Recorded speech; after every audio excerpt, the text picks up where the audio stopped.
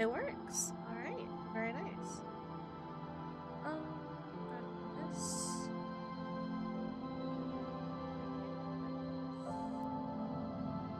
Yeah, I can see the other chat. Yeah. All right, let's go. So, full disclosure, I sort of tried playing this game before, but I wasn't really paying attention at the time. So, we're gonna do a new run. Aha. Hi, guys. Thank you for your daily snack. And I just realized. Oh, okay, no, it is counting. Okay. Mix it up is not broken today. How you doing, guys? How's work? I saw you didn't get a lot of sleep. I hope you're doing well. Select archetype. Thinker, extremely intelligent, very bad with people, knows interesting facts, comes up with original ideas. Sensitive, very psychological, a magnetic personality, but unstable. Well, have you guys ever done like the personality quiz thing? Like the ones that I had to do it for business school. Yeah, this is essentially mine. I got 100% turbulent on my results. That was fun. Oh yeah, what did you get? I got the oh, what's it called again? The personality type, the green one, the one with the flower in her hair, and like I think Tolkien has that personality type as well. It was MB something something. Physical, extremely physical, interacts with the world through his body, gets things done, but dumb as a rock. No, okay, we'll go with sensitive. I think I didn't actually look at the stats. That's not very smart of me. So see, picking the first one was like a good idea. The Furies are at home in the mirror. It is their address. Ooh, I didn't read it. This is going very well. There is nothing. Only warm primordial blackness. You're conscious ferments in it. No larger than a single grain of malt. You don't have to do anything anymore. Oh, okay. I didn't know it was voice acted. Ever. Okay. Never, ever. Simply keep on non-existing. Never, ever, ever? Never, ever, ever, baby. Okay. An inordinate amount of time passes. It is utterly void of struggle. No ex-wives are contained within it. This is great. Give me some more. What was that about the X something? An awareness creeps up on you. A mass lies hidden in your dead angle, soaking in some lurid acidic sauce. It's bloated and shameful, a ball of meat surrounding you. This is a terrible line of questioning, and it will only lead to more awareness of the meat thing. Am I the meat thing? Is our body the meat thing? Plunge back into the fountain's depth. No, I wanted to know about the X something. Ex-love. Ex-tenderness. It is foolish of you to resurface to the loss. Not after all the damage you've suffered to get here.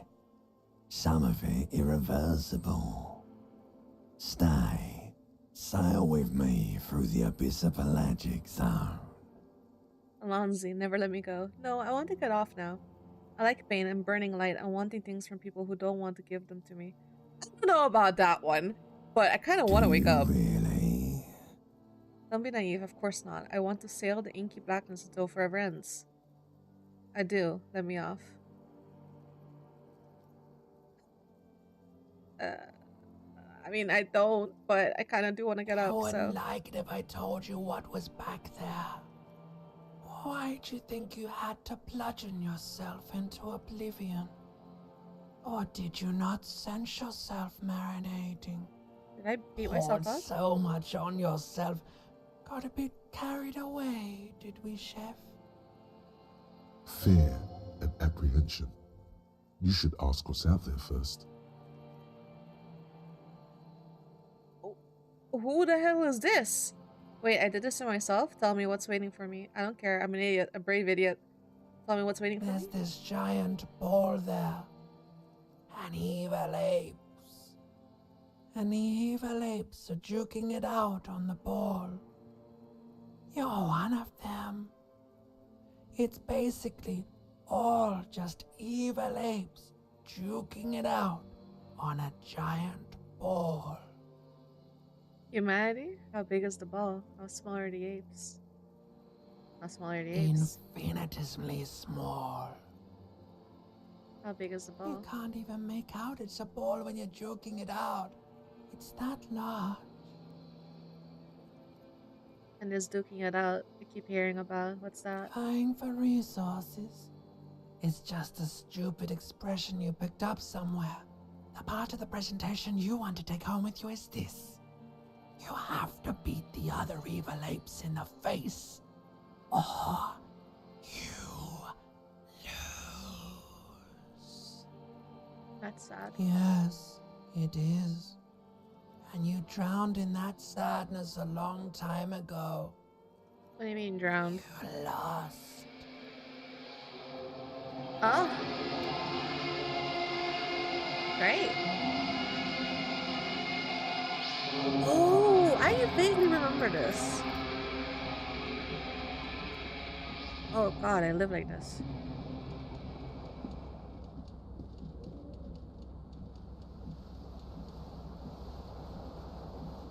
Day 1. Alright, let's see. Whoa, my little picture in the corner is not doing so hot. Alright. Oh boy. Did I put on pants? Oh. What is this? How do I enter it? Ooh. Oh god. What is this? Inland Empire. Hunches and gut feelings, dreams and waking life. Ooh. Ooh, I got like 0. Intellect. Motorist. And I coordinate. Oh my god, I am terrible at this. Can I interact? No. Hold tab to highlight. Oh, I should play with a keyboard then, yeah?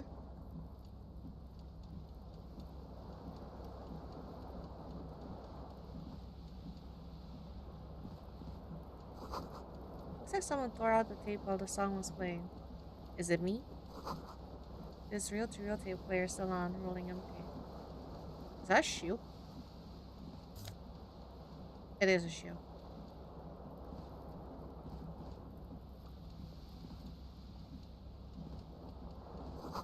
This magnum-sized bottle of Commodore Red is empty.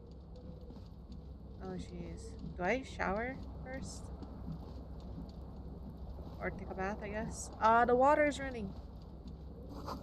You see bottles in the bathtub. Wine, beer, and sweet liquors. Right. So, no bath. A mirror hangs above a bent and broken sink. In a fierce discharge of masculine energy, someone has ripped half the faucet off. Hot Anger, water you mean? sprays from the base, and steam covers the mirror. You cannot see yourself, just the outline of a man. Suddenly, you realize you have no memory of the face that awaits you there, underneath the soft vapor. Really? Nothing? Oh. Do I wipe the mirror? As you slowly reach your hand towards the surface of the mirror. Abort. You clearly have not thought this through. You won't like what you see there, and you will never unbecome it. I don't care. Still wipe the mirror. Maybe I should touch it first. Make sure there's nothing wrong with my face. Yeah, Like, touch your face. there is definitely something wrong with it. What's wrong Where with it? to even begin? There is the bloatedness, then the swollenness. It's like there's an upholstery of alcohol underneath your skin. I'm sorry? Touch your nose. At least my tongue is okay. Touch your tongue. I'm scared. I want to stop doing this. Wipe the mirror now. At least my tongue is okay? It's not. It's swollen and snail-like, wriggling between your fingers. Ew, why? I'm Bet sorry? you are. Your nose feels like a small balloon in the middle of your face. It hurts when you honk it. It doesn't appear to be a particularly tiny nose either. Not with all the drinks it's absorbed for you. Wipe the tears. Behold, Okay. you have no idea who this thing is, do you? Dear Lord, help me, what is this? Of course I do. It's is it some kind of superstar? I think I'm a superstar. This is the face of a late stage alcoholic. Oh, probably. Too late. You clearly have rigor mortis on your face. Oh wait, is that an expression? Are you trying to make an expression with that face? Why? I have no idea why it's Please there. It's stop. just this. It's horrible. You're scaring yourself. Okay. Oh my god. You can't stop. It's like it's not even voluntary anymore. You have worn that grin into your face and now it won't come off. Great. What does it even mean? What is the emotion you're trying to convey? Superstardom. God, I don't know. It's indescribable. I think it's supposed to look suggestive. I'm afraid it's meant for the ladies. I'm insinuating that I'm vaguely sympathetic. I think I'm sort of pulling it off too, in a sad has-been kind of way. There's some charm to it. It's an expression of pain. No, polite There might have been smiling probably. 10 years ago. It's little more than a cadaverous spasm now. Ooh. Ooh! I'm not passing that one. Dig deep into your mind and locate the source of the expression.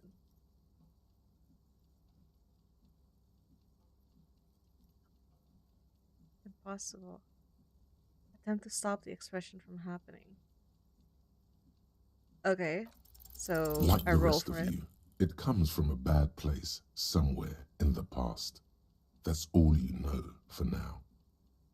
Okay, so I won't know. Okay. That's fine. Oh, right. This. Take all.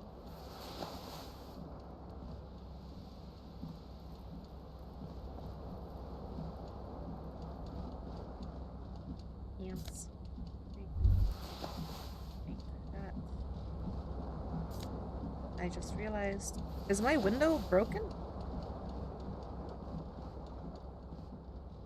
The window stands broken in its frame.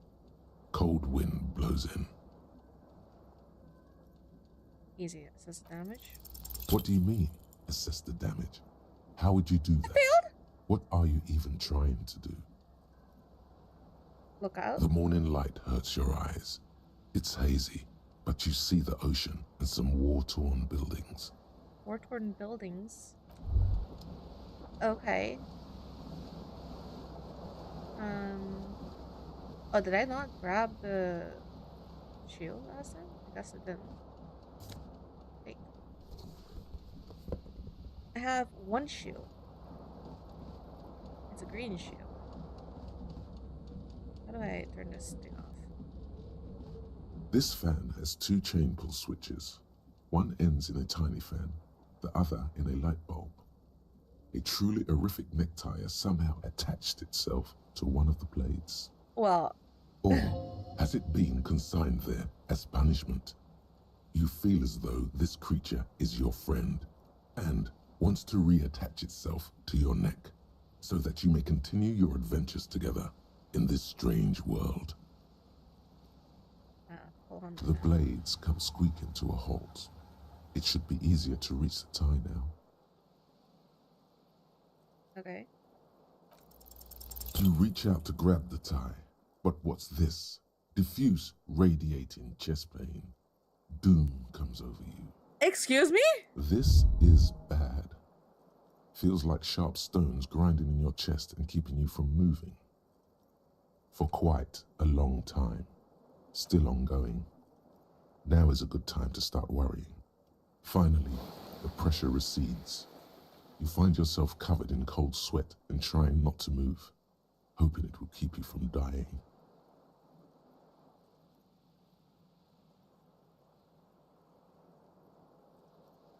I can't grab the tie. What happens if I pull on the A light? terrible mistake. Turn the lights off immediately. You can practically feel the photons burning a hole in your brain. It's just a little hangover-induced photosensitivity. Don't overreact. Pain threshold, medium success. Bring it Little on. black spots dance on your retinas. It's almost pleasurable. I don't know about that. All right. So no tie for me. That's great. What's this?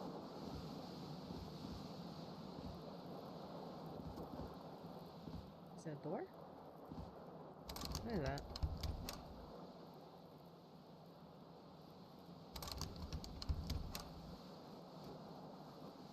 Okay. What's in here? No tie. Bullets. Keys. Bonuses from items. Conceptualization. Understand creativity. See art in the world. For my shirt.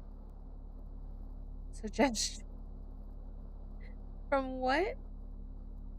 Ah. Okay. Understand cop culture. For my blazer. Okay. Haircut trousers. Go to party planet. Love and be loved by drugs. Do. Haircut trousers. Okay, so I don't blend in.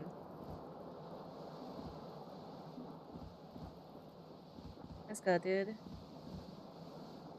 Oh, I should probably have you drink water somehow. Must value privacy. The door has been locked from the inside. I mean, you do lock the door of your apartment, no? Do I? How do I? You've got no keys? What do you mean I've got no keys? How do I get out?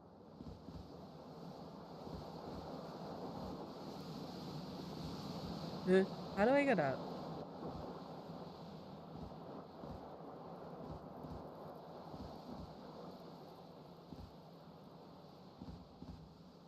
A mirror hangs on the bathroom wall. In it, your face, adorned with the expression.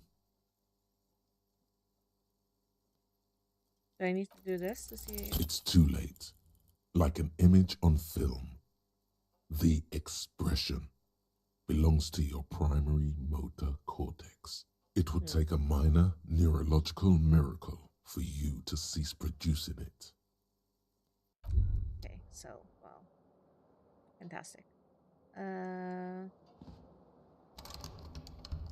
this does not open. Okay. How do I get out? I can't pick up the tie anymore. It wouldn't let me. This fan has two chain pull switches, or has it been consigned there as punishment? You feel as though this creature is... The switch must be broken, because nothing happens. The air in the room is starting to feel like vaporized urine. The switch must be broken. Okay. Where are the keys? Keys have to be here somewhere. Is it in my bag somewhere?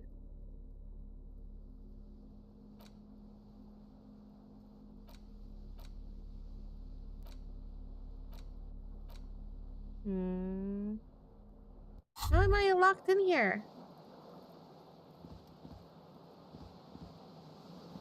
Can I jump out of the window?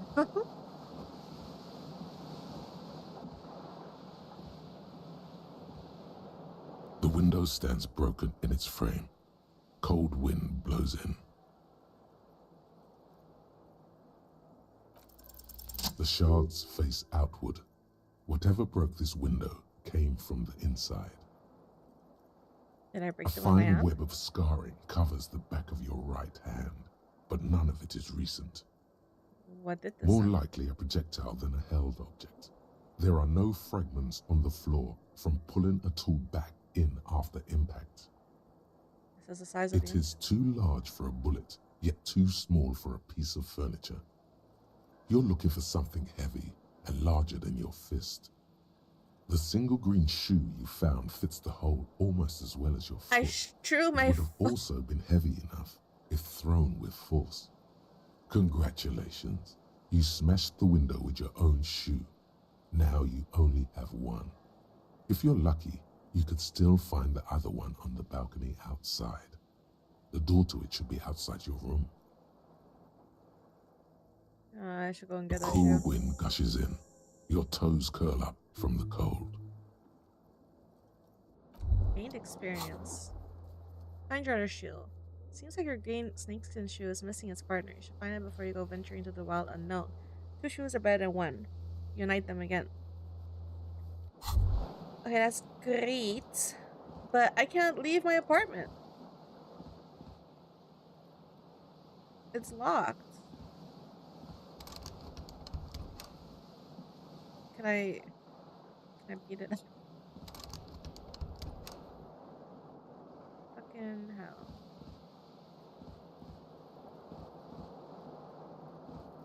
Anything? Nothing else is highlighted besides the mirror and is what that project's on with? Vaguely, I guess. It's not the same though, but also, how the fuck do I get out of here? Do I just keep trying to get the tie? It's not This there. fan has 2 chains, or has it been consigned there as punishment? The switch must be broken because nothing the switch must be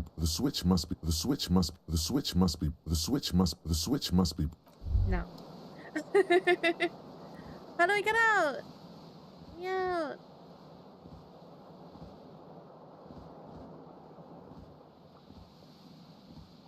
The window stands broken in its frame. The morning light hurts your eyes. It's hazy, but you see the ocean and some war-torn buildings. The morning light hurts your eyes. How the fuck do I leave?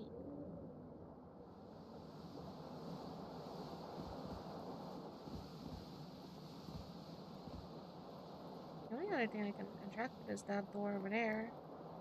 But it won't let me open that one either.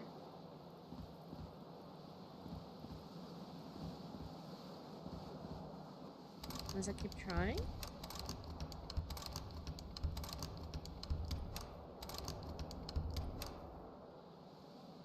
No.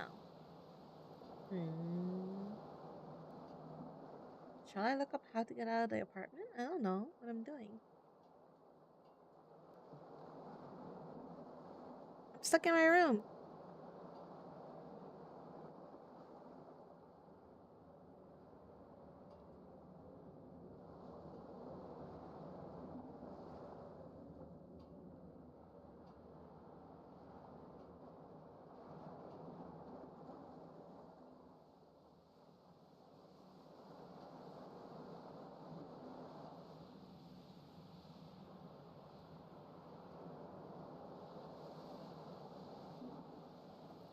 How do I check my pockets?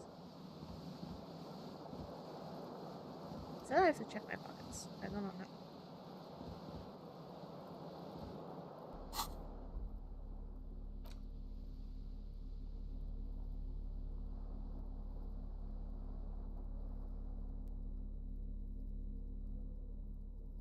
They are someone's piss-soaked, cum-stained party pants. Ew! How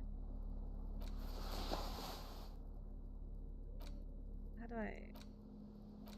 Come on. How do I check my pockets?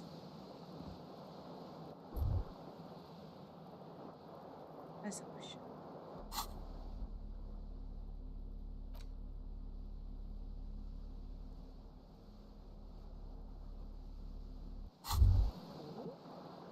Inventory?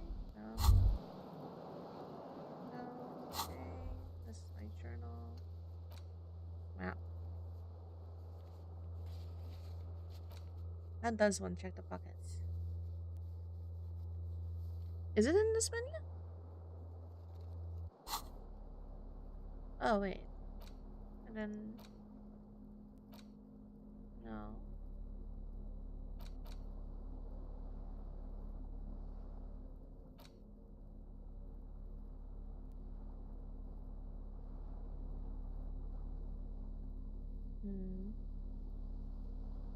Oh, the pants off.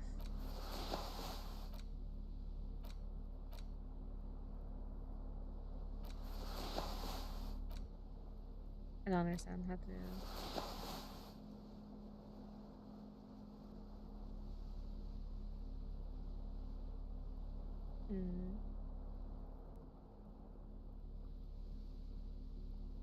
How do I do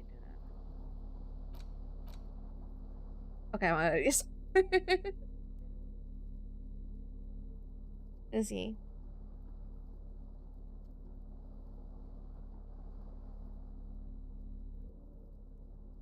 Hold tab.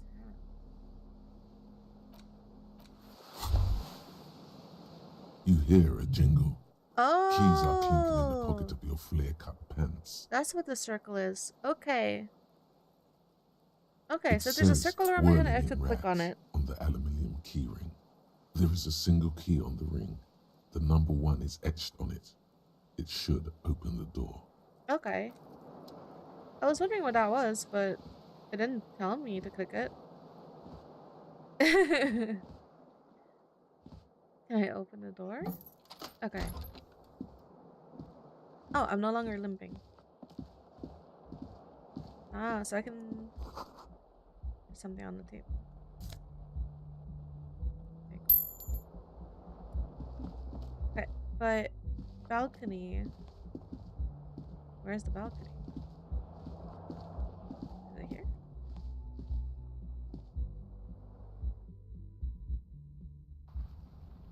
Aha, it is here.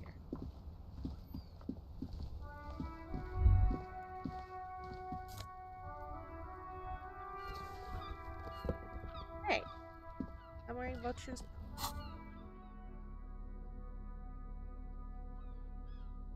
I have no stealth. That's not good. Also, I just took the money from the thing, but I just realized I probably shouldn't have done that. There they both are.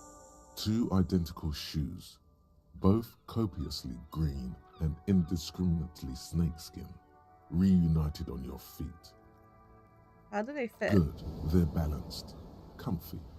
Feels like the only good thing about you right now, truth be told. Oh no, yeah, I just kind of grabbed it because, you know, game habits of just grabbing shit. But I probably should not have. This looks like a hotel or restaurant. Hello, officer. I'm a cop. The young woman raises a cigarette to Flash! her lips. Miss Oranje disco dancer. The young woman raises a cigarette to her lips. Officer, am I military personnel? Turn your bloated face away from her beauty and just keep on walking. Am I military? No. There's only one solution to this. You're a businessman. Then why did you call me officer? Because you're a police officer, sir. Oh, see. The goblins, yeah. Are you sure? You're shitting me. Goddamn right, I'm a policeman, and don't you forget it. You're shitting I'm me. not. Unless you've been shitting us all this time. All this time? You've been here for 3 days. On official police business, no less. And what's Couldn't that? say. In truth, so far, mostly drinking. Why don't I remember being a cop or anything else? Who in their right mind would let me be an officer of the law? Try the expression on her. Let her know you want her physically. Ew, no. I should get going now. Why don't I remember being a cop or anything Could else? it be because of the drinking? She raised an eyebrow to see her sizzles. Well, yeah. Don't be so harsh on yourself. They let almost anyone be a police officer. Okay. A glib remark. Don't let it stand. Assert yourself. Better they go say nothing. Retreat is not a winning tactic. Uh-huh. Why don't I remember being a cop? I should get going now. Of course. Be careful, officer. They don't like the police around here. Oh, okay. I She mean, looks back at you, a light glinting off her eyes. Goodbye. well, she was nice to me, so I don't think she hates me. yet. Unless I do something weird. It's March. The year is 51. Oh, 1951. I actually left a nice long stub in the ashtray. It's still smoking. Okay, let's see. These are doors. These are bedrooms, I'm guessing. Oh god.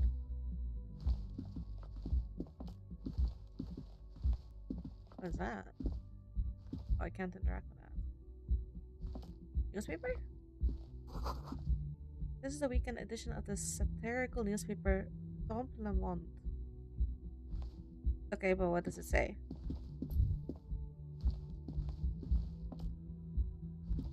Down the stairs we go.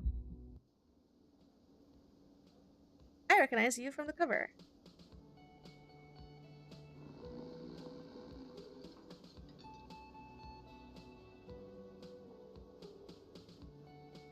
You have something under your shoe. What are you doing?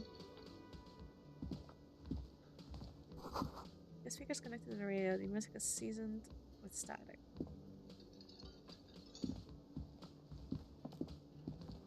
A big old karaoke mic just waiting for someone to sing into it. Not us. This is where the lyrics would be. Is that gonna make me sing? You should totally sing karaoke here, the first chance you get. Your emotions need to be expressed. People need to know your vast, oceanic soul. My soul is immense. My soul is modest. It's normal sized. My soul is puny. My soul's cubic content is obscured by the hangover. My soul's cubic content is obscured by the hangover. Point, precise measurements of your soul can only be performed from the outside. It needs to be heard through a PA system by other people. No. Whether they like it or not. Ram it up their ears, says your adrenaline gland. Violently express yourself. What should I sing when it comes to it? You have not yet stumbled on the right lamentation, but it's out there. It'll come to you. You will wreak havoc with it. Don't worry. Lamentation sounds good. They'll get a gauge of my soul with that. I was thinking maybe I could sing something happy, get the people going. Don't know? Probably Serves that one? them right. Wipe that smirk off their face with your sad, tragic song. Who's laughing now? No one. Oh god. You have to find something tragic to sing first, though. New task in karaoke. Finish thought. Oh no. Okay. Autosave. Okay. Hello? A man in his late 20s stands behind the counter, inspecting a stuffed seabird. As you approach, he gives you a sideways glance, then looks down again. That was Doesn't like disdain in his eyes. Even now, he's purposely ignoring you. Something tells me you don't like me. Oh no, you're a hero. A real hero cop. So not only am I a cop, but I'm a hero. You're being sarcastic. Am I? Or did you ride in, take the body down, solve the murder, and not trash my hostel room? Oh my god, I did all those things? I'm guessing I didn't do any of those things. I do not appreciate your tone. This is not way to talk to an officer. Oh my god, I did all those No, things. you see, actually, you didn't. You haven't done anything even remotely useful since you got here. What have I been doing then? Have you seen me around? No, I haven't seen you around. I'm not always here. He's fucking at the bird. Look at the stuffed A bird. competent work of taxidermy. The white and brown seabird lies among piles of coasters and drying mugs. One of its wings broken. The man is trying to mend it. Honestly, is either good or awful? I bet it's probably awful for me. Looks like the bird was ripped off the shield that was used to mount it, most likely on a wall. Did I break the bird? Something about it makes you feel bitter. What happened to the Look, bird? your buddy is over there. He looks at the door, where a man in a bomber jacket is tapping his foot on the floor. Why don't you go and talk to him, okay? I'm a cop and talk to everyone, please. What do you mean, my He buddy? pretends not to hear you, concentrating on the bird instead. So I probably definitely broke that. The may has been wiped clean. Only the word Monday is written on it, so they're closed on Monday? This is a water cooler. A large bubble is rising to the surface. What's that? What is this? NASA fed. Oh, it's a healing item. What is this? Okay. Zoom out a little bit. What else can I interact with? I can go here? Surely not. The door is bolted. A sign reads kitchen reserved for personnel till 1. Okay. What's this? No, I'm fine. The sign reads mess hall reserved for union members. Door opens at 4. This royal pinball machine is unplugged. Oh. Hello. Hello, sweetie. The cryptozoologist's wife. Cryptozoologist? What is that? You shouldn't keep your colleague waiting. Oh, okay. Hello. A bespectacled man in an orange bomber jacket is tapping his foot on the floor. Looks like he's waiting for someone. I don't know what that is. You. Oh, he's mad. As you approach, he narrows his eyes and extends his hand in greeting. Oh, I If don't an know. assault were launched on this building right now, if the windows came crashing down and the whole world descended upon you, this man would hurl himself in death's way to save you. You are sure of this, but why? Why? Hi, ho. Hold on, who is he? He is your half-brother. What? Shake his hand? Hello, I'm Kim Kitsuragi, Lieutenant, Precinct 57. You must be from the 41st. Oh, because we're cops, like that. Okay. You realize he's waiting for your name. This is your chance to come up with a really good name for yourself. Get creative. Conceptualize. I don't really know my name. Invent a name for yourself. I got low chances. Let's go. Concentration makes you squint your eyes. Your name should be deep gold and orange, like a forest fire looming on the horizon, but mixed with the stench of liquor rising from your breath. Excuse You're you. 2 steps closer to it, but there are still many to go. It's not yet time. What kind of fucking answer is that? Like, hi, what's your name? It's not yet time. I don't really know my name. I'm not cool enough for the first answer, honestly. Like, Okay then. I'm sorry. He processes the information that disregards it. It looks like we had a little scheduling error on Sunday. Saturday too, actually. Have you had time to talk to the manager here? You mean him? Not towards the cafeteria manager? Yeah, I just talked to him. No, I haven't. There must be some kind of misunderstanding. You're taking me for someone else. If you don't mind, we should talk to him again. Ask him for a rundown of the area. Now that I'm here as well. I understand the scene is out back, right? Scene? It also wouldn't hurt to assure him the police are finally here. In full force, I mean. Have you mapped out the initial interviews? I haven't. Okay. We'll have time for that after we take a look at the coroner's case. Coroner, okay. Have you removed the dead body from the tree? No. So, the body is still in the tree. I think so. This is the first time you detect a weariness in the lieutenant's voice.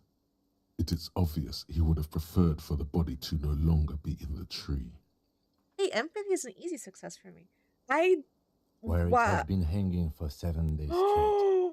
We should go there as soon as we are done talking to the owner. Wait, so I'm supposed to be investigating a crime scene and I just decided to drink? For 7 days? What if I told you I'm not really a police officer? How can you be so sure I'm from the police? But I can't remember anything. What were we supposed to do again? Let's get going then. But I can't I remember can see anything. you drank last night and the night before, and that you are still drunk now. But I have seen officers go through worse. Much worse. Love the accent. I like the accent. If you need something for your headache, there is a general store nearby. But as I said, the dead body should be our #1 concern. Okay. A painkiller would be good about now. This thing is pulsating with discomfort. The best cure for a headache is, of course, morphine. No? They won't have that. So cigarettes will have to do.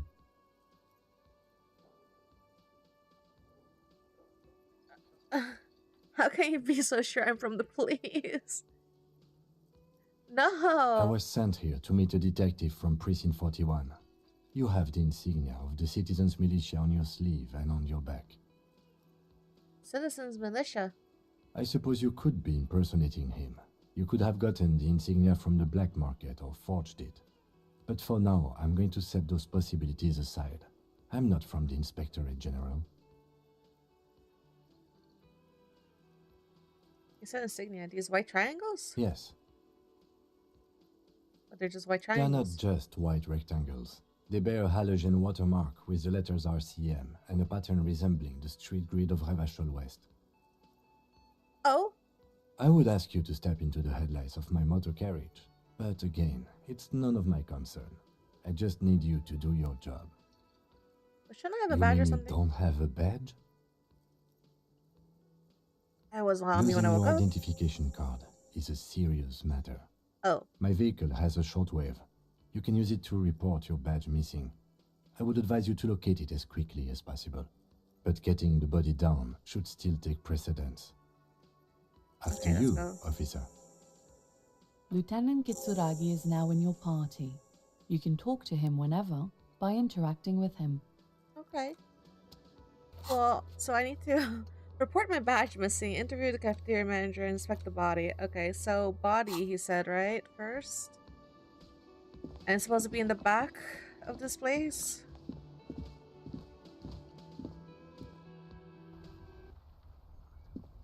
Oh boy. I love the options were yeah, it's like pretty extensive.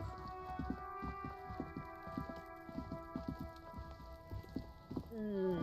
Shouldn't I get fired for leaving a crime scene for 7 days? Hey, what are you doing? Hey! Smells like spoiled meat and curled dairy. A human being decomposed. Kuno's got this. The boy throwing rocks at the dead body can't be older than 12. Oh yeah, Napa Comfy Kuno! Huh? Yeah, I'll see that kind behind the fence. Hey kid, a word, police business. Hey, Right in stop the that. dick, Kuno! Get him right in the dick! Children are terrible. Love it in the dick. The Oh! boy is sweating profusely. His eyes are like two black holes and his jaw is twitching as if trying to break free from the empire of his body.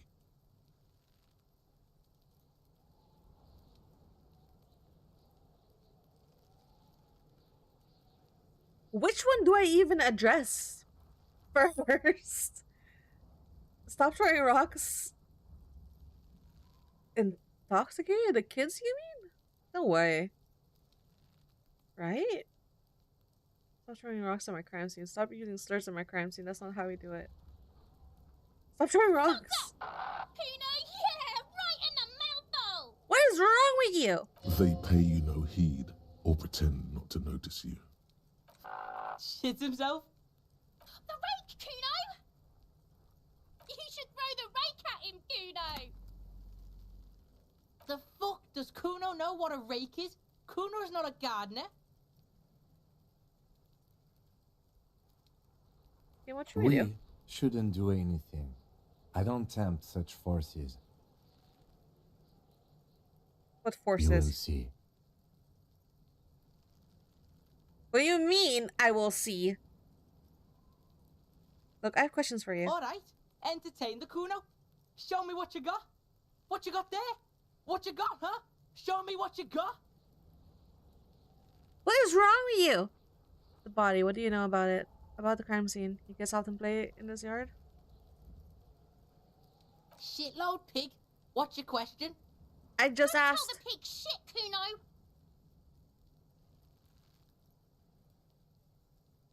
What do you If want I to know? were to want to waste my time, which I do not, I would ask them who he is, how he got there, and the usual. You have no idea what the usual is. Just ask whatever comes to mind. Do you know who he was? Do you know how it got up there? Have you seen anyone suspicious around? More of his data right now. Do you know who he is? Kuno's fuck imp. Kuno uses the fucking for target practice. I hate this End of child. conversation. Very strong. You should be this stoic. Have you seen anyone suspicious? Just a couple of pigs sniffing around in the dirt. That seems pretty fucking suspicious to Kuno.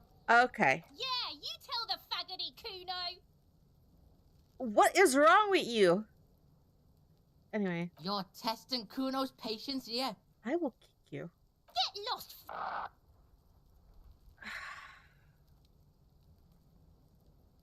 Who is Kuno? Kuno's Kuno pig? Kuno. Primal. Violent. Sounds like something you call a rabid dog. Do you prefer yourself in the third person? Yeah, think about it. Think about that rabid Kuno shit. Humans with things on their vein. He seems glad someone understood what he was going for. But right as he's getting distracted, you hear a malevolent hiss from behind the fence. Watch out, Kuno. He's trying to fiddle you. He's gonna put his hands on you. Huh? Help! Pig's got Kuno. Help! Rape! What? Help! He's got the Kuno, help!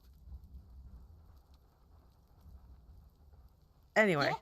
Get out of here before the Kuno beats the shit out. Yeah, that's right. Drag your fat ass out of here, fat boy, before Kuno fucks you.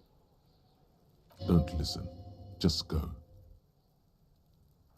I don't know what to do about any of that. Alright. What is that? There are several footprints in the mud, left by work boots. Anywhere from 6 to 12 pairs have walked here. Work boots? Okay. What do you think you are? A super detective? I don't fucking know. These are just dents in the mud. No pattern emerges for the time being. Fuck. Heavy workers' boots with reinforced toes and hobnails all over the yard. Okay, workers' boots. A group of them, okay. Someone's trying to grow herbs in the greenhouse. His ladders are tricky but still climbable. Oh, is that how I'm gonna get that? The corpse looks at you with bulging white eyes. The face around them does not look human. It's swollen and ready to burst. His lips are fish-like and his tongue like a ball gag in his mouth. Yeah, that's me. Leaving him there for a week. That's You not me. seem to be holding your breath. Look down. A cargo belt twists his neck at an unnatural angle. The body below appears stiff. It's letting out an ungodly rot. The smell seeps in, even through your clenched nostrils. Let's not do that. Active decay. It's okay to throw up, officer. No one is judging. He's about to blow. Cop's gonna blow Kuno. Turn away. Alright. What do I do? What's this? This winch mechanism has been oxidizing for some years. Okay. Oh, what's that?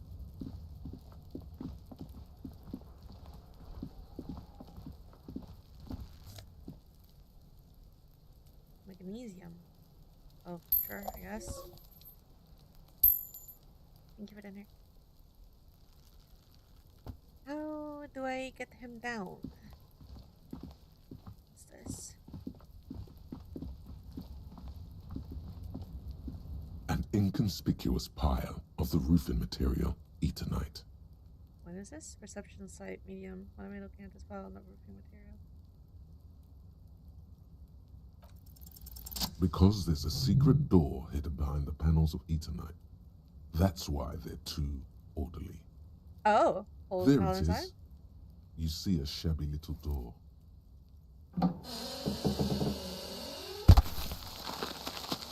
Oh shit.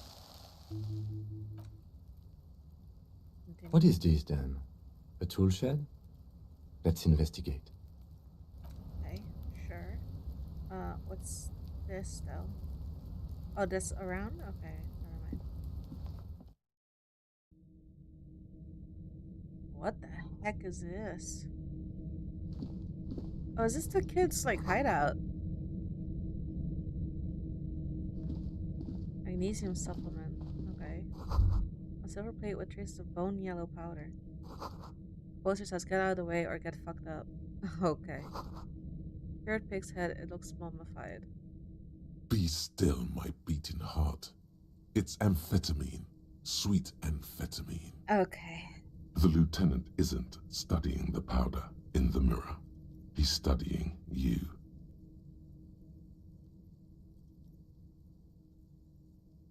Someone's taking narcotics here, perhaps the police should intervene. Perhaps not. This He is looks at below you. our pay grade, detective. However, He points to the ladder in the corner. see that ladder there? It's probably another way into the industrial harbor, no? A secret path the local kids use. I guess. So which one? This one? Oh wait, what's that? Oh, sure. This way.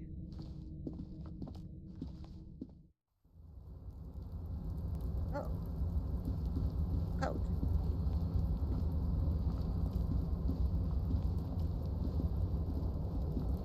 I have to go all the way. Oh, I have to go all the way around to go get that.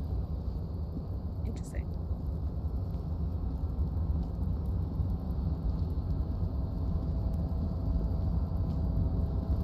Looks like someone left his tarpaulin cloak hanging on the railing here. Man down, a trooper has been left behind the enemy lines. You could swear it's more of an instinct than anything else, but you know it's a cop's cloak. A cop's Yes, it's probably yours. It bears the RCM insignia, and you have a habit of being careless with your equipment. You could probably make the jump. You look like you've done some track and field in your day.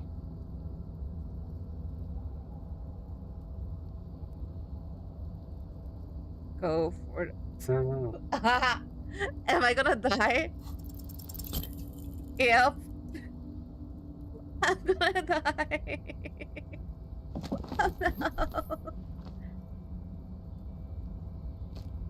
Oh no. No, that's still too high. What were you thinking? You're not a gymnast, you're a boxer, and you've climbed way too high up here. Sure. Just be careful, okay? Looks like you almost strained a muscle there. What What are we doing? We're awfully close to breaking into the industrial harbor. They're bound to have information for us. I thought that was our intention. Or it could be that we are just exploring. He looks around windlessly. He's thinking you've forgotten where you are again. Yeah, not right now. Okay, well.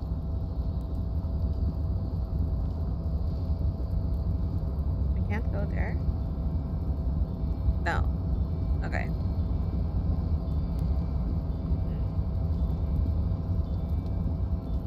And I can't make that jump, really?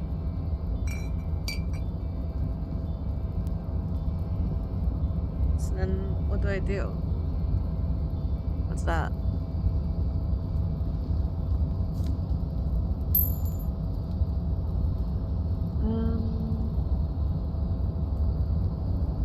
Something over there.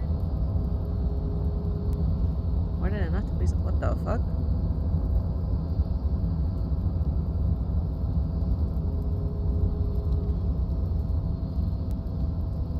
Okay, it seems like I can't really go there.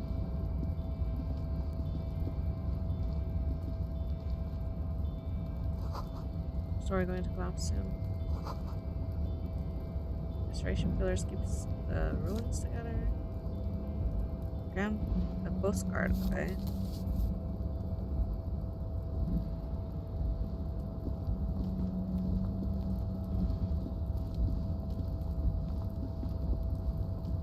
Oh, that's where I came from, isn't it? Yeah, it is.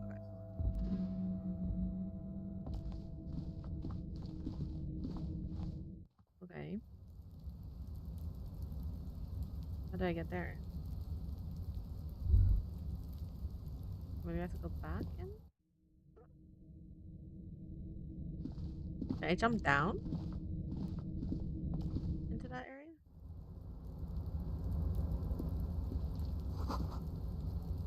Rainwater, okay.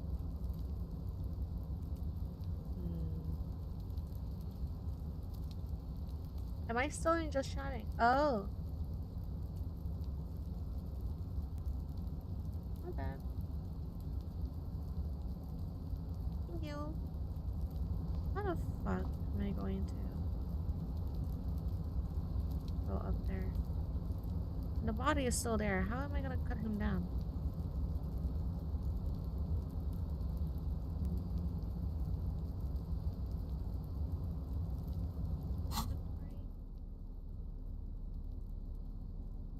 Items. This postcard depicts an ill-advised residential area overlooking the Jamrock Quarter. 13-story buildings lined the hillside, a sarcophagi and ominous fog are rising from behind. These are the last boom years. In 39, the project fails catastrophically, leaving behind an opiate and hepatitis B-infested slum. Okay. Well, let's see. Can't go there. Let's go all the way around, maybe. So maybe I go back to the body. How am I gonna?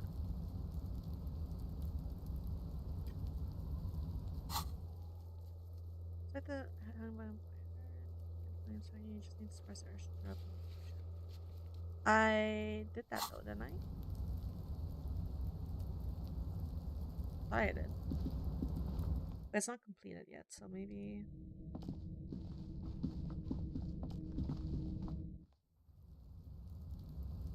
Cause I just started to leave. I didn't like do the check to not puke. I just figured if I left, it counts as not puking.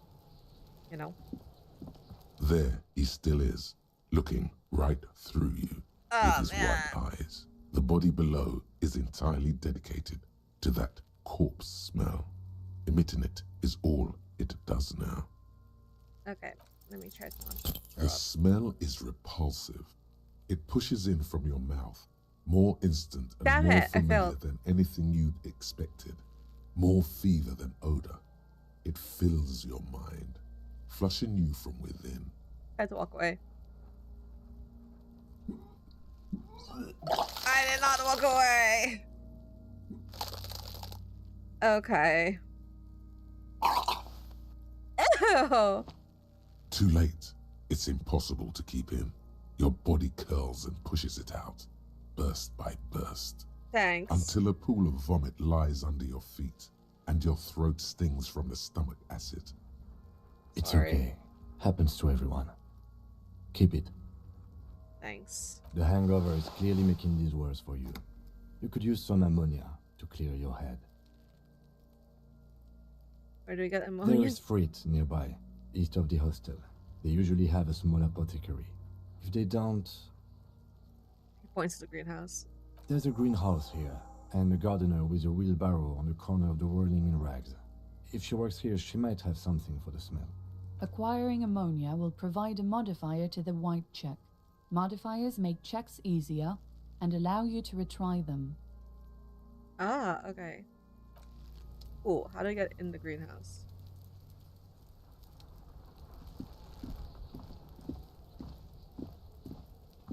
Because I couldn't get in there before. I need to go around.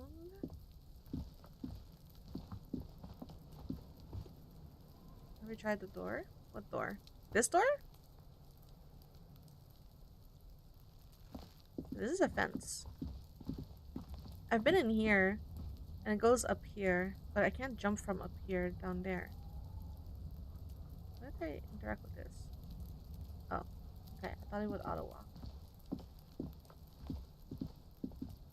The door is here. No, there's no door here. At least I can't get there. There's this.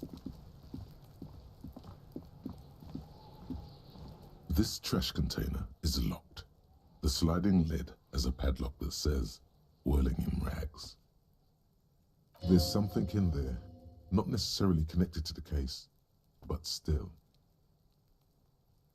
Why am I looking at you, trash container? You're just a The trash body is container. downwind from here. Maybe you prefer the smell of garbage to the smell of death. With a hunch to The yourself. lieutenant leans in to inspect the lock. How do we get the We lock could open? try using a pry bar. There's one in my motor carriage, or Or we could ask for a key from the manager of the Whirling in Rags. He probably has one. yeah, I guess we can ask the manager. How do I get over there? Is this? Our boss is how you could pick them if you had a bag.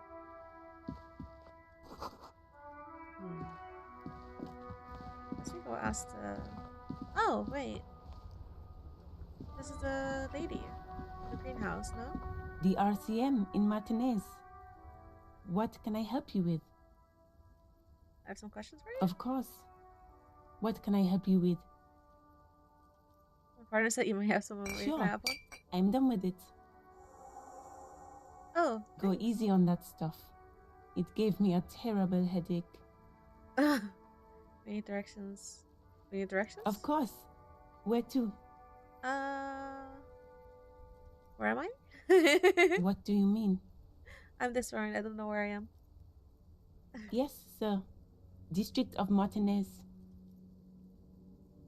This intersection is called Roundabout North. Do I have He a map? knows where we are. He just wants directions. Thanks, that's all. No problem. Of course. I won't hold you back. Her gloves. You get the feeling that you need them. You have a dead body to deal with after all. Can I borrow your gloves? Sure. Keep them. I have another pair. Oh, thank you. Oh, she's nice. Heaps of snow is melting in the wheel bearing. Okay. Scene sign reads, fuck the police. Ah! Right. Pigs go home. Okay. Fuck. Why did I think sleeping here was a good idea? Goods from the lorry has hardly littered the surroundings. Okay, well. Let me think. So I've got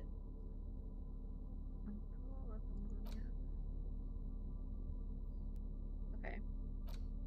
And handkerchief, clothes. I just okay.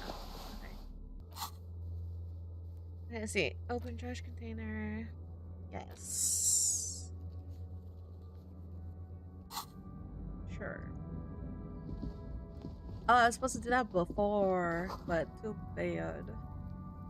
Plus for winter, please use the main entrance. Oh.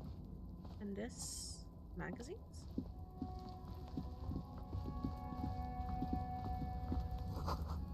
Jump Jams, popular music magazine.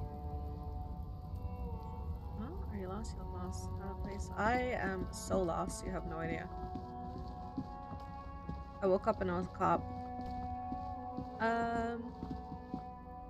In. Let's go ask the manager. The man with the unimpressive beard notices you approaching. He drops the ledger he was holding and turns to the lieutenant. He really doesn't like me. Mr. Gart, right? You run his You face. run- Yes. I am Kim Kitsuragi from Precinct 57. This is an inter-district investigation, so joining me from Precinct 41... What's gold and orange and forest fire but smells Are like you liquor? kidding me?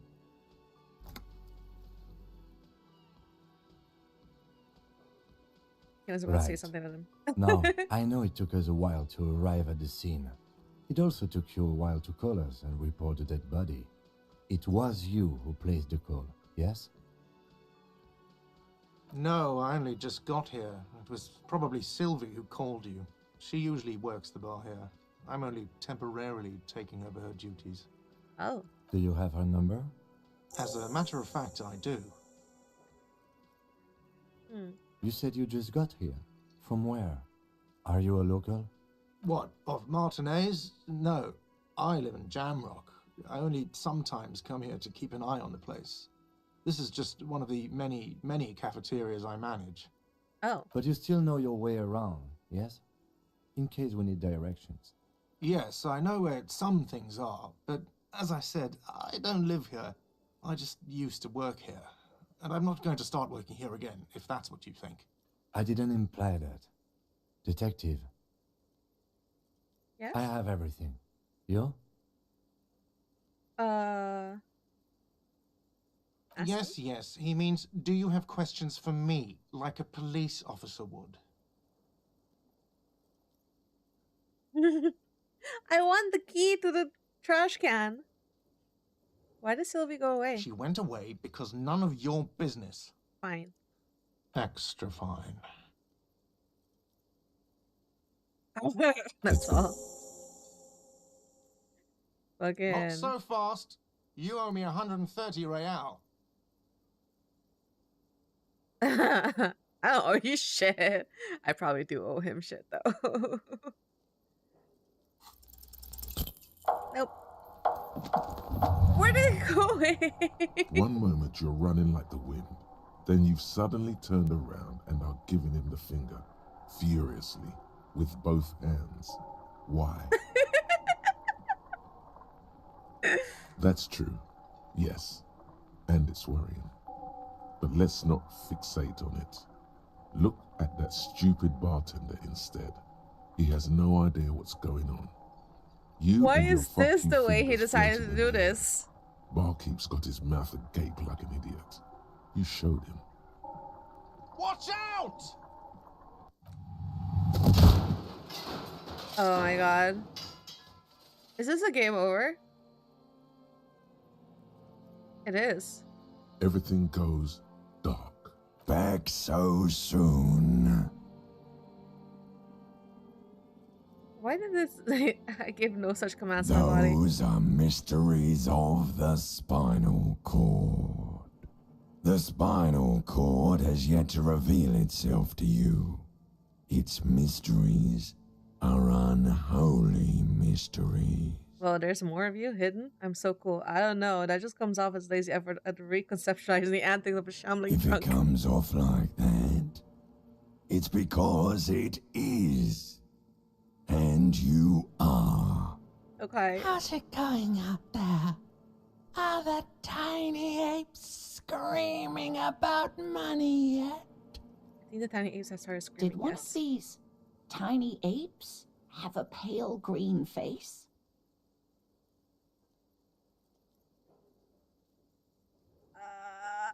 What?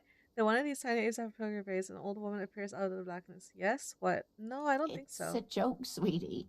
I didn't actually think you saw the kind green ape of South Safra in a hostel in Martinez. That would be ridiculous. No, you have sustained a trauma to your lower neck. In addition, you have strained your left trapezius muscle. Pain surges down your back when you move. Are you okay? The chair took the brunt of it. Don't worry. Are you sure, ma'am? Yes, yes. Check on him. No, Sir, leave me here. I didn't mean for this to happen. I'm sorry. This has always been a cop-friendly place. Has it? The drinks are on the house, okay? There were a lot of drinks on the tab. I still have to charge you for 3 nights and the broken window, though. That's 100 square. Not entirely cool. You still owe me 100 real. If you don't have it by tonight, I can't let you back up there. Right. And for God's sake, watch out for yourself. I don't think I have that kind of money, do I? No, I got $2. What is this? By the way, where is home? The address is coming up blank, and this place sure isn't it. Do I have one? But you've been at this hostel cafeteria for only 3 nights. Where were you before? You had to be somewhere. I don't know. Far away? In time or space? Both. That doesn't sound like somewhere you can stay if you run out of money. Okay. Could I trace the way back somehow?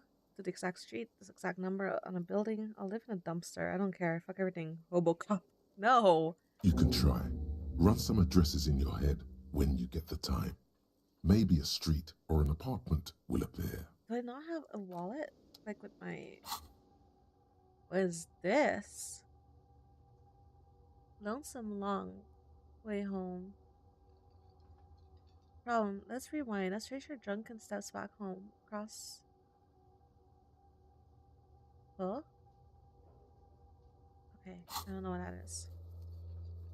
Go make the call reporting a crime. Someone reported a hanged Darcy. Maybe... Also using Kim's shortwave. Okay. Right. Yes? I think you should know that I can't remember anything. I want to talk about you. How do I access the shortwave?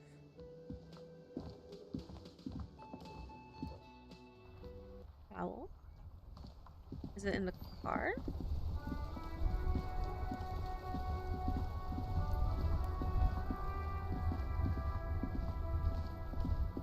Before you stands a motor carriage.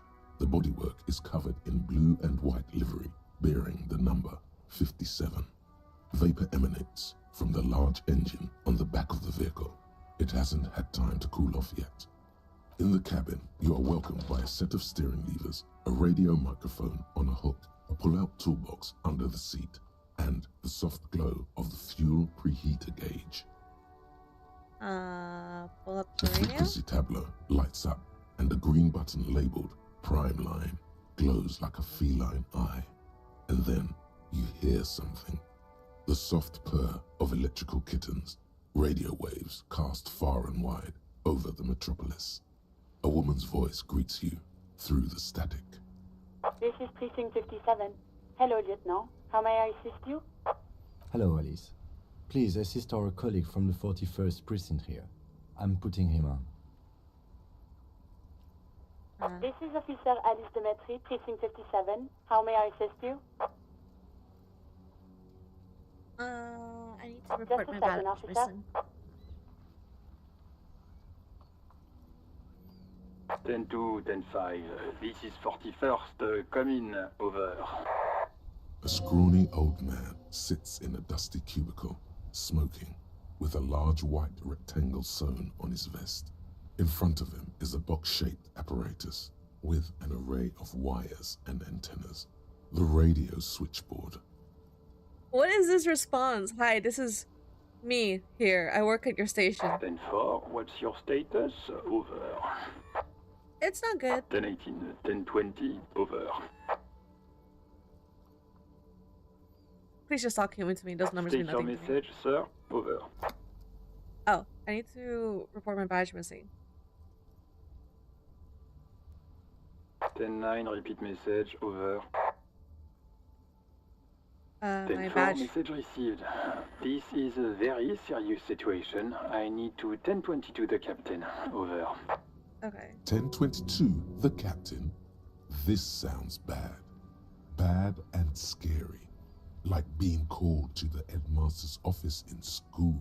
I have no memory. I think that's a bigger issue, no? What does he want? Ooh, I'm in trouble. Says he lost his badge and needs to report it. He what? He lost his badge? Say nothing. Who lost his badge?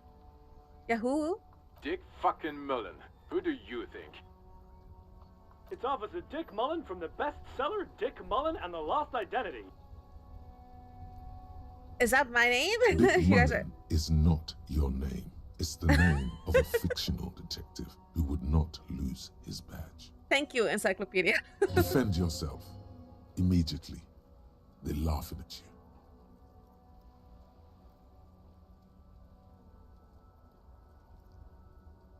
Stanford, I hear you, officer. I'm just going to make a note here that you are in pursuit of your misplaced badge. Over. Fuck me. Mac, come here. You've got to hear this. Dick Mullen lost his badge. Why am I getting that nickname? What's going on? Super Cop here lost his badge. Super. He lost his what now? His badge. He lost his goddamn fucking badge.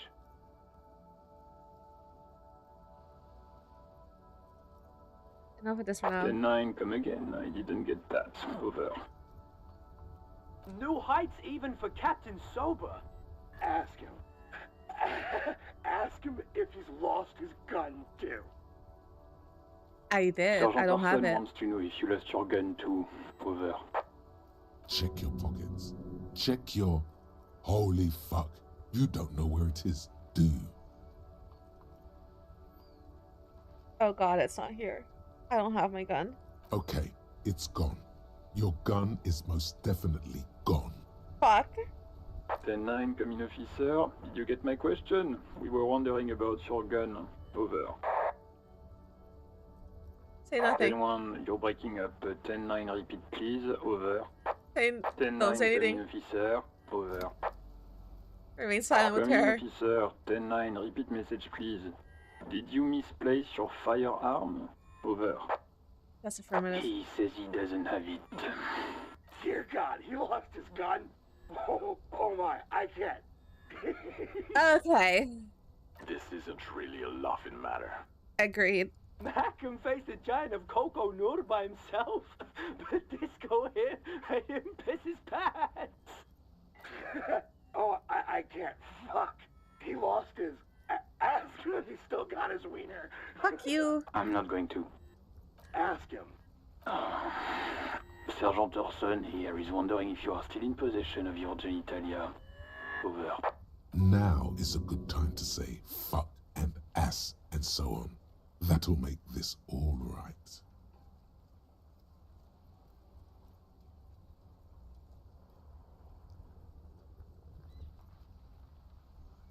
Left at his mama's after I fucked her ass all night. Tell him that. Yes, I lost my wiener too. Just lay off, okay? I don't need to listen to this. I actually need the radio longer though, so I don't know. I don't know, man. This seems very aggro for no reason, and I'm like in a really rough spot, so. He acknowledges your joke and asks you to lay off. Yes, thank you. Lay off.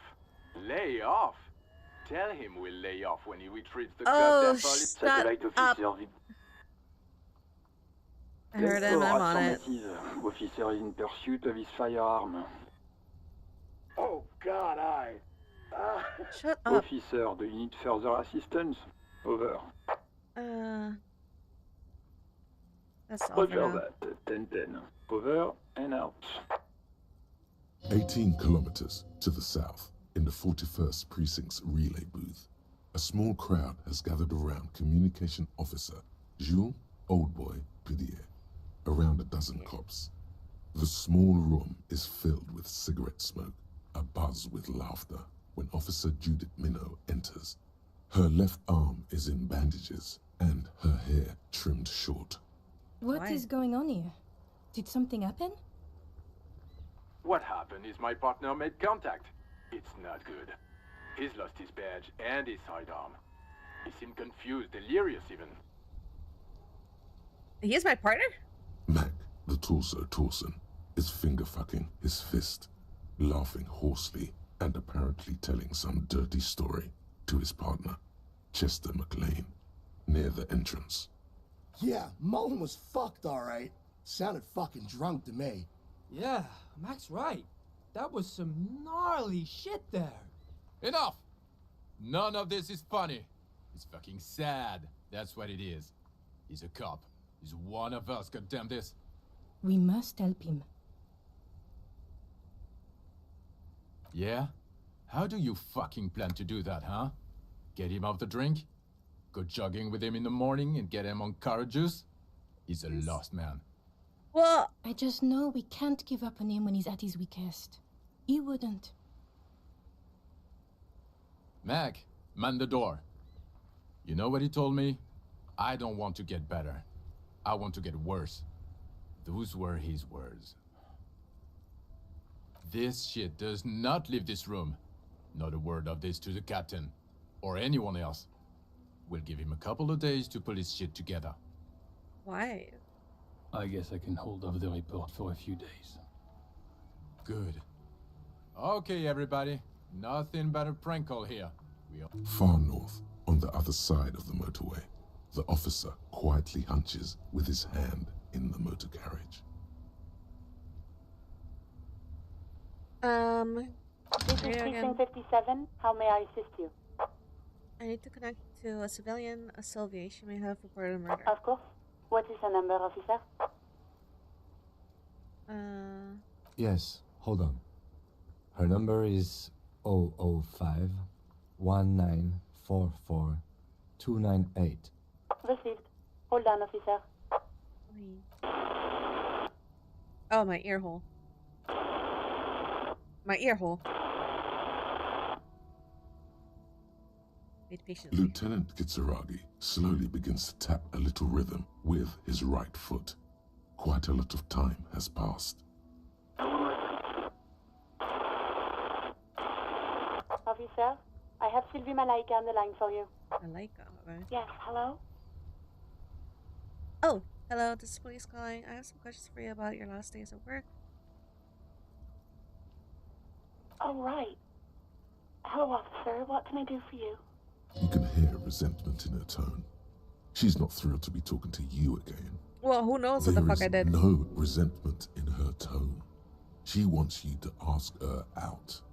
No question about it. You are the devil. No. Was it you who called the police? Have you seen my badge? Have you seen my gun? Hey, do you want to grab it? No. Okay.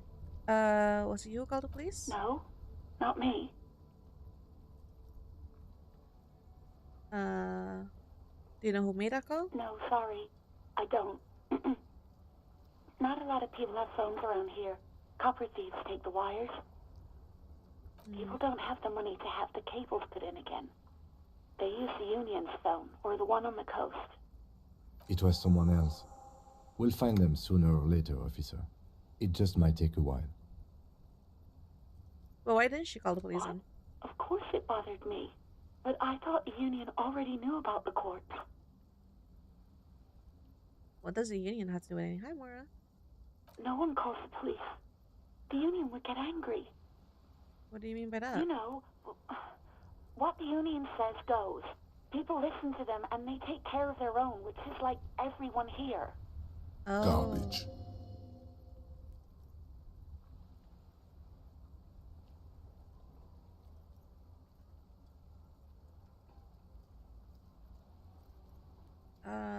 Legally, no. In reality, yes. Martinez is de facto policed by the Dock Workers Union. Oh. Words are not necessary to feel the lieutenant's discontent for the situation.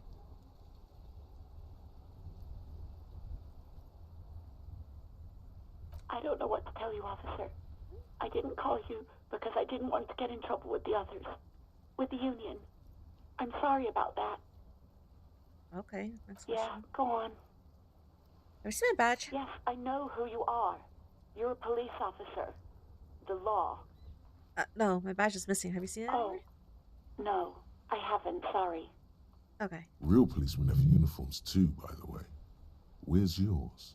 I know where mine is. It's hanging off the rafter. I can't reach.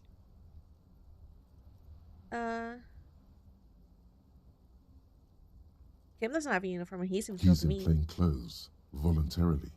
It's different from not knowing where your uniform is. Yes, well. There are officers who wear the signature Perseus black uniforms to the highest ranks in the RCM and end up buried in them as well.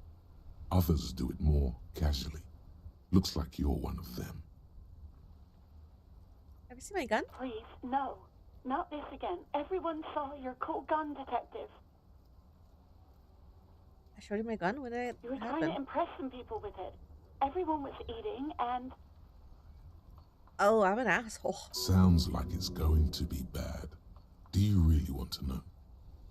What did I do? You were waving it around in everyone's face, begging them to describe it. You said it calms you, and then you started making suicide jokes. It got pretty graphic. Oh my god.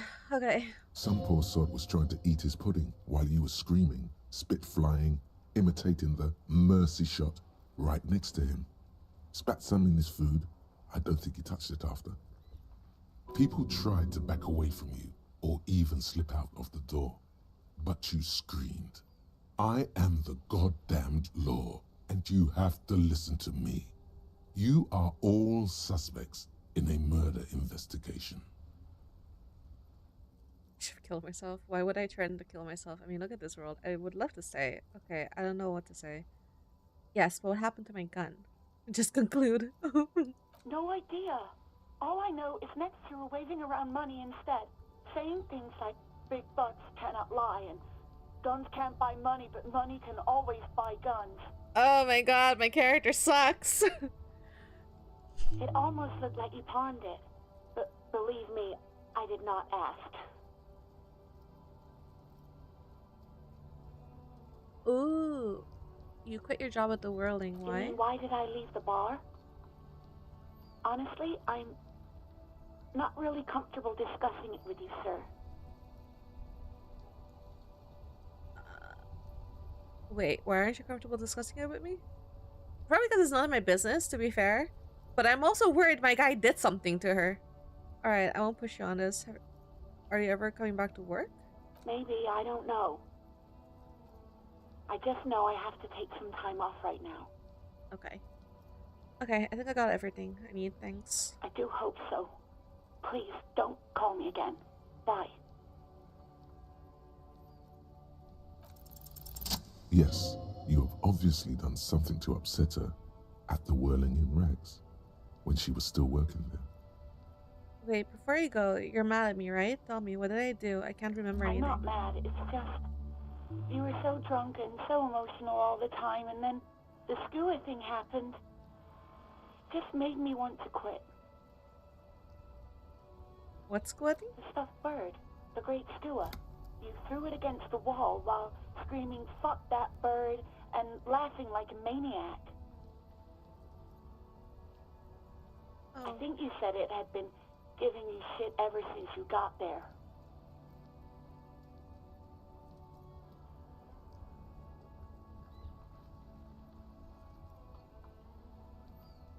Jesus Christ. That sounds like me, alright. This doesn't sound anything like me. I love birds. Bitch bird got what was coming to her. Why do I always end up screwing everything up? That sounds like me, alright. Didn't seem like you had fun doing it, though. So you're telling me I was the one who made you want to quit? Yes, obviously. You were the worst client I've ever seen.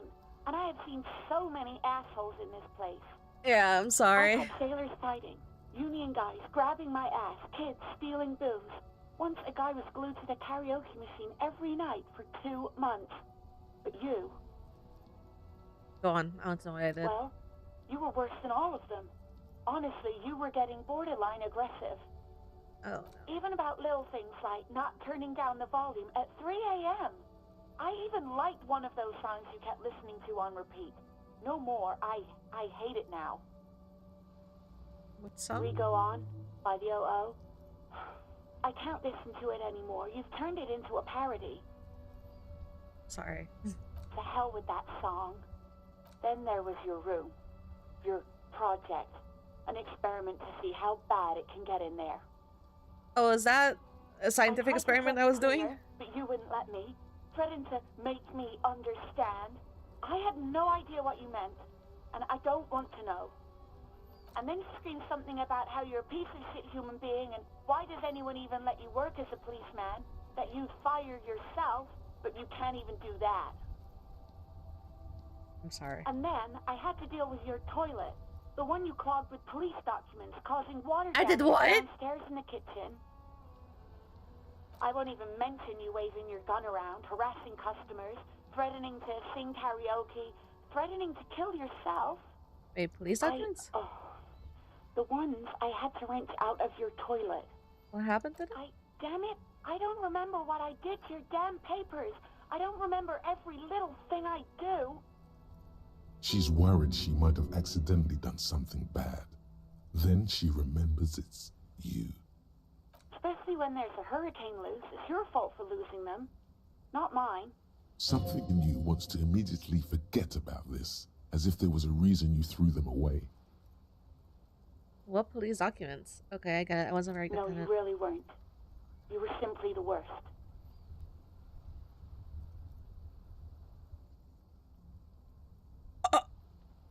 What kind of... Well, you're the worst having witch I've ever seen. Girl, just listen up a little. Don't you even... Party, huh? I don't even know what to say. I was trying to show you the world and of tomorrow. The great panic at the end. Jesus, these options. I'm sorry. Look, I know I shouldn't have brought it up.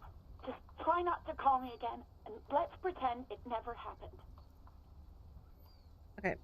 Thanks for talking to me. Take care. You hear a sigh of relief on the other end of the radio. Wordless, the call breaks. Then, the already familiar voice. Anything else I can help you with, officer? I'm done with the radio for now. 57th, over and out. In the cabin, you see a set of steering levers, a radio on a hook, a pull-out toolbox, and the soft glow of the fuel preheater gauge. A metallic drawer slides out from under the seat and clicks into place. The tools inside are neatly organized. Take what you need, officer. It's going to be a long case. I'm not protective of my tools, like some men are. He's clearly a little protective of his tools. But what can you do? Work is work. The chain The cutters? handles are long and sleek. Snap, snap, go the cutters in your hand. Take the hand cranked flashlight. Should I take it all? No, probably not. Pushing the The pull-out pull-out toolbox slides back into its nest. Preheater gauge casts a warm glow on the steering levers and the radio on its hook. Close the door. Okay, so check down your badge, check down your gun. Right. Fuck. Tools. Okay, maybe I can use that to get the guy down. So I got points. Do I have points? Yeah, I got, or not. I don't know. Do I have points? It looks like I have 1 skill point, so I can put it somewhere. These are all very high. My logic is 1. Encyclopedia is 1. Rhetoric. Practice the art of persuasion. Enjoy rigorous intellectual discourse. Drama. Pray the detector. Pay the actor. Lie and detect lies. Okay. Conceptuation.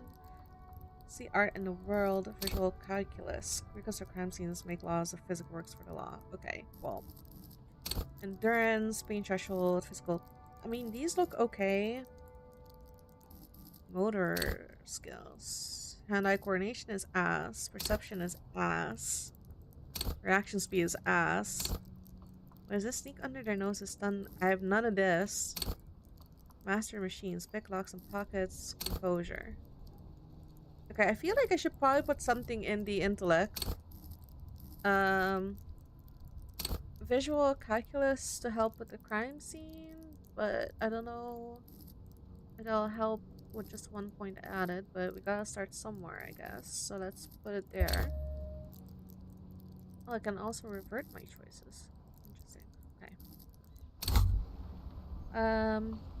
Hey, so we've been monitoring you internally, and now we know your Copo type. My what? Yes. Guess what's yours? I don't know. Sorry, cop? Yes, sorry cop. The cop who's sorriest. Let's make it official then, shall we? Huge lack of enthusiasm going on in here. Okay, but what are the other couple types? Won't the other couple types be jealous? I'm sorry, Optin. You know, actually, I'm not sorry. I changed my mind. Fucking they should be sorry. What are the other couple types? You know, Apocalypse, Superstellar, the advanced interesting cop, Liquid Shadow cop. Liquid Shadow. But you're too sorry to say those things. So, here we go. One the other. What? Jealous of the sorry cop? I think they'll be fine. Don't worry. Okay. They'll be super fine. It'll be totally okay. You can dual Copo type from sorry to anything. Oh, really? Huh. You know, actually, I'm not sorry. Changed my mind. Fucking they should be sorry. Sure, Of Optin. course you are. It's okay. See if you can get something out of this, like info. Or Okay. maybe every time you say you're sorry, you get $1 million. Fuck you, dude. My brain sucks. Fucking. Okay, that's the internalizing, trying to figure out where my address is. What is this?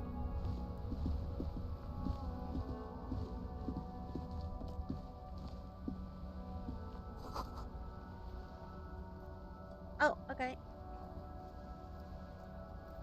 Great to find forces correct paving actions. Wait. The worn and beaten wooden planks of the bench do not look overly comforting. Alright. Give me a second. Alright, look.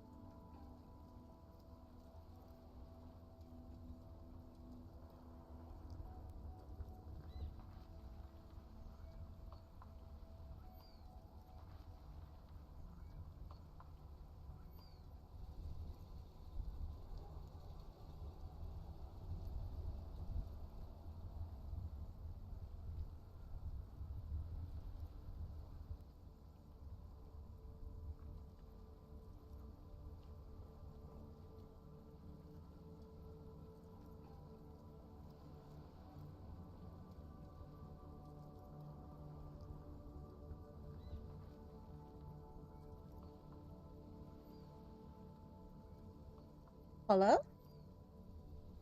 Hello. Aha, yes. I'm back. Okay, continue. We can sit on benches after we've solved the murder. Let's go. Okay. You can revisit the bench if you ever need to pass the time when Lieutenant Kitsuragi is gone. Okay. What's this? Tree.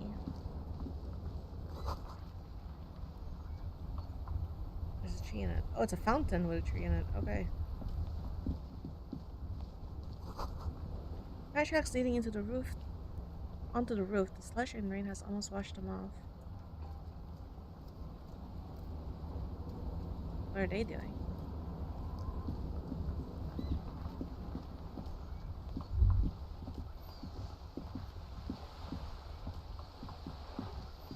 What's that thing?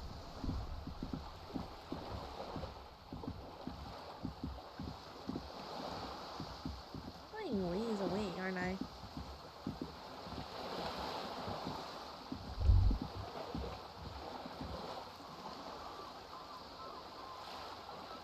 Things I've seen and said.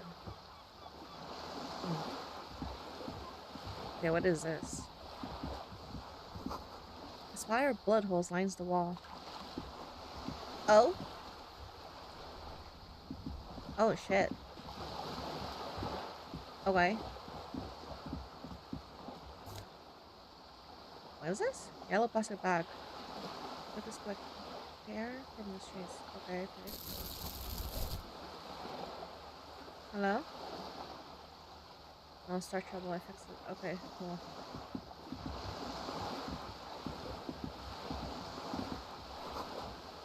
Broken window. This has windows.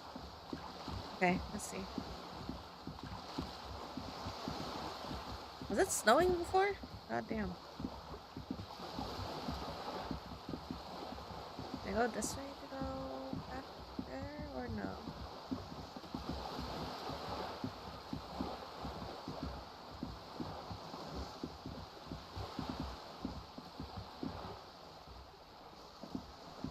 Is it this way?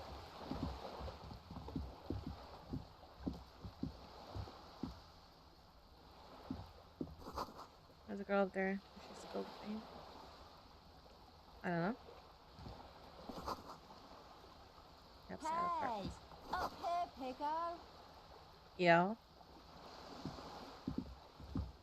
The streets will flow red once more, a great torrent rushing down Rue de Esperance.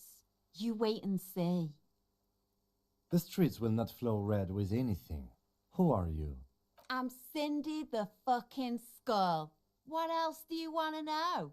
Date of birth, blood type, the last time I was tested for Hep C.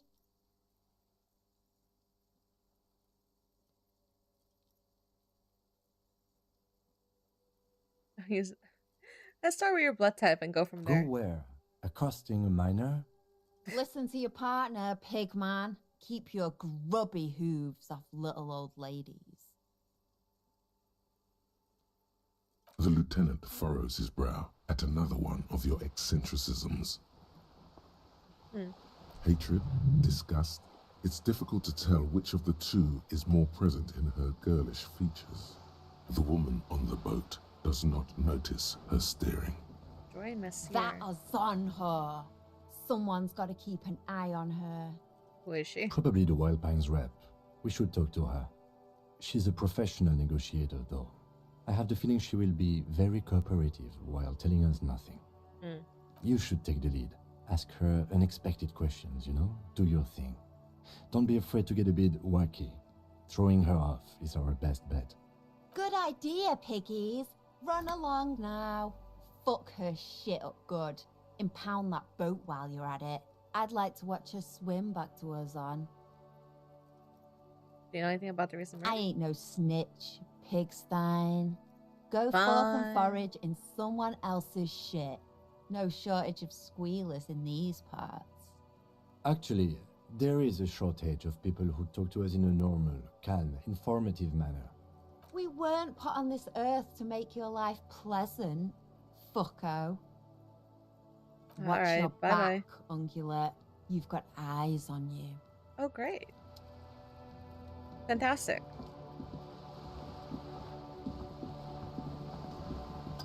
What is that? Looks like there was more construction here once, like decades ago. Okay.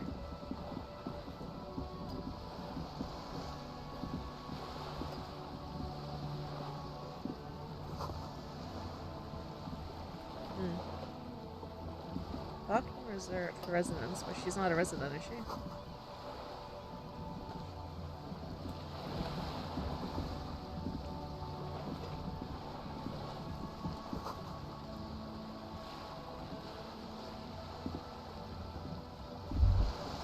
A striking woman leans against the cabin top of her sailing boat, smiling as you approach. Her green raincoat glistens with droplets. A silk scarf is tied around her throat. Okay. Good morning, officers. I'm Joyce. Joyce L. Messier. I represent the board of Wild Pines, the owners of the harbour. You gentlemen must be from the RCM.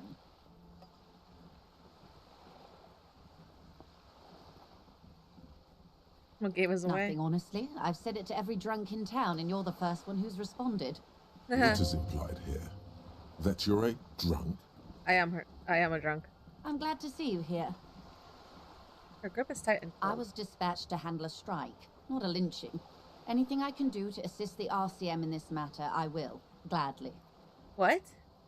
That is good to hear, madame. My colleague will take the lead on this interview.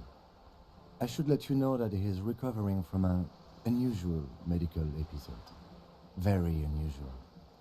But I can assure you of his ultimate competency. How interesting. I wish you a swift recovery. In the meanwhile, you have my full cooperation, and the full cooperation of the Wild Pines group. It's hard to get a read on her precise disposition, but she appears helpful. Can you tell me about this strike? What can you tell me about this lynching? You seem rich. Can I have some money? What can you tell me about the strike? Everything. Right up to, but not including, trade secrets. I believe the official title is Senior Labor Negotiator. In practice, I'm a grocery clerk. I relay the union's demands to Wild Pines and return with Wild Pines' counteroffer.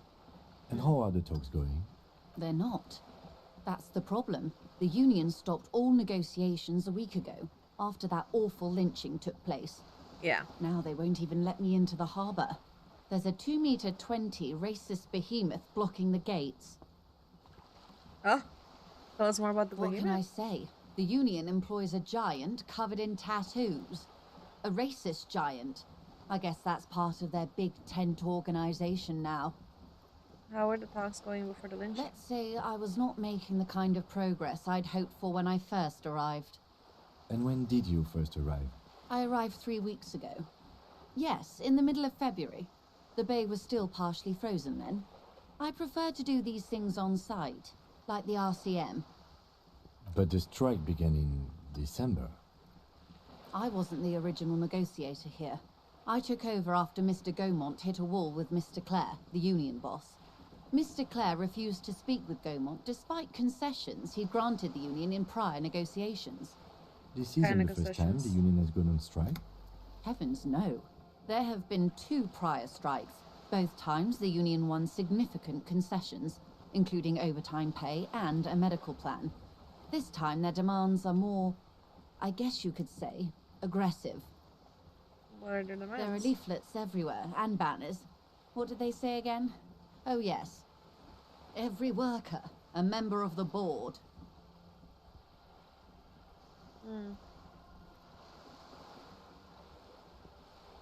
I don't disagree. Okay.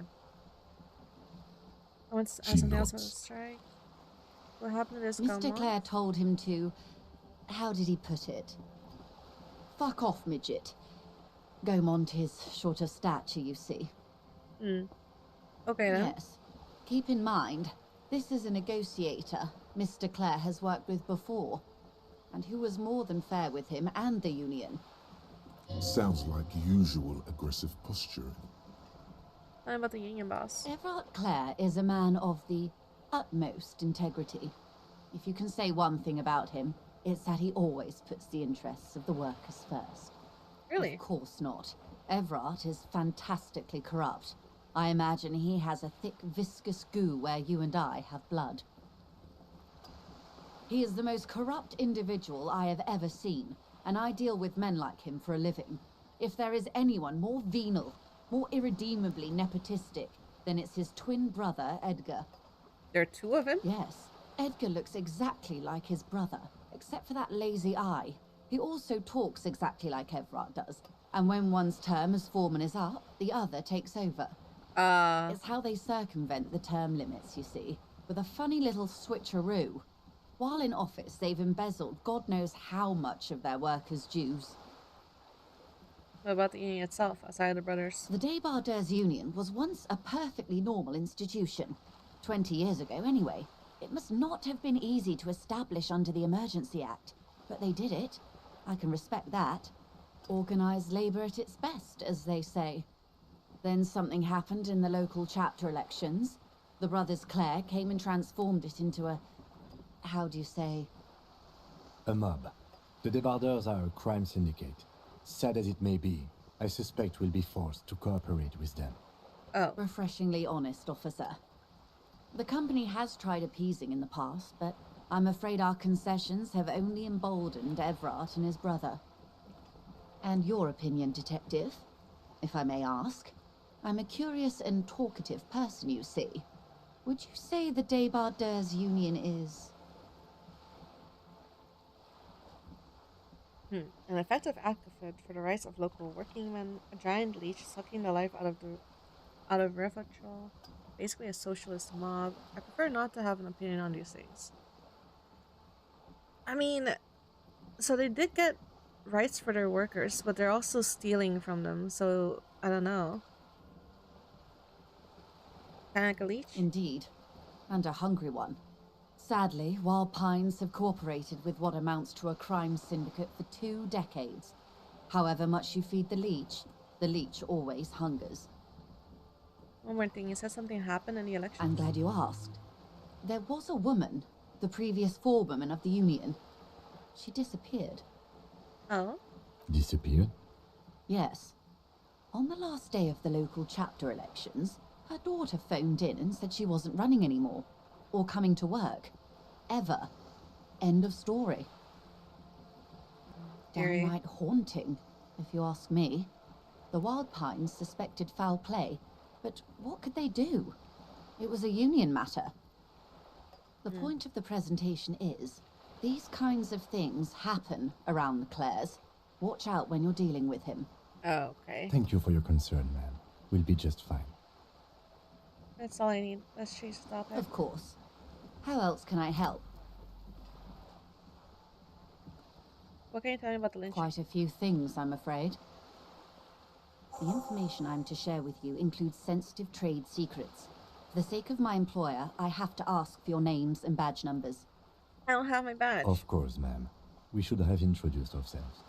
I am Lieutenant Kitsuragi from Precinct 57. And this is my colleague from Precinct 41.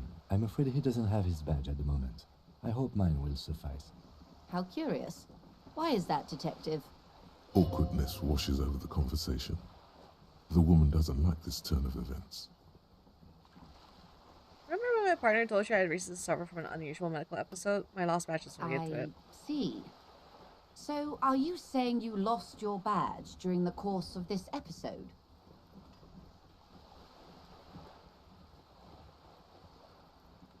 It's possible. After a night of heavy drinking, I lost all memory of my life in the world. I could have eaten it for all I know. I don't remember anything. This world, the city, nothing. Yes. These are not good options. It's possible. After a night of heavy drinking, I lost all memory of my life in the world. Oh dear. Some kind of encephalopathic amnesia. I don't even know how to respond. I do believe you, naive as that may sound. I simply can't imagine what you gain by faking such a condition. As I said, ma'am, his technique may be very unconventional, but he is an officer of the RCM. Of course. I like that Kim makes it seem like this is like some kind of method I'm doing. Badge. Hang on. Okay. She's a professional negotiator. She should be open to some sort of mutually beneficial arrangement. She's a negotiator. Just float a favor at her. Insinuate. Sure isn't there... I will be frank with you. If I'm going to break protocol, I need to be able to justify it to my superiors. They're going to want to see something very tangible. You're in, but expect her to drive a hard bargain. Like what? Reports from inside Terminal B suggest it's a hub for the local drug trade. This is an open secret in Martinez. The Union controls the terminal, so it goes to reason. They're profiting from this trade. The company has tried looking into this matter before, to no avail. Perhaps someone with your authority and resources might turn over the right stones. Oh boy. Or you can recover your badge. Though if I may be blunt with you, it sounds like that may be a lost cause. Detective, a word in private before we continue. Excuse for a moment.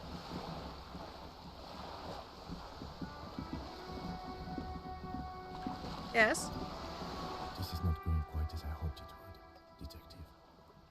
How did you hope Honestly, it would go? I was expecting you to use your unorthodox technique to keep her off balance, and not volunteer us to be her henchman. Oh, so we're henchmen now? This woman is running circles around us. She might have known about your misplaced badge all along, or she's simply an adept improviser. Either way, we've played straight into her hands. He doesn't let it show, but there is a limit to how much the consequences of your unprofessional behavior can cost the investigation.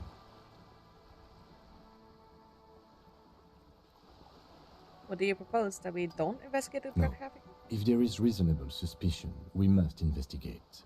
Otherwise, she could claim we are siding with the Union, or that we are on their take. We'd never hear the end of it. What I propose is, we ask her, then we investigate, briefly. But do not share the outcome of this investigation with her. We tell her it's done, and demand for her information on the lynching. Alright. Okay, so then we are going to investigate it, but we're not going to tell her the results. Good. What can I help you with? Okay, tell me about the alleged trafficking. It's quite straightforward. Someone is using Terminal B to smuggle raw ingredients from the Samar and Isola into Revachol with the Union's blessing. Wild Pines has suspected it for years. Okay. Ingredients for what, ma'am? Meth and dextroamphetamine, GBL, and various synthetic psychedelics. Honestly, it might be quicker to say what you can't make from the stuff. Yes. After they clear the terminal, we lose track. The actual production is taking place at various sites in and around Jamrock Quarter, north of here. It's very interacting, this game. It's very... I need to pay attention because there's a lot happening. Seems to be well apprised of the local drug trade, ma'am. Do you mean to say the Union also produces the product? Sells drugs, I mean? We're in logistics. It's our business to know. And no. As far as the company knows, the Union does not produce it. They transport the ingredients for a cut. Okay. Yes, but you won't get anything out of Evrat and the Dock Workers Union. Still, every chain has its weak link. What do you mean? The lorries. Someone needs to move the ingredients from the harbour into the city. Once they reach Jamrock, they're distributed to a network of local manufacturers, well beyond our grasp. But in transit, they are vulnerable. Perhaps you've noticed that a number of lorries are tangled in a traffic jam at the roundabout just now. Interview the drivers who are still hanging about. One of them might be waiting for a crucial shipment. I'll be explicit. If you find this driver, I will share company secrets with you. You'll be indebted to her, in a way, but one step ahead of the Union in another. It's no coincidence that the lorries are standing there like that, is it? No. We asked East Motor Track to raise the drawbridge. The road company is a partner of one of our subsidiaries. However, this is a limited time opportunity. Once the complaint has been processed by the Trade Committee, they'll have no choice but to lower the drawbridge. and the operation will continue. Thousands of litres of raw ingredients will pour onto the streets of Revachol. Not the east across the river, but the west. The vulnerable, the weary. Well, at least this solves one mystery. What is that, Lieutenant? Why I had to call East Motor Tract and beg them to open a drawbridge for me. I'd wondered since I first drove in, on my motor carriage. I am sorry for the inconvenience, Lieutenant Kisaragi, but we need them trapped here. This is a unique opportunity. I'm sure you understand. How do you think they're financing this strike? There are thousands of unpaid dock workers going strong for the 4th month straight. There was a shakedown of local businesses preceding the strike. Many were squeezed to bankruptcy to fund it. With all due respect to these desert cacti, the contents of a few cash registers cannot provide for 2,000 men. The local businesses can scarcely provide for themselves. I think the strike is being funded with source ingredients for Precisely. drugs. Smuggled out of that very gate at night, most likely, then loaded onto lorries and driven to Jamrock. You simply need to find one driver who will open up to you. Okay. It sounds like she tried looking into it herself, but she's clearly not the type your typical lorryman would confide in. Alright. Why didn't you come to the RCM earlier? We did. On more than one occasion. Apparently, there's some sort of inter-precinct disagreement about whose jurisdiction this area falls under. We know the company has launched its own probe into the union's alleged involvement. We also know it's come up empty. It's not just the RCM. No one's been able to find any hard evidence. Well, here's your chance, officers. Okay. Yes? Excellent. According to my reports, there are at least 3 lorry drivers lingering near the roundabout. Hopefully one of them will know something.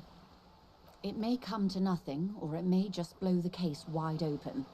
I can keep the drawbridge up for a few more days at least. You should have the time you need. Days? What kind of In the pull does she meantime, let have? me know if there's any other way I may be of assistance. Hey.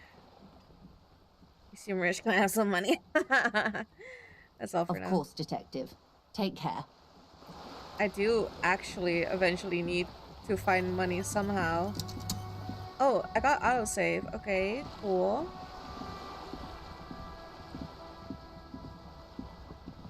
Guess we'll go talk to the lorryman.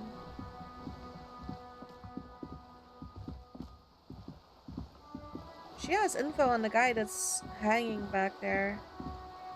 And I need that info. Oh, is that a bird? A lonely cormorant surveys the sea, indifferent to your approach.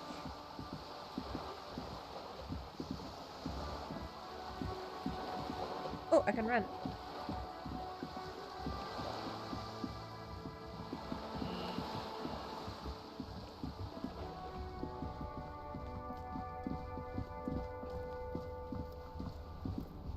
Alright, let's see. We got one driver over there. Got one driver over here. What is that? Okay, wait, what's this? Helpline to the company that controls the drawbridge. Hot air rises from the sewer, sour, acidic, and strangely comforting. Okay.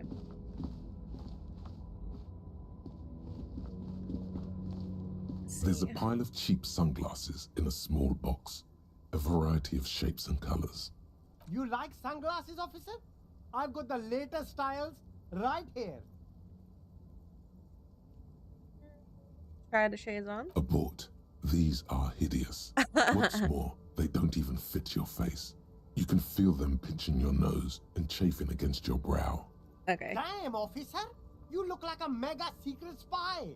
Very secret. They're practically made for you. I'll let you have them for 2 real and 50 cents. No, that's They're okay. perfect for concealing your bloodshot and baggy eyes. No, you are definitely not buying those. Alright, I'm too sensible for Are those. you sure? But they look so good on you. You should think this through, officer. Leave for now. You see a Samaran street vendor surrounded by a motley assemblage of goods. When he realizes you're looking at him, his face breaks into a wide, welcoming grin. The name Sileng is embroidered over his breast pocket. Happy shopping, officer. Everything's cool here. What's so cool? Everything's cool. The goods are cool. The customers are cool. The place is cool. And one more thing, officer. From out on the bay, a cool wind gathers. It sweeps into the city, tugging at the textiles hanging around the stand.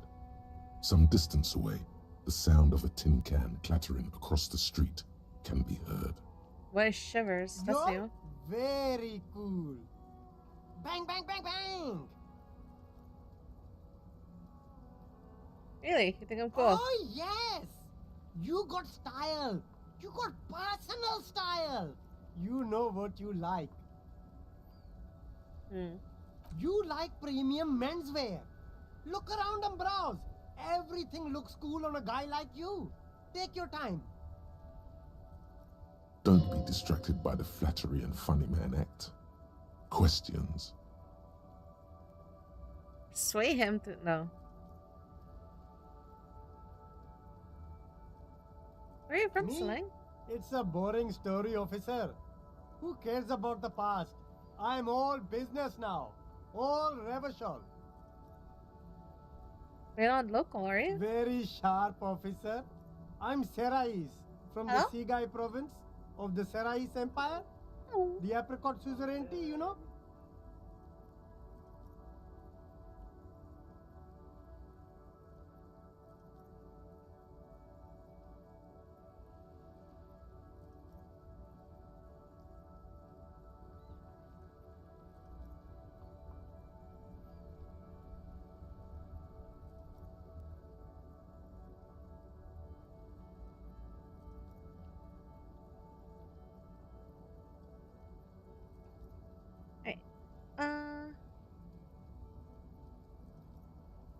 Why is it called that? Lots of apricots there? The apricot suzerainty is what the Seaguy archipelago is commonly known as in Revachol. It's a bit of a fraught term, I'm sure you understand. No. Apricots come from Sigai. My grandma used to grow them.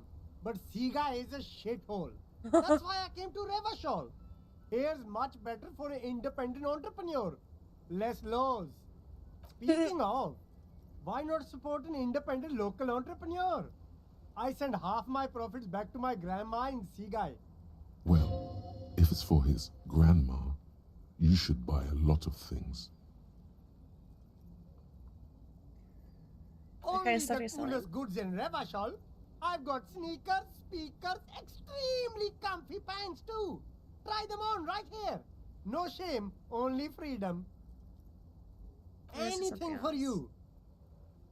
Look around, thanks. Damn it.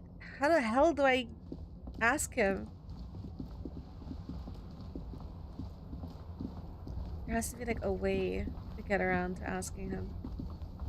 This is another driver. I am a gander and a hunter and a gatherer.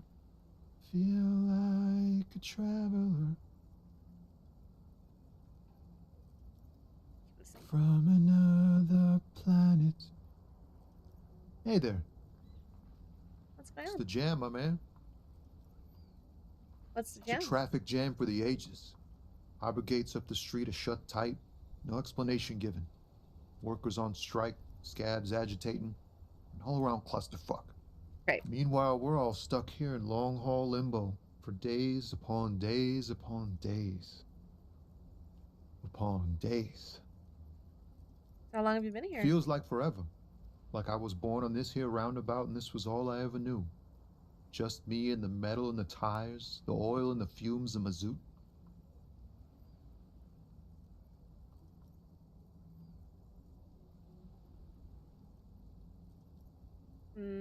Here to ask Everyone's a question. critic, man. It's okay. I've been here a whole week already. So tell me, what do you need? Here to spare some change for no. Tell me more about this strike. Any idea about the dead man? The one hanging behind the hostel? You seem like a man who knows about drugs. What the fuck? Tell me more about the It's like strike. whatever's going on over at the docks. Workers got a blockade set up, making demands, no way in or out. What's the union Some pretty demanding? wild stuff, I hear. Like a giant new power crane in half the company? I forget what exactly. Good on them, I guess. I've heard talk there's a company rep in town, too. Like a strike negotiator type. They'd know what's up. Precise demands and so on. What do you think the They company want to keep wants? that money flowing in, my man. Ka-ching. Anything else? Anything else? Yeah, this ain't really my area of expertise. I just do my job and get paid. I have things to do and places to be. All of us do. All of them? Us lorry drivers. Camioners. If you still hang around here waiting for this mess to end, most have scurried off somewhere to get drunk or high. Or laid. Not that I blame them, really. Not you? Not my thing. Chasing transient pleasures is a drag these days. I prefer the examined life now. Thinking, reflecting, observing. What's better than chasing transient pleasures? The more transient, the better. When one's ended, you can get onto the next one. Know anything about the dead man? He ain't one of us drivers. I know that. All accounted for. Otherwise, I haven't really asked about that. Been wasting time right here. Keep him busy. Busy with what? Analyzing the fundamental structural and psychological conditions of being stranded in the midst of a sea of motor lorries and their sad, despondent chauffeurs. And your A conclusion? sense of surprise there ain't more bodies hanging from more trees. What are you hauling anyway? Oh, high-grade narcotics, illegal firearms, stuff like that. What? Time to arrest him. Okay, and what are you Can't actually even hauling? get a few jokes past you, my man. I've got another haul of found cargo. Mostly sporting goods, tracksuits, and that kind of thing. They usually get shipped to Grad in the Occident. Though we've been making headway in the Il Moran market lately. What's your machine behind you? That's your machine behind you? Could I get one of those Fallon tracksuits you're hauling? Right, I had another question. What's your machine behind you? This rockin' beauty. Sure is. Like a rash you can't get rid of. You interested in heavy-duty cargo machinery? Yeah, they're pretty neat. Neat. For carrying large quantities of cargo a long distance. These found tracksuits need to find their way to the kids way out in Wamrau and Laurent Bird somehow. There it is again. A little touch of sadness beneath his cool. He thinks he's spent too long in this lorry. So nothing illegal? Not unless they've illegalized sports equipment while I was on the road. Can I get one of those We're tracksuits? pals and all, but I can't just freely hand out the merchandise. The bosses won't be happy. The man taps his fingers rhythmically against his arm. Ooh, even. What do I see? In his eyes, Oh, an unfamiliar longing. Flecks of brown and gold. familiar It's how? hard to say. His gaze wanders southwest, down the street that goes beyond the horizon. The road continues for miles, flowing together with other roads, turning into causeways or bridges, ending suddenly in dead ends, or ramping up or down highways. It forms a crisscross pattern across the land. Where does it lead? Above the Jamrock Quarter, in the form of a raised motorway, and then the never-ending sprawl of Forburg, high above buildings, new and old, the air filled with the rumble of motor engines. Further? To the old south, to the farthest outskirts of Revachol, through the checkered fields of farmland, upstream to the river Esperance, past Montmartin. The border approaches. What's beyond the border? You cannot see. It's out of the city. Up ahead, the mist blocks all sight. A gale blows across your cheeks. It is cold. Before you stands a tall lorry driver with sad eyes. What's in this? Excuse me. He emerges from the reverie. Really? You can tell me. Oh, I got longing. I felt something similar since I woke up. Man, I don't know what to say. Not much anyone can do. There's no helping in absence, you know. I miss my family. They're all I have. My wife, second kid on the way, waiting all the way in Diora. And here I am stuck in this shit, so far from home. What's it like to miss someone? What's it like? Good. And bad. An ache that brings you joy. I think of them a lot. I dream up these silly scenarios in great detail of living with them. It comforts me. What about you, Cop Man? You missing someone? Is that what it is? This feeling? No, it's scarier than that. You're pursued by a hunter, smelling of apricots and sorrow, and the past. I miss someone, but I don't know who it is. I feel for you, my friend. It's bad enough to know who you miss. Missing like that doesn't feel like it has much of an upside. But, thanks for this. It's nice to talk to someone, and I know it wasn't easy to ask. I hope you find your way through your own troubles.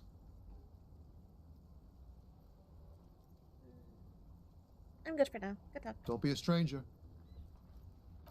Alright. So he is doing track goods? Like the clothing?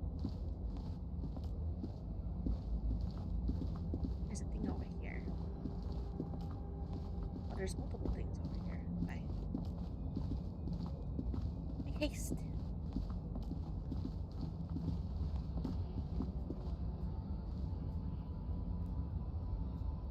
Oh. Foreign car, kept in good condition. Oh, okay. What's this? An old monument stands in the middle of the traffic island, pointing toward the sea. It looks as if it's been reassembled piece by piece, secured and mounted in the air, with the aid of numerous ropes and rods. What is A it? silver plaque on the statue's pedestal reads, "I am Philip III, the Squanderer, the greatest of the Philippian kings of Revachol, son of Philip II, the opulent, father of Philip IV, the insane." Not a good track record of mental health in that family. What the king do? What did he do?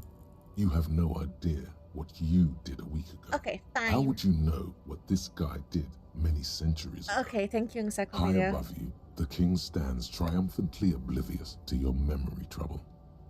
Leave. What's this?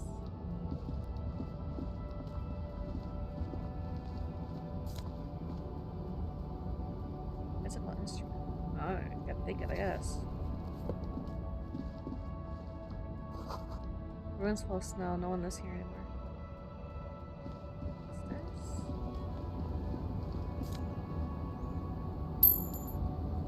Oh, what is this? The small, wrinkled woman does not greet you. She nods along to something on her radio. A photograph is clutched in her hands, and there is a warm smile on her face. It's the warmth of a winter night's fire. Maybe she could give you comfort and shelter, some cigarettes and food money. Maybe she's your... Excuse me, ma'am. I'd like to ask you some questions. No response. Wherever this woman is, your words fail to reach her. Grandma? Nothing. Her smile just keeps widening. Her hair is gray like lead. No, this one is a monster in disguise.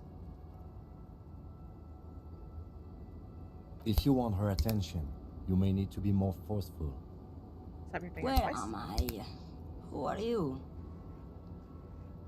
Oh. The smile on her face has disappeared, replaced by the wary aspect of a cornered beast. Are you alright? You were out. Never mind. I remember now.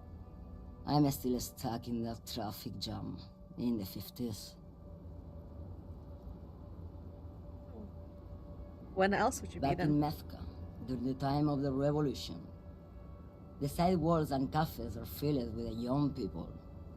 I was on my way to see a new Boyadero picture starring Gabriel Buendero. Until you came along, that is. Was Gabriel Buendero. This is Gabriel Buendero. A strikingly handsome man looks straight at you, his head crowned with a wide brim hat. His hair is dark as an oil slick, and his jaw the most perfectly chiseled thing you've ever seen. This man's got a hold over her. Even 50 years later, you can feel it. He was the biggest star of his day. Girls used to faint in the aisles of cinema whenever he came on the screen. And schoolboys used to memorize all of his lines. Do you think you were in a mask when you were young? Sorry to interrupt your daydreaming, Mom. Someone was.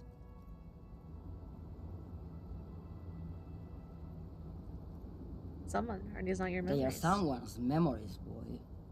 What difference does it make if it's me or not? They're beautiful. That is all that matters. Beautiful and true. And they will win.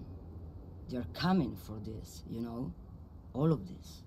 She seems to derive some bitter pleasure from this strange thought, as if the past will one day wipe the present away, like a tidal wave approaching. Sorry to interrupt your daydream. I wasn't dreaming. I was there, Loman. It was early spring, and the mine behind the black sun had just come out. The posters were 20 meters tall. Everything was golden. She appears to take your measure. While you, people, were tearing each other apart over your petty little revolution. In Meth, it was a golden age. Right. I have some other questions for you. Why not, Harife? It's not like I have anything better to do in this hellhole. She settles back to the railing of her motor lorry. Behind her, mountains of memorabilia, photos, and knickknacks line the dashboard.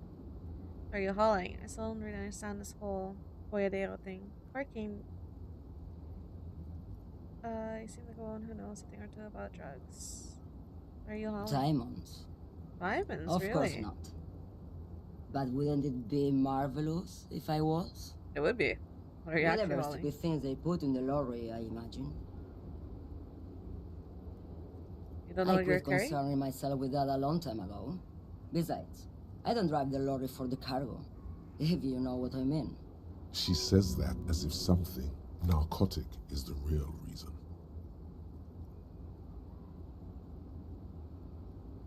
Wait, you got a high off driving our lorry? Oh, it's so much more than a high where I go, Harife. It's low. I go to the bottom. Yeah, it's definitely some kick. Some terrible kick in the dark. A sleep kick. Perhaps you can find out later. What if the cargo's contraband? Then it's contraband, Loman. What? Do you want to take an old woman in? Be my guest. Lock me away like Bad Hand Hermenegildo.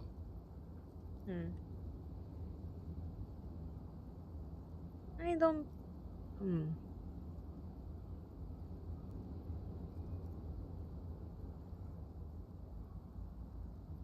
I still don't understand the whole Boyadero thing. Of course not. To truly understand the Boyadero, you need to listen to On the Western Plain. It's Okay, an what's old that? ballad about a young girl who falls in love with a daring Boyadero. He promises to marry her as soon as he returns from the Western Plain. I'm guessing that doesn't happen. Of course not. The Boyadero returns from the Western Plain a changed man. One night, as he and his beloved are out walking along the river Maigret, she pleads with him to give up his riding and settle down. I think I see where this is So going. the Boyadero strangles his beloved and throws her body in the Maigret. Then he rides off, because the Western Plain is calling to him. So where I thought I was going. You have to understand. A true Boyadero needs a whole horizon to himself. He can't be tied down by man or woman. His beloved was selfish. She didn't know what it meant to love a Boyadero. What if to truly love a Boyadero is to float lifeless downstream? Before it came, you seemed She's away. just a distracted old woman. We should maybe let her get back to her things. You hear that, Loman? I don't think your partner likes you spending too much time with me. Okay. A pilgrim is what it is. Thank you for now. Yes, go. Enough jamboree. I need to get back to Mesky. So she's probably not doing it, or she's just like really, really off. What is this? You're just afraid because we're better than you're not the boaters. What is happening? Restore pools.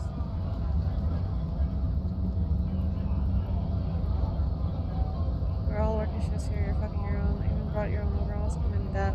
Don't make yourself too comfortable. Bastards!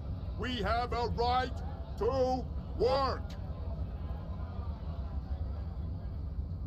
What's going on here? Hold up and stay frosty, everyone. Cops are here. The broad-shouldered alpha male turns to you. He's a full head taller than everybody else here. You here to fuck with us? Beat the honest worker down. Why should I? We're here to fight for a cause. Stripes usually have problems with people who have causes. Okay, then I'm thinking no. Good. We're fighting for a cause here. Right to work! Right to work! Besides, we're not that different. It helps if people see us talking, cops and strikebreakers together. Shows authorities are on our side. Builds confidence. What's a scab mean? What kind of cause are we talking about? I don't think I've chosen any sides yet. Regardless, I have some questions for you. What kind of cause are we talking about? People, rights of workers to have gainful employment, to make a salary, and feed their families. Okay. Regardless, I have some questions Maybe for you you. should ask them the questions, like why we're not allowed to make a living here. Shame on you! We have families to feed, you piece of shit. He points at the finger at the man sitting on the railing. So do we, Scott. Call me mañana. I want to get into the harbor too. What is a strike? Who are all these strike breakers? Look around. What is a strike? When a bunch of ungrateful, lazy cockroaches can't get their act together, decide to block honest work for other people. Oh, what do the strikers Beats want? me. They mumble nonsense about boardrooms and workers' rights, while we have the right to work!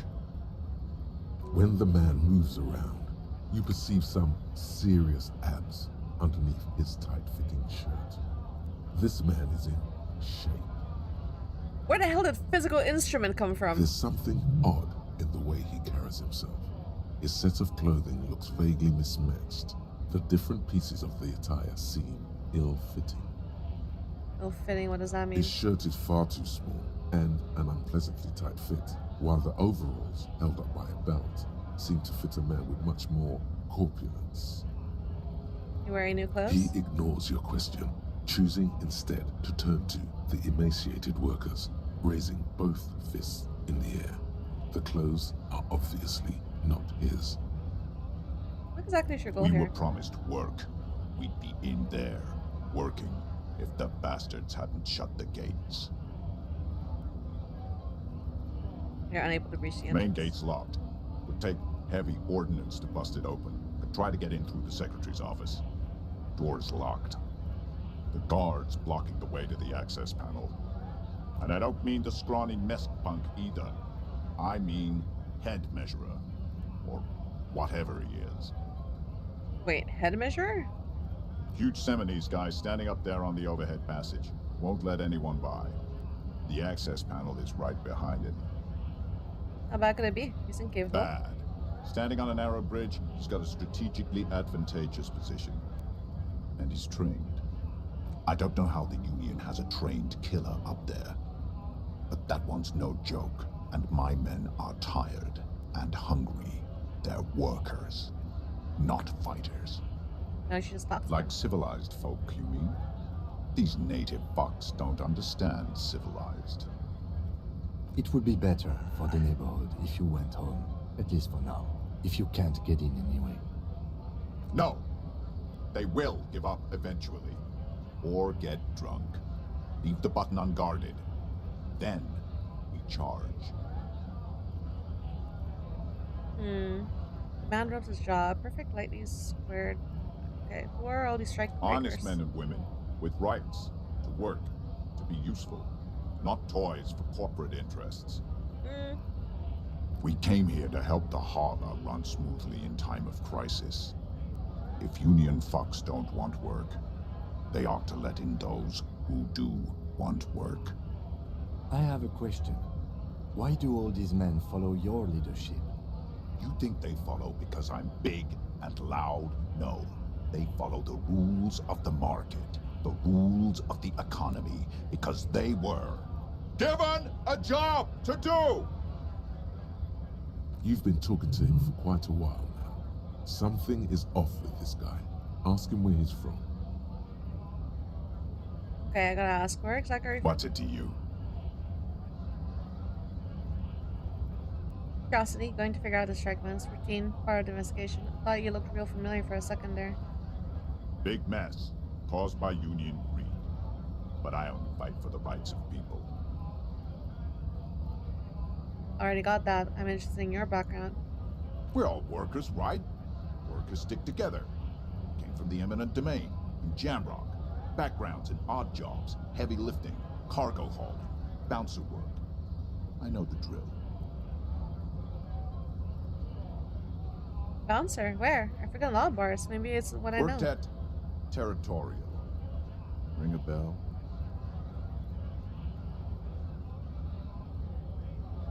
Never heard of it. Are you lying? We're done here. I have a strike to break.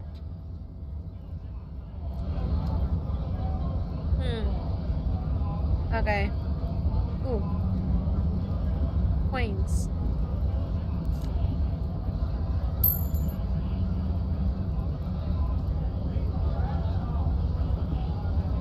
Scab? Scab? What did he just call you? No, that's not what he said. Not this again. You just got away from that fucking kid. What exactly is a scab? A kind of a worm, content with mere survival. They come, they want to do our job for shittier pay, screwing over both themselves and us. Everybody loses. Where do they all come from? Beats me. Somewhere in the ground, I think. You don't seem to like them very Gotta be much. bloody stupid or freaking evil to Scab. Or I guess scared, maybe. Scared. But scared of what? Of who? Personally, Economy. I'd rather beg than scam. If the gentleman shouting on the street came begging, maybe they'd have gotten something. Have you tried talking to them? We've explained the matters, but they don't listen. This lot would be reasonable and go home if the big guy wasn't riling them up all the time.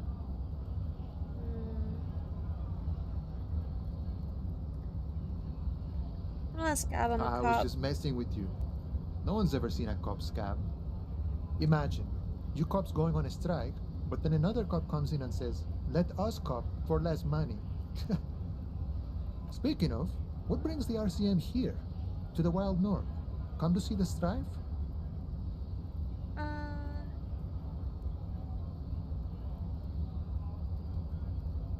You're investigating murder. Huh? That sounds like a lot of hard work. You'd never see me investigating a murder. I have no idea what I'm doing.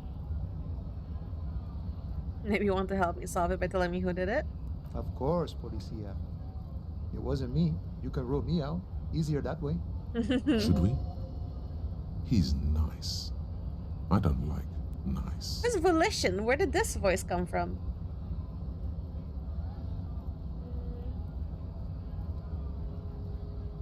Let's check You it out know, anyway. serious business. I'm sure the big boss will be glad to tell you. You'll have to ask him first. He's a chatty guy. Wants to talk about the strike. Return once you've met the union boss and are on a better footing with the organization.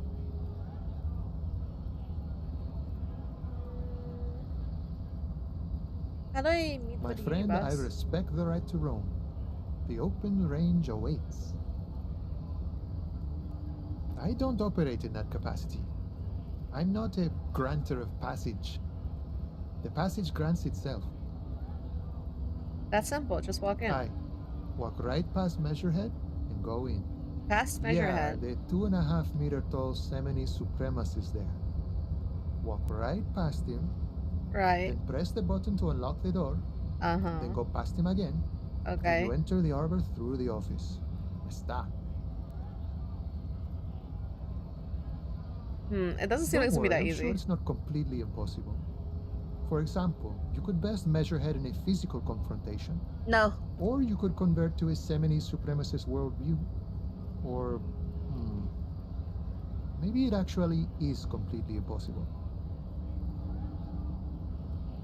Has any of the scouts tried converting to his worldview? Jean-Luc himself would say the philosophy has proven overly heroic for the scabs to convert to. Not enough intuition.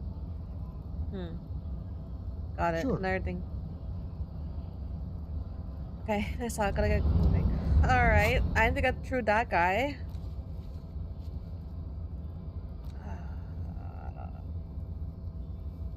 How the fuck am I going to get through that guy? But also, have I spoken to all the lorry drivers now? What's this? Right there. Are you? Welcome to Rivachol. Wow, that's his name?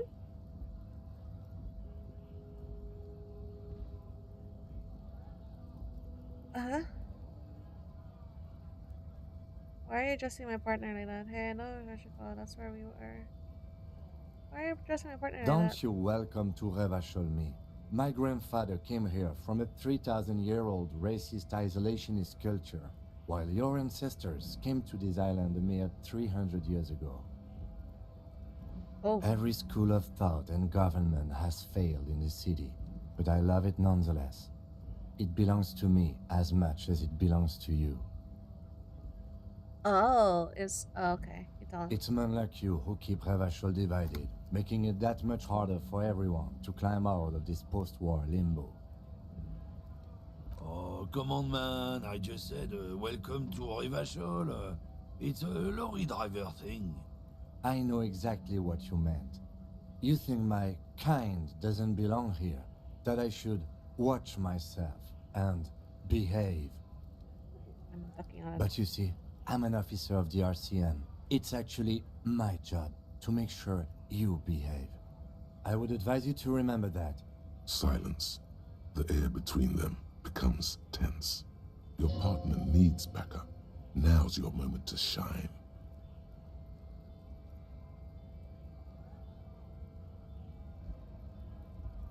Oh. Okay. Fucking Aiken, I've got your back. It was not a punch on the shoulder. I don't know if that's the right response. Well, I think we all learned something here. Smiled at the lorryman. I don't know if that's the right response either. Now that that's settled, we have a couple of questions. You two make a cute couple. You know that? Oh? The lieutenant exhales and resumes his regular calmness. Now that that's settled, we have a couple of questions. Whatever you say, officers. What was the argument all about? What was that argument all about? What are you hauling? It's about biological determinism, natural law, the sorting of the races. Oh, wow. Not the most popular topic nowadays, with the coalition in charge and all. You might want to change the topic. That is, bury your head under the sand like common sheep. Change the topic. The way he says it makes it almost sound like a threat.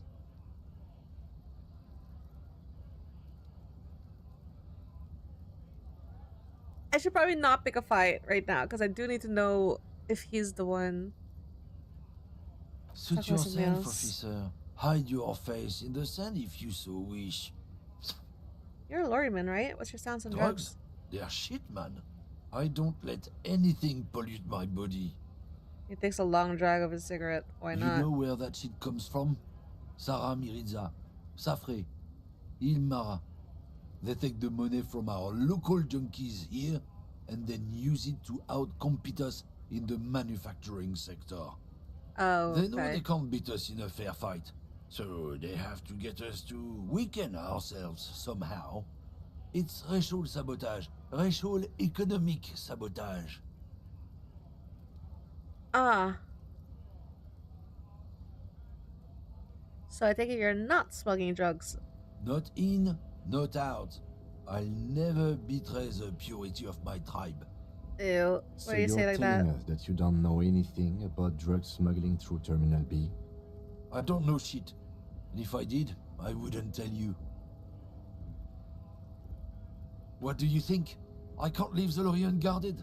Stuff's been getting looted lately. It's those little kips sneaking around at night.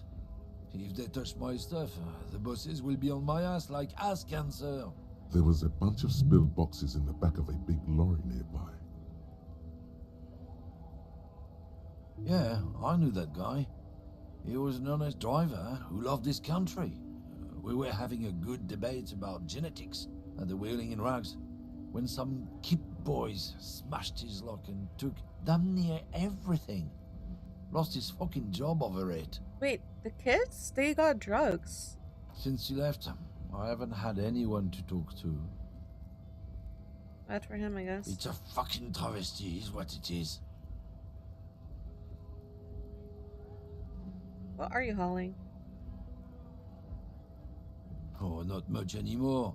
I'm here to pick up some cargo, but the dock workers are on strike, so it's a sit and wait on your ass situation. What kind of car are you supposed to pick up? Apples. Apples? Yeah, apples. I take it you had other questions? He's given you the runaround. Let's be honest, you were bested. Isn't it obvious? Fucking Sealang, that beady-eyed South Samaran. His little side business is a scam. I wouldn't be surprised if he was peddling drugs as well. Of course he's a lorry driver. What? He tell you he's just some simple businessman or some shit?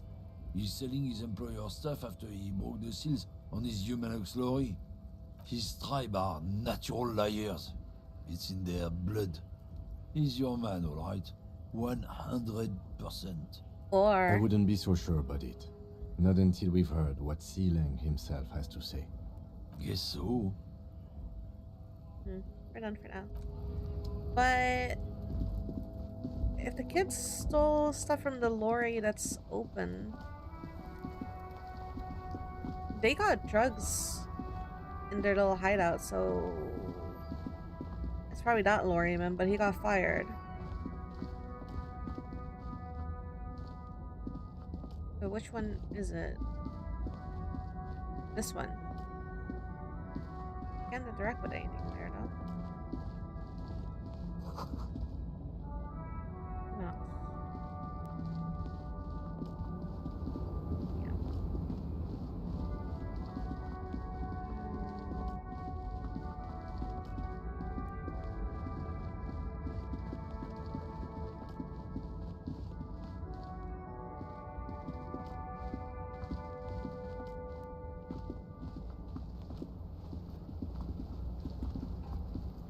Is it for sure? Like, she said that she didn't have a whole lot of info, right? It's more like a theory.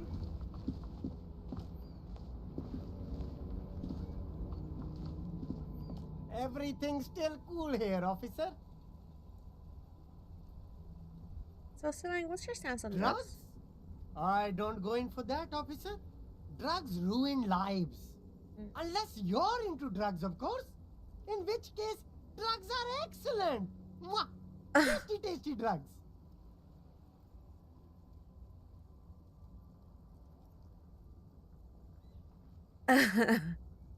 I'm super into drugs. That's very cool. A lot of the coolest detectives do drugs. Sadly, I don't have any drugs on sale, or at my home, or on my person. That's a smart answer. That's even cooler. You investigating that and all. But I am not a lorry driver. I'm just a street vendor. I don't know anything about that. But you are a lorry man. Who said that? It's the fat racist, right? I bet it's him. He has an agenda against me because I'm an immigrant who works harder than he does. He's a hater. So you admit you're a lorry driver? No, I just said I work harder and he's an asshole. I'm... Okay, maybe I'm a lorry driver too. A little. But that's not the most important thing about me. That's my day job. This is my dream. What do you know about the drug operation at the harbor? Nothing. I told you. I'm not a dumb guy. I don't get involved with that crowd. And what crowd is that? Crowd. You know, the drug crowd. Well, do you know who the He crowd doesn't want is? to talk about them. He's afraid.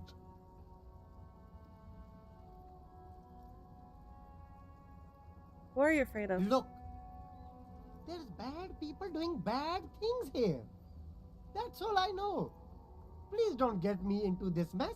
I've spent 15 years working my way up. It's a she, okay? The other drivers call her the lady driver. You're better off staying away from her. The way they talk about her, she's no lady. Who are these other drivers? who All talk? of them. I don't know. I told you all I know. Are we cool now? Who exactly is talking about this lady driver of yours? The racist or the other one with the tattoos? All of them. Even the ones who've left. I don't hang out with them. I don't remember who has tattoos. I don't know. Maybe. If she is, I haven't gone near her. I don't get involved. I told you. It could be. She was strange. She was strange, but... Okay. All right. I scored. Let's cap this off with a purchase. You can walk away from here with funky sunglasses, detectives. Both of you. You deserve it. I'll leave you for now. I wonder what stats I get from the sunglasses, though. Is there anything here? Oh, there is stuff here.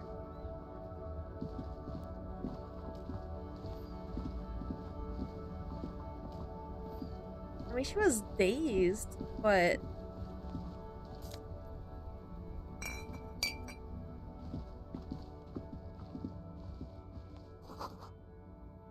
Flash for faster times.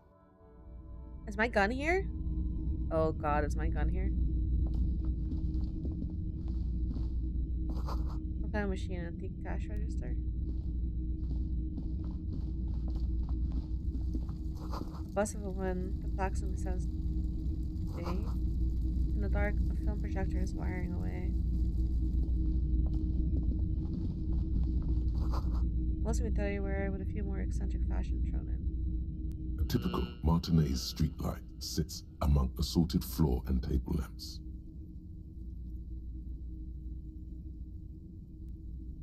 The light pole has been carefully cut, and the wiring has been redone and attached to a standard indoor plug. The light buzzes faintly, but persistently.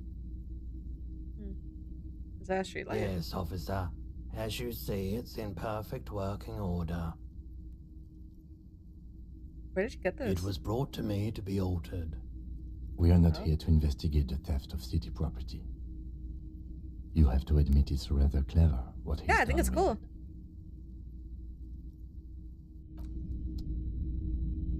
I just thought it looked cool. You see rows of toy soldiers guarding the rest of the trinkets displayed on the table. Some on horseback, others in rags, others yet in bright blue uniforms. All are stern and unyielding in their duty. Try to find something pretty and cool here, then use it to win her back. Win her back? Yes, buy something nice, a figurine. This sounds off. You shouldn't trust this guy.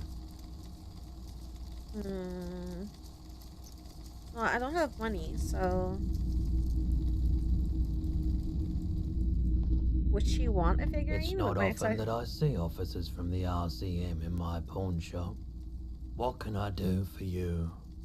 His courtesy is not insincere, but he prefers being alone with his projector, just watching the movement of light across the walls of the shop. Sorry, I feel like I'm Oh interrupting you. no, not at all. I guess I haven't had many customers lately. RCM or otherwise. Who are your customers usually? All kinds of people come through here. Locals, travelers, people looking for a deal, people looking for a keepsake. People who are terminally bored. As you can see, I have a wide selection of goods for everyone to choose from.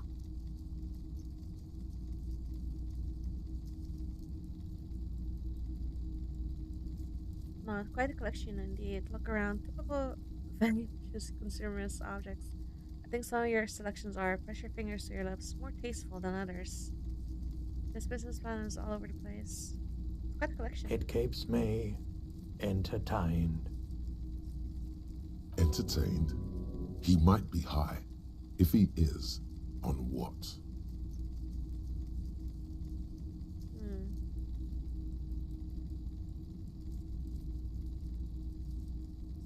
Do you have any guns? Someone else came here earlier today asking the same question. I promptly sold her the gun you pawned a couple days back. Oh shit. What? Sold? The lieutenant shifts from one foot to another, alert. Wait, I sold you my gun? With Kim here too? That just sounded really, really bad.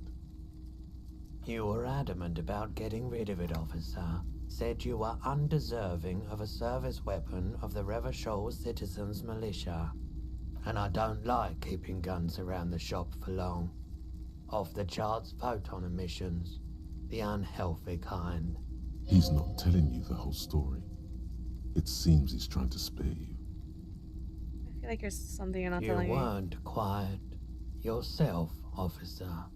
What was I like? You were very distraught. You said the gun was a threat to your life and that you can't trust yourself with it tonight. And that you need the money. Where did I do with the money though? And I said that I don't normally buy firearms. You put the gun barrel in your mouth and sort of sucked on it.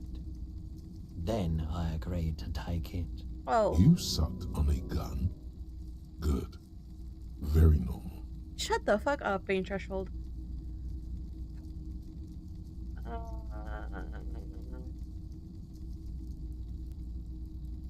Wait, how much did I sell it for? 15 real. 15 bucks! The lieutenant looks from you to Roy, and then back to you. It's clear that he hopes this tableau might still turn out to be a bad dream. It's not, though. Okay. This has got to be the most. Wow. Okay, listen, spirited There's corpse. pity there, too. In case you didn't notice. Yes, thank you, apathy.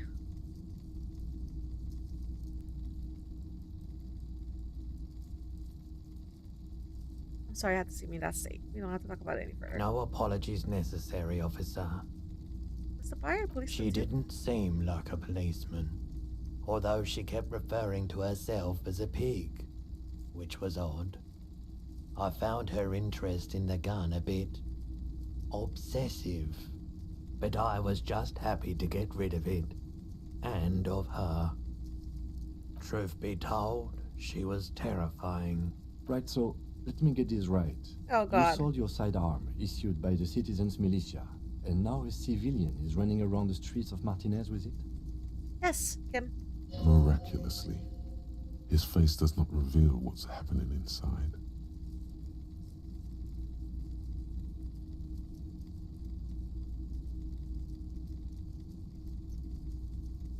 She's referring to herself as a pig. Maybe she's vigilante and wants to prove that she can do her jobs better than we can. I don't like it either. What if she intends to commit a crime and blame it on the Citizens Militia? I'm sorry, I sold my gun. I am sorry I sold my gun. This is only no, not that one. I don't know what the hell that is.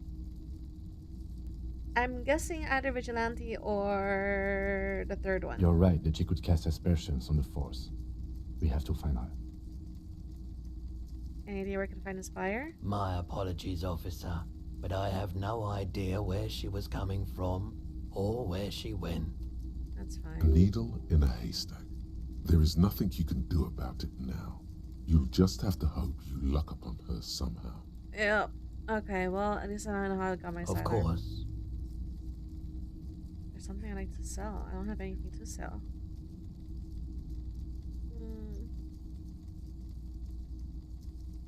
You might be able to help in our I investigation. doubt it, but I can try and answer any questions you may have. You have anything about the I recent do night? my best to keep my distance from all manner of butchery. Bad for business, bad for everyone. No one likes to see what you have to see every day. Thank you, Half-Light. The pawnbroker's gaze is already fixed on the dancing colors.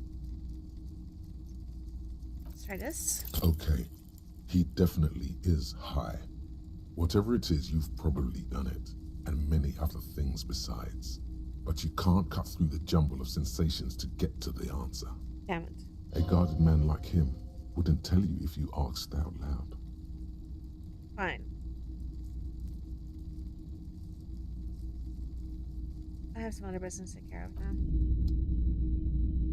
So I can sell stuff here.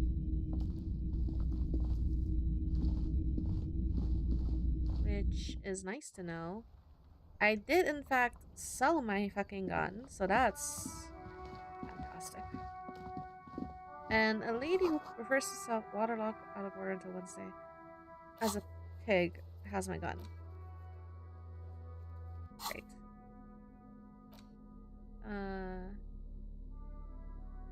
Close? Oh. Physical instrument. Okay. Well.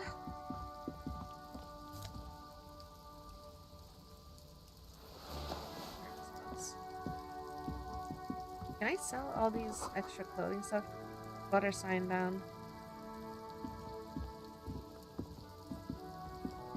Good day to you, officers. A burly man hangs out by the waterlock, carving up a generous serving of salami with an old hunter's knife. His eyes are fixed on a man stranded on the other side of the waterlock and on an enormous billboard that has fallen down into the canal between them. His posture is relaxed. Despite his powerful build and a knife in his hand, this man resorts to physical intimidation only infrequently, if at all. Do you know what caused this wreckage? I wasn't here to witness it, but those look like tire tracks on that sign. Weird, huh? Then again, plenty of daredevil drivers in Revachol. The words, daredevil driver, sound ominous to you. Too bad it also takes a year and a day to repair anything around here, especially a waterlock. The rest of the coast is closed off till then. You know what's right Well, on the there's the fishing village, an abandoned fish market, a bizarro church. Not much use to the congregation, though. There always seems to be something wrong with it. Yeah, not really much else. Just bombed out ruins. Don't ask for the salami. Okay, so someone used a sign to drive across. That's fantastic. A crumpled billboard reading, Samaran butter soaks in the canal. Two ugly lines mar the bright countenance of the blonde boy depicted.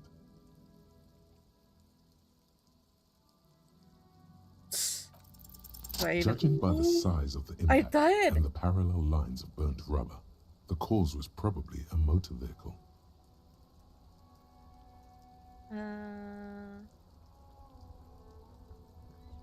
At the crater? Side slip marks indicated that the vehicle was traveling up the crater at 35 kilometers an hour. Roof of the shack? The black marks on the roof indicate that the vehicle vaulted from the crater to the roof of the shack. The panel served as a takeoff ramp. The vehicle soared through the air, hitting the billboard and upsetting the posts. The sign broke the vehicle's fall into the canal. Still speeding, the vehicle made a loop and vanished into the fog along the coast. There are two good candidates, the Caprice 40 and the Linéaire G22. Why the Caprice It's 40? about the right size, and the tire marks look like they came from the skinny tires frequently found on that motor carriage. Why the Linnea? Very sturdy but light motor carriage. More likely than most to survive that jump. What now? You'd have to follow the tracks to be sure. Blink. The lieutenant looks on, waiting for you to wrap up your analysis. Okay. Any theories about what happened here?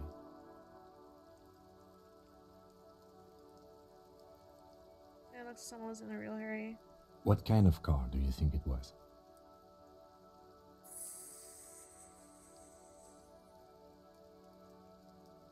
I mean, it could have been either one of That's these, quite right? likely, from what I can tell. Yeah, I have no idea. What could it have been? Oh, Perhaps there's someone really cool, not courageous. That was someone dangerous. Perhaps there's someone connected to the murder. the traffic hooliganism? I hope not. Fortunately, we are not traffic cops. Should we get back to the murder? But we're looking for someone who's supposed to be trapped, right? So maybe they drove off? If we must. I'm not expecting him to get far with this, the lieutenant consoles himself.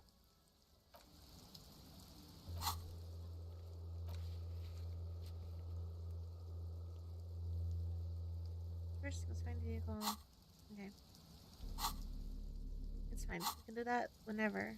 But I would like to have the option. Okay, so for now, the lady is supposedly the one. Or maybe I can ask him. He was pretty chill. Stuck in the rain in a traffic jam, man. What's on your mind? I don't want to talk about that. Why? Do you know something? What is it? Man, I was hoping she'd catch a break. All I can say is, she isn't around here anymore. She isn't some mastermind evildoer. And I don't know where she is. Who is this person? Thank God I don't know. People here call her the lady driver. She kept her name a secret. From me, too. Now I see why. Who is she? A friend? An acquaintance. I don't know. She was the only person in this damn jam I could talk to. She's someone I don't want to rat out to the law, okay? What does she look A like? youngish woman. Gruff, but in a cool way. Cool way. What color hair? Blue and violet. Whoa. Died. It was violet when she got here. Blue before she went. When did she leave? Damn, I don't want to... Please just let it go. Whatever she did, it can't be that bad. She's not a bad person. I know that much. We can't just let it go. It's part of a police investigation. That's how it always is with you, isn't it? All part of the investigation. The girl's troubled. If you hunt her down, she may not survive it. I can't have that on my conscience. It won't come to that. We won't pursue her on this. This is information only. I don't believe you. You said she's troubled. How? She's got the darkness in her. That young person's darkness when you think it's all over. And you're looking for a way out. She shared this with you? Yes. Which is why I don't want to snitch on her. I was told everyone's afraid of her. I heard the rumors. I saw the other drivers looking at me strange when we talked. And she told me, too, that she's had a violent life. But I wasn't afraid of her. More like for her. Did this violent life include drug trafficking? Well, it looks like it did now. But we didn't talk about that. We talked about life, you know? She talked about her mind. Her mind? The way it worked. The trouble it was giving her. Like mental The illness. pain it was causing her. When she left, did she leave her worried? Fuck, man. Go grill someone else with these questions, okay? There are plenty of drivers here who couldn't stand her, or were afraid of her.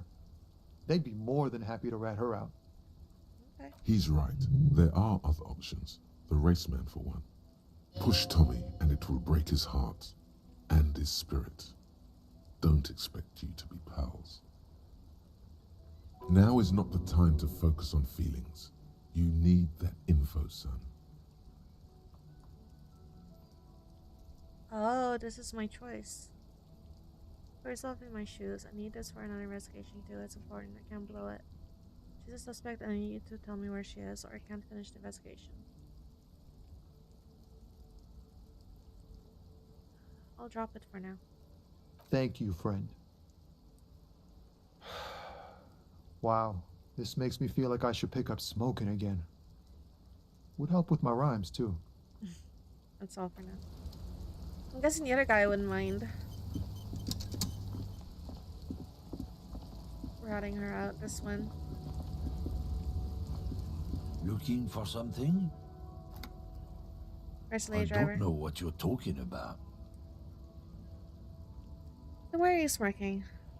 Listen up, fuckwits. You don't scare me. You cops don't run Evashel West.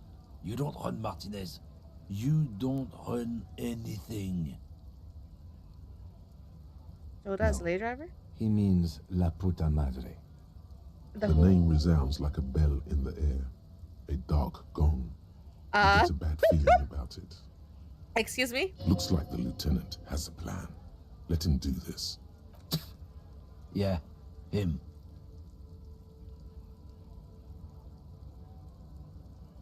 Then I presume you are familiar with his peonies. Yeah, they're his little bitches. He's got them all over the unions. Not just the unions. He has peonies everywhere. Some say he even has them in the RCM. Dirty fucking peonies who'd do anything for him. Multi-ethnic drug addicts. You're not peonies. You wouldn't be investigating a drug thing if you were. No, of course not. We are not peonies. But if we were, and one of Madre's drivers were to be stealing from him, then it's a good peony's job to find out who that is. It's not a hard job. It won't take a long time. It won't make Padre Madre angry. But a stupid fucking racist is standing in the way, protecting this fucking thief. I'm not scared of you or the mob. I'm under the protection of the Lorryman and Carter's Guild. You've seen the corpse in the yard, yes? You took a peek. I know you did. Does it look like his friends protected him? Nah, you wouldn't just leave him out there if you... The lieutenant turns and gives you a barely perceptible nod. I softened him up as best I could. Now it's on you to finish the job. Oh god. Even. Oh no. The main thing is to not overdo it, even when you're trying to scare someone. The most important thing is, how does it look on your resume? It takes up. I've got the goods on you. No, that's intense. Why don't you and me step outside for a little talk? Look, I'm sorry, you can just tell me what you know. What? What do you think we're doing right now, runt? We're outside, talking. There's some kind of homo thing? No! Yeah, no. No. Make me, runt. Okay.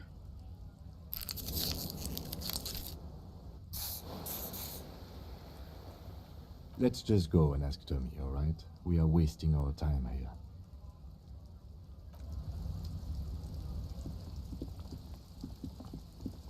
I don't want to ask Tommy.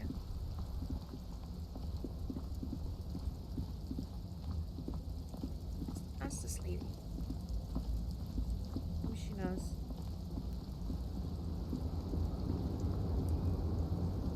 not sure she can tell me, but... Lowman, you caught me at an opportune moment. This awful weather keeps me awake. You can entertain me with your questions. Are you the You lady just driver? call me a lady, Herife. She clearly doesn't think she's a lady. Don't repeat it. I'm not that either, Herife. I've gone too far from it all to remember what was between my legs. It doesn't work like that on the long haul. So you're not the driver once I'm they're only fighting? terrifying to small children and to those who used to know me. Then who is the lady I was How told should of? I know? Do I look like I spend a lot of time with the other communers sniffing around when I have my movies to go to? Very scared of the people that used to know Because you. they can no longer recognize the person I once was. Said long The haul, big that's... ones, the trucks. There's no women and men there. It's all just... In the middle of this town, there's a ghostly motorway. It takes all the people where they want to stay. You feel very cold suddenly, as if standing face to face with a terrifying adversary. Then the feeling dissipates, and all you see is an aging woman. Awesome.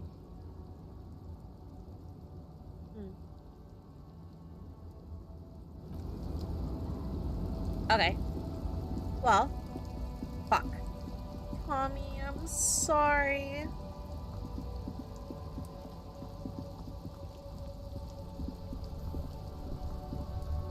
Stuck in the rain in a traffic jam, man. What's on your mind? What? But I told you she's my friend. Please don't make me give her up, detective. Get someone else. There's a ton of drivers here.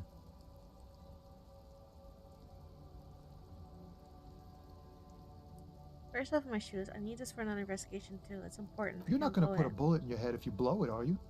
Because she's on the edge, man. I wouldn't be so sure, Tommy. Yeah. Imagine it. An explosion of stars. Goodbye world of men, money, and machines. I'm sorry, Tommy. I thought you were a different kind of cop. The realization that you've used his friendliness and goodwill for your own ends. Here. Valori's still here. Down past the statue of Philippe. The cabin is green. You can get in there with these. That's all I know. When did she leave? Last Friday.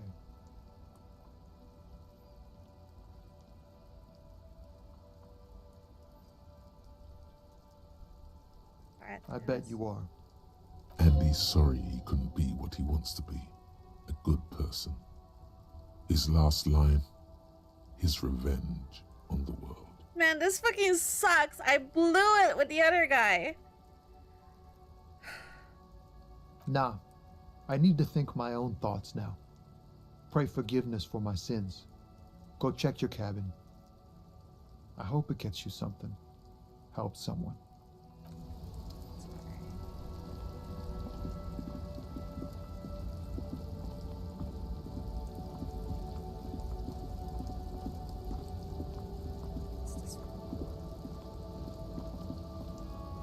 This screen found, A to Z, Contemporaire, is parked in the shadow of the ruins looming overhead.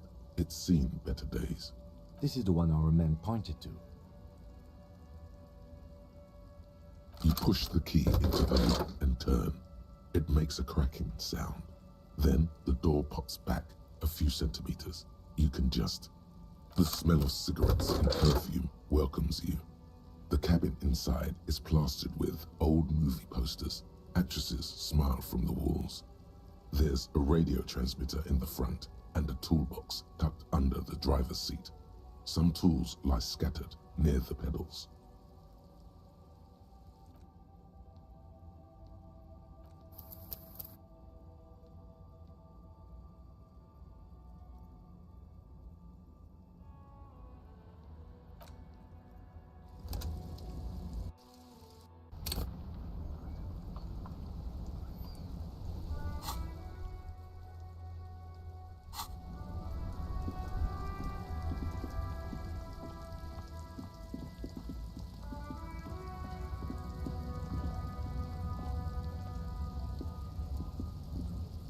looking for something?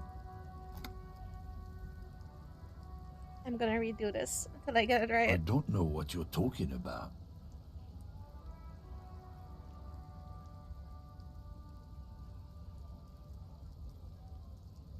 So which one's hard worry? Listen up, fuckwits. You don't scare me. You cops don't run Evashel West. You don't run Martinez. You don't run anything. No. He means the name resounds. Looks like the lieutenant has a... Yeah. Then I Yeah? Not just the unions. He has peonies everywhere. You're not peony. No, it's not a hard... I'm not. You've seen the Nah. The lieutenant. I've softened him up as best I could. Now it's on you to finish the job.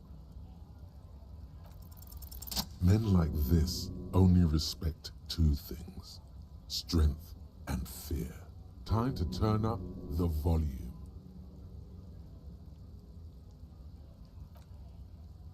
Fuck you. I told you. I'm not gonna...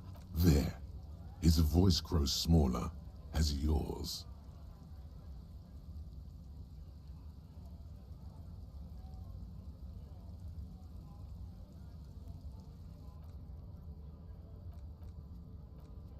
Well, I can't save. Okay.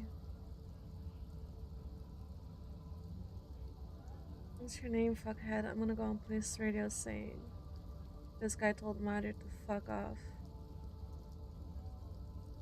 Oh no, which one is it? I don't know which one it is.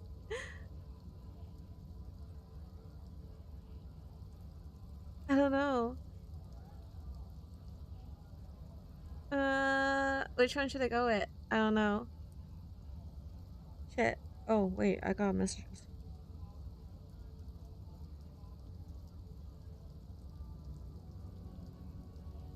Oh.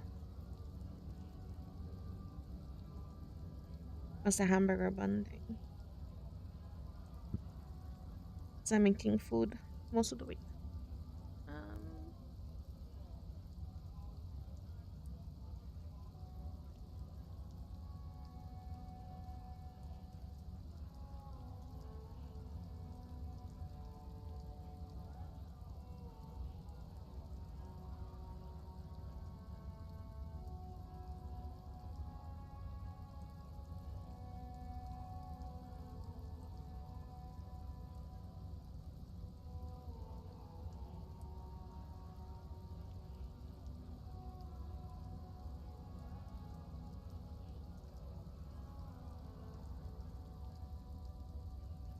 Mm-hmm.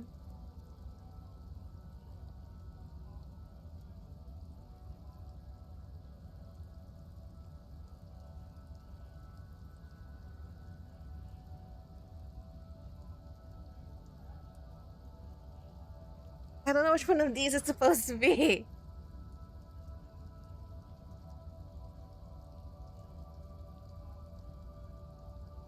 The first one?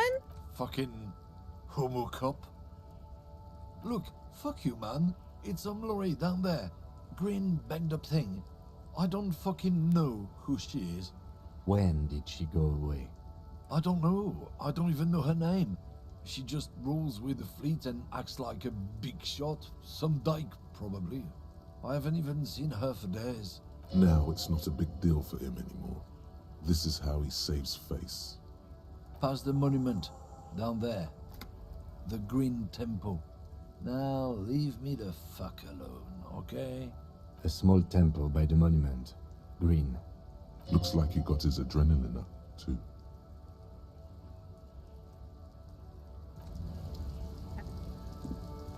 And I can get into it by getting the tools from... Inside, you see a set of steering levers, a radio microphone, a pull-out toolbox, and the soft globe. A metallic drawer slides out from under the seat. The pry bar feels nice and cold in your hand, heavier than you'd think. Cold and heavy, like truth. You feel like you're reunited with truth once more. Useful for opening all sorts of doors and lids. The pull-out toolbox slides back into its nest, preheater gauge casts a warm glow on the steering levers and the radio on its hook. Okay. Hi, Tommy.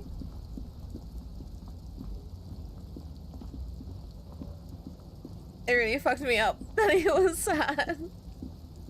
This screen found A to Z. This must be the one he told us about. Unless he was late. The glass on the side windows is tinted and covered with dust. You can barely make out the shape of a seat and 2 steering levers. It feels like you're peeking into someone's home residence. Inside it's private, cozy, warm, dusty too. The door is locked. The handle looks shiny, like it's recently replaced. Use the pry bar to smash the window. Open it from the inside. I don't know how good it is, but this investigation has taken long enough. We can't afford it to take any longer. Oh, I can't do that. Pry bar in hand, you take a hard swing at the window. A loud thunk rings that goddamn maggot. Drag your ass to the gym and do some reps right now. Another futile thunk sounds in the brisk coastal air. This has been hard enough. No need to make it any harder. He smashes it into the window. Droplets of glass fly everywhere, shattering over the lorry floor and pavement. You can just reach in now. Nice. It went better than I expected. Open it from the inside. The smell of cigarettes and perfume welcomes you. The cabin inside is plastered with old movie posters. Actresses smile from the walls. There's a radio transmitter in the front and a toolbox tucked under the driver's seat. A metallic drawer slides out from the seat. It's empty, except for a folded newspaper. It's an issue of Périphérique from last Wednesday. A piece of paper falls out from its pages. It looks like an article ripped out from a radio enthusiast magazine. Complex mathematical equations explain the basics of something called the Ulan frequency system. What is that? These formulas look oddly painful. Maybe it's the hangover, but they give you a headache. No, it's just a math. Ulan frequency system? I've never heard of that before. I know of FM, AM, UKV, but... The pull-out tool slides back into its nest. The rest is as it was. You wedge yourself under the steering wheel to get a better look. Seems like the few tools lying around here, a hammer, a pair of pliers, a rusty wrench, have been casually thrown there by the disorganized driver. But one odd detail does catch your eye. A piece of sandpaper has been glued to the throttle. Why would anyone glue a piece of sandpaper to gas pedal? Sandpaper? A novel technique. Must be to offer some extra grip to the driver's foot. The movie stars are still smiling from the walls. There's a radio transmitter in the front and a pull-out toolbox tucked under the driver's seat. Some tools lie scattered near the pedals. Looks like the frequency dial is absent. It requires a key to work, but the key has been removed, likely by the missing lady driver. Strange. There are so many radio stations saved here. Must be over 100 at least. Why would I only For contacting an entire fleet of lorrymen, for example. This is all shortwave, UW and UKV. Looks like we are dealing with an impressive organizational tool. The nerve center of a huge operation, with quite a range too. Is there anything we can do with the radio? Doesn't look like it. It's completely inoperable without the dial key. What else is the there? The smell of 1,000 cigarettes, some dead actresses, and a rusty old toolbox under the seat. These are movie posters featuring starlets from long-forgotten films from the 20s, the teens, even the 90s of the last century. One of them particularly catches your eye, a centerfold of an ingenue attached right above the back seat. The actress is draped in a sheath dress, one of her shoulders bared. The faded remains of an autograph run across the poster. She's looking past the camera. A feeling of tenderness washes over you. a longing even, perhaps, and gentle tragedy. Is it the old woman? Wait, doesn't she resemble someone you know? But you can't put your finger on whom exactly. The actresses and the rare actor all smile you a warm goodbye. A radio transmitter is attached to the dashboard and a toolbox sits under the driver's seat. You close the rusty old lorry door. Great. I think we got everything. A word, detective? Before we return to Joyce? Is it the old woman? All right, we've finished here. Let's quickly debrief and go over what we found, so we don't do it in front of the company rep. Honestly, I'm quite worried by what we've seen so far. The evidence seems to point to a rather extensive and well-organized operation. Yeah, so that's not great. I'm especially intrigued by that radio transmitter, particularly the sheer number of stations it can connect. Looks like this alleged drug trade casts a wide net. I'm not sure what the Ulan frequencies are all about, but they may hold some significance. Perhaps it's a better way to connect between fleets while avoiding frequency bleed, or maybe it's used to tap into RCM networks. Listening in on your calls between you and your station, a worrying prospect. We didn't find anything conclusive linking them to the smuggling operation, but somehow I doubt that Evrard Clare would be oblivious to something like this happening right under his nose. My suggestion is we use it against the Union in any way we can, to our own ends. It's a slippery hill, but we just might be able to pin them down, indirectly, down the road. We should return to the murder case, see what Joyce tells us about the lynching. When we are done for the day, I call my station and suggest our narcotics department look into it. There are more than enough grounds to start an official investigation, sometime later when we are done here. We do not want to get caught in that. The fact that one hasn't started already gives me pause. An investigation, I mean. Especially if the Madrid grouping is involved, and I can't imagine they aren't. It's certainly worrisome. All the same, I don't like the idea of internal affairs descending on the matter. That won't help anyone either. I know the movie poster had nothing to do with it, but I just want to know what his answer is. Elegant as they are, I don't think they are relevant to the drug trade. Don't be fooled. Desire always plays a role.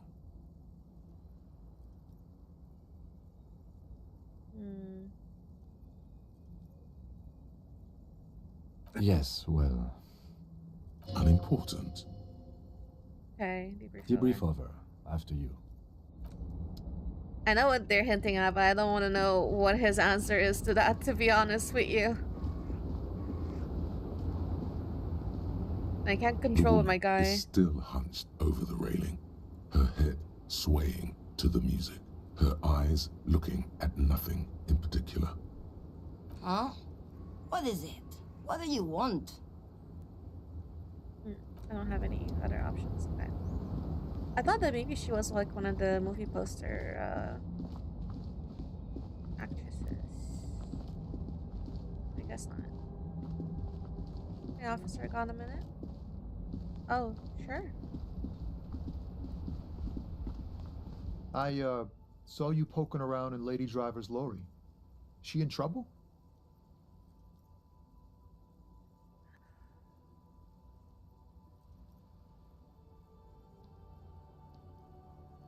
Do I tell him the truth?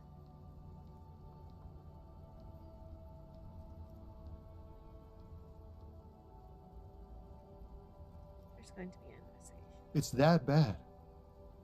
Man, what should I do? What should I do to help her?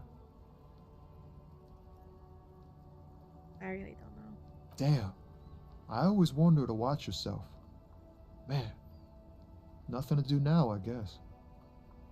Maybe I should just keep my head down and work on my rhymes while I can. What's the plan with those rhymes you know. anyway? Tommy Leham's gonna be a musician. Oh. Strecke song, but with beats. I've got a lot of free time on the road to hone my craft. By Tommy Lehom. Tommy Lam was taken. My real name's Jerry Lafitte. Tommy's way better. It's more him. Alright, got another The question man actually. taps his fingers rhythmically against his arm.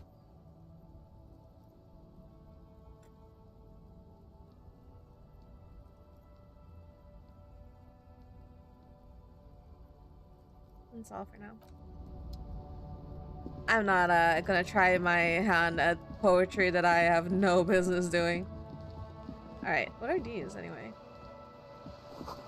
This book has a rose, a pistol, and a half-naked dame on its cover. On the cover sounds a very muscular man surrounded by flames. This is a book about pate. This book, you don't really understand what it's about, nor does it seem important. A book about Bordero culture, promotes freedom and roaming upstream. A book about the future. The governments read your mind using radio technology.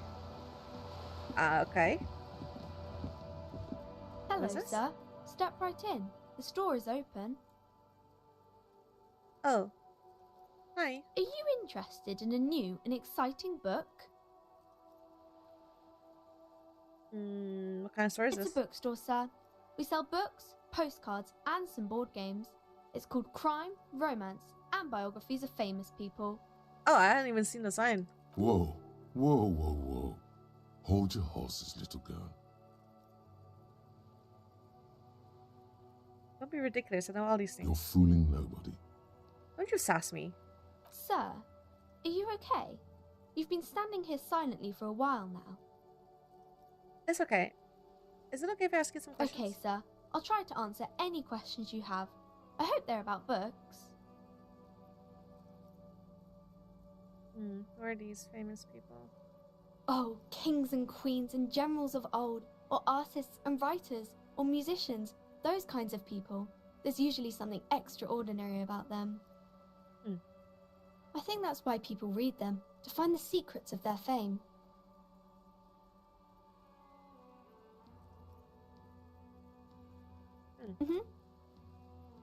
Nice.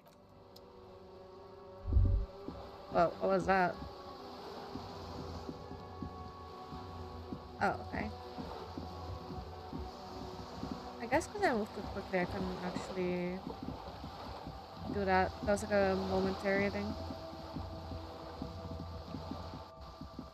Wait, hold on. Can I go back? I can.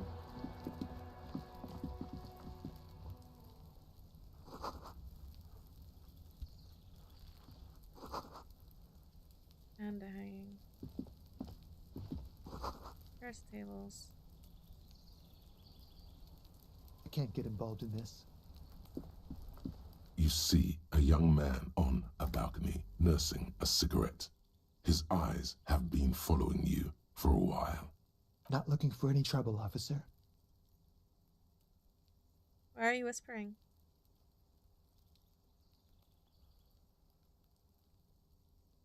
No trouble for me. I just want to know what's going on I don't here. want to be seen talking to the gendarmerie, if that's okay.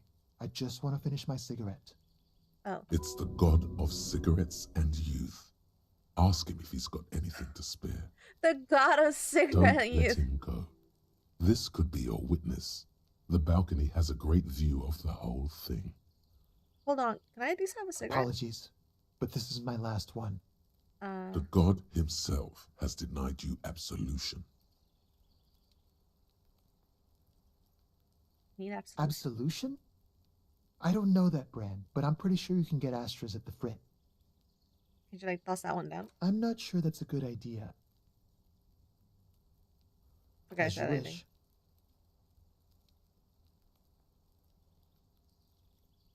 Do I talk to him? Is it really that important? Like a nervous cat, he keeps stealing looks at the neighboring windows. All right, but make it quick. Once I finish this cigarette, I have to run. Okay. I'd even go so far as to say that the view is a little too good, my dear gendarme. Do you have an estimate of when the body will be taken away? We will remove the body as soon as possible. Now tell us, where were you last Sunday? Oh. You already asked me that, didn't you?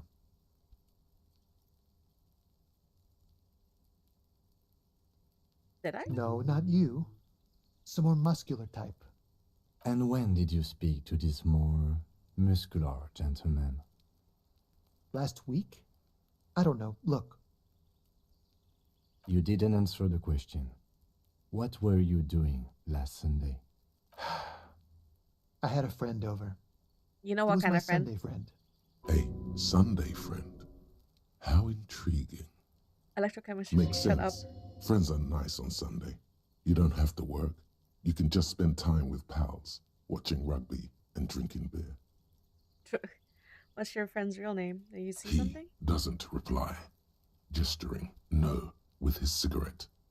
In the neighboring windows, you can see faint reflections of his silhouette, all from different angles.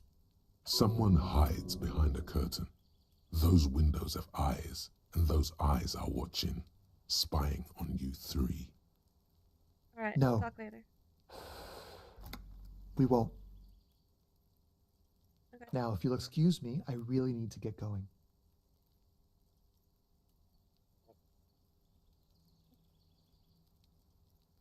And Good luck with the investigation. Maybe I can talk to him later somehow? Assuming he doesn't get in trouble for talking to me. He's gone.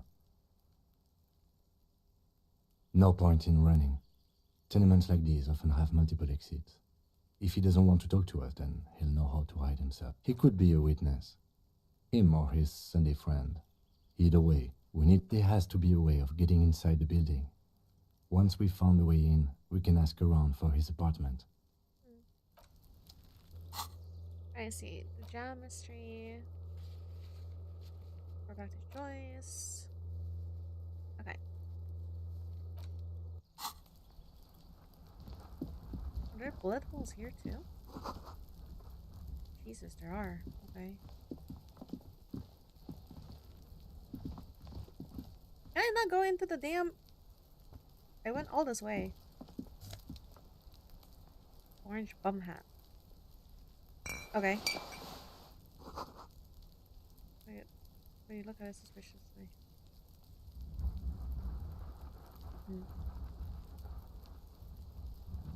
Okay. Fuck, I wasn't pressing. The spread pattern of these bullet holes makes your chest ache. Your breath grows heavier. You peer into the faded marks in the stone. They peer back like an endless row of tiny black holes. Sweat starts trickling down your brow. Your chest feels tight looking at them. It's closing in, caving in, ever tighter. Your breathing grows even heavier. You okay there? You were looking pale there for a second. What are you looking at? It's all these bullet Remnants holes. from the revolution. These are over half a century old. Perhaps a crime of a sort ages ago, but no, these do not warrant an investigation. Okay, but what can you tell me about the Not revolution? much. I don't have a fresh perspective on it. Should we go? Okay. I got items. I got clothes, reaction speed, -1 to rhetoric. What does this do? Oh, it's just a beanie. What's my rhetoric at? That's oh, wait, rhetoric is intellect. No? Yeah, no, I can't take a hit in that.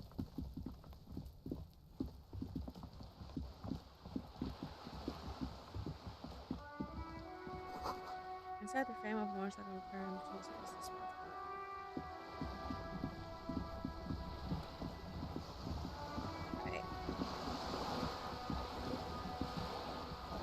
You're back. Good. What can I help you with? Yes, my eyes on the harbour have sent word to that effect. What have you discovered? Where's your It device doesn't located? really matter. And I do apologize for the surveillance. Wild Pines can't afford to be blind at a time like this. I In any suppose. case, it's a relief to know someone has looked into it. If I may ask, will there be an official investigation? I assume you discovered there is an operation. The lieutenant is about to interject. Cut him off. This decision should be yours. Let the lieutenant If handle it. there is an investigation, it will be part of an ongoing operation, subject to confidentiality. I am sure you understand. Of course, detectives. In any case, you've held up your end of our arrangement. I trust you with the rest. Now it's my turn. I wouldn't normally break protocol like this, but the situation demands it. If you don't solve this murder, I'm afraid we may have a bloodbath on our hands. The words bloodbath sound cold in her mouth. They taste of iron and strawberries. What was that about a bloodbath? How are the lynching and the strike connected? That's enough for now. I have an indirect role to play, I'm sad to say.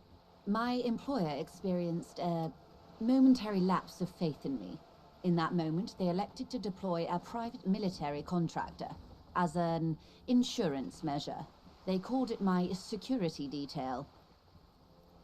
A momentary lapse of They were faith. dispatched after I relayed the union's initial offer. Every worker... A member of the board. I tried to convince my employer it was simply a piece of rhetoric, or a joke. They did not appreciate the humor. Absolutely not. These mercenaries are muscle, pure and simple. They are meant to intimidate the Union into surrendering. Who are they, exactly? Crenel, an Oranese military company. As far as I know, 3 arrived in Martinez. They report to me sporadically, but they do not answer to me. To be frank, our relationship is deteriorating. They wear ceramic armor, have semi-automatic weapons, and years of combat experience. They also have trauma and stressor disorder, and no idea how to conduct themselves in an urban civilian environment. PTSD? So, what happened? The story is, one of them, the colonel, I don't know his real name, sexually assaulted a local woman while he was drunk and separated from his unit. This allowed some of the more militant Union members to subdue him. He was taken out behind the whirling in rags and lynched last Sunday night. Nothing. Mr. Clare refuses to let me into the harbor. I have not been able to discuss this matter with anyone there. The remaining 2 Crenel contractors carry out their orders, for now. For now? It's a smokescreen. In secret, they are conducting an independent military tribunal into the lynching. Once this investigation is concluded, executions will follow. What is the nature of this so-called investigation? Whether to execute one, some, or all of the Union militants. It will be all of them. The decision is already made. You've made a mess here. I have to say, this is not disco. Maybe the investigations can team up, you know, share resources and intelligence. Boy, oh boy, is that not good.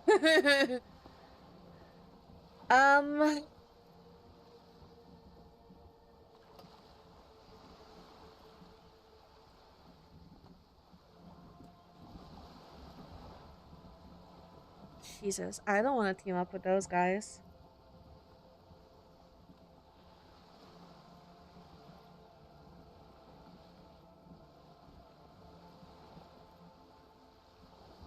It's not good, no.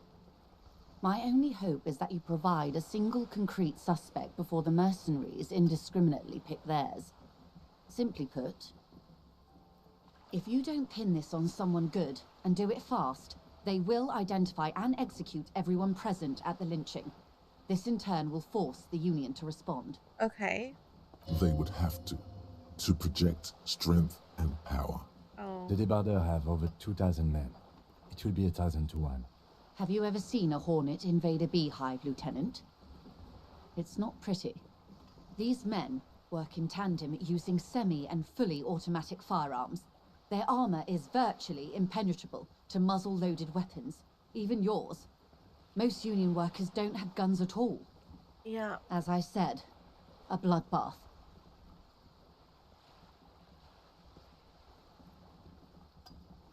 This is a pretty bleak scenario Many describing. bleak scenarios have already come true. Nameless, badgeless detective of the citizens' militia. All we can do is keep the rest from going the same way. One single concrete suspect delivered into civil court. and I may be able to defuse this situation. He said this he's assaulted Or a he woman? didn't. This is information passed on to me from some teenagers loitering around the canal. I cannot testify by it. Who did the passing on to? The remaining contractors. Their tribunal. It's what they believe.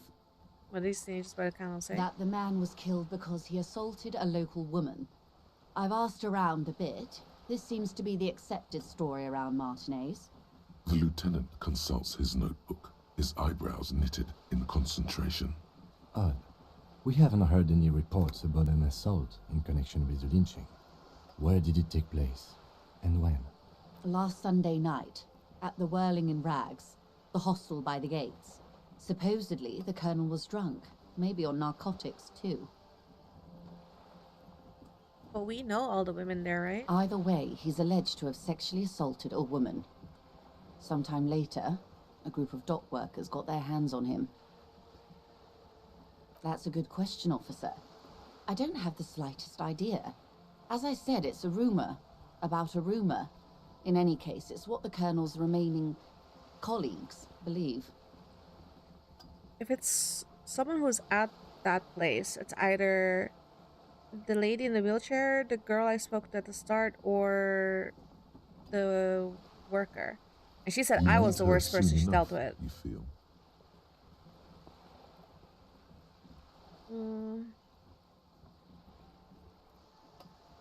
If you mean did I see him alive, yes.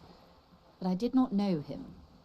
Lely, his service name, a nom de guerre, most likely. He wouldn't divulge his full name. Only one of them did. A bad sign if there ever was one. One is a man, Corty, they call him, a nickname as well. The other a woman, Phyllis DePaul. Corty is the gunner, I believe. DePaul is a radio operator.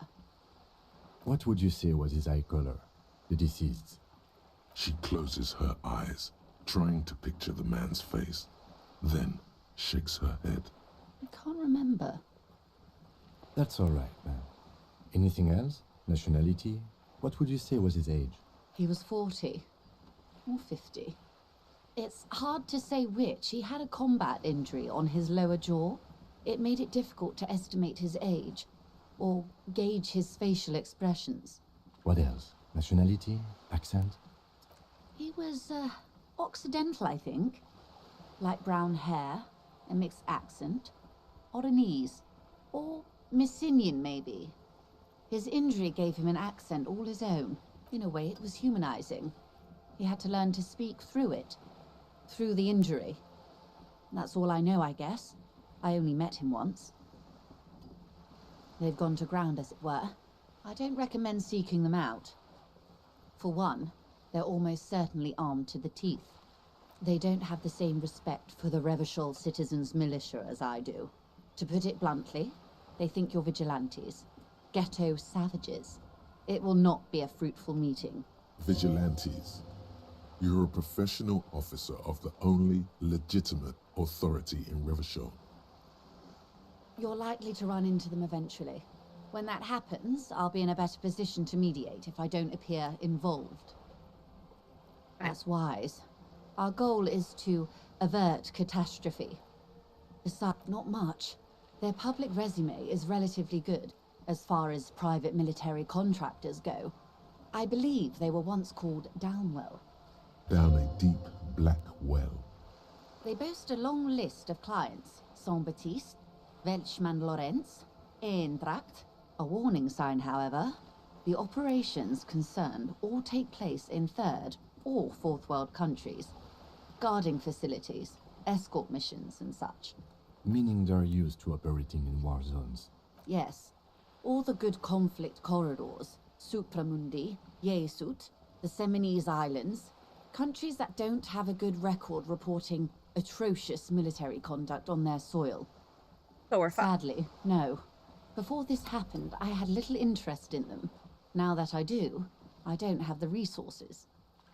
If you still have access to the ICP's database, you could run a better background check than I ever could.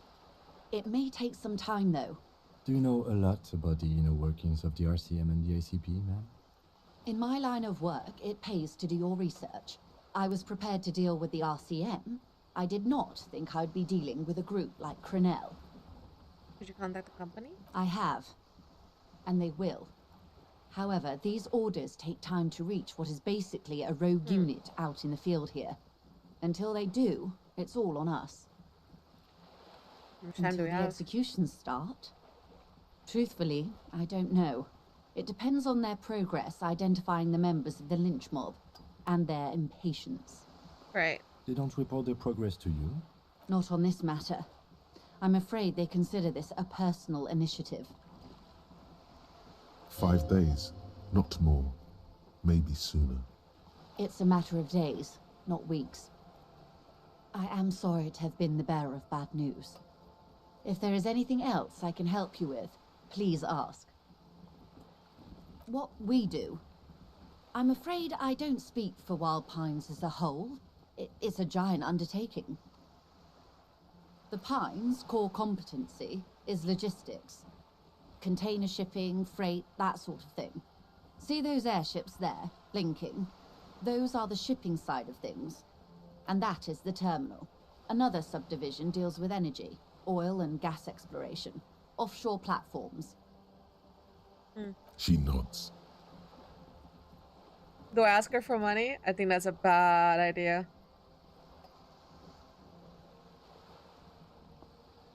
Seem rich. Can I have some money? Is what you want to say, but it isn't that easy, is it?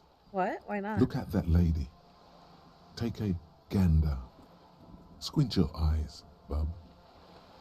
What nice fabric. Why, yes. Tucked away under that sturdy green raincoat, almost rustic in its simplicity, a silk shirt and matching scarf around her gentle throat, while dull orange pearls hang from her earlobes, red from the cold.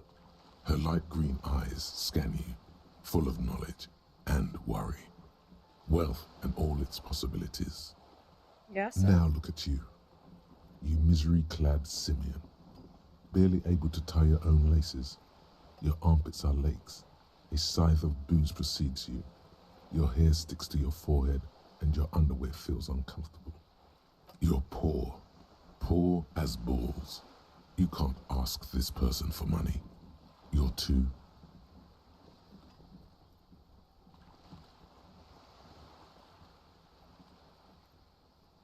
Yes, you're too ashamed to ask this person for money.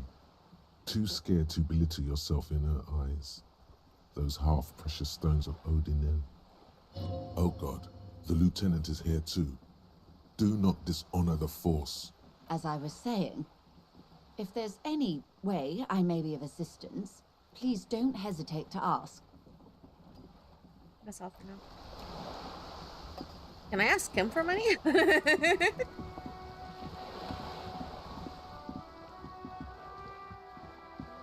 this?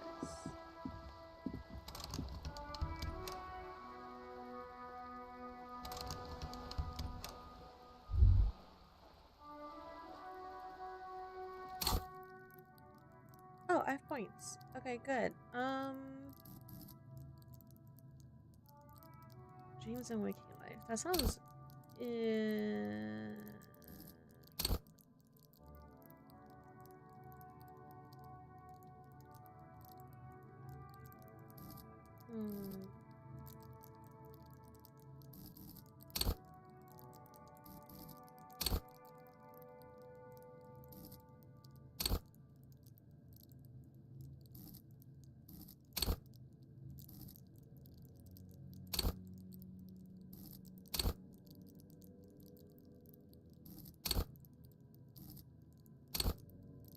Lie and detect lies could be good. Alright, so I need to figure shit out. Let's see.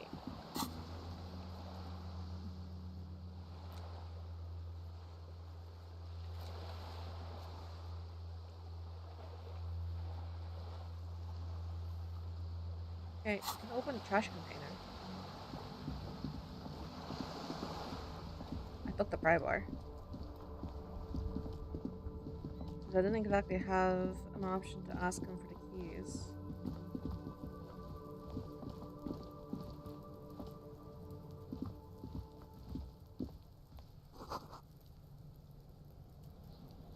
Light above descending.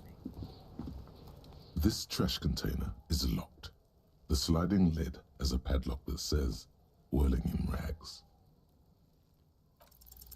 You force open the sealed metal lid with your goddamn bare hands. It is open now.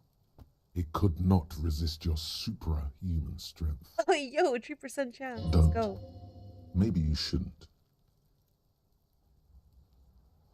Didn't I just have permission to something in there? There is, but you won't like it. Sweat forms on your brow. Your hand is still on the lid.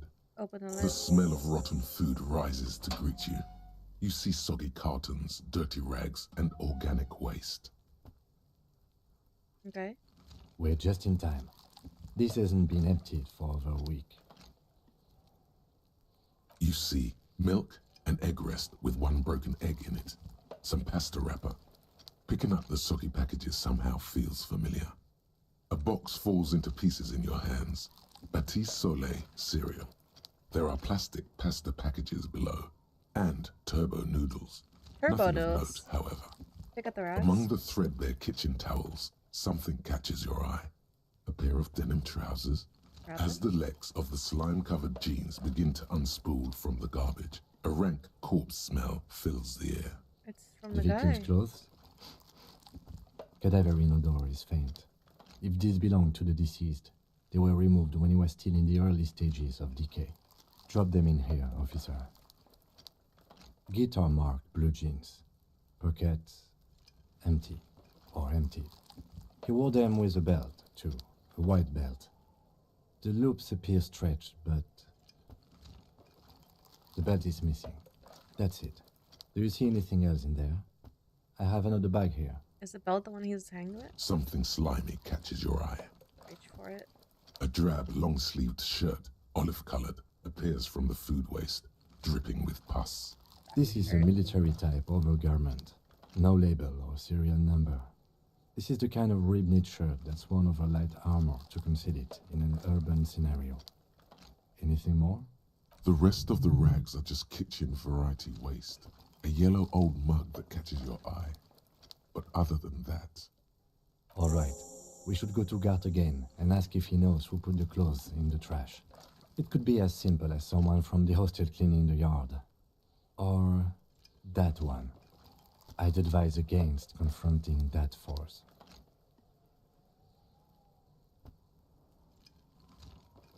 Not really. All we know is the victim's clothes are in the trash. The lid was locked, and his establishment had the key. It's just a small loose thread. The lieutenant nods, then looks back into the trash container. It's just organic waste, cold and slimy on your hands. Apple and potato peels, mostly. Unidentified sludge, and the occasional chicken bone thrown in for good measure. But hey, nothing.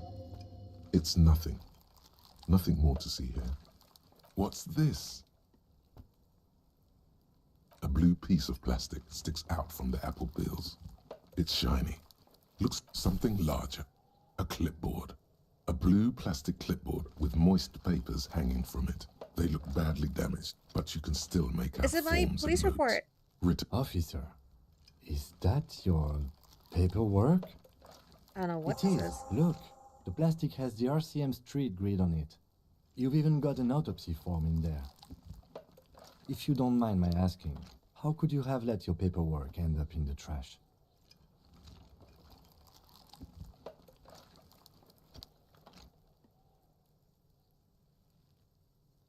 Well, His eyes express a rare condolence. Then he picks it up. lucky we found it.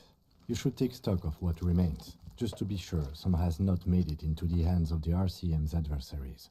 Organized crime and the like. There might have been police secrets in your notes. Okay, It would also not hurt to start taking notes on the case. Now, tell me what your eagle eyes see. Or are we finished? Some items, such as the ledger you found, are interactable. Go to your inventory and select the Interact tab to read your paperwork. The mug. You pick out a broken mug with an oddly racist depiction of the yellow man frolicking in saffron. An antique? Only in its social sensibility. Take the mug.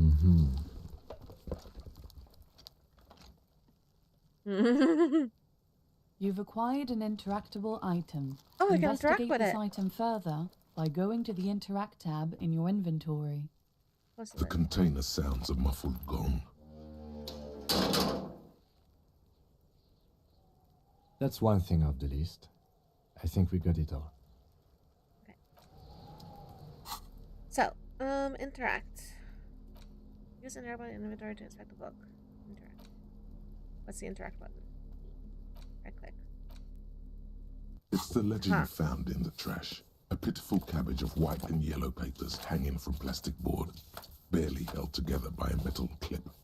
This sad display is made complete by the faint smell of urinal cleaner. Anything else? There's a piece of toilet paper, or is it cleaning tissue? No, it's toilet paper, desperately sticking to the back of the blue plastic clipboard. It's a metaphor for you. Below Okay. the pathetics, terror. Do not look into its blue heart. Inspect the clip. They're not exactly white. They're yellowed in patches by sunlight and alcohol, and covered in dense blue handwriting. Ink escapes into watercolor patterns, reaching. Once in a while, there's a red stamp that exclaims, "Case files, commit to paper." The case files themselves are plenty. You count more than 100 sodden, crumpled up, earmarked pages falling apart in your hands. They appear to be sufficiently organized and extremely dense, if mostly illegible. What are they? Work, strife, poverty, the Jamrock Quarter. These are handwritten logs of investigations dating back to January 51, this year.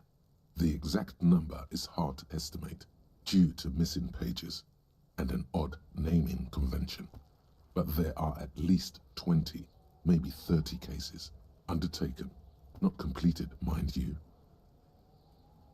There was a mention of a naming convention here? I'm done inspecting these. Yes, it appears you employ a, shall we say, robust yet literary system. Each investigation has its case number written on the margins. Yet, still more tellingly, most are accompanied by a name.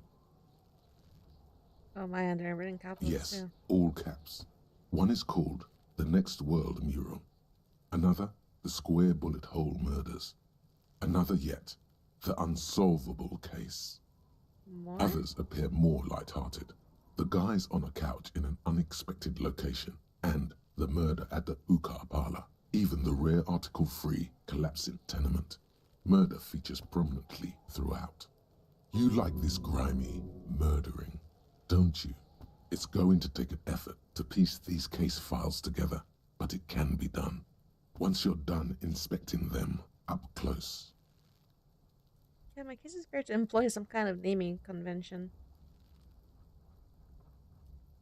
You mean the alphanumeric? Officer, precinct, time of arrival at the scene? No, I mean a non-numeric one. Oh, you mean the titular? Yes, well, so do I. In our defense, almost everyone in the RCM does. Why is that? It's a holdover from the early days of the RCM, right after the revolution, when the organization had little idea how to do things. It persists in an unofficial capacity. Officers use these titles to refer to their work among themselves. I seem to have named the case a Square Bullet Hole Murders. Again, in your defense, I seem to have named one the man with the hole in his head. That was a real person. His death was real. Still, I named it that, to amuse myself. Wow, the coping is I hard, pray huh? his loved ones never find out. What happened to Rail him? spiked through the head. He died. It was a workplace accident. Oh. There is, for precisely one more. 15 pages near the end remain untouched by the damage. The checkered grid forms a structure of passages, breaking the case into subtasks to accomplish. Commit to paper. The tasks you've completed flow out of the pen in a brash freehand similar to the rest of the letters. The wording comes easily. It's almost robotically simple, a language developed for mental rigor and simplicity.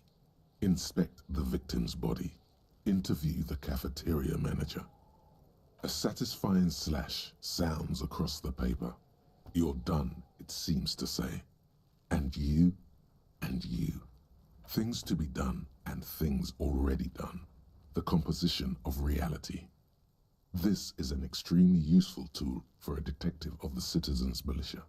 Now all that remains is to name the case. Lieutenant, have you by any chance named our No, case? actually. Any ideas? The Hanged Man. The Furies are at home in the mirror. The Setting Sun. Shit on a Stick. These are terrible names. The Setting Sun. The Hanged Man. Great. That's great. That's actually what I was thinking too. The Hanged Man. Good, strong name. We have a very good name for the case now. He's just dangling I'm there. going to When start are we gonna calling it the remove Hanged him? Man. It's good we sorted this out. I'm not expecting these close. You don't exactly close them, so much as distance yourself from the smelly papers. They're a little further from your nose now. How's the yellow paper? In the back, you see thin, translucent copy of paper. Some neon yellow, some bright red, all covered in boxes, like marching armies. These look like official forms, waiting to be filled out. Have I not been doing my paperwork? 3. The topmost are misconduct fines. The middle ones are station calls.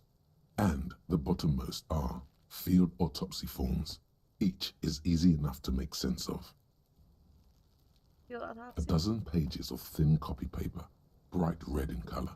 You see the parameters of a deceased human form, waiting to be filled in. Age, sex, condition of internal organs, Oh. color of the irises, predation marks, condition of sexual organs. Oh, okay. These are quite sinister in tone. They give a date and time for the person to appear at the specified precinct police station. Below the call are the criminal charges you risk by not appearing. A monetary penalization ranging from 20 to 250 real. Severe cases allow for 1,000 real, but that requires special paperwork. The details of issuing these fines are spread out over the rest of the fields. Yes, all that remains now is to fill those forms and hand them to people. Fines for wrongdoers, interview requests for bad guys, and field autopsies to dead guys. What delicious power hid within this pathetic mess. You feel better. I do not. The rest of the stinking cellulose is much worse for wear. Being sandwiched between the board and the rest of the paperwork must have spared the fragile copier paper. Don't smell the ledger. Inspector. An aluminium block runs the width of the board, biting down on the paperwork. Its crocodile teeth are the only thing keeping the papers together. A regular pencil, the tip worn down to nothing, has been attached to the clip. The surface is interrupted by a silvery sticker. It's rectangular, sparkling with iridescence. You don't know how you didn't notice it before. What? Yes, halogen watermark used for adding information to RCM property.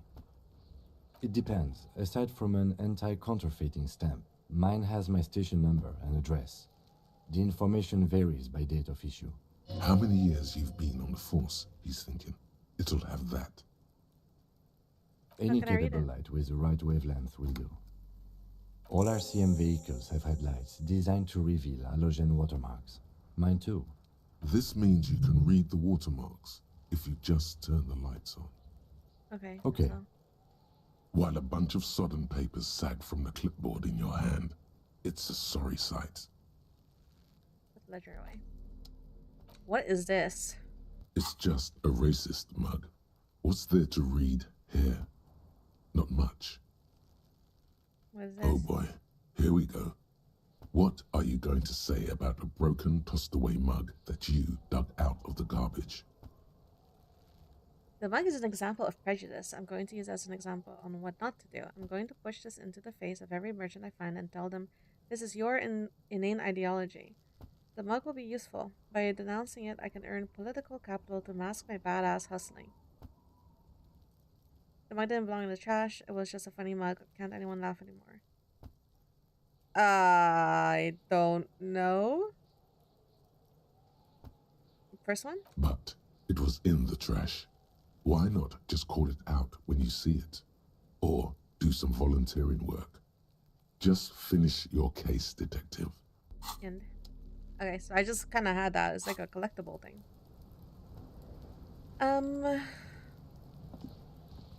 Do we cut him down?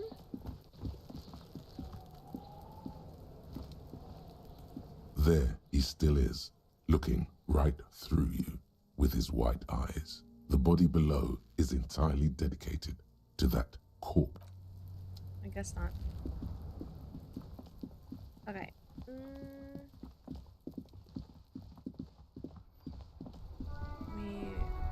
Here it is. Inside, you see a set of steering levers, a radio microphone, a pull. Can I turn on the headlights? Ready? I turn, you press start. It's next to the preheater.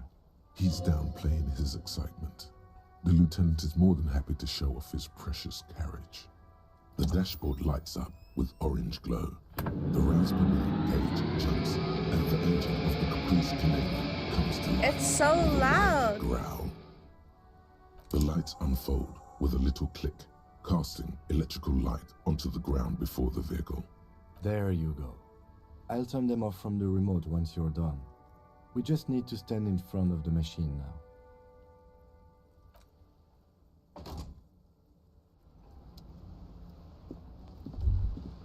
As you hold your ledger's clip under the headlamp, an iridescent hologram appears. A street grid and the veins of a great river. A familiar sensation washes over you. There she is. Revachol West. Around the borders of the watermark are dozens, no, hundreds of micro-perforations. There are many of them, and they are divided into 3 separate rows. The first row has 18 dots. Not bad for what? You don't even know what it means yet. Neither do I, know. The next is the longest. It runs all the way around the border, and then some. There are so many, it's hard to count. More than 150, at least. Maybe even 200. 18, 200? The last row has 3 perforations. 3, that's it. Those are perforations. They represent your record as an officer of the RCM. They are your statistics, as it were. I should have guessed you'd keep a record. Officers often do. Let's take a look. Son, here is where we score your life performance. You better hope it's good. The first row represents your years of service. 18 years. Okay, not bad at all. What did you do before you volunteered? Wait, 18 years I've done this? I walked the land telling whores and liars and the end will come. No.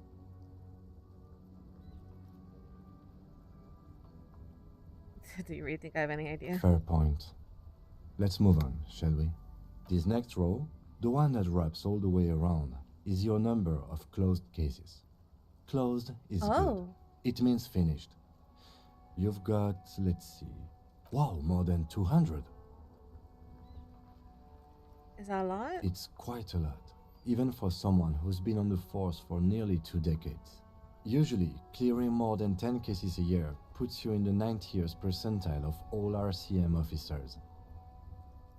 Right. Those are your confirmed kills. You've got precisely 3 perforations there. Oh. Confirmed kills? That sounds pretty evil.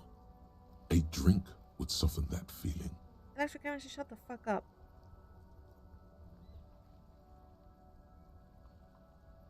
So I'm a killer. That's right. A killer of humans. For an RCM officer, especially Precinct 41, which is in the Jamrock Quarter, it's rather tame. I mean that in a good way. What's it feel like to kill a man, Mr. McCoy? A young woman asked the man across the desk from her. Honestly, babe, says John McCoy, crossing his ankles over said desk. I don't feel anything anymore. It's just like brushing my teeth. I do it once or twice a week and don't really think about it. There's no trace of guilt in his voice. There are certain officers who treat their kills like some kind of ghoulish game. If they do happen to solve a case, it's usually by accident. But it seems as though you are, or at least were, one of the good ones. So we have that to be thankful for. He's sincerely glad you're not a scary predator. Not to say relieved you're competent. Yes. It's not a problem for him to state it, however. Everyone has their own method of coping. Some more effective, or self-destructive than others. Okay. Personally, I find it helps to keep up a few hobbies. Like what? Oh, this and that. Let's not get into it now. Maybe I should find Why one. not gardening? You've already got the gloves. Okay. Thank you. It's meant in earnest. Please don't mistake it for a jab. Thanks for The this. lieutenant nods. The rectangular watermark is overlaid with the logo of the RCM, and yet the major arteries of Revachol are all recognizable. They shimmer in the Kanema's headlights. A rat brazenly darts past you and disappears amongst the stopped lorries. In the distance, a child somewhere shrieks. A woman reprimands her in a voice no quieter than the child's cry. In the middle of a broken plaza, in a cone of light, barely visible in the daytime, two men, one slim, the other sturdy. They are on the city stage, but only one of them knows his lines. Ah, Martinez. Let me see. Right here.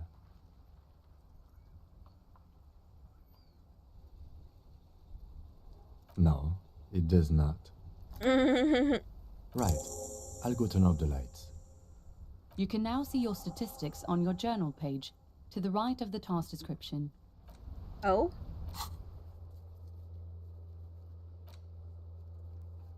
To the right of the chat, left, right. Hold on. Superstar cop. Sorry cop, boring cop. Communist, fascist. Ultra liberal, moralist, good cop, bad cop. Honor, people killed, cases solved. Jesus, okay.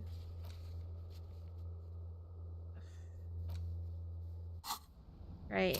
I've got points. Let's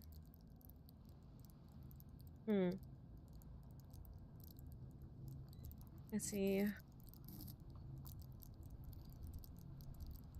Conceptualization, visual calculus. I think these two would be good. Probably logic too. I think conceptualization. Okay. I need to go ask a guy. Ooh. This guy.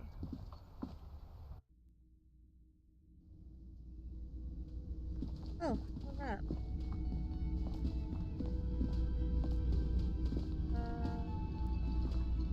Can I help you?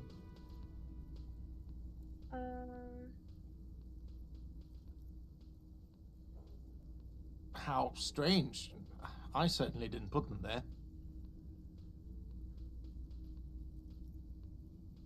The trash collection service? CS Municipal. I don't see why they would put anything in the trash, though. Ah, the elusive CS Municipal. I doubt we'll be able to track down who was sent here last and when. This will have to be one of those little threads that solves itself down the road. On Clinton Street, near the Boogie Street Diamond, a small truck rattles down an alleyway. It stops by a rusted trash container. Two men, their faces rough and swollen, jump out. They look at the container despondently. CSM is written on their backs. Thank you anyway.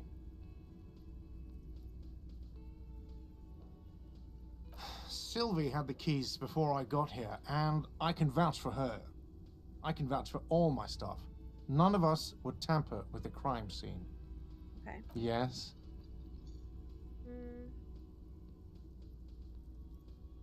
What's that? What thing?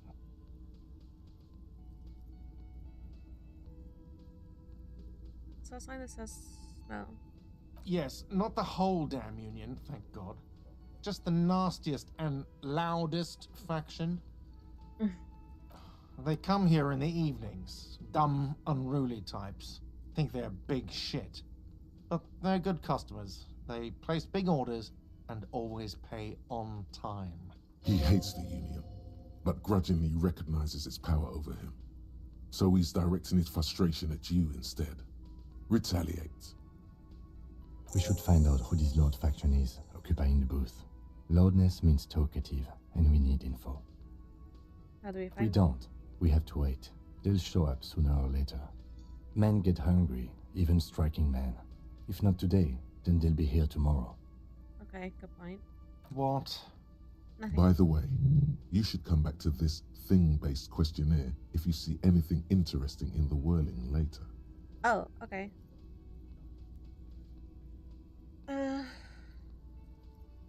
Another thing. Great. I love... Yes? Can I not ask about... Okay. I'll guess I had to ask one of the women myself.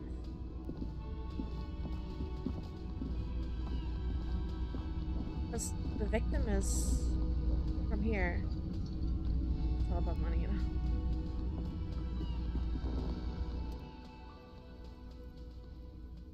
A man is sleeping at the table, wearing mud-caked boots and roll-down overalls. The back of his shirt reads Wild Pines, encircled by a logo with a tree. On the counter, rolled out of his open hand, you see a blister pack of headache medicine.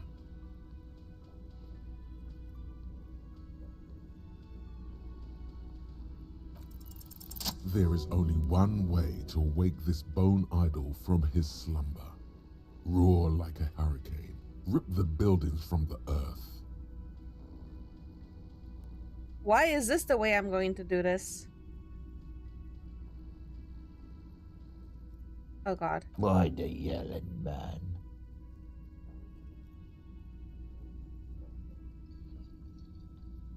You're alive. You looked out for long con there. Wait, what? I was just sleeping. What do you want, officer? Officer, even after a rude awakening, this dock worker respects the police more than they usually do, at least.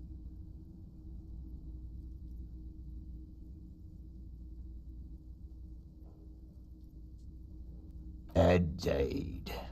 Help yourself to some. Wait, no.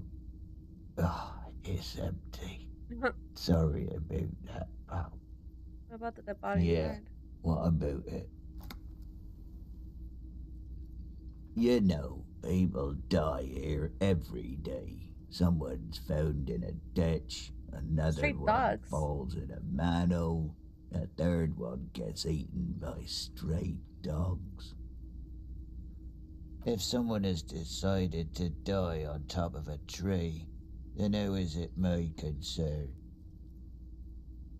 If you get lucky, I might even have answers for them. That's the name of my employer. I work in logistics. Oh? He doesn't sound too enthusiastic about this. How's that going? How's it going? Oh, yeah. Haven't you noticed what's going on outside? Good. Then you understand the gist of it. We would all be better off without the employers and their employment. For one, I can get some goddamn shut-eye. Right to sleep, I say. Alright, The dock worker doesn't answer. His head is already back down on the table, in sweet sleep. Jeez, you couldn't sleep. Well, of romance with Mako or beautiful dark liquid is spilling out. Oh no. Let's get you away from that. Hello, sweetie. Wait, Who's nice? who's Sweetie? Does that mean you like me? You're a handsome man, officer, with your mustache and your chiseled jaw and that silly dimple on your chin. But dear, you're not for me. I'm too old and too married besides. In another time and place, she might have flirted back. but that ship sailed long ago. You must forgive me. I'm getting so scatterbrained. I completely forgot to introduce myself. I'm Lena. My husband Morel and I are staying with our friend Gary just down the street, but I come here for tea when they're away. This Lena is wacky enough for the motley crew. Hire her on the spot. How'd you like to roll with me? I don't know if you've noticed, but I don't know where I am or what I'm doing or anything. Are you okay? I'm very sorry I crashed into you earlier. Oh, I'm perfectly all right. I'm more worried about you. What was that? Yeah, what was that? I was like my body had a will of its own. I was running. My torso turned, my hands made this new gesture. I'm sorry you had to witness it. Don't beat yourself up over it too much, dear. People do strange things when the old fight or flight kicks in. I'm just glad you weren't injured. Sweetie needs money. Do sweeties get money? Oh my god.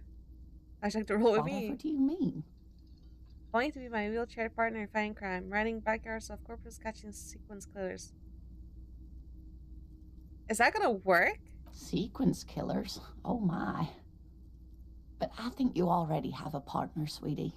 A partner who needs you to help him get a corpse down from a tree. I know. I can assure you with absolute certainty, there are no sequence killings taking place in Martinez. Now, gentlemen, no need to squabble. I wouldn't be of much use to you anyway, sweetie. Why? Trails are better than Thank you, but Martinez isn't the most wheelchair-accessible place, you see. I'd slow you down. Perhaps another time.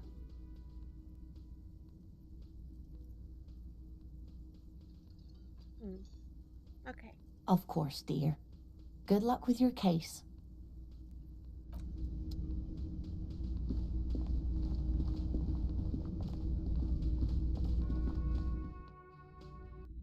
Let's see if I can talk to her.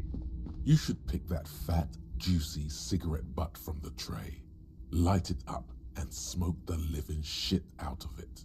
Am I a smoker? Who knows what you are? A monster, a murderer, the gnome of Jeroma? You feel like a smoker, especially when you look at that juicy, succulent, seductive cigarette stub, still smoldering deliciously. She broke it at the filter. I can't smoke How that. very astute of you. This renders it ineffectual. You should look for a whole cigarette, or better yet, an entire pack. Strike that. A carton. Make sure they're all healthy and able-bodied. Then smoke them all. No. Or you could not do that. No one is making you. Well, I'll think Good. about it. Thinking about yummy cigarettes in your mouth is the next best thing. Make sure you think about juicy sticks of tobacco all the time, though. It doesn't count if it's not all the time. Is this what it's like inside of a smoker's head? And when you're done thinking about them, graduate to getting them. Pass. Plus, smoking them gives massive bonuses. I feel like that's a lie. Can I knock on the door? Not this door. Can I knock on this door? The door is closed. Knock. There is no answer. You hear the shower being turned on somewhere inside. Oh. A tremendous loneliness comes over you. Everybody in the world is doing something without you. The door is closed. Knock again. Still no answer. Knock again, but much harder. Nothing. Okay, well. I wanted to ask her. The door is closed. Still nothing. The lieutenant gives you a quick glance. He doesn't like where this is going. You should punch a fucking hole in it. The murmur in your ears recedes slowly. Your breathing normalizes. No, I'm not trying to handle. What kind of psycho shit is that? Alright,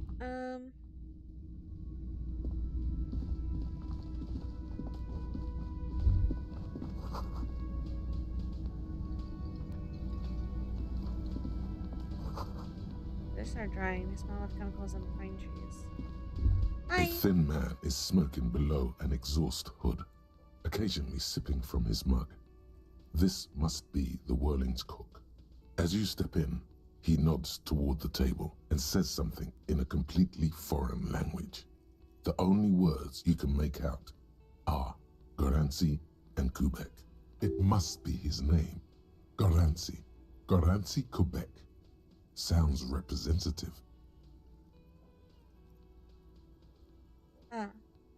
The man puts his cup down and replies something, his left hand drawing arcs in the air. It's not him drawing arcs in the air.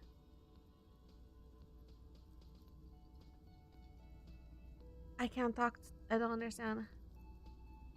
Stay masculine. What kind of fucking aroma spice avant tomato hangs in the air? What kind of fucking... Anyway.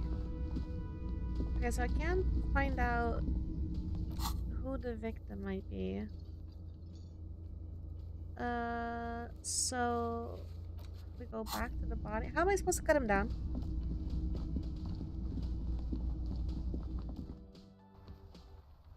Can you look for a ladder, maybe? Although, I thought I could climb...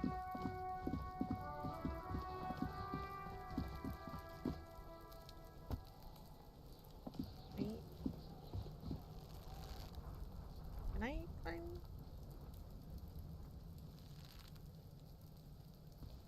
There he still is, looking right through you with his white eyes.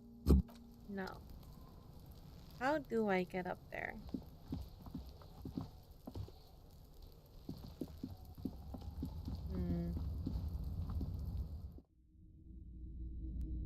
Is this a ladder I can take? No, it's not.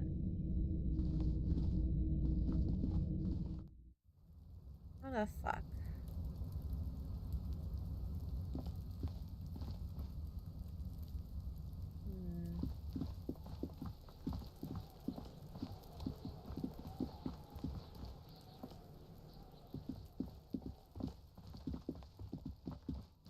On the roof? What's this? An old call box with a matrix of push buttons lists all the companies in the East Delta Commerce Center. Well, I'm not touching that.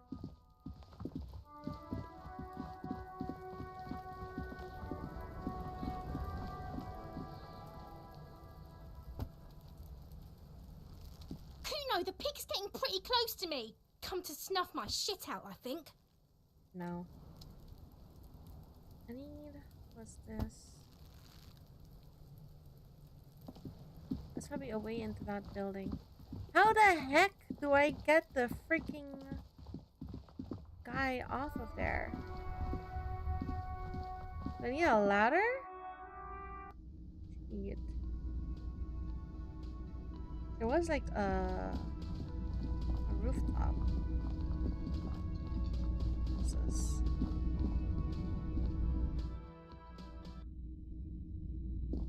Right?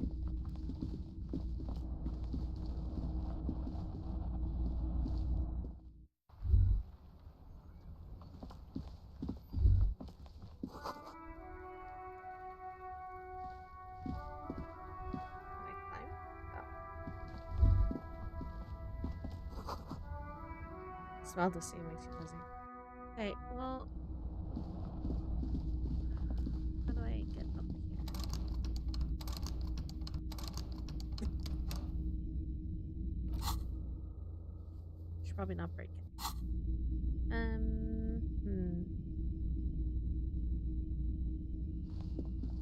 Did I not interact with that before?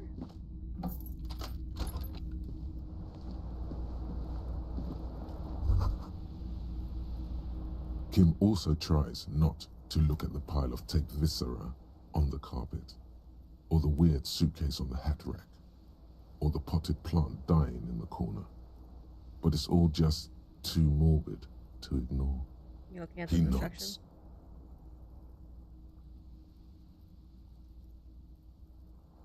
He takes a step toward the door, like he'd like to leave.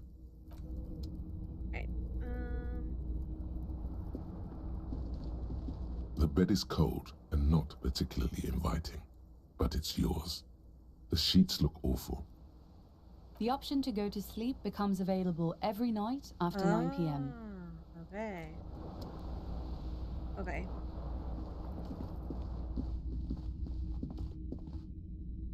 Okay. I'm a little lost on what to do. So I can talk to the guy to try to get past the union workers now. But I need to cut down the body in the backyard, but I don't know how to do it. I got pliers, but can I not reach?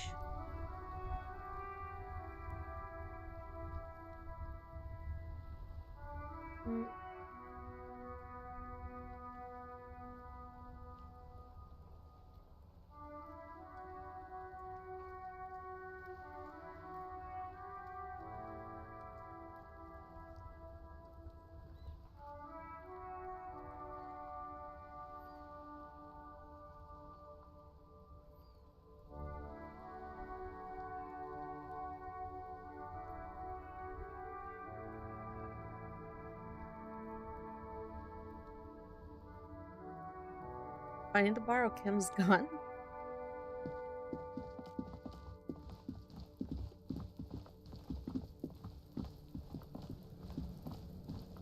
Kim, can I borrow your gun? Yes?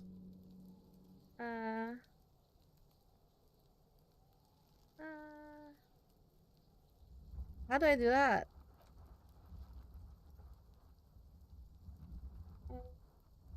Me? You? Yes, you. I don't see how my life is pertinent to the investigation. That's a fair point. All right, for the good of the investigation, what do you want to know? Tell me a secret about yourself. No. Okay. Okay. The lieutenant nods. You're wearing glasses? That's correct. That makes him a binoclad. Completely uncocked material, if you say so yourself. Are they? They are mostly just cumbersome. This is also true. You could use a good, normal pair yourself. Good. Let's change the subject. No response. He just arches his brow. Have you tried concentrating on something other than your personal affairs? There is a sudden, harsh edge to his voice, like he's tired of hearing about your personal affairs. Fine. We should get through this day first. Off hours begin at 9 p.m. If you're still having trouble then, I can give you an orientation. Okay. Focus on other people's troubles, not your own. That is a relief. Your heart beats twice like a fist. The serotonin deficiency makes your teeth clench. Yeah. The lieutenant glances at his electronic wristwatch. A moment passes. The lieutenant glances at the sports watch on his wrist. Nothing. Alright. I don't know how to ask to borrow Kim's gun. So, and I googled it and it says the only other way is to get the other guy to help me. The guy who I need to convince somehow to let me through. I don't know how to do that exactly. We'll see. Let's go.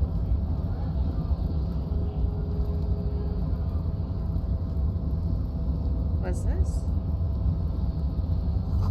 Since you locked MissKatonik means.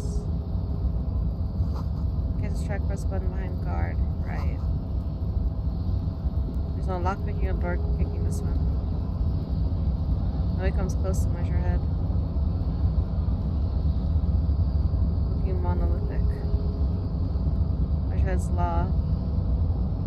Hello. Nobody betrays your degeneracy. Yes. Yeah, Measurehead. His body totally betrays his degeneracy. Don't say anything. Size him up first.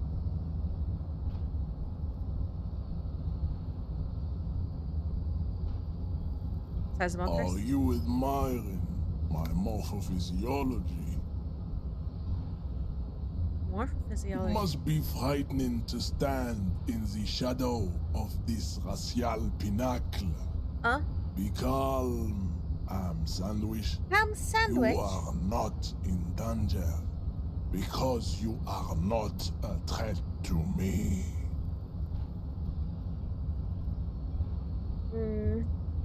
What do you mean my body betrays my You degeneracy? have succumbed to Al Ghul. You reek of it. An invisible sword of Al Ghul emerges from your throat. You cannot see it, but others can. It is making the woman in my company sick. You're right, I'm an alcoholic. Now I need to enter the harbor. No, you don't. You need to get another drink. Occidental Haplogroup B4 is done giving orders around here. The influence of the ham sandwich race is waning. Ham sandwich? Show him the ham still got it.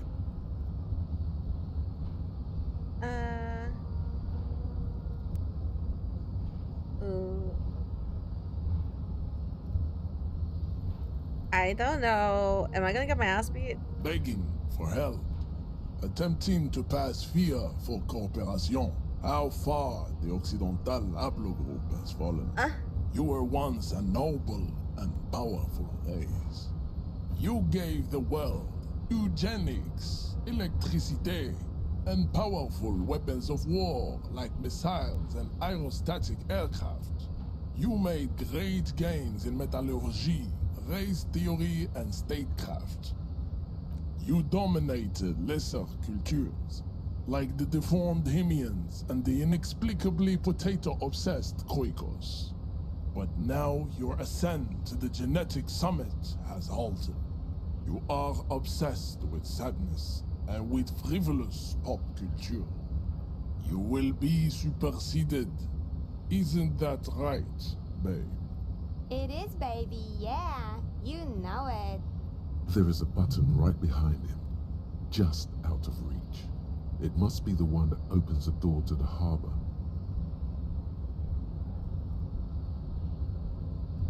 Okay. Enough with this begging.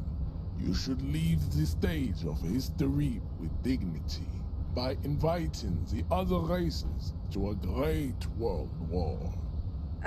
Bring your troops to the Simenon Islands and to Boogie Street, and we will pulverize you. When you are gone, we will build a museum for you. The walls will be lined with bottles of Al Ghul, your beloved beverage. Inside, we will store the odes to homosexuality you call art, and your microcephalic skulls. This is your chance. He's talking.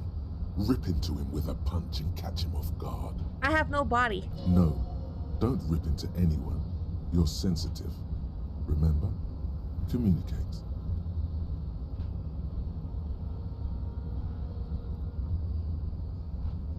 What?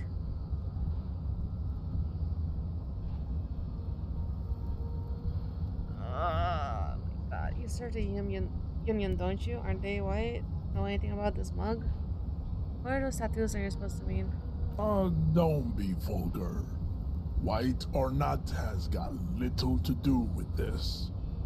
The race enigma runs much deeper than that. There must be some friction there. He's keeping it well hidden, however.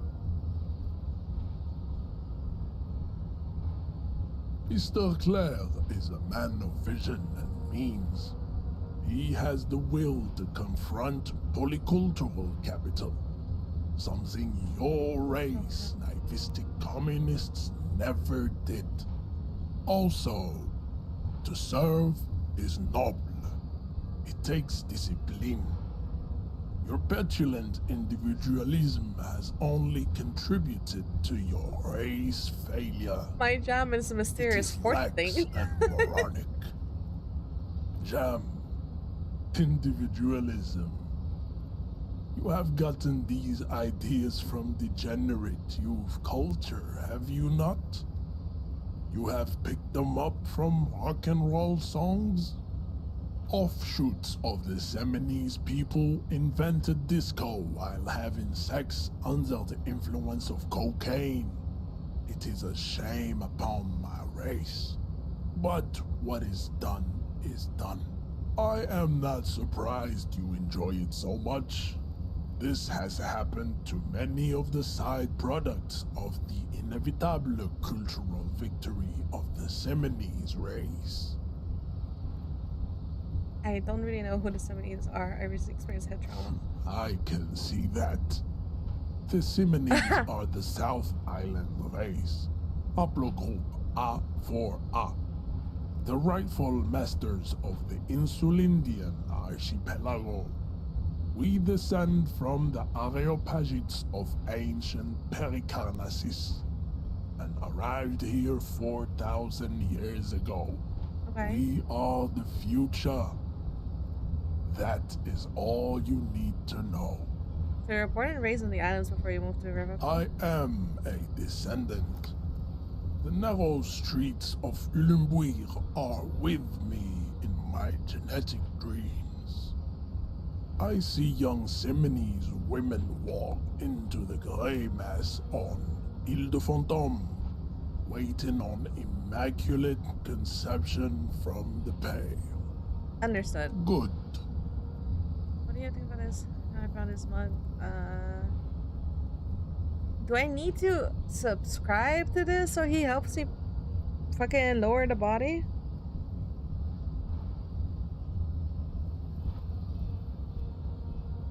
Wait.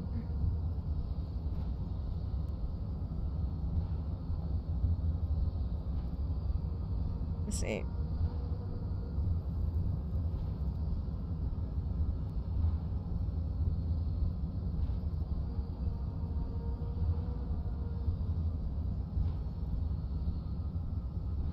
Speak to him and agree to listen to his view. Okay.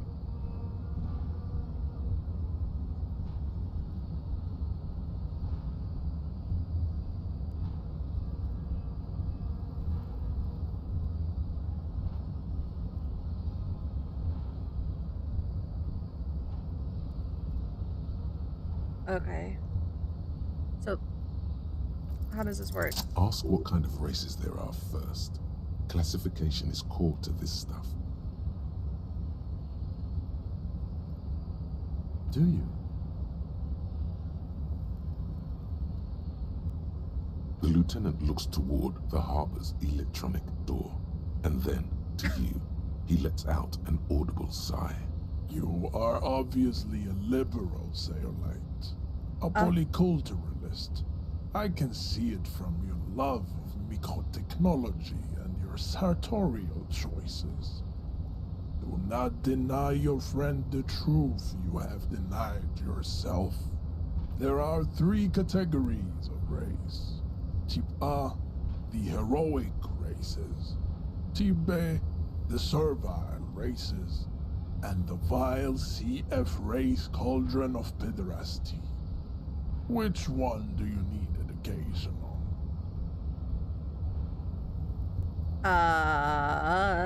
This one? I knew you would go straight for the vile cauldron.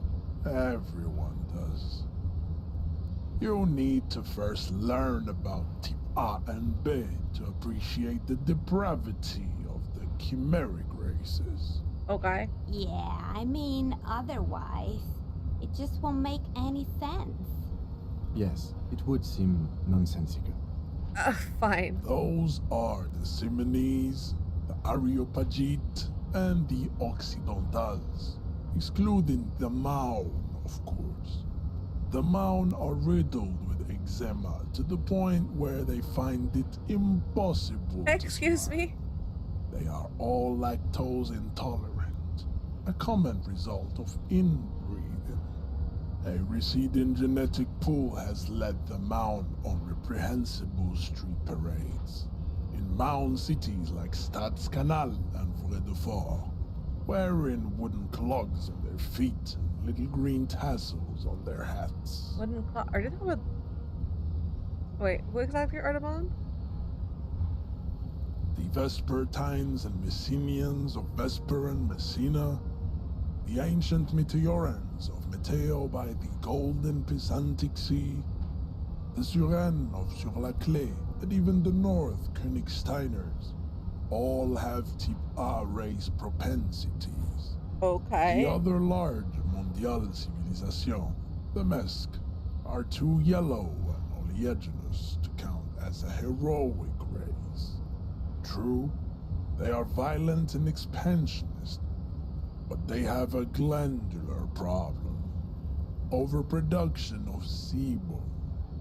Sebum is leaking into their brains, making them listen to El Mariachi music and eat toxic minced meat-based food, which in turn only produces more sebum. As proven by the Maun and the Mesk, Occidental type A is in retrograde. The Semenese and the Areopagite are on the ascent. The Areopagites are sleek, long-headed. The Semenese are powerful, mesomorphic. Do I need to keep listening is to an immutable progenitor. Is it really worth it to have to unchanged since push the this fucking Super button? Isola of Pericarnassus. Ancient brains rest in their slender skulls. The latter is perfected and adapting.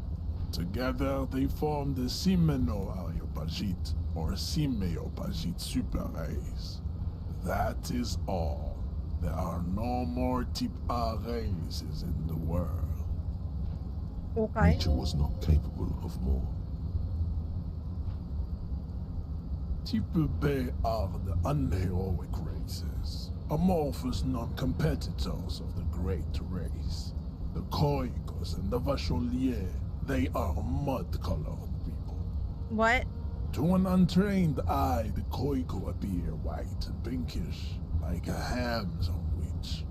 But look into their eyes and you will see. They are of an indistinct muddy color, and so is their skin. Unhealthy, sweaty, and ashen. Pinkness is a racial quality that has to be earned through centuries of advanced ballistic warfare and cultural domination that the Grad people have undergone for drinking alcohol and smoking the degenerate tobacco herb and for eating potato. The Koiko, the countless micronationalities of Grad, are all inexplicably obsessed with potat. The only thing they like more is dividing into microscopic ethnostates, like political amoeba. The Vacholians, halfway between type A and the racial cauldron, too mixed to know right from wrong. You tried your degenerate little revolution, which was the single greatest failure committed by humans in our 82,000-year history on this planet. Types CF are a museum of failed chimeric experiments and tragic maladaptations. They are tortured creatures waiting to be put to sleep. Your morbid interest in them worries me. Yeah, it's better not to get into It would be cruel to entertain ourselves with their deformities. Were there any able-bodied races you needed education on? You understand nothing. To solve the great race enigma, you have to first ask yourself, what is the race enigma? You have not even worded the mystery, let alone solved it. How do I word the mystery? You need to internalize what you have heard here today, then return to me. This clarity does not come instantly. Okay. I cannot possibly imagine what else we have to discuss, Tibere Vacholian. Your love for disco music and venereal disease? Okay, so I need to leave with this thought in mind, right? And then come back?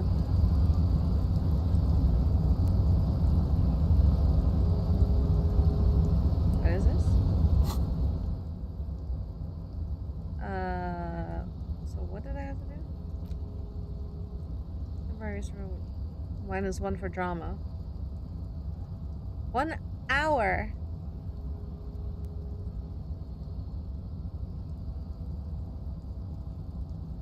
Internalize?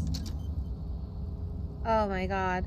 This is how I need to get help from this? I hate this. Okay. Kim, give me your gun. We're gonna do this a different way.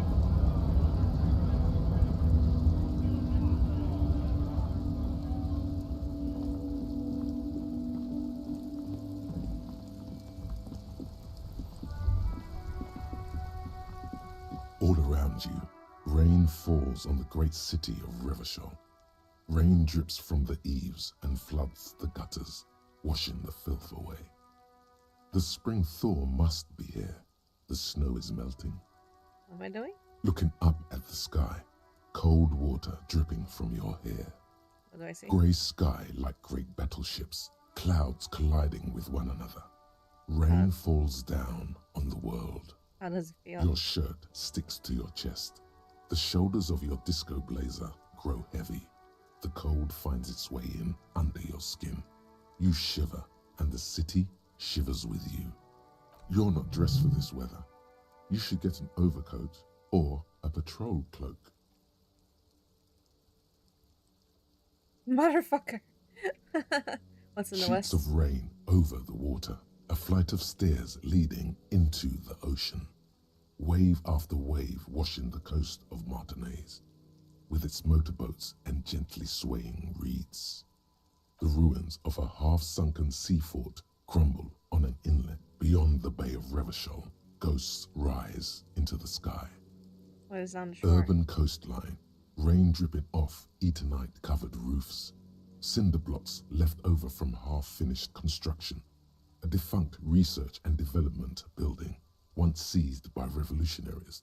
An old wooden church stands on stilts above the water. Coal City, end of all lines. Where are you, Ghost? The skyscrapers of La Delta, the financial district. Faint golden light seeps from the office windows. Will you ever go there? Will I? No, you are just one of the hundreds of thousands who watch them rise across the bay from Martinaise every day. Your hair is an oily mess flecked with ash from neighboring coal plants. Smokestacks rise somewhere in the distance. There's a fleet on the corner. A plastic coat is folded into a small triangle under the counter by the window. Beyond that, the strike breakers have gathered. The great gates of the industrial harbor are locked. A chill runs down your back. You shudder like an animal trying to shake water from its hide. Behind the gates, heaps of supply crates, red and blue metal shipping containers, slick with rain. The Greater Revachol Industrial Harbor is an artificial mountain range. Immense wealth resides within, and immeasurable poverty in its shadow. And beyond La that? Drusienne, King Dries passenger harbor. Cruise ships flanked by dock arms, cranes watching over the mouth of the river distributary. What is cross? Couron, the lower middle class. Distributary after distributary cuts the city blocks in half. 7-story buildings trail off into the rain. What's A beyond that? silvery curtain of rain over the houses. The class divide. What's in the north? Capeside apartments. Tower blocks crowd one another. 4.46mm bullets still lodged in their war-torn stone walls. Hallways collapse from the mortar hits of a war that was lost long ago. Clotheslines go to waste in the rain. Radios play. A yard. Rain falls onto the roof of a woodshed. Coal leaks into a puddle beneath a dead man's feet. He swings from a tree, bloated. Droplets of rain slip from his cold cheeks. It's in the A south. traffic jam. Rain thrumming on the roofs of motor vehicles. Inside, drivers watch water streaming down their windshields. The statue of a king shudders. He too is cold. The canal bridge has been raised. It's on the other The side. road ascends. A raised motorway loops above the ghetto. Beneath its concrete columns, a sea of rooftops, woodwork, and tar stretches northward. 4-story buildings as far as the rain can fall. The snows melt in Jamrock. What is Jamrock? Revachol is the capital of the world. Jamrock is the capital of Revachol. Droplets form on your eyelashes. It's home. Where the hood? Oh my god. Why am I not there? To be in Martinez, where no one goes, at the runoff point of a long-forgotten canal, in the whitest part of town, in the shadow of the day the revolution failed.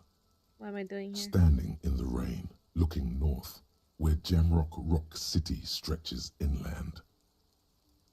Have a brother in the cut. Where the wood at?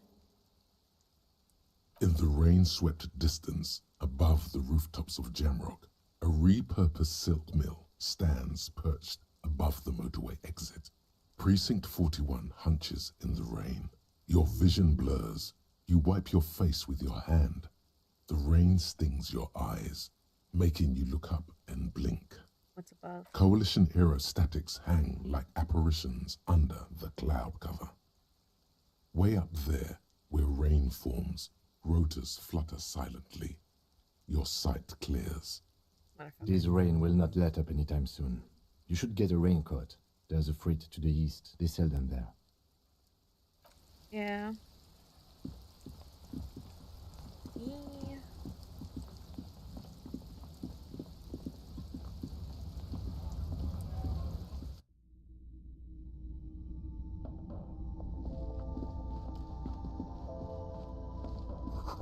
Yellow roses doesn't them Phillips too. The tear machine stands in the corner. A sign says, 1 bottle equals 10 cents.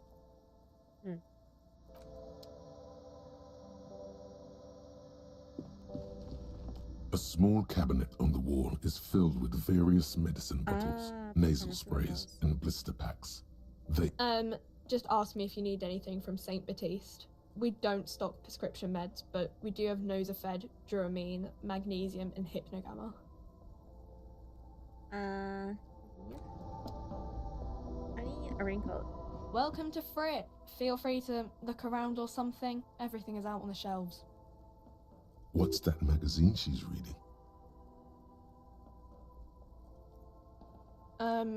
Okay. I'm not really supposed to be chatting to anyone, but... Oh. I don't really know anything. I mean, I know it's there, but I haven't seen it, so... Okay. Uh-huh. How do I buy the damn... Motherfuck. How do I buy... Is it this?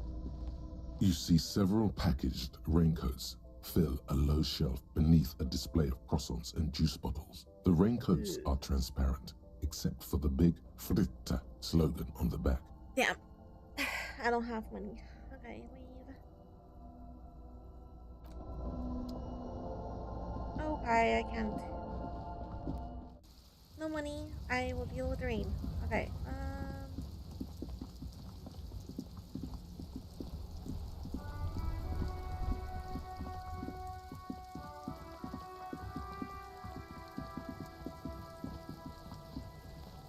Kim, borrow me your gun. There he still is, looking right through you. With his wand, you crack open the ammonia ampoule and breathe in. The odor of death is still stronger. It's a spell of the mind telling you to run, and your stomach to wring itself empty. With your eyes squinting, you stand in it. They do after 7 days, yes. We are deep in decomposition here. The man before you is naked, but for a pair of underpants and enameled boots. The material appears to be ceramic. Its clean white stands in stark contrast to the decaying flesh above the knee. The man wore thick polymer socks, probably for padding. A fine array of interlocking plates covers them. Delicate and fragile, they feel alien to the world around you, out of place somehow. They are armor, no boots. Technically speaking, these are sabatons. Ceramic plate, zirconium dioxide, most likely. This is where the make would be. Under the heel, fair weather. Fair weather model T500 VE. I'm guessing that's vitreous enamel. This is advanced stuff. It is. It's expensive. We've requested similar material for our tactical units for years now. The constabularies deemed it too costly. In that time, we've lost 6 men to semi-automatics. For a full set, about 4 years of wages. As a wage, it's regrettably small. But for a piece of hardware, yes, that's a lot. The locals probably scavenged it. It would be odd if he had more on after 7 days. We should keep a lookout for these species. Did they leave the The boots armor because could yield technically they're dead information. men's shoes? This is one thing he might actually know. If you wear those pieces, it will help me protect your mortal coil. Yes, bullets will fly. They always do. And the coil is fleshy and mush and permeable. Cast it in ceramic shell. Resist death. No, I think he had something precious underneath the clothes. They had to remove the jeans and shirt we found to get to it. And this kind of armor is often worn under fabrics.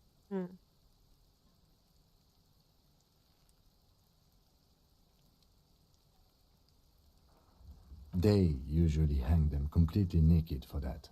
La puta madre, the Mazda, the Besmerties and the like. This one still has his underpants. Okay. Fucking talking about underpants. Knock on the A small bell-like sound fills the air, like tapping on the side of a porcelain cup. Suddenly, your biceps coil up. Your elbow is sharp and cocked for a punch. It's anything but. This material is a kinetic redistributor. It spreads kinetic energy horizontally, from plate to plate, dissipating it entirely. See? Faint, organic lines cover the plates where they separate into smaller ones. These plates then divide into smaller plates until there are hundreds of them altogether. Like the scales of some ancient white monster, cracked and pearly.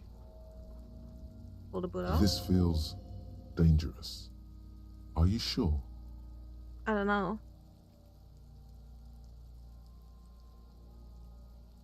I'm not actually. Why don't I even try? The sabatons dangle off the man's decaying form, ageless and synthetic. Do I pull off the boots?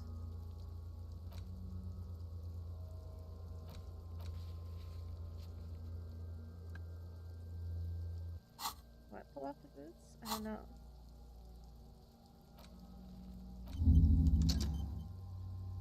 Oh wait. Oh, I can internalize multiple things at the same time. Okay, well, that's amazing. Can I stop this? The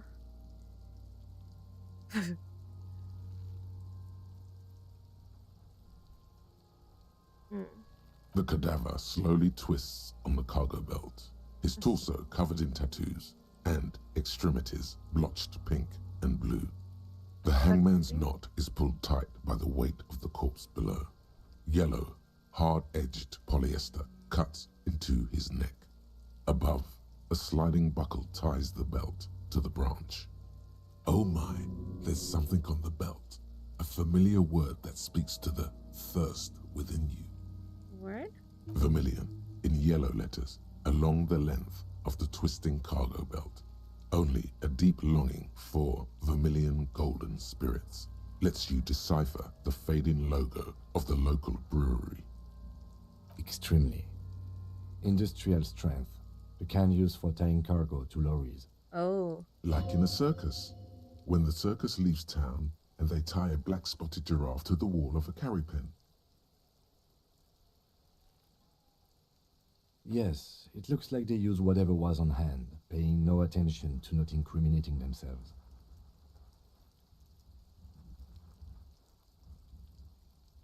Yes, the debrief we got from the Wild Pines representative appears to be solid too. A lynching is what this looks like. Our internal RCM brief said the same. By the way, when you get a chance, perhaps you should ask me to share the RCM brief with you. I'm pretty sure you've forgotten it. Yeah. It's not merely polyester, it's still reinforced. See these lines? This is where the wires run. I see rabbits for more than 20 strands. This makes getting him down much more problematic than I had assumed. I didn't even A get noose there. is one of those things that's easier to use one way around. I think they lassoed the branch, then pulled on the belt, buckle closes. It's what I would do. Seems easier than climbing out there. The cadaver hangs from the cargo belt. Limbs limp, an intricate web of blue lines stretches across the torso, from the right shoulder to the solar plexus. Each time they intersect, a small white star is formed in their crossing. Hundreds of fading asterisks riddle his skin. Their concentration is highest around his heart.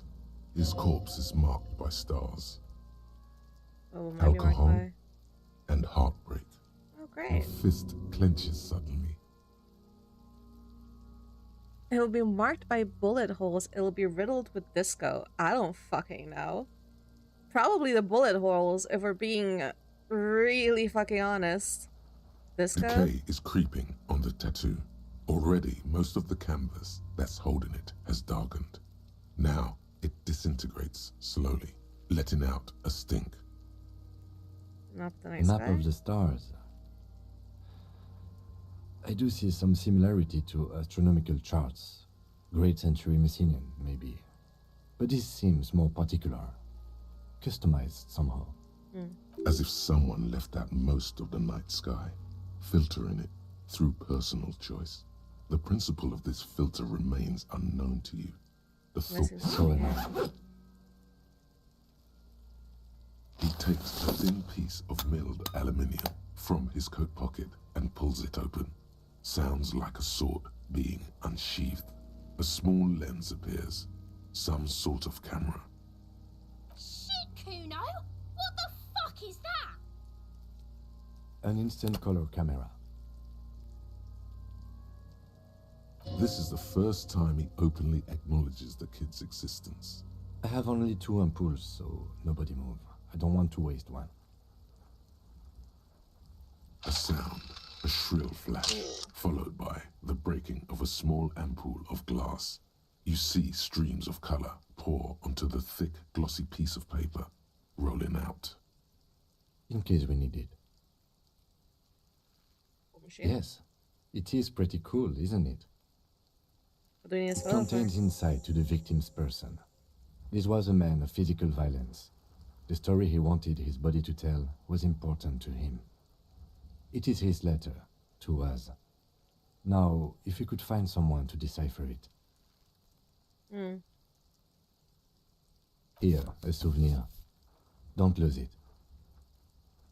The glossy-eyed corpse looks by, his mouth mute and his skin as colorful as the chemical rainbow on the photo paper. His eyes are milky white and blind to the world, protruding comically from their sockets. There is no one home, just subaquatic terrors there. Dark brown hair grows on his head.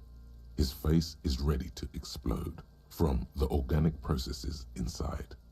The death's head grin has passed. What remains is an unrecognizable mess. Underneath the curdled meat there is an expression, not carried on his features, but below, inside, an expression of pleasure. This man was experiencing joy at the moment of his death. Let's roll this. I'm gone. Oh! Where have you gone? Into the wild pale yonder. Where's that? In the past, way out in the west. Why were you feeling pleasure when you died? Maybe I was getting my rocks off. It's a mishmash, Copabolo. You think I'm Messinian, don't you? For you, this is how people from Messina speak like. I'm not even sure what Messina is. Well, I'm not from Messina, am I? My hair is too light a shade of brown. Oh. Trust your inner racist. What, are you racist now too? You think I am. You think I was a racist because this lump looks military and has tattoos. That's called profiling. I wasn't even thinking that. I was looking at your shoes. Do I look like an erotic auto-asphyxiation type to you? What's that? Captain Copper. I know what it is. I fear we are drifting away, fixating on sexuality again. Let's go with a simpler question. I'm a joke. Look at me. There's nothing funny about There it. is nothing funny about jokes either. Who are you when you're A alive? killer, a motherfucker, and a killer. Takes one to know one. Another question for you. Go ahead, Coppo. What's happening? What do you mean? I'm talking to you. It's the power of your imagination. Go ahead. Ask me more questions. You fucking love questions. Why do I love questions so much? Because you're a copperoony. Look at all of them go. Do you want more questions? Give me a comical amount of questions. Coming right up. Copperoony Rooney. This is getting upbeat now. Who killed you? Love did me in, Brother Copo. It was love all along. Why do I feel like I've gotten something terrible? Because you have.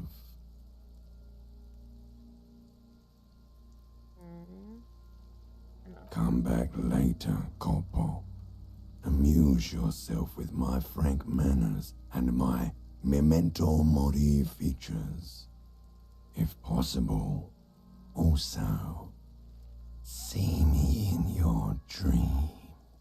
Oh no, don't do that. There's something I need to know, Corpse Man. Let's go and take a step back. So how do we get him Are down? you sure we finished the preliminary examination of the cadaver? Step back We and might have another The look. cadaver slowly twists on the cargo belt, his torso covered in tattoos, and extremities blotched pink and blue. Squint and take a step back. As you narrow your eyes, the monster before you blurs into a violent mess of green and pink. Sorry. Only the lower extremities are pink with a dash of blue. His fatted hands, thighs, and his neck, just above the noose.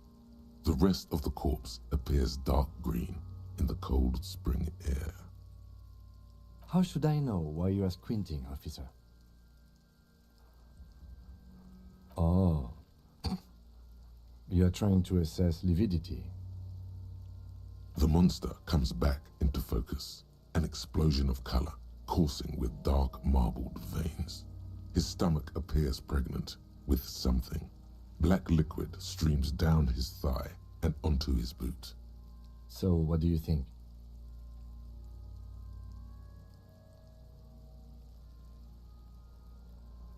He's beginning up, see the I roses. do. Most of them are post-mortem. Maybe even all of them. The delinquents have made our jobs harder with their little sport. Stop talking in riddles, coin slot. He means you fucked him up good, Kuno. Fucked him up brutal-like. What do you think? I think he was upright immediately after death.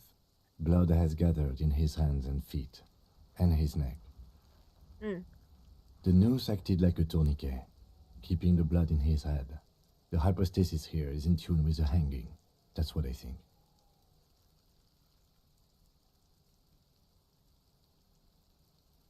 Could it still be he was moved after death? There's always a chance. We should check for ligament marks on his neck to see if they're in tune with the belt. We'll have to get him down first. I agree. There are crow's feet in his eyes. He's laughing silently. Totally dead. Totally dead. Totally. Absolutely. Alright. A pool of blood and feces has eaten into the frozen mud below the man's feet. Purge liquid is dripping into it, drop by drop. The victim appears to have contained no more than half a kilogram of digestion at the time of death. Ew, you can tell that? What are you saying? Talking about shit. You got lucky. Very nice, very cool. Good job. We got lucky. Did we? I don't feel lucky. Neither do I. But there is no breath to catch. Only the cadaver filling the air and your nostrils. Right. He slowed. The steel-reinforced belt presents a unique challenge. I brought chain cutters, but I don't see a good angle of approach to the belt. Whoa. The cadaver is a good 1.2 meters up. Neither one of us can reach the belt without assistance. And even if we do, there's the question of cutting it. Maybe we could shoot him then? Yeah! Bang bang time, pig! Shoot his head off! No, you little shit.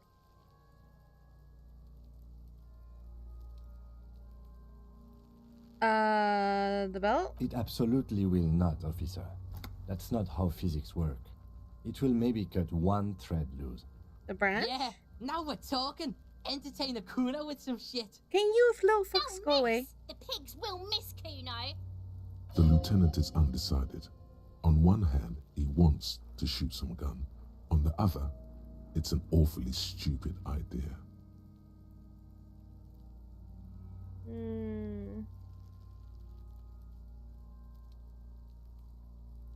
I mean, the worst that could happen is that it ricochets off and hits someone else. But I'm pretty sure the thing said to let him shoot it, so...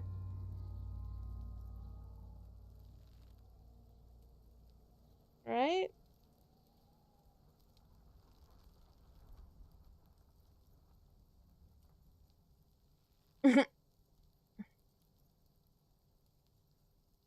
Oh, wait. But I don't have any coordination, do I? My hand-eye coordination is at 2. Even if I level it up now, it's at 3. It's not great. I have base +2. Wait, let me The try. lieutenant's brow is furrowed. He appears too deep in concentration to even notice what you said. Take the shot I'll then. blow his head off. Whoa. Take it! Take the shot! Yeah, take the shot. Kuno wants some of that shit. Silence. With his elbow sharp, the lieutenant unzips his jacket and produces a lightweight firearm. He drops a paper cartridge in the barrel, separates the scouring stick, and gives the cartridge 5 tucks. He then steps back and assumes the fellow's desk position, taking aim. The corner of his eye twitches. His finger is on the trigger. He's gonna fucking miss! The kid's voice is drowned in a shrill blast that echoes off the walls of the surrounding tenements. A cloud of smoke slowly parts in the air as the lieutenant steps back and says to himself, God damn it. He feels bad about it. About his eyes mostly. Just having bad eyesight. Probably from a young age. Whatever you do, do not console him. Fucking idiot! Mookaba asshole! Excuse me? Kuno could have hit it easy, but then Kuno's not fucking handicapped, is he? Try again, maybe? No, we are lucky as it is. We didn't break anything, and the victim remains uncompromised. Any more mistakes could put us in an unfortunate position with the locals. We have eyes on us. Okay, I have to say, it's beginning to look unlikely we can get him down without assistance. I saw the branch. Climb up there and saw the branch? Yes? I don't trust that ladder. The assailants didn't use it. It's rotten and less sturdy than it looks. And I don't see another good way up there. Okay, well... Honestly, I prefer a non-acrobatic solution to this. Okay. There has to be a less risky way, with less falling down of trees. I should try it. It's bad as it is. Us shooting firearms like punks. Go ahead, I'm not stopping you. Just don't lose it. They only have one. This is the sorriest pair. Yeah, take it, you fucking banana pointer. Take it and shoot yourself in the mouth. Is this Finnish? I don't know.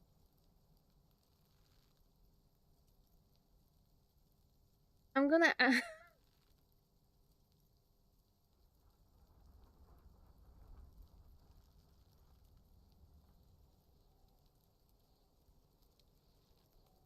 The cold piece of bakelite and gunmetal is surprisingly light.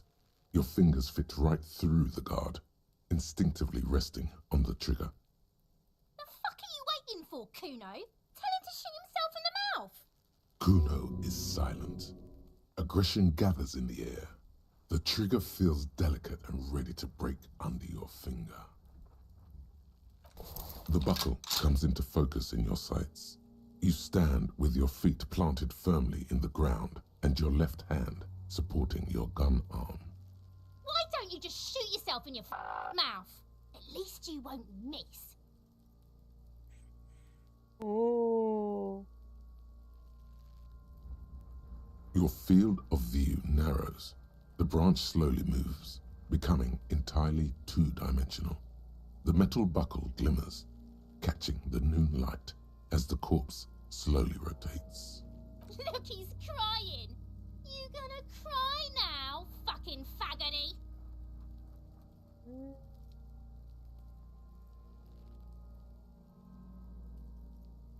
Cannot be retried. Ay, ay, ay. Nope. Fucked it up. Oh, shit! Yep, that's A plume bad. of smoke erupts from the barrel. Your hand goes numb from the explosion. Well, that's You not missed good. the belt, but hit the corpse straight. That's fucking terrible. He's gonna fucking cry. I knew it. What a mulka. You're sensitive. I don't want to do this anymore. This is I boring. agree. Police work is overrated. It is trying and stressful. However, it is still our job to get the dead body down from the tree. It's not the gun's fault you can't shoot. It's your pig hands. Pigs don't have a... Kuno has hands. Kuno Alright. can shoot that shit down for you. That's preposterous. What are you, a We still need to get him down somehow. The bad way. How? The way I didn't want us to. By asking the harbor for help.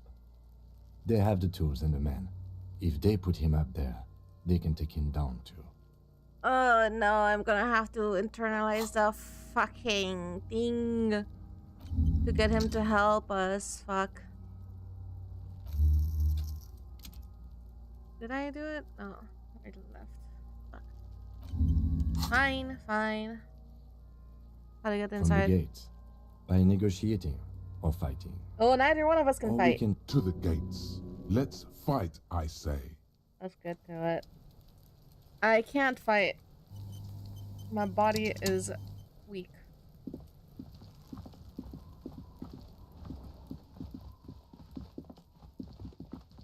And now there's a bullet hole in the body that I put there, so that's another fucking problem.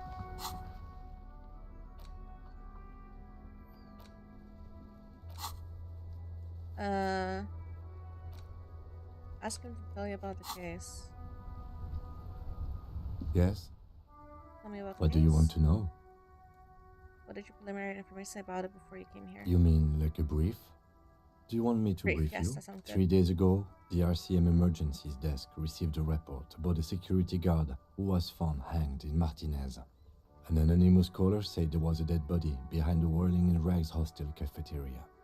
The cadaver had been there for 4 days. No one had come to investigate. During that time, the victim had been stripped of his belongings. The caller did not identify him, but used the word lynching. There is an ongoing labor dispute between the local dock workers and the logistics company Wild Pines. I was told we should approach the death as part of this dispute.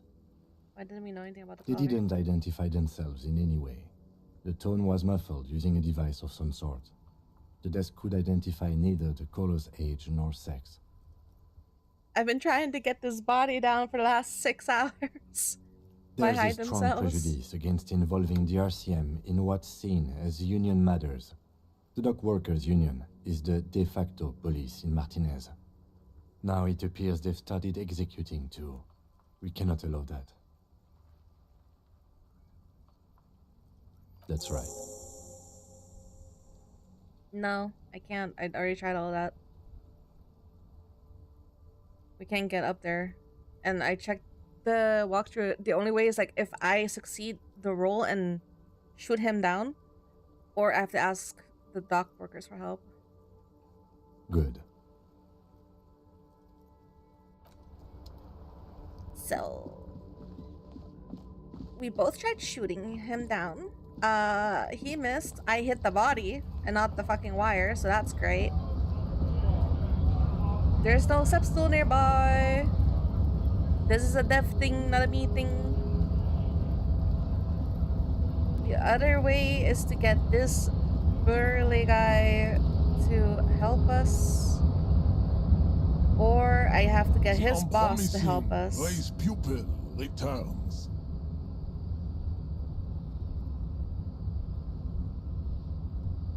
Obviously. There is nothing funky about them. There are 3 categories of race. I cannot possibly imagine what else we have to discuss, Tibere Vasholian. Do I know? Your love for disco music and venereal disease?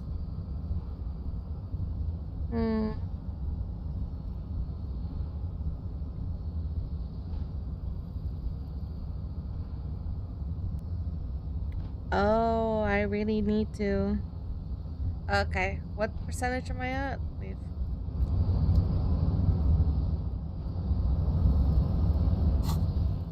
No. Where is it? This. I'm at 30%. Okay, well that's fantastic. So I need to kill time until I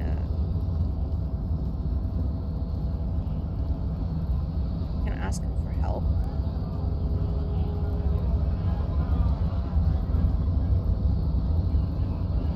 Let's see.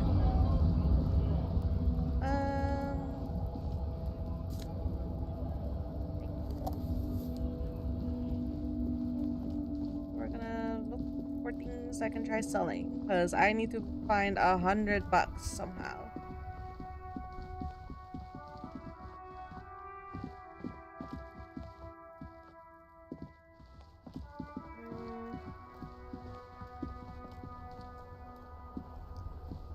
This Post Lavantorie mail collection box has been heavily vandalized with graffito. A closer inspection reveals 2 bullet holes in the front. The mailbox.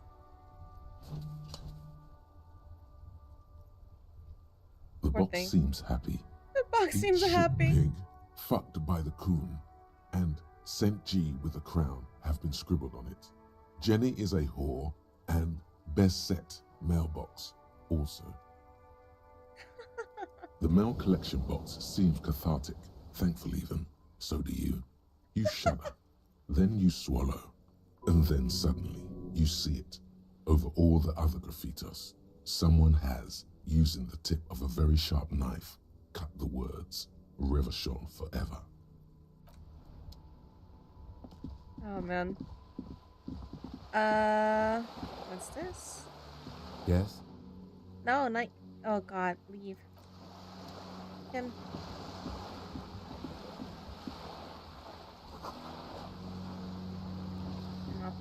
Okay. There was a place where I could grab bottles, but I didn't have the bag at the time.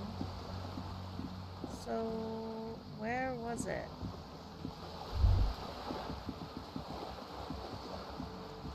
Where was it?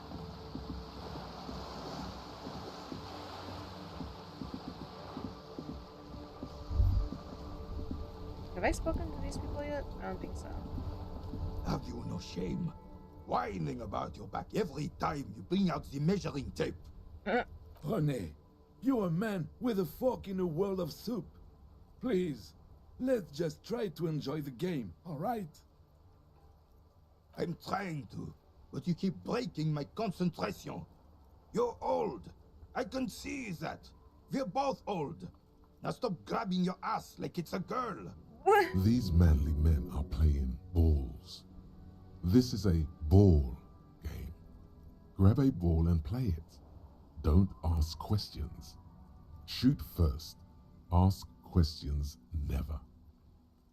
I don't know if I should listen to his physical instrument.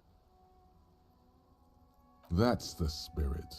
Don't even waste your breath asking about the game. They wouldn't know anyway. They're way past their prime.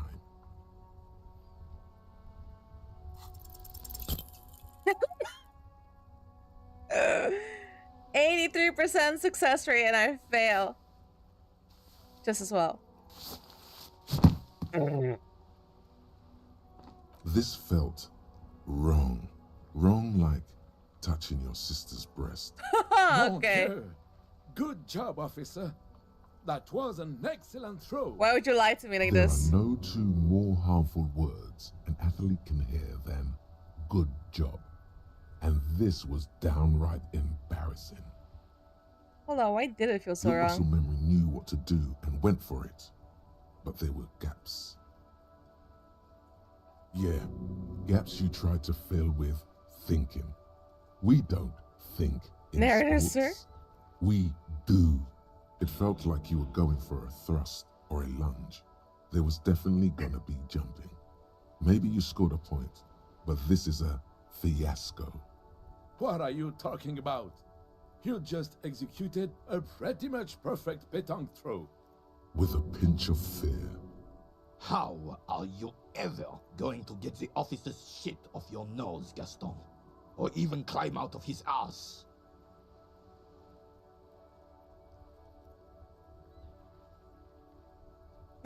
Probably because those rooster pants are squeezing you senseless. Whatever happened to practical, durable, have a shawl made? Now, what can I do for you? Yes, officer. What do we need from this gentleman?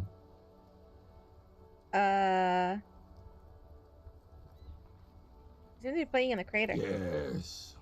The terrain here provides an interesting variety to a familiar game. You know what created I it? do. Fire from heavy artillery. Oh, why? Why what? Why was heavy Because artillery that's what used? happens when communards hijack your country, execute your supreme leadership, and turn your capital into a slaughterhouse. You use heavy ordnance to clean up your home. Fine. What do you want now, then? Do you know anything about the man hanging in the backyard of Whirling in Unfortunately, I don't. Unlike most of the locals, I have no qualms about assisting law enforcement. But this affair has passed me by completely. And also the locals? In Martinez, the union is the law. So can you really blame them? But you don't have a problem with Cop is a pejorative term. I don't have a problem with policemen. On the contrary, I admire the effort to bring order to our streets. So again, you don't know If I anything. knew, I would not be afraid to tell you. I simply don't. I am an old man, not a coward. The daily business of the riffraff no longer concerns me. This is a man with a lot of past, but little present, and almost no future. Alright. Oh wait. What's that?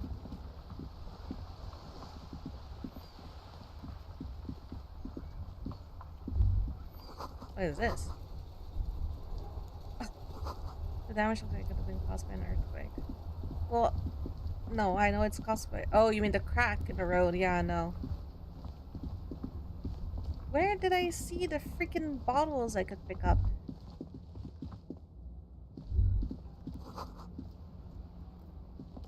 We have reverse field. Damn it.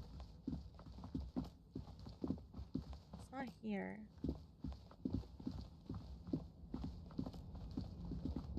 We need to me somehow.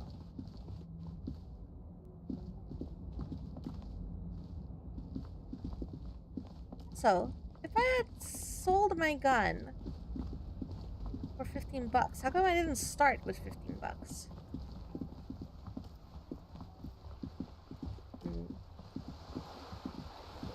Scam.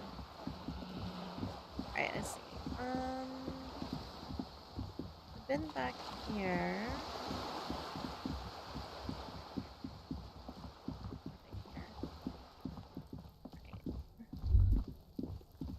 Oh, right. I needed to find a way into the building, right? Oh. Okay.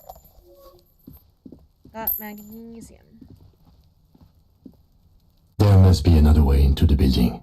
Oh my god, why are you so loud suddenly? Okay, another way into the building. From above. Maybe? So do I need to go make that jump? For once? Again? I'm gonna fucking fail it. It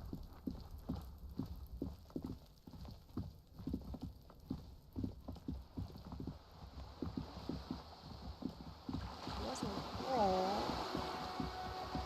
I failed it before. I might not necessarily fail it again. The chances are pretty big.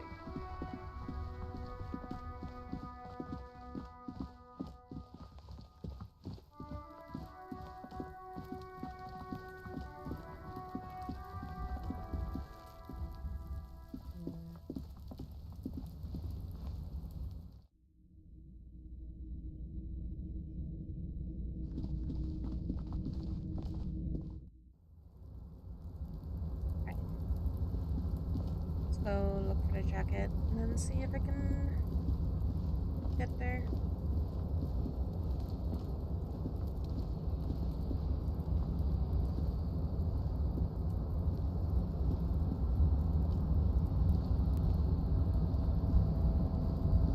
Was it here that I saw the bottles? The tarpaulin cloak with possible RCM markings is not right now. Give me that.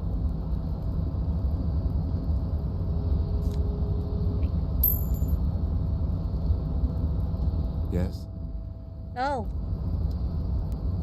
Okay. So now I have to go try to get that. a tarpaulin cloak with possible RCM markings is still caught on the railing. The cloak? I do think it's yours, yes. As to whether you should go, well, it doesn't seem too dangerous. 2 meter stops. Whenever you're ready to do it, I'll be right behind you. I need to put a point in there. I'm off to be able to do that again. So what the fuck am I going to do?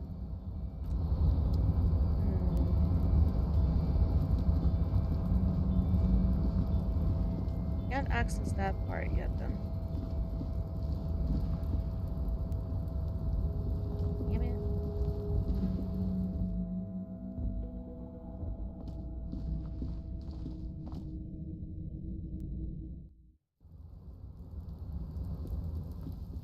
Alright, let's see what I can try to do. Can't pay for damages, track down your badge.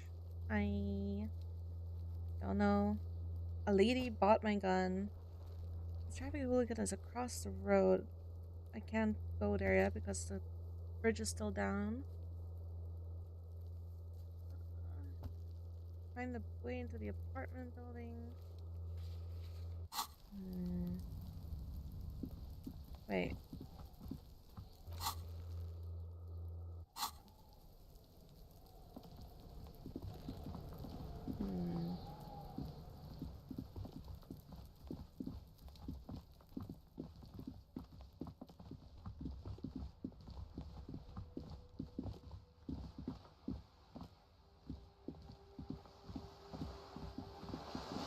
Nice a lot more.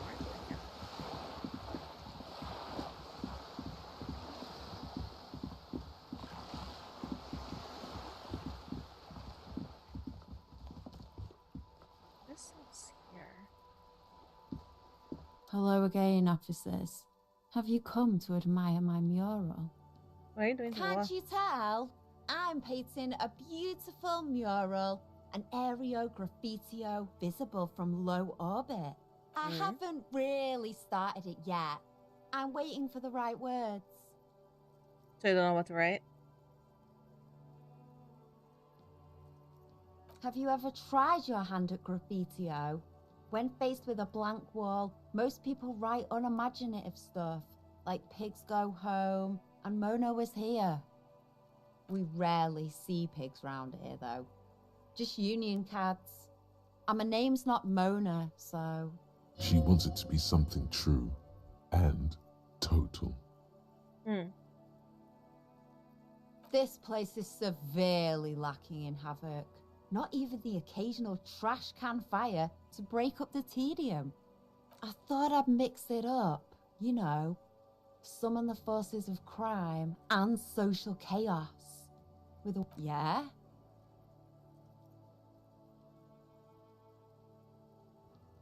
Thanks. I'm sure the inspiration will come to me. You've lessened her desire to deface the building. Good.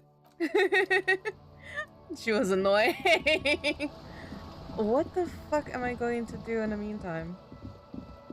I can't go to sleep. I can't even sleep off. Oh wait, I could sit. There was a bench I could sit at, right?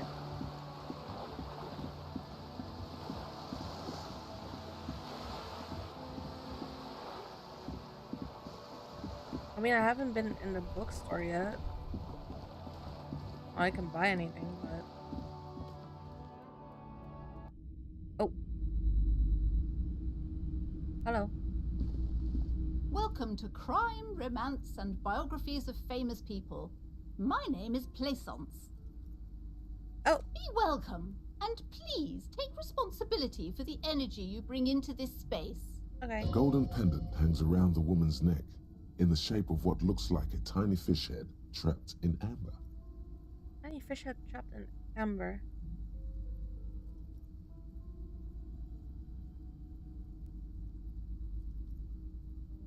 Oh yes, helps to have an anchor in these times.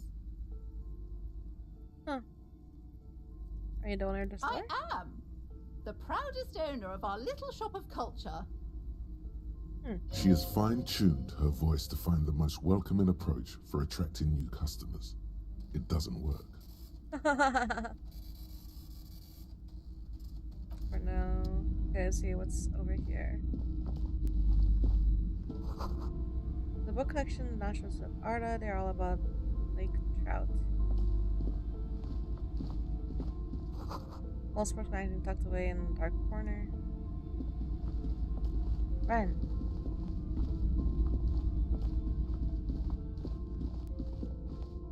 What's this? Another boring book just discarded here. This bookstore is not strictly about crime, romance, and biographies of famous people. There's also a wide range of paranatural literature. Amidst the various books, you find one written by someone named Matthias W. Dundas.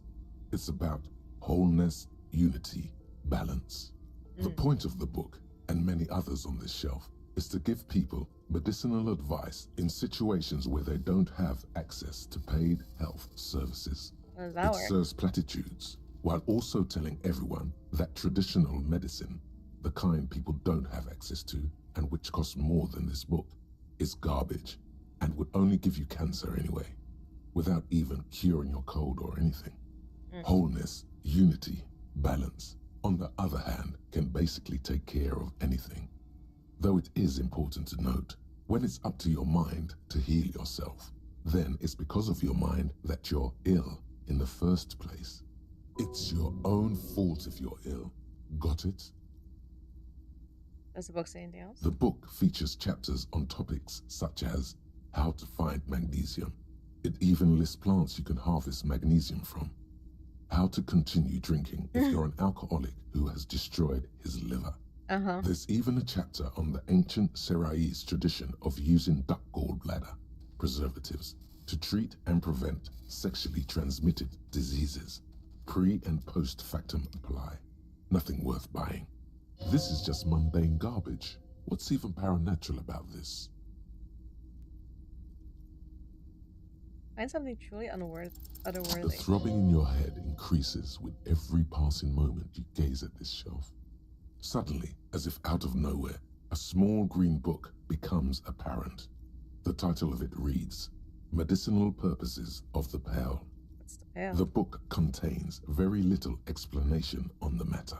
This knowledge seems to be taken for granted. What's the book about? The book contains descriptions of various pseudoscientific therapies, alternative medicines, and folk remedies involving the pearl, also known as le territoire. For example, it recommends vigorously swatting one's naked body with a venik or hand broom, made from the leafy twigs of a young birch tree from the near pearl. Oh. Even better if you can find someone else, preferably a large man dressed in nothing but a towel, to thrash you while you're spread naked and helpless on a cool slab. Pain threshold is very... I can't make sense of the... It is, and good for the circulation too. What else? It also recommends consuming distilled spirits like vodka or whiskey that have been aged in the pearl. Readers are instructed to cover these jars in a shallow hole just inside the pearl and leave them there for 30 to 60 days, depending on the potency desired. What does this do? Among other benefits, it is alleged to restore a damaged liver to perfect health. How is that possible? Is it any more improbable than anything else that human beings put their faith in? Fair enough. For general health and well-being, readers are encouraged to take regular strolls through the pearl, though a sidebar cautions readers to limit each stroll to less than an hour. Okay. These strolls promise to cleanse the mind of worries and the body of toxins, especially if the perambulator performs this ritual in the nude. Nudity figures prominently in a number of these prescriptions. Yeah, this I noticed. This is exactly what you need. I don't know. I don't want to be the party pooper, but this pearl territory sounds sort of dangerous. Maybe you shouldn't walk in it naked. And also There's an entire section devoted to cures for men who are struggling to perform their marital obligations. Well, I certainly don't need that. I probably need that. I have an ex-wife, so I probably need that. Excuse me, sir. I believe you've been perusing that particular volume long enough. Oh, it's for... If you'd like to continue reading, I must insist you buy it. I can buy it? For $4.20? Oh, no. Sure. Indeed. Something about that book does seem to have spoken to you. Well, I hope it contains what you're looking for. I don't think so. Oh, no. It's a tome of fascist magic. Jesus. Okay. These shelves are overburdened with books from the same series. You see the name Dick Mullen over and over. Is that me? No, that's the joke that people were making. Crime fiction is a disgrace. An asinine misrepresentation of the physical attributes of the arduous everyday work of actual police officers. These books greatly overstate the excitement of police work, glossing over how long it takes to actually follow up on leads and eliminate dead ends. Furthermore, they have no idea how hard it is to simply remove a body from a tree. Fuck off. What's more, they completely ignore the psychological hardships of year after year coming into contact with people during the worst days of their lives. Not a single mention of all the stress this work creates upon the officer's family. Detective fiction just doesn't tell the truth at all. Now, would you like a list of all the books found on the shelf? Sure thing. You see Dick Mullen on the job. Get Me Mullen. The Stalwart Adventures of Richard P. Mullen. Dick Mullen and the Murder in the Orchard. The Sordid Affair of Dick Mullen. A killing is declared. Dick Mullen in the Murder House. The Final Case of Dick Mullen. An obvious lie. Dick Mullen in the Clock Tower. The Ordeals of Dick Mullen. Dauntless Dick. Dauntless Dick. Dick Mullen's funeral pyre. The murder of Dick Mullen. Dick Mullen dies? Oh no. Turns out he faked it to solve a case. Are there any more? Yes. There's also the dame who did it. Farewell, my Mullen. Faking death seems to be a common trope in the Mullen series. The morbid tales of Dick Mullen. A dark tide turns. Tragedy calls for Dick Mullen. Another one with fake death. And, of course, Dick Mullen, the murderer. In order to catch a murderer, Dick Mullen must become the murderer. Oh, great. Come on. This is not the way real police solve crimes. The real police are some 20 kilometers away, sitting in an armored motor carriage. Come on, Chester. Tell the story again. Again? Man, I tell that one at least once a month. It's not that interesting. The fuck it is. And these guys haven't heard it. You see, Chester here. Chester faked his own death once? Gosh, why? A very fucking dangerous case, ain't that right, Chester? They almost got you that time. Yeah, sure came close. Alright, so I was tailing this guy called Francis the Shoe. After all this, you still haven't found the answer to the one question that matters. Who is Dick Mullen? Who is Dick Mullen? Your attempt to grasp at the answer Too bad. fails. It seems very close by, pulsating just out of reach. Fuck. Well, I don't know. Fictional character is what you guys told me he is.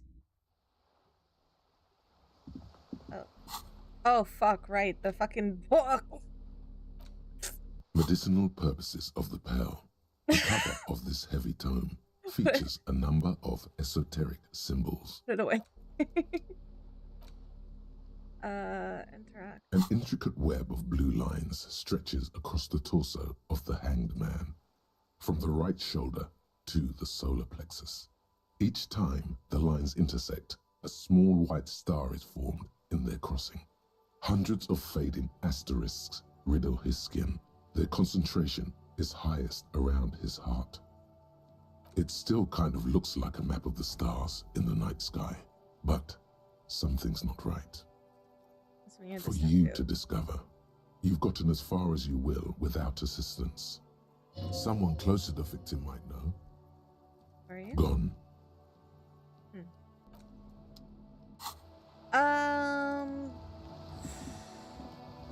I mean, she didn't really know him, but maybe she has an idea.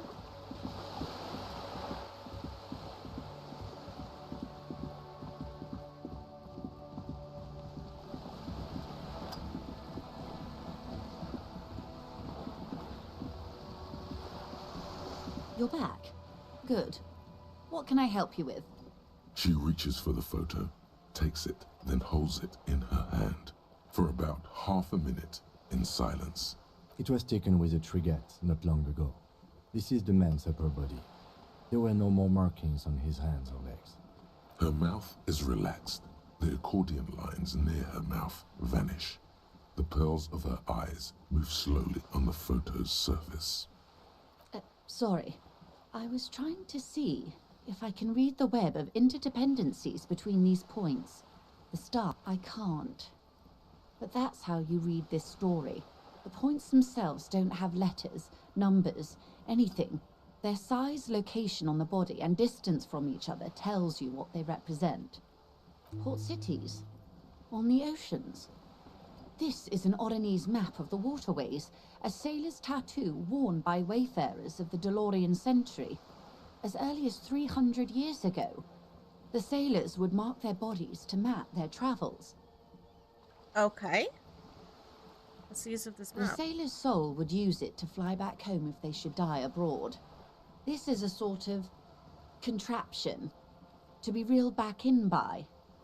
The silver cord, they would call it. Where is he now?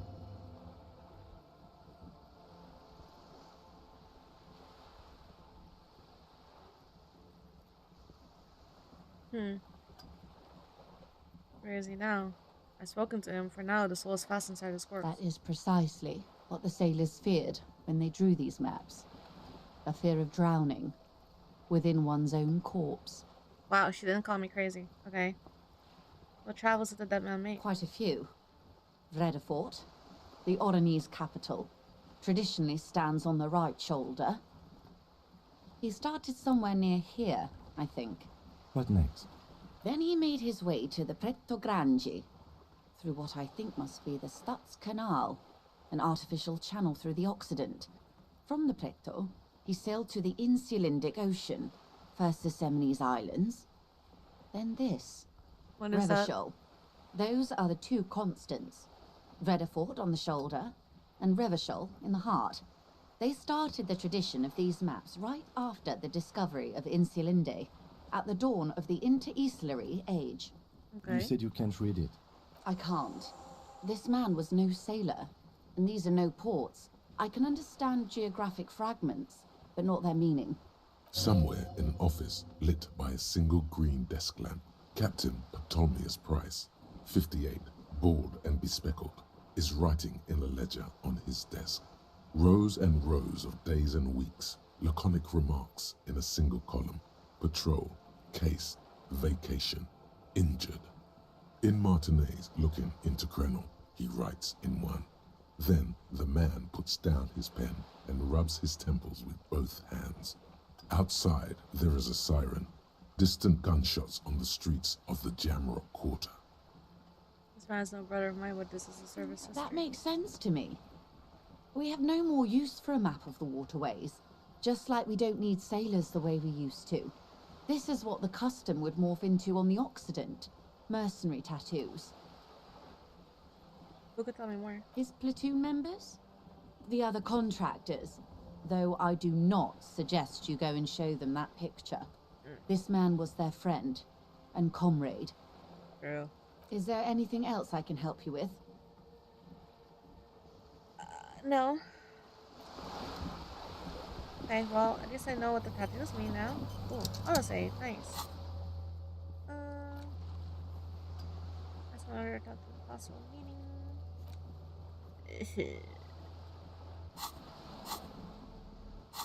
How far am I into the— oh, I'm almost done with that. Okay.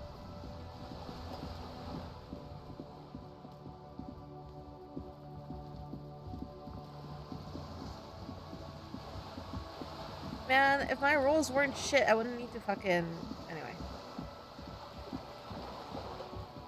I need XP as well.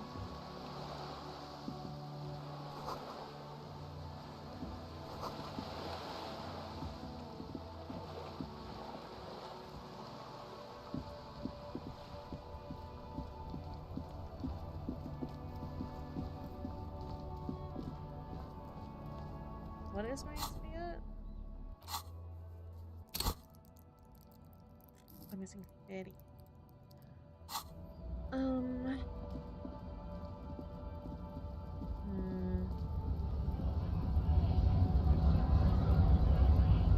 Oh, I never did get to talk to the lady.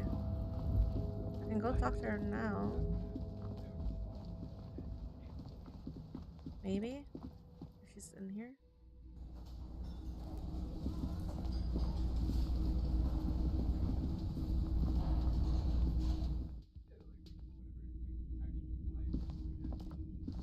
The door is closed.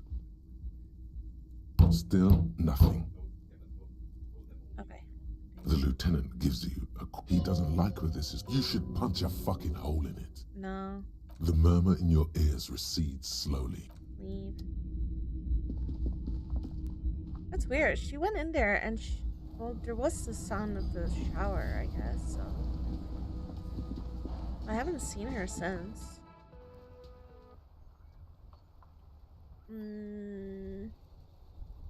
What do I have anything to pawn? But I probably don't have enough.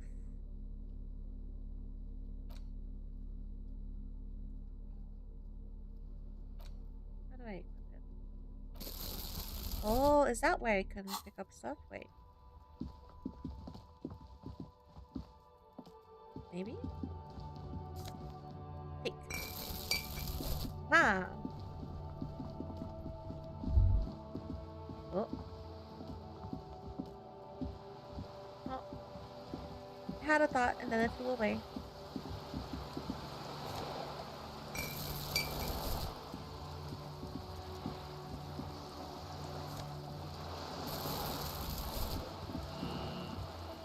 Oh, do I have to grab them individually?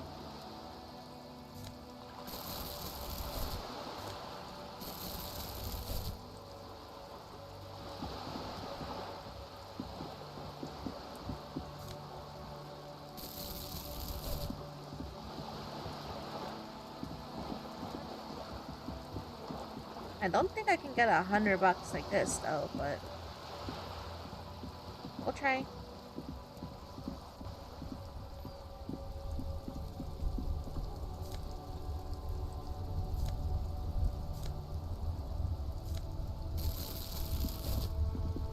Fighting with the controls over here.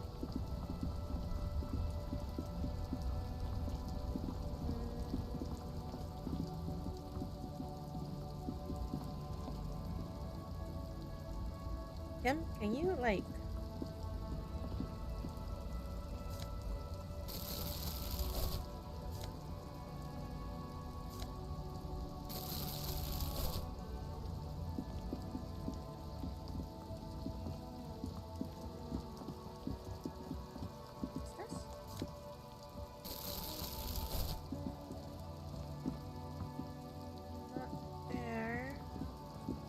what's this? A couple of indicator lights are missing from this control panel. Loose wires dangle from the now vacant holes. In the middle is a lever. Beneath it, a small metal plaque. This panel usually closes the water lock, turning it into a bridge that lets you cross the canal. Oh. But there's a crashed salmon and butter sign in the way. Pulling the lever probably won't do anything. Pull the lever? You pull the lever all the way up until the metal clicks against the contact pins. You hear a soft clunk. Then, nothing happens. Nothing happens. A cold gust of wind blowing in from the sea interrupts the silence of the situation. A spring brings the lever back to its original position. You still need to close the water lock to get across the canal. Some other way. Wasn't there a sign over there saying functionality will be restored on Wednesday morning? Yes, but what day is it? It's just day 1. Fine.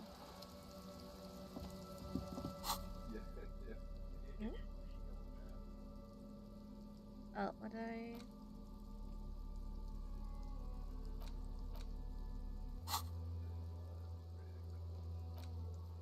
The open new area in...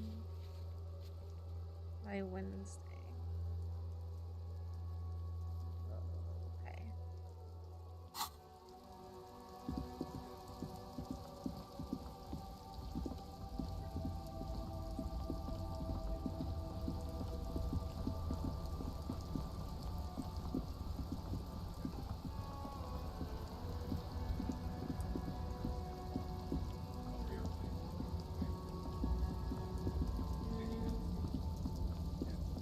Anything else to pick up here? No.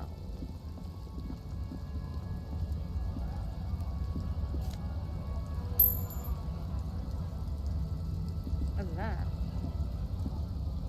A lorry stuck in the traffic jam. This big, heavy Grad-made machine is well kept for such an old machine. The windows are clear. They've been recently washed. You can see a lorryman's cabin with personal belongings, stickers, insignia. What kind of stickers? The driver has adorned his space with a substantial collection of peculiar paraphernalia. Proclamations about honor, strength, and purity are glued to various panels. What about the back seat? The back end of the cabin has a small perch to sleep, large ashtrays. There are several suns and wheels sewn into the curtains. Okay. Racist nationalist paraphernalia. Oh. Not unusual in this part of town. This is our guy. You think this door belongs to our tough guy? Likely, yes. This guy's proud of who he is. Drapes it all over his machine. He was acting tough before. This definitely scared him a little. You being here. Well, what am I gonna do? I don't know.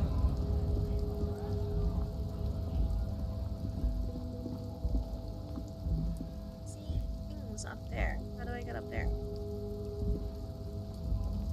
Don't stay too long. Oh, okay. This thing. The tear machine stands. Your bottles clunk into the machine. 120. Okay. So that's not great.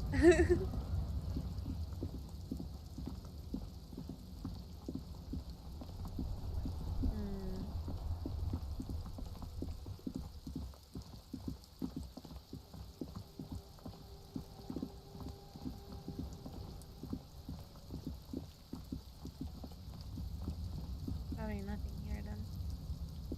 Alright, let's see. Do I have it? 84.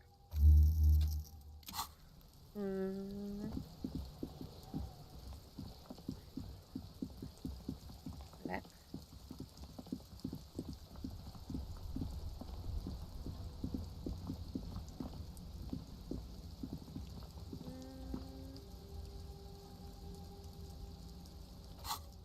What I could try doing. Oh wait. Am I not doing this one? Oh, I'm not. Oops. That's my bad.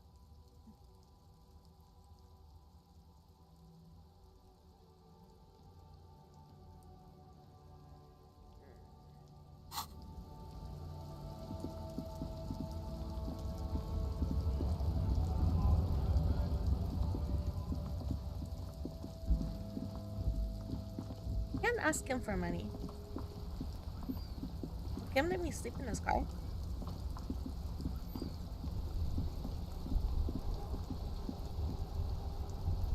I don't know what day it is. Only that's the first day. So I assume it's Monday?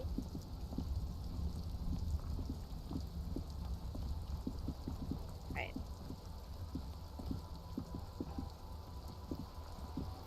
The worn and beaten wooden planks of the bench. You can revisit the bench if you ever need to pass the time when Lieutenant Kitsuragi is gone. Oh, I can sit here if you see that. Okay.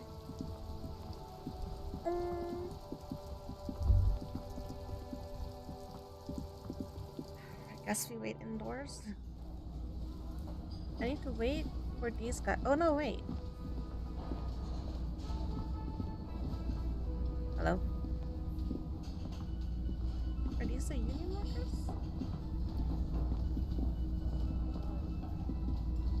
Can't talk to any of them.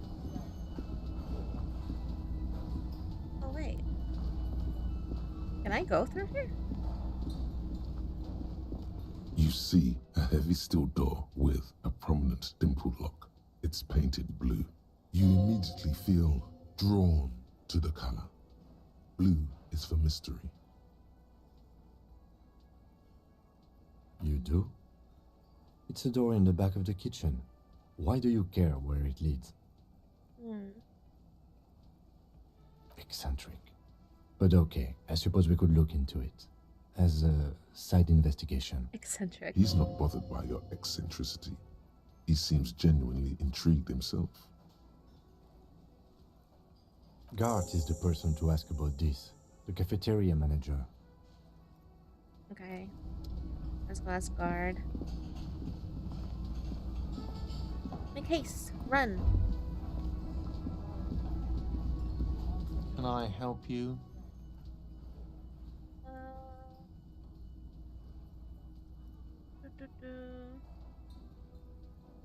I can't ask. Absolutely out of the question. Absolutely in the question. First we find a sad banger. Then we sing this place to shit. It's about the money I owe. Yes. Have you got it? How much do I owe you A again? lot. For the room and broken window, 100 real. Right. Like what? I was ripped. I don't know. I can't ask him about the fucking door. Just like I couldn't ask him about the fucking trash can. You see, the door. cobalt blue surface feels rough to touch. The stainless steel door is flush with its frame on every side. The door does not budge. Do I need to pay up and then he'll talk to me about the door? Find a way into the secret passage. Oh, it is a secret passage. Okay, wait. I'm right back.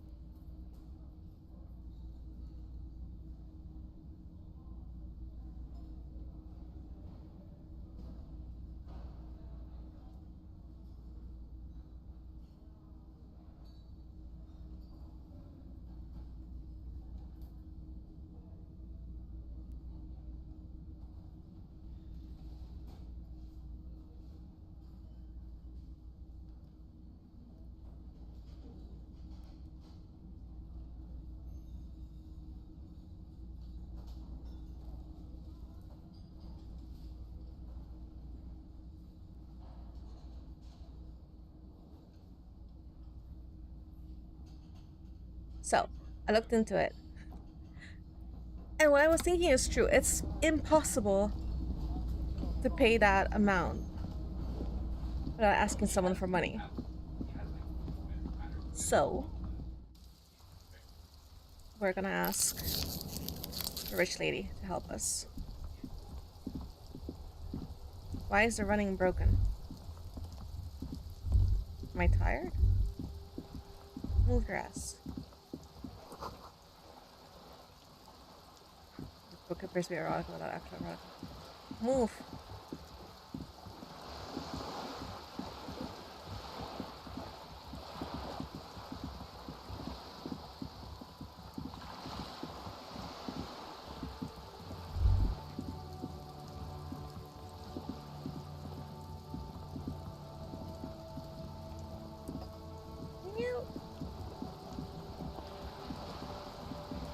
Oh, the clicking thing doesn't work.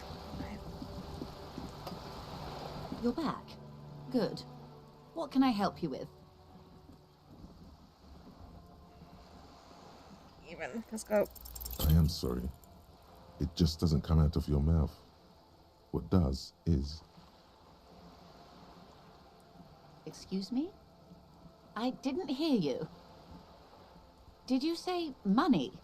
No, I didn't. Of course. Fuck. Alright, so I need levels. I need to get 2 levels somehow so I can try to make the jump again. And... was it volition? What was that? Volition? No, but I need to put a point in it, right? Yeah, I'm gonna need to put a point in it. Okay, so... this is gonna be interesting.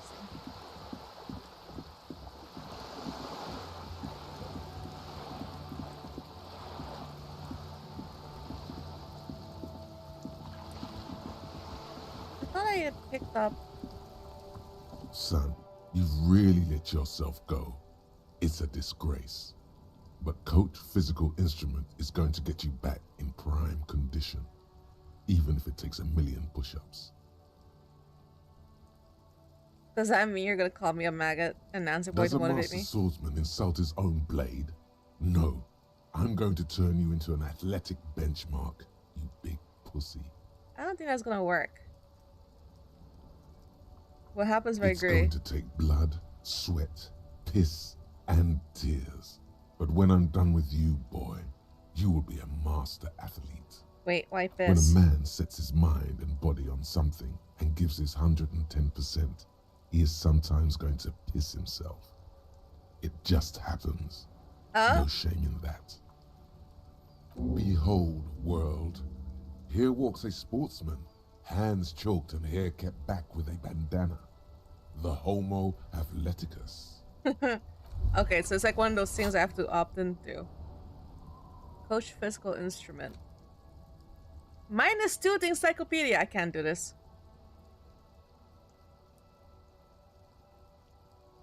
I literally cannot do this. I only have 1 encyclopedia. I'll have minus. Absolutely not.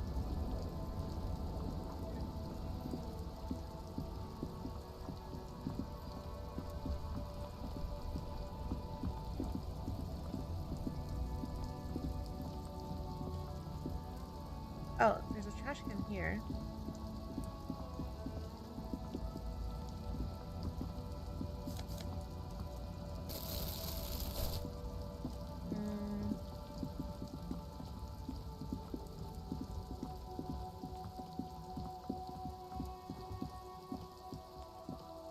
Oh, the guy is gone.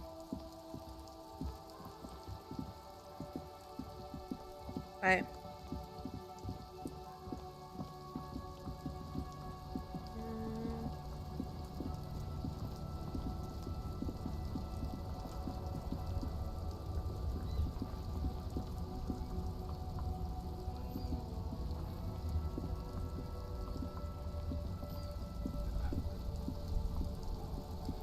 Can you move your ass?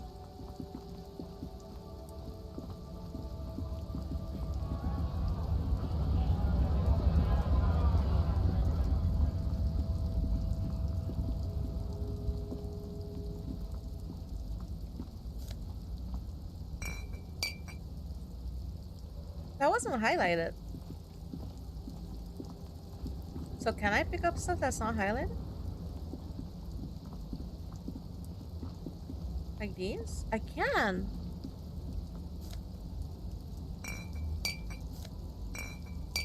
Oh.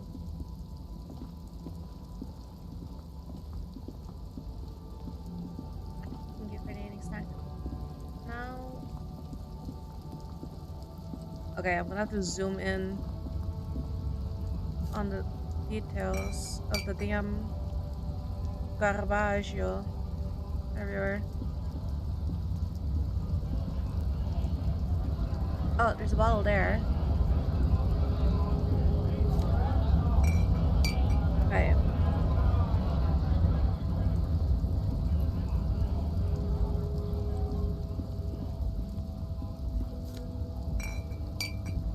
Kim, you're in the way. Coño. I'm looking for this tiny ass bottles on this map. Okay, there's more here.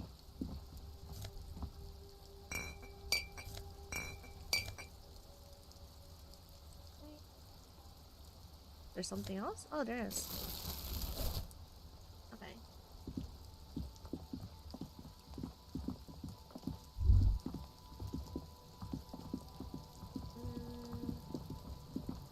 There be something in here?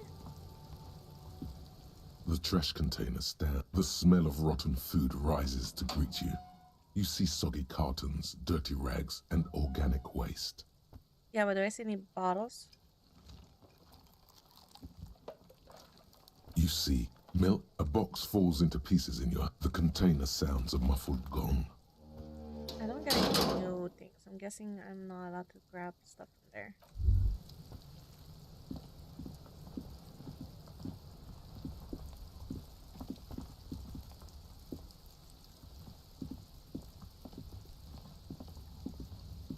What's this?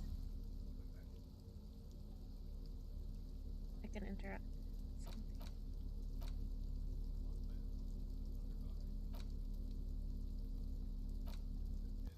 Why does it keep re-highlighting itself? Go away. Up.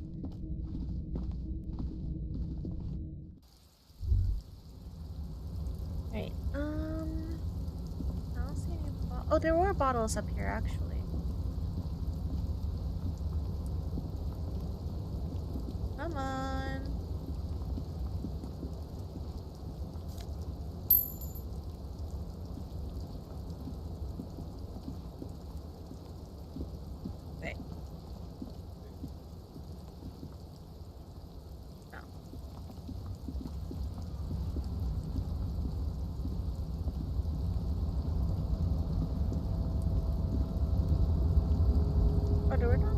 Did I already grab them? I don't know.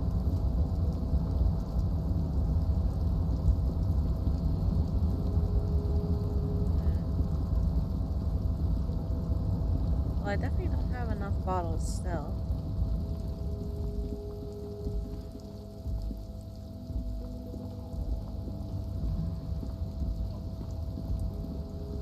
I still can't grab that.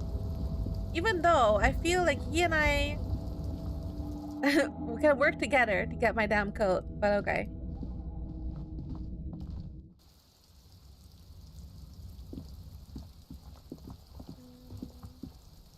There, no.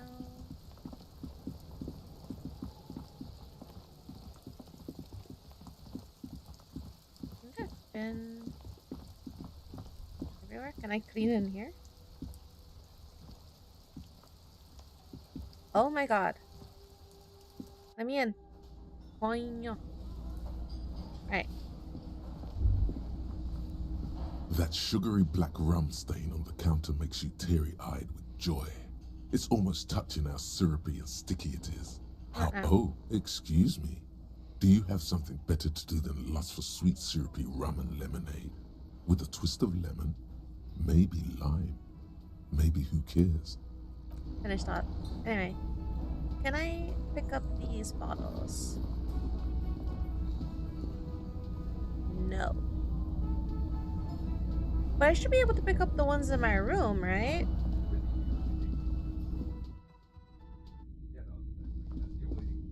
Or these?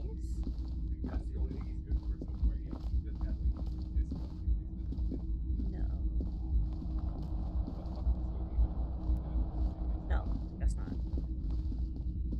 Yes? No! Nothing, leave! I'm trying to get through the door. Coño. Pick it up. Huh. Okay.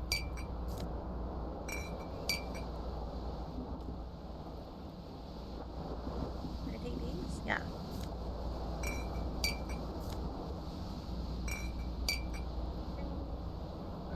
Is that not a bottle? Guess not.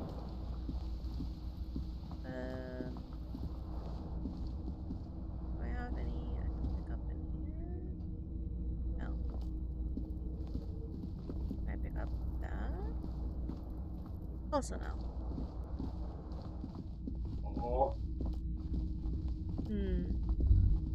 Huh? Nothing on the front page rings a bell. Strange. Go down! Hot! This fucking guy. Can I grab these? No.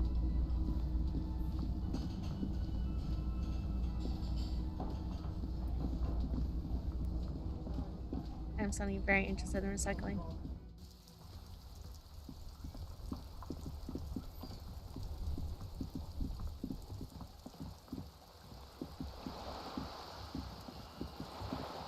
Yeah. Have I? Almost. Okay.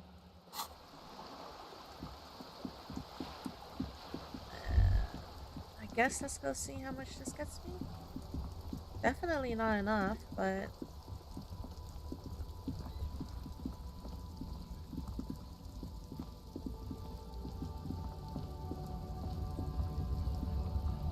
no, those are the let me pick it up. Okay.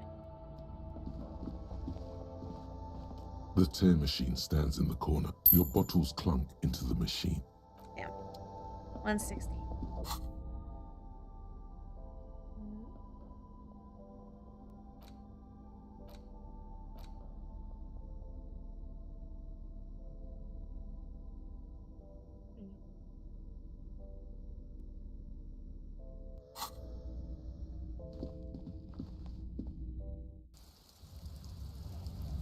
Right.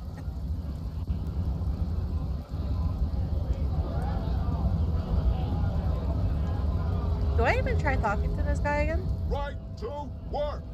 Right to work! Shame on you! Things are busy enough. You're going to waste less of my time? The hulking man oozes stark skepticism.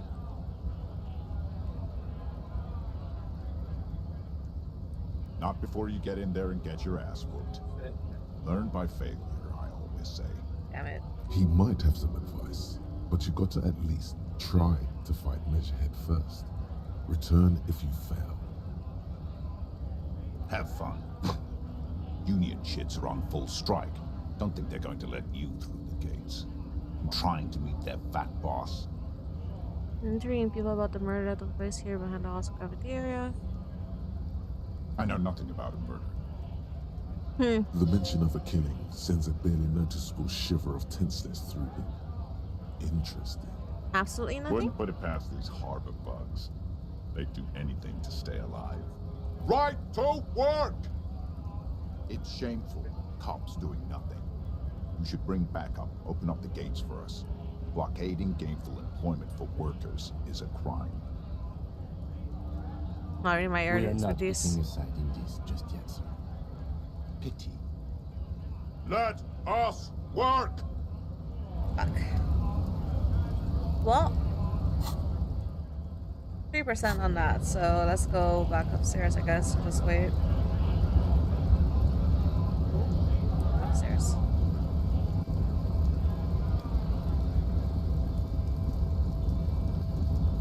Damn it.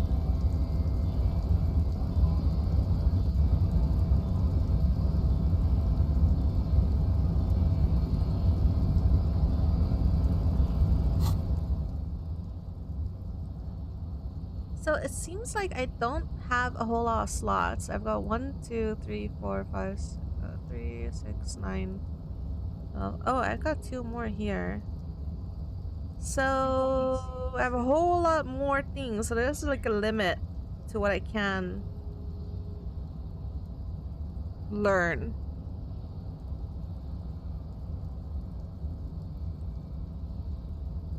Can I unlearn things? Probably not. I don't even know what all these things are. Hobocop. Oh, I can't do Hobocop anymore. I think I missed out on that one.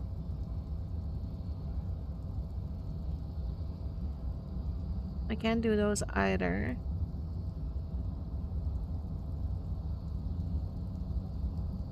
Apricot chewing gum scented one. Boyadero. Actual art degree.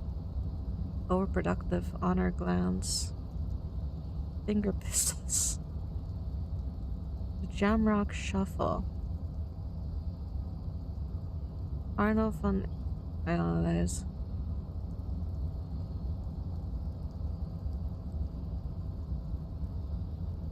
Derealization. Humpty Dumpty Dum Center. Bankruptcy sequence. Insulian. The 15th Indo. What the fuck are these? 3 more minutes. Okay. I got -1 to drama. Pulled by the absurdity. I guess. But I can mitigate the negative, right? I can just boost up those later.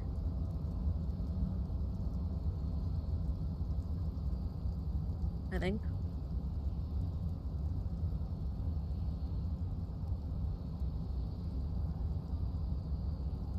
I guess not that one. Encyclopedia. This one gives me a plus though. 4 hours!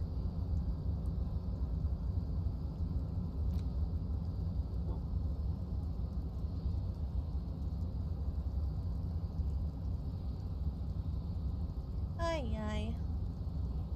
Off cabinet. Well.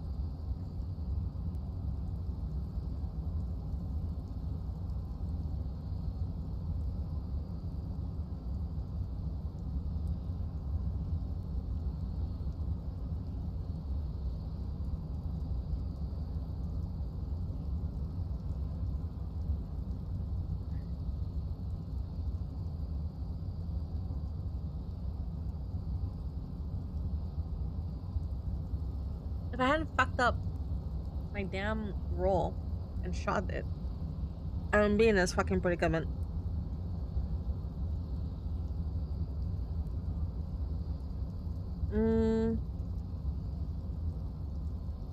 Also, I haven't logged into my rewards yet. And I still don't have any of the drops.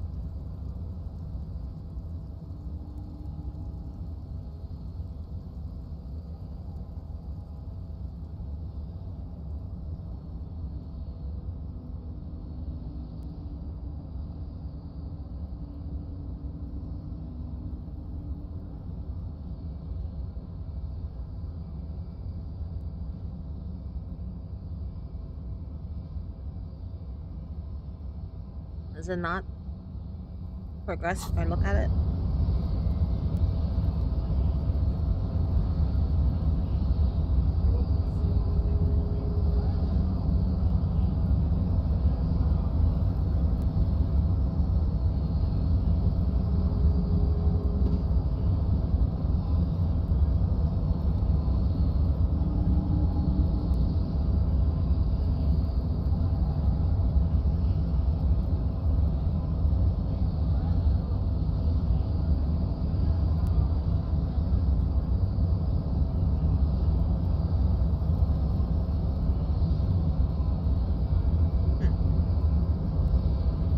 What do I do with this?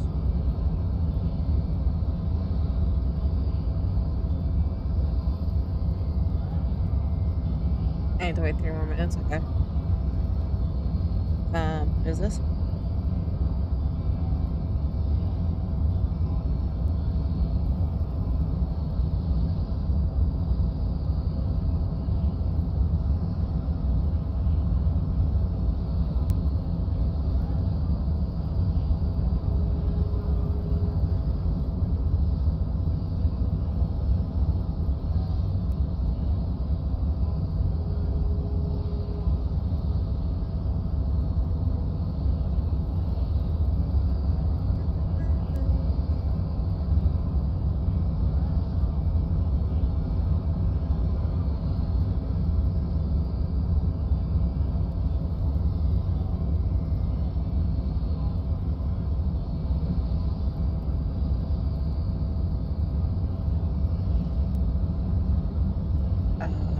Yes.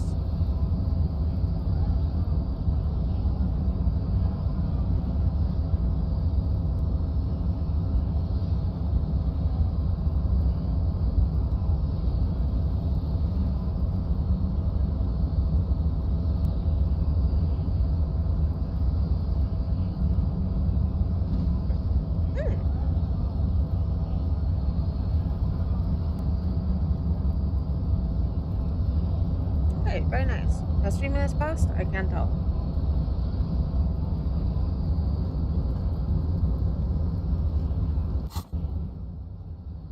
Yo, 3 minutes has definitely passed. How dare you?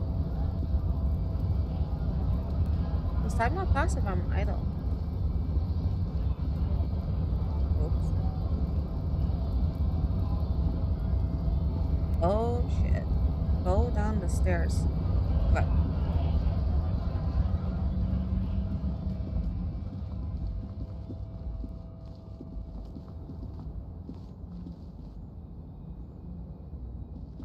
Is that another garbage? Oh.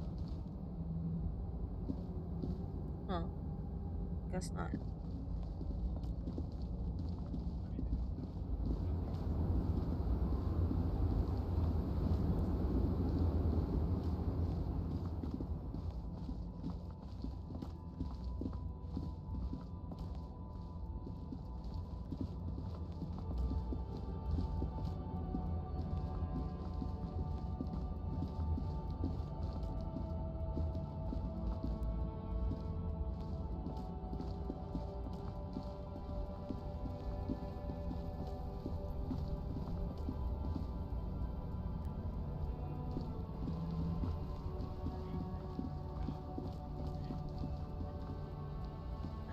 Yes? Nothing.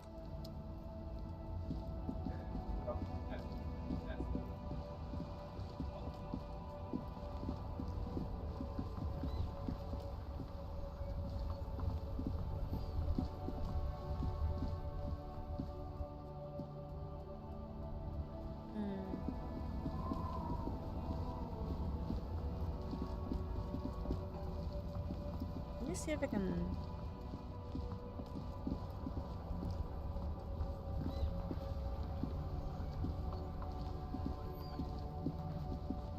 Run.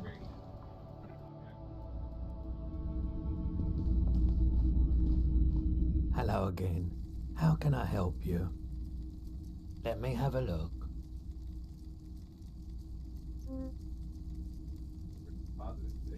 Anything else you're thinking of selling?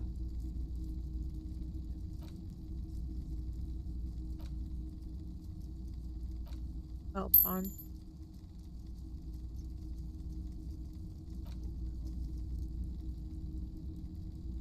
Oh, I hit. I'm not purchasing any more clothing at the moment. Another time, perhaps. Well, I sold one thing. The postcard.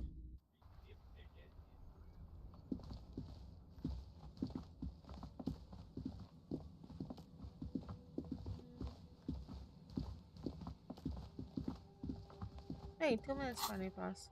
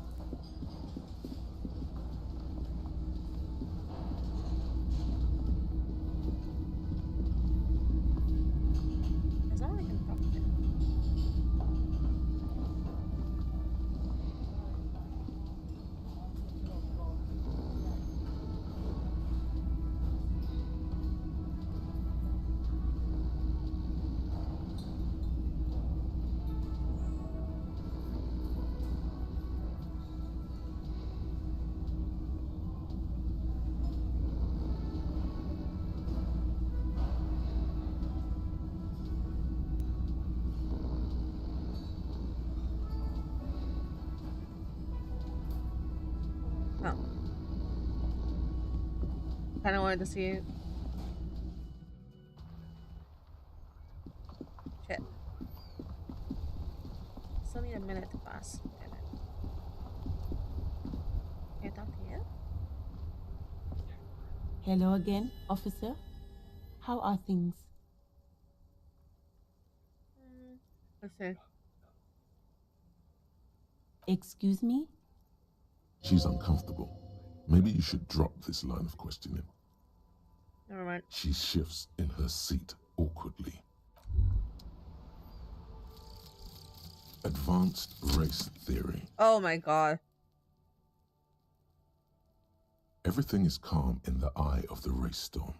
Your mind is lucid and bright. Oh, the Jesus. mind-bending phylogenetics appear more distant and, to be fair, a little ridiculous. The great race mystery has cleared up. All that's left to do is verbalize your thoughts. Go and talk to Measurehead about your newly found insights. But I didn't actually learn anything. Bonuses.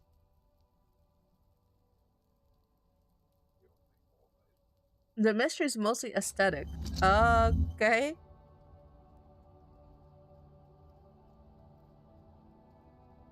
Conceptualization.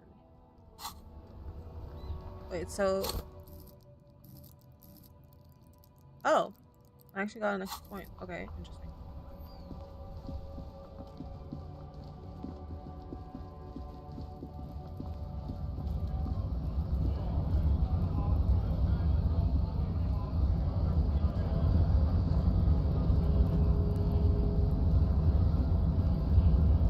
Him! You're in the way. God damn it. Okay. So I can ask him for help now. The unpromising race pupil returns. And It's shit. Let me into the fucking harbor.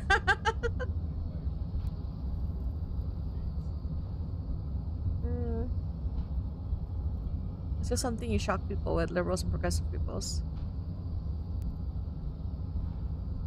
I don't know what the rest, but it's clear I should stop drinking the ancient. Okay.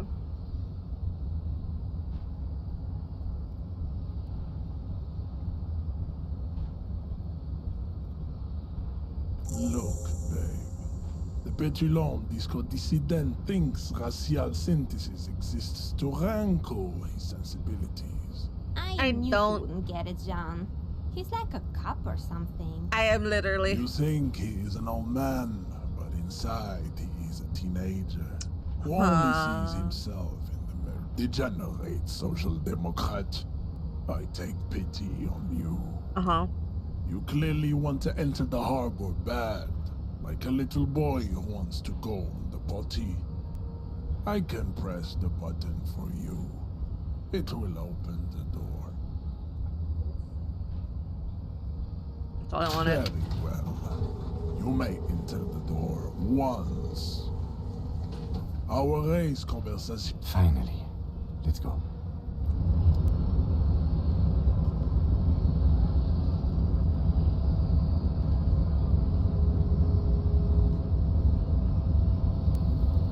How the heck?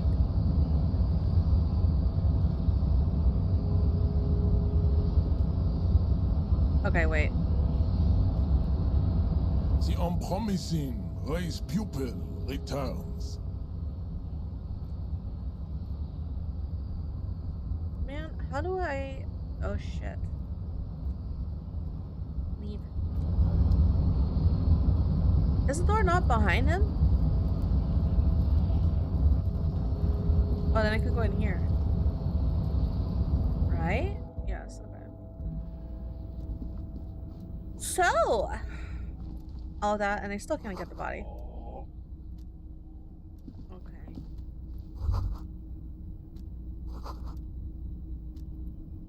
The coffee, please.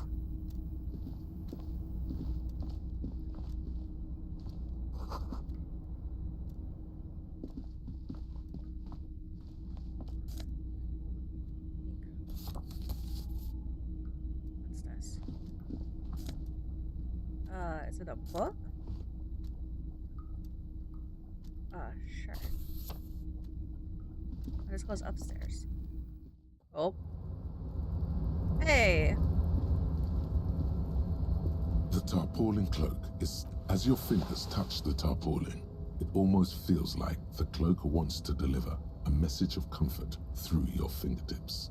I will shield you from the elements and give my life for yours.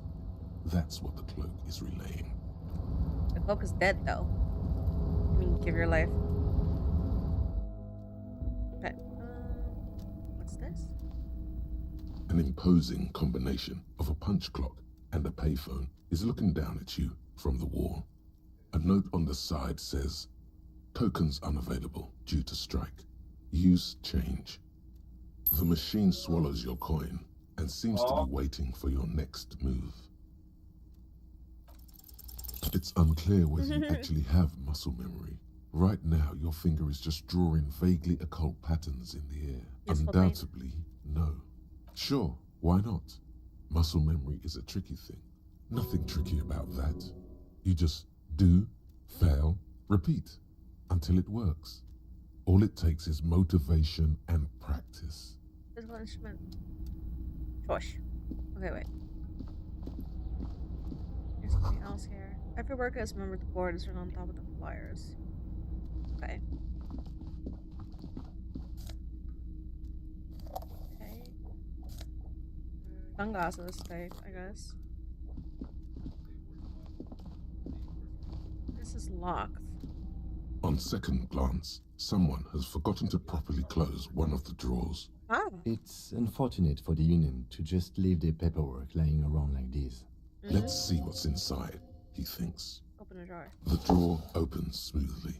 Inside is a well-organized selection of brown folders. Hundreds of documents containing logistical data. Two kinds of transactions stand out.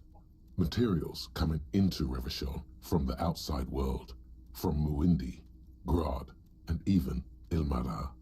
And the same materials being handed over to companies inside Revachol. Kuron, Coal City, La Delta, and Jamrock are listed among the many districts where the imports are being sold. It's hard to make sense of this thicket of company names, dates, quantities, and percentages. You try to focus, but the lines are getting blurry. Whatever's hidden here is hidden well. Concentration isn't enough.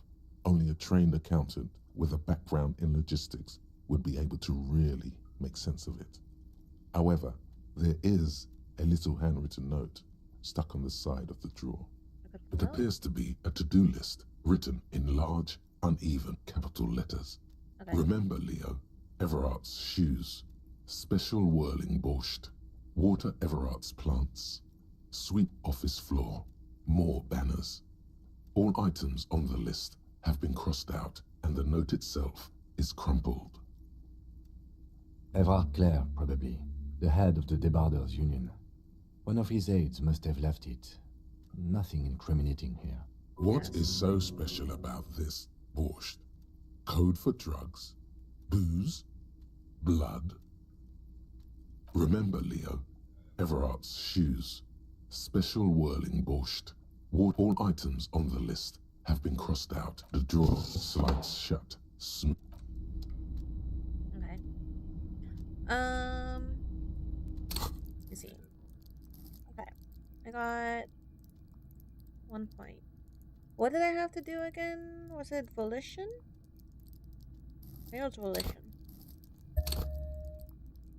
Okay. Close. Visual calculus. Drama -1. Well. Plus shivers. Okay. So. Oh boy. Okay. Let's see. Drama. You can't detect lies.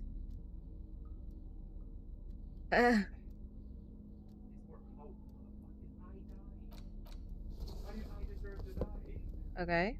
-2 too. Sneaking. Yeah, well.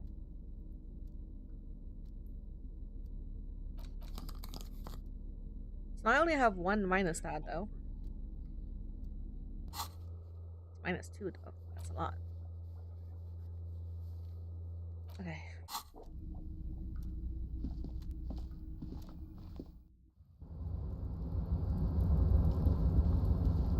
I can finally see what the hell this is. Collecting rainwater. Okay.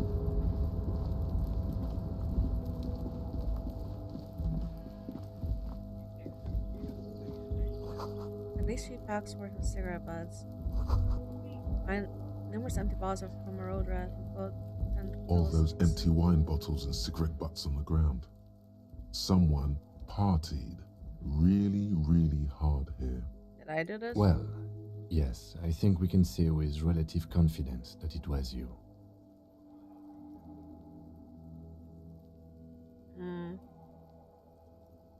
Very sad. Must have been miserable. Yes. This scene isn't exactly ripping with joy. Let's just move on. And alright. That's fine. However, I want to take the bottles.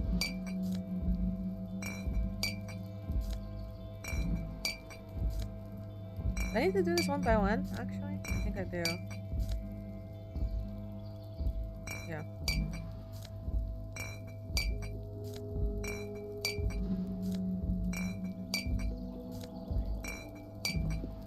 Is that all? Okay. This is the night watchman's booth. The name on the door reads, René Arnaud. This is where Renee works. I'm gonna look around. If you must. But please hurry. We are pretty easy to spot up here. Nothing incriminating catches your eye. The cabinets are clean and their sparse contents meticulously organized. There's a framed photograph on the table. It's a black and white photo of a young couple out in a street fair. The man, René, is dressed in a Royal Carabinier uniform. The girl is young and very pretty. She is smiling playfully at the camera. René looks like he's about to smile. This photo must be tied to some good memories. Why did you take that picture of René?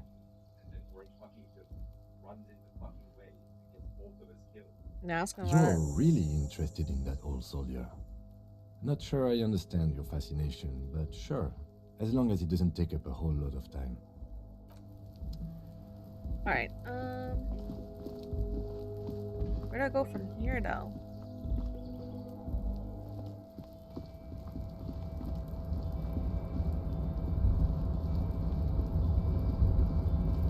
Oh, is that how that is? Oh.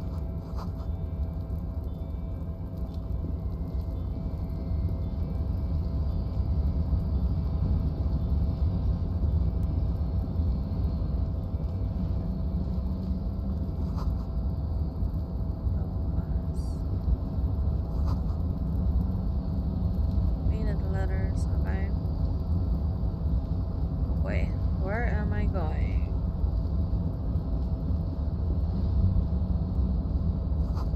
She probably has oddly quiet. The brain machines are sleeping. I mean,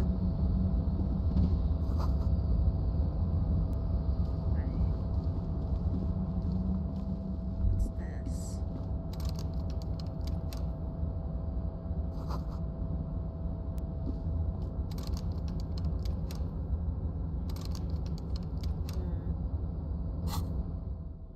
Do I?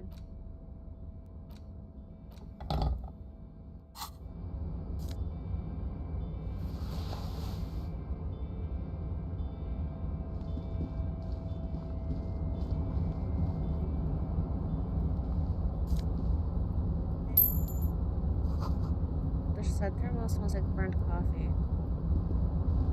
Okay. Fire sauce and a wave of rain and snow, white waves of red. Container, container, I'll turn you nice and red. Container, container, put the logos on.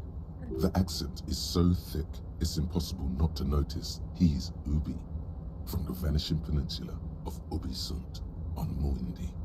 Container, container, used to be Wild Pines. Container, container, now belongs to Everard. Hi. Everard, Everard, Everard, he looks after everyone. Huh? Well, hey there. How can I help you, mister?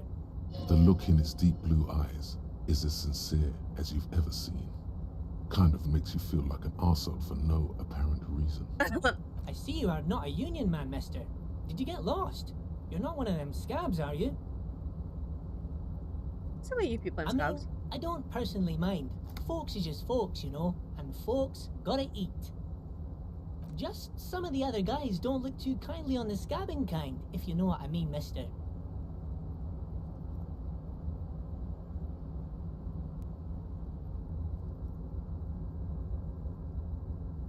Oh, you want Mr. Everard then? Yeah. He's an awfully nice fellow, he is. Him and his brother are both nice fellows. They've lived their entire lives in this here neighborhood. Oh. Okay. Guys like Mr. Everard and Mr. Edgar, his brother, are real good guys. Made Martinez what it is today. Mr. Everard and Mr. Edgar and I went to the same school, we did. Patience. Deep down you have the mental power to keep listening. Not many would, but you do. Had an arithmetics teacher, Miss Bellows. Her real name was Miss Bellams. She was a real pretty lady, but when she got mad, all the boys liked her, if you know what I mean, mister. We used to sneak in her yard in the dark and peek through the window. One time we saw Miss Bellows with a fellow. Yes, we did, mister. No, you fucking didn't. Yes, we did, mister. Indeed we did. Him was a big fellow. Used to drive the Troika near ours' school and everything. Them was all naked too. That's all I got to say about that. Very interesting. Thank you. Almost forgot. Mr. Everard is usually in that container over there, but he usually leaves around 10 p.m, so you gotta be quick if you want to catch him. Okay. Bye-bye now. Bye.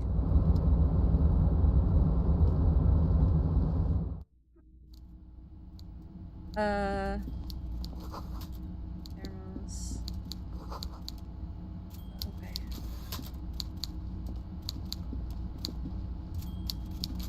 Hello, what's this? Ask me first to tell us time.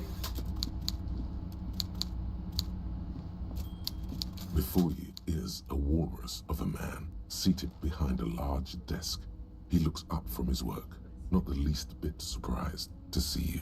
Okay. With great effort, he straightens himself up in his chair, yet says nothing. He simply stares at you. A typical power play. Wait for him to speak first. Show him you've got a backbone.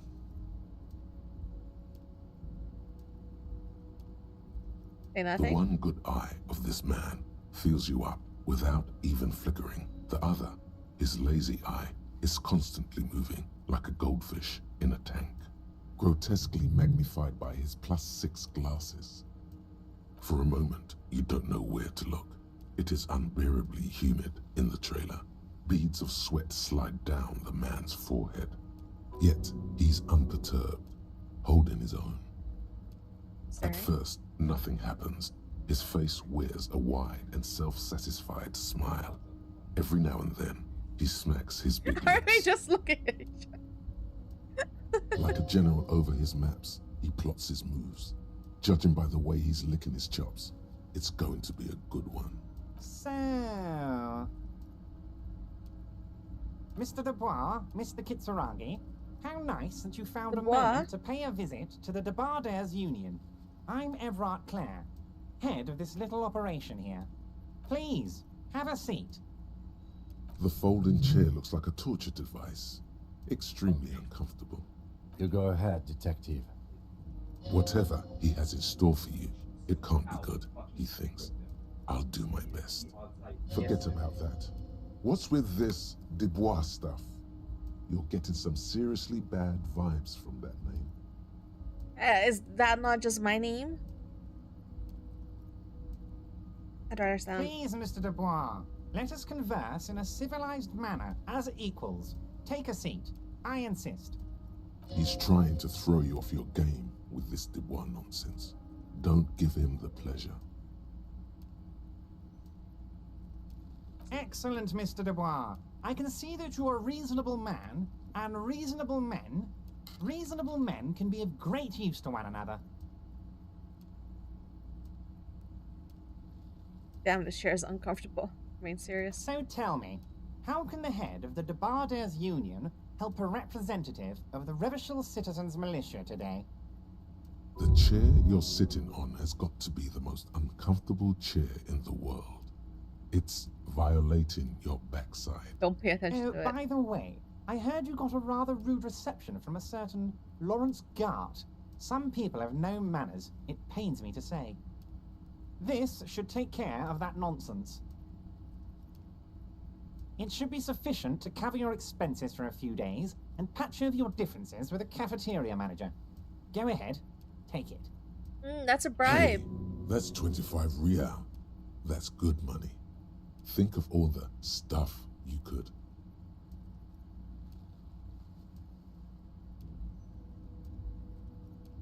I'm good. Okay. I respect a man with principles. No handouts, then. Now, I'd like to set your mind at ease about one other matter. Your lost gun. Let me assure you, Union people are on it as we speak.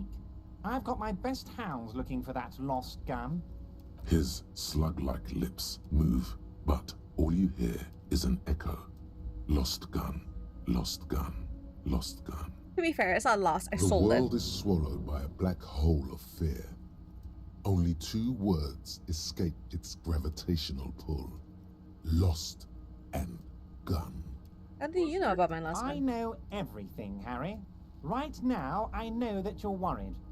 Don't be worried. Everything's going to be all right. It's not like you left it loaded. You didn't lose a loaded gun. Local children aren't out there playing with it right now, pointing it into their own mouths. It's in a safe place. I just know it.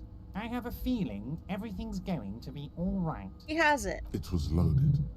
There were 2 bullets in it. You always keep at least 2 barrels loaded. Don't panic. God, you're sweating. Oh, God. Your knee is jerking. You're about to cry, aren't you? You're about to cry because you lost your gun and those children are gonna shoot themselves with it. No, I'm not about to cry. Mr. Dubois, you don't look so good. What is this, Mr. Dubois? He keeps repeating. What is he trying to pull here? You need to cool the fuck down. Chill. Mr. Dubois! Mr. Dubois! Harry!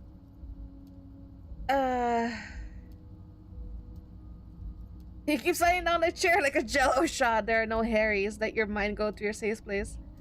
While Everard is distracted by your odd behavior, the lieutenant's eyes are mapping everything around you. The folder, desk, papers on the wall. Mr. Dubois, are you okay? Can I get you a glass of water or something? Are you having some kind of medical emergency? Yes. Maybe you could use your hands somehow, in a kind of throw-in motion, like you're throwing that Mr. Dubois act right back at him. He's Mr. Dubois. What an odd demonstration of... you got me, Harry. I don't even know what. As entertaining as it was, I'm afraid we're wasting our time. And I'm an extremely busy man, as I'm sure you are too. No. Okay, enough. We are here to ask you some questions pertaining to a murder investigation. Quick, here's your window. Get yourself together and ask him questions. Police officer questions. It is about time to stop embarrassing yourself. Questions will help you regain some of your lost dignity. I just got finished investigating the local drug trade. Aren't you going to ask me how I got in? You called me Mr. Dubois. Why? Could you help me get a dead body down from a tree? What? You might have noticed there's one hanging on a tree behind the hostel cafeteria. Oh my. Don't take this question personally, but why would I get involved in this matter? Mr. Clare, the man was hanged with a cargo belt, a steel-reinforced cargo belt. It's safe to assume the Union had something to do with the murder. Besides, getting the body down would benefit all of us. It's a stain on the neighborhood.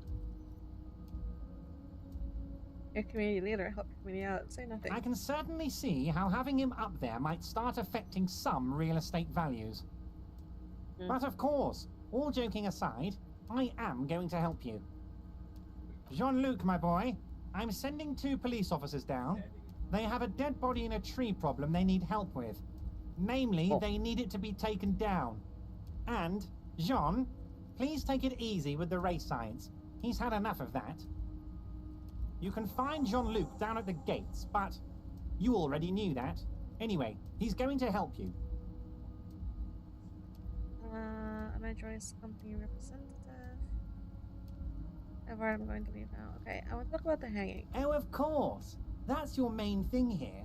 That's why you're in Martinez.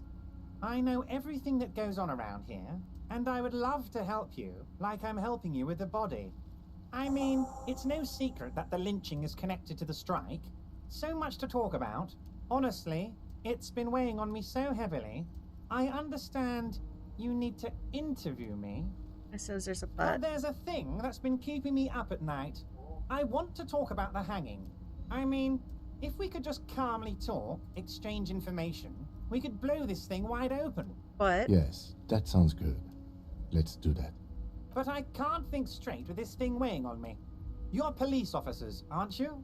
I have a crazy idea. You guys are basically door-opening machines. Incredibly talented at opening doors. Yeah, is that true? Are we I'm door-opening not sure machines? I understand. If you're asking us to break down someone's door, it's not going to happen. Come now. I just need you to go open a little door for me and leave it unlocked. A simple thing. Absolutely nothing shady about it. That sounds shady. Does this jiggling ooze think he's going to use you? He's got another thing coming. Play his game, son, with your eyes peeled. He's going to slip up, and when he does, you're going to come out on top. Why don't you just open it yourself? Harry, I'm a very busy man, and more importantly, I don't have that extraordinary physique you do. You look like you could run around all day. You want to send someone a message that the police are working for you. I repeat, I'm a very, very busy man, Mr. Kitsuragi, and therefore I must occasionally enlist outside help. So what will it be, Harry? Whose door is Oh, no one's. It's just a weasel. A weasel lives there. Nothing for you to worry about. What do you mean by weasel? A loud blabbering weasel. When weasels feel no one is watching, they start acting foolishly. Just go there, unlock the door, and leave it open. It's been such a burden on me, Harry. I just want this to be over so I can discuss business with you. I should even know anything Harry, about my the dear hanging. friend, I am what people call a local bigwig. I know everything that goes on in Martinez.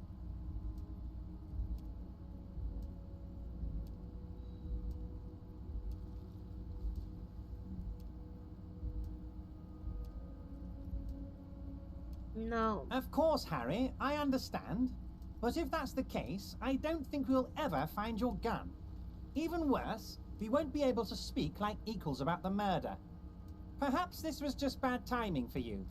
Know that you can always come back to me. I really hope you do. For your sake, my sake, and for your gun's sake too. Yes, we both understand what you meant. This may be the only way, he thinks. I won't hold it against you. In fact, we probably should reconsider later.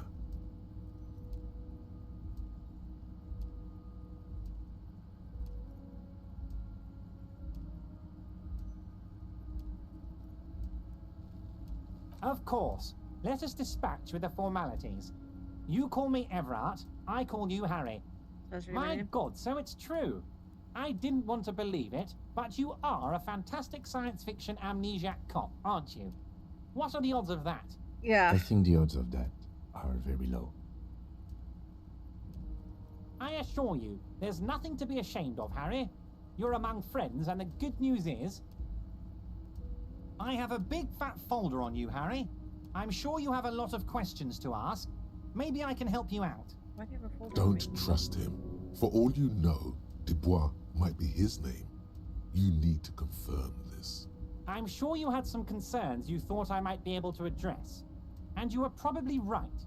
I can. Are you trying to tell me you've gotten hold of some of our documents? Mr. Kitsuragi, would you mind? Me and Harry are talking about his lost identity right now. Asking too many questions will make you look weak. You should maybe focus on the folder.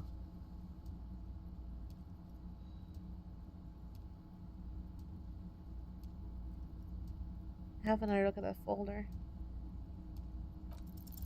Everard's large hands are covering the folder, but the look on his face says, I know everything about you, Harry.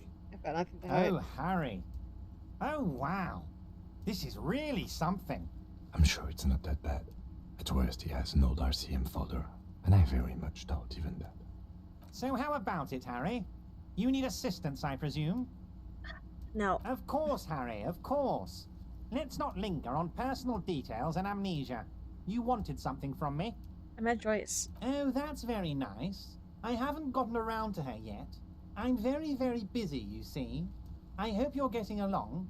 One thing I want to make very clear, Harry, is that this is not some kind of union versus corporation situation. Everyone is just pals here. Just We're all pals. trying to do what's best for Martinez here. Don't feel like you can't cooperate with her because you and I are such good friends and I am helping you get that nasty body down from the tree. I'm not a jealous guy. Uh-huh. Whoa, that's so nice of him. Suspiciously nice. Vanished? Harry, the woman left her casserole in the oven and couldn't make it here in time for the voting. Oh, did I leave my casserole on? Better go home and check. The election can wait. When she got back, the whole thing was over. Wait, there was no mention of a casserole from Joyce. Harry, Harry, Harry. Do not fixate on this little matter. Maybe it was a rabbit stew, or a hairdryer, or an iron. The point is, her heart wasn't in it. Mine was. That much is true. His heart truly is in it. Though you wouldn't think so by looking at him. If it's spilled blood you're looking for, then there certainly isn't any in his expression or demeanor now. If she actually wants to see me, she will find a way. Any good negotiator would. And I just don't have anything to discuss with a bad negotiator. Wow, okay. He doesn't want to see her. It's as simple as that. What do you mean, Harry? Nothing. I let him go. He's an old man, Harry. I wanted him to spend more time with his family. God knows how long he's got left. Harry, I have little people in my organization. I would never call someone a midget. What is this? Honestly, I'm beginning to think you're a midget, Harry. I'm only kidding, Harry. You're not a midget. No one is. We're pals. It's hard to say if he really lost his temper, or if this is another one of his tricks. This man almost never angers visibly. I'm just a nice guy, Harry. I wouldn't be where I am now if I wasn't nice. Politics is all about emotions, and I want you to have positive emotions when you think of me. I do not. Okay then. Positive emotions it is. You like positive emotions. Electrochemistry, shut up. Of course, Harry. Let me just assure you one more time. It's perfectly okay to share anything we discuss here with this Joyce. This is a completely transparent organization. I have no interest in what she is doing, but I myself have nothing to hide. Your business is your business, and I respect your privacy. Just remember, none of this is secret. Tell her about all of it. My brother's picture, my singing swordfish clock. Tell her how overweight I am and how I'm helping you find your lost gun. Tell her about everything. Everett doesn't mind. This is weird. Not nice weird, but okay. All the unions involved in local drug trade. I've just finished visiting local drug trade. I'm reconsidering opening a door. Aren't you going to ask me how I got in?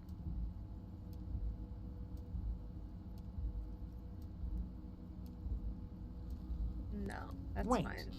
You need this to get in and out through the gate. Here, you're one of us now. A real red and white union man. Take care, Harry. Oh no. What the fuck did I just grab? Is it just an item? I don't know. Put the measure on the case and ask him to get the body down. Okay. Alright, let's go get the body. I think he'll do it immediately? I don't know.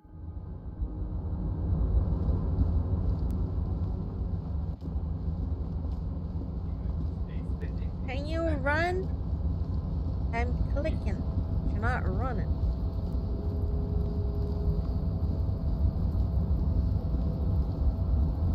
Can you go downstairs? Go down the stairs. Oh my god. Alright.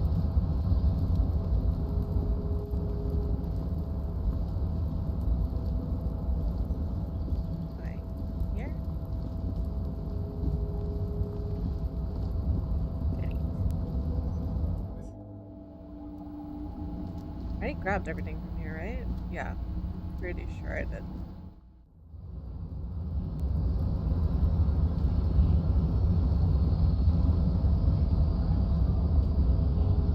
The unpromising race pupil returns.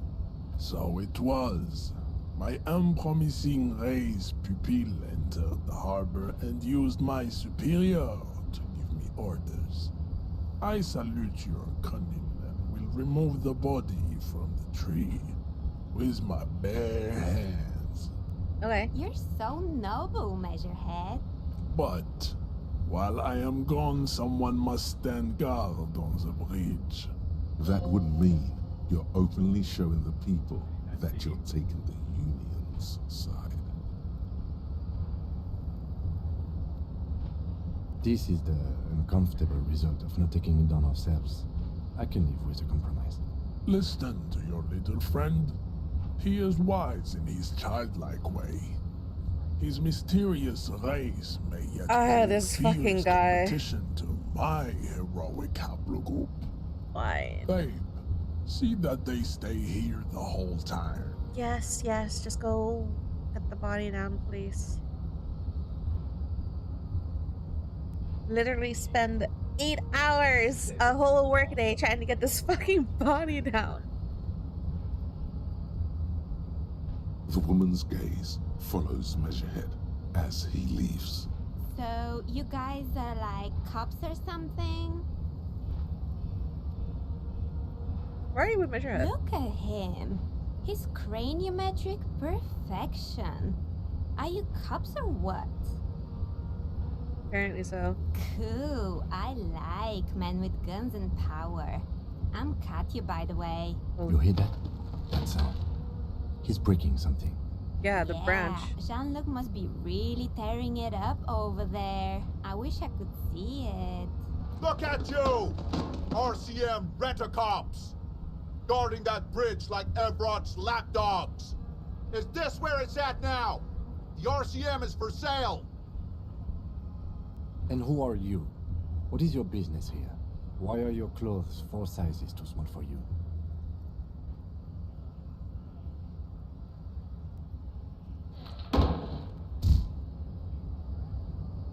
Did he tear down the whole tree? Interrupts you, echoing across Martinez. It's Kuno. Then the man turns to look behind him at the behemoth appearing around the corner, approaching him, walking past him.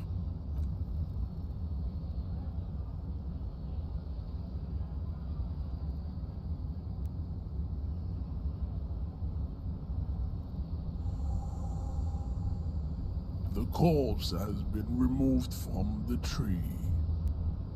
Stand down and congratulate yourself. You have sided with Ray's victory today. No. What you had to do was to become a Union man for all to see.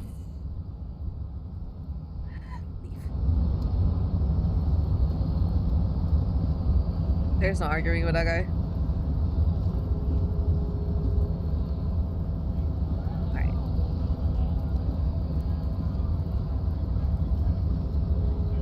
Also, I heard a shrill laugh and then Kuno went quiet. He wouldn't punch a kid, right?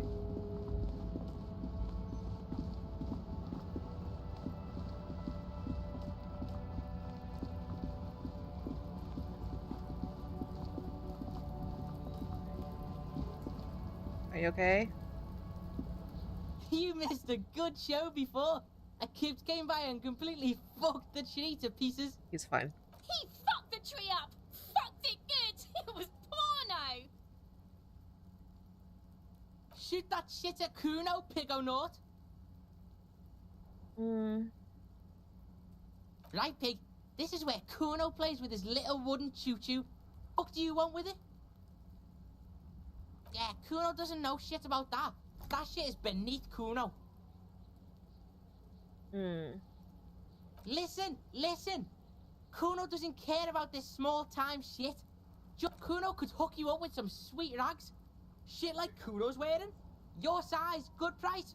500 real.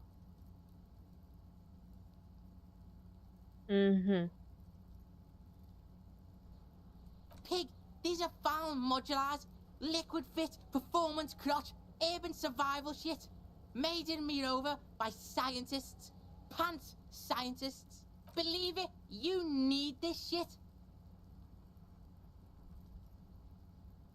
These could drastically improve your chances of survival in the urban wilderness. You shut up. Coach Physical Instrument endorses these pants. They are tartan ready. Okay, Whatever. Kuno was trying to help you, but you're too fat for fouling anyway, Pig.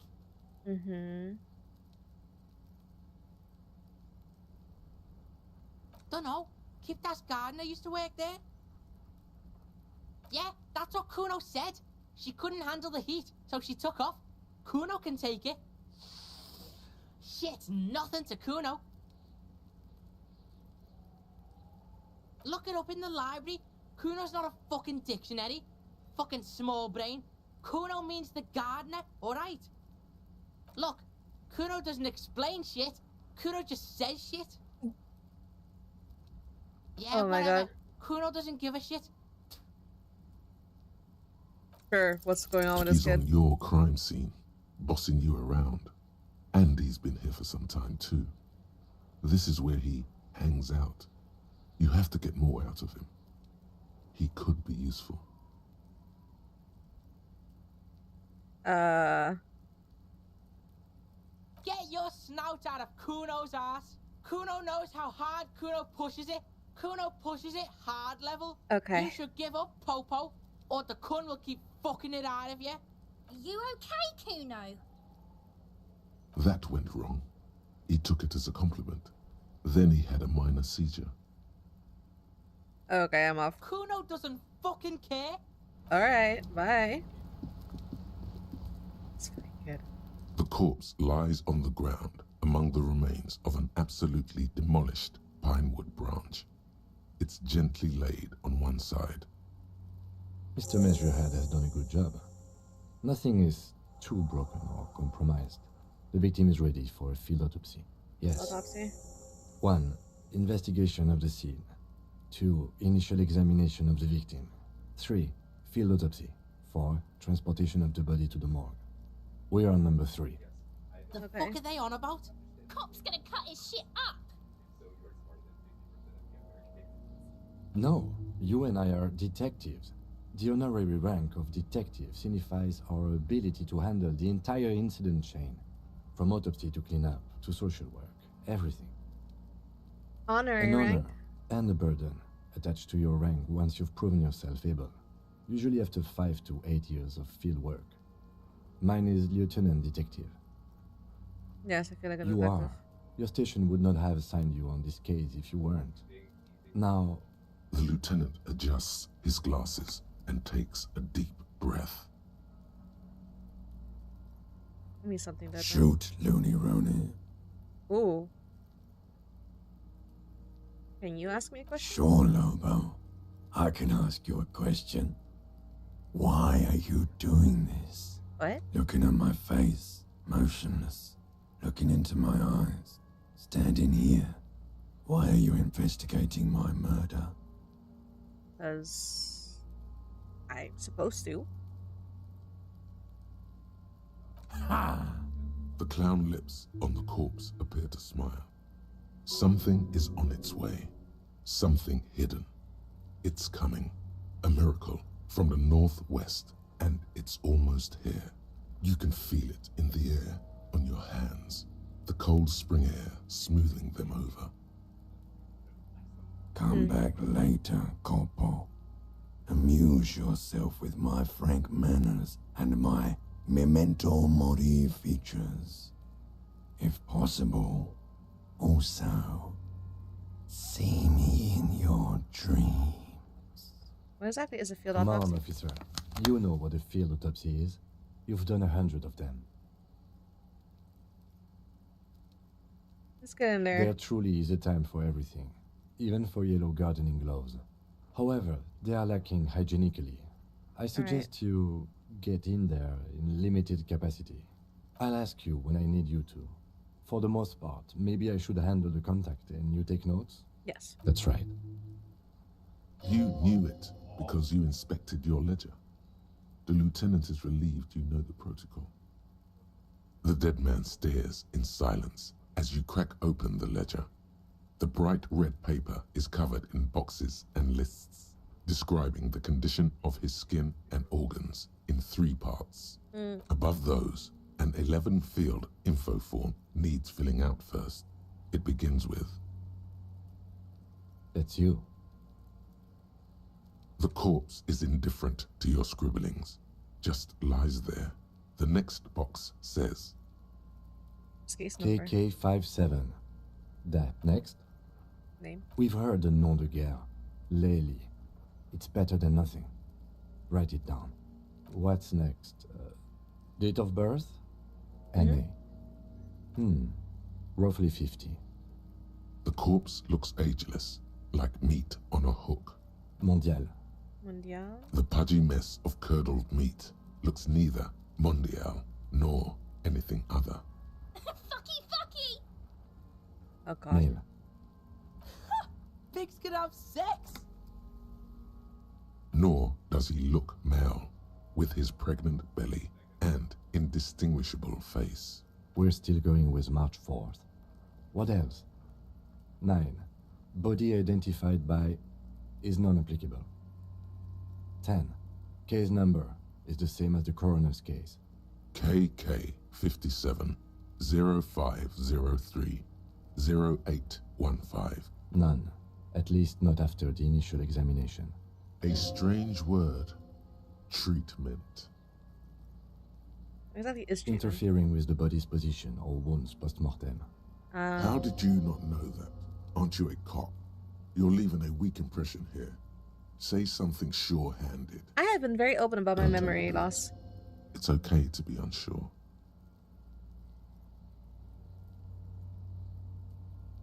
What's next? He places his gloved hand on the dead man's chest, as if in preparation.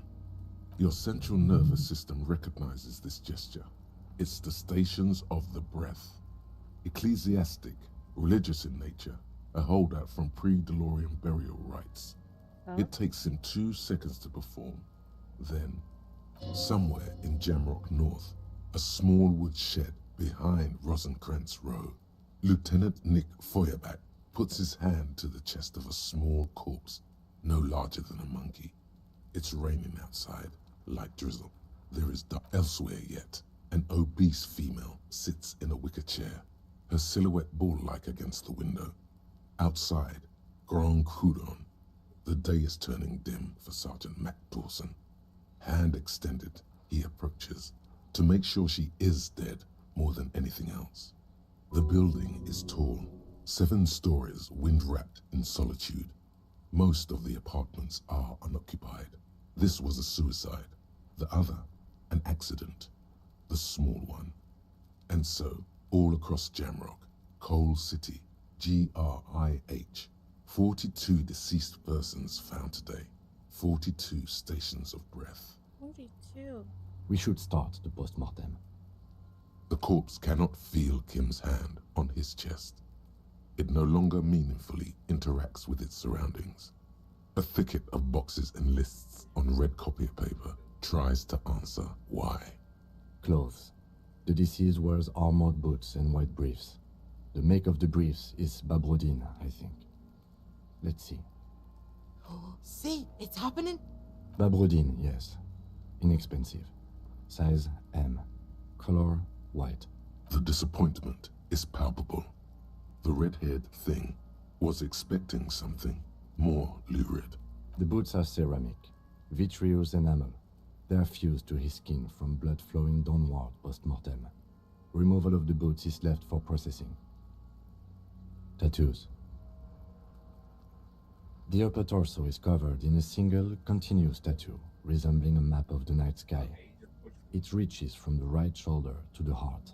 The ink is blue and white. So I shouldn't steal the boots then, The yeah? assistant has a color photograph of the markings, to be added to the case files as document A1. The photo is taken on the scene, using a Trigat Mini. The deceased has a cargo lashing belt around his neck, tied with a hangman's knot. Color yellow. Length 3 meters. There is a buckle on the other end. Well-nourished, athletically built, measuring 1.8 meters. Generally consistent with age, about 50. Preservation is good. Ambient temperature, below freezing. Body hair is light brown. Distribution is consistent with age. The deceased had male pattern baldness. Hair is combed back, short. Lividity is consistent with hanging. The head is congested. Contusions are present on the head, chest, and thighs. Consistent with stones thrown post-mortem. Low velocity. Fucking low velocity? You think Kuno doesn't know what you're talking about? Velocity was fucking max. Talking shit about Kuno's velocity. In addition, there are bite marks on the face, scalp, and chest. Consistent with predation. Ligature mark.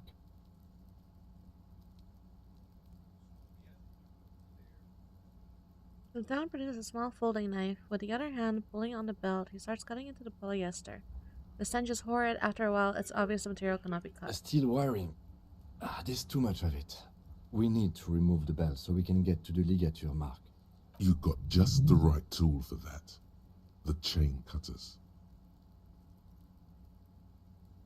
Always good to think ahead. Now, we need to cut the belt to see the ligature mark below. Carefully, with as much precision as you can. Oh, crap. See, my pig is gonna fuck his head off. No, he ain't. Your pig's a boring fuck.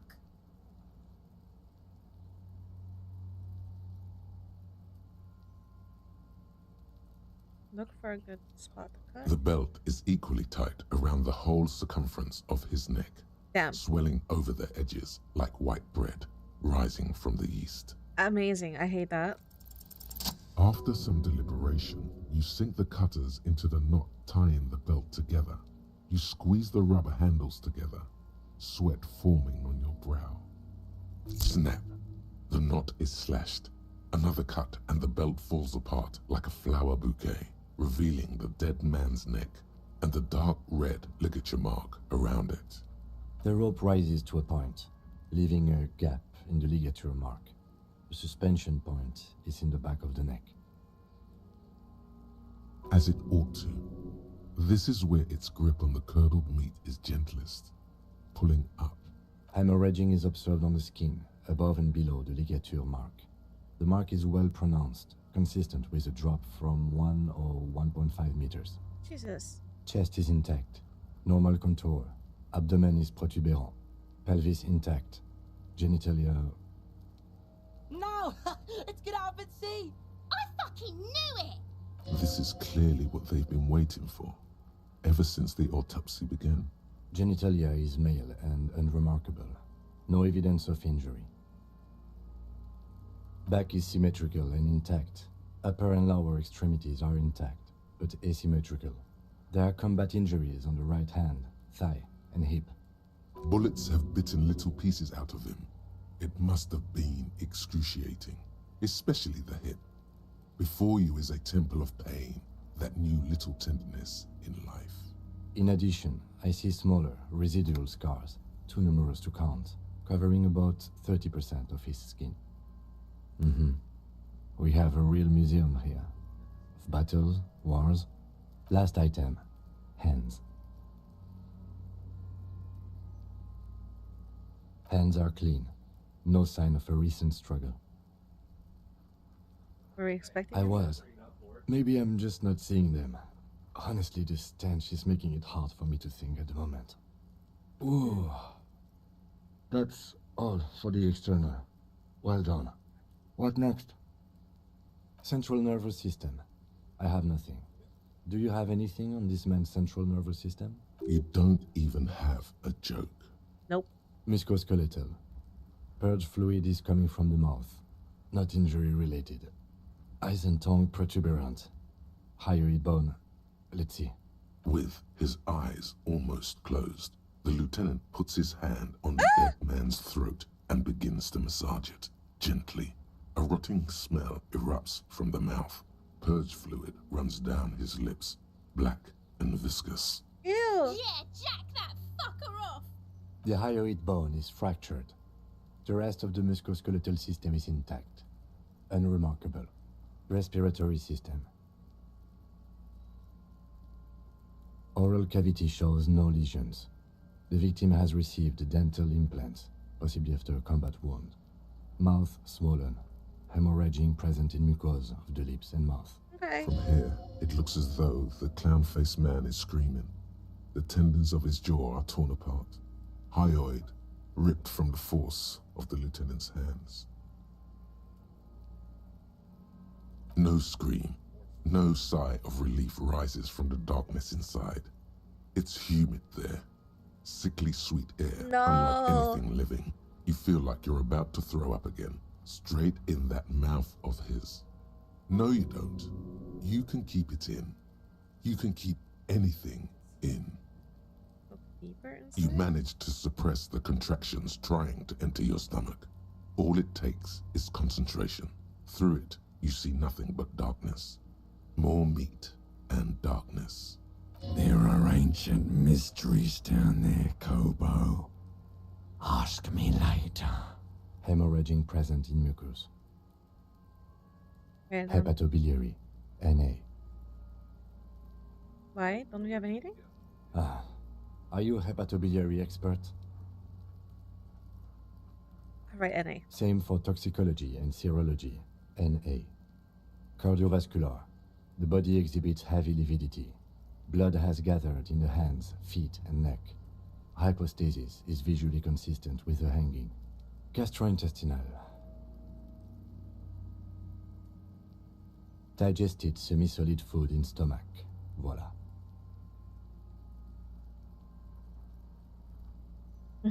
Omit the voila. What's next on the list?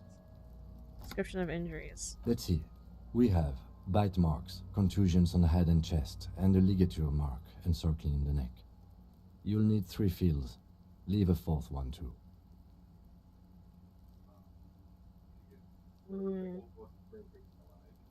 Oh, so we inflicted them?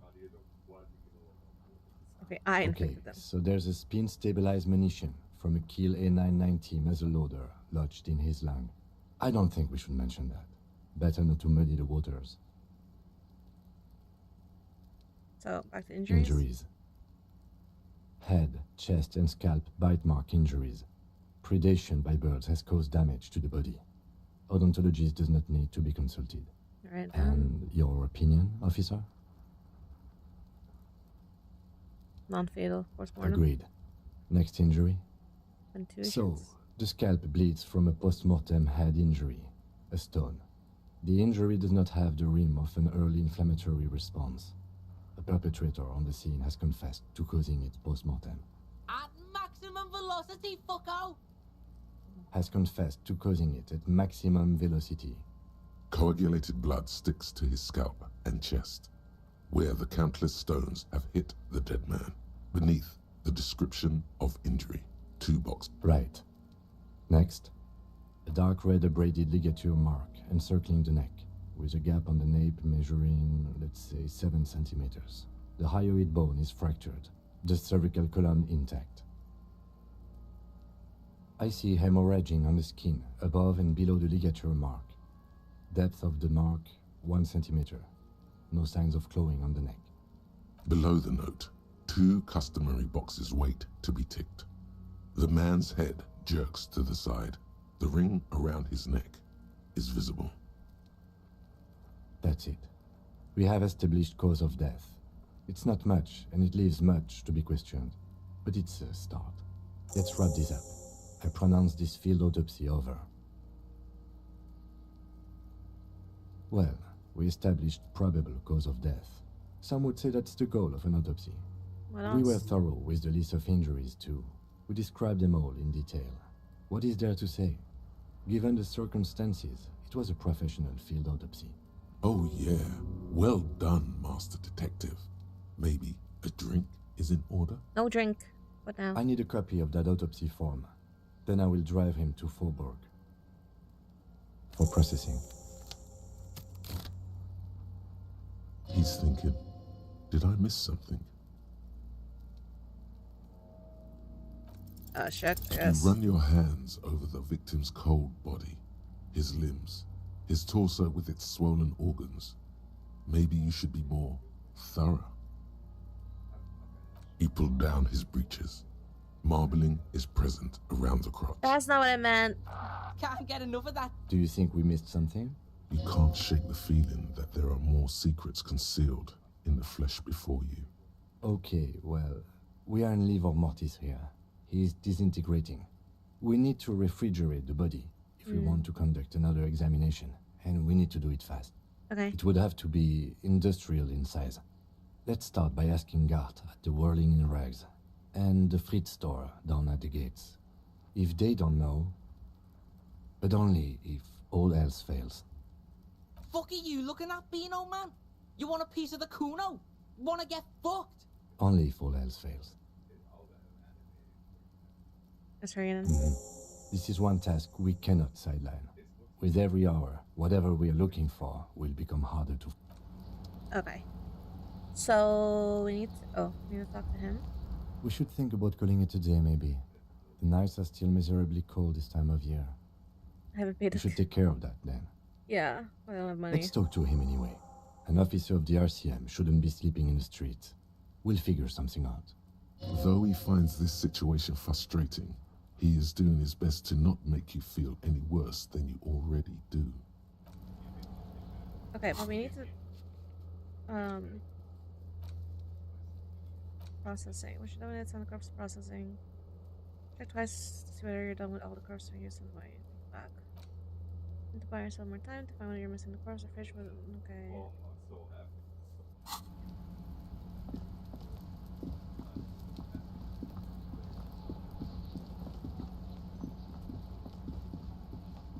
I don't think the guy is gonna let us use his fridge for the body.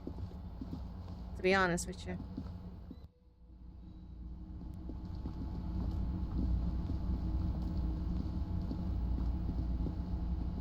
Can I help you? I seem to be in need of a fridge. Yes, yes. For the dead body. You want to put a dead corpse into my fridge, right? Yes. Flattery is the way.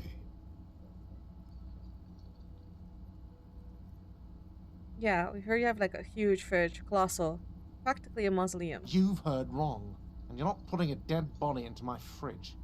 Damn, I thought the size thing would work. I'm not gonna ask why. This is a culinary establishment, not a morgue.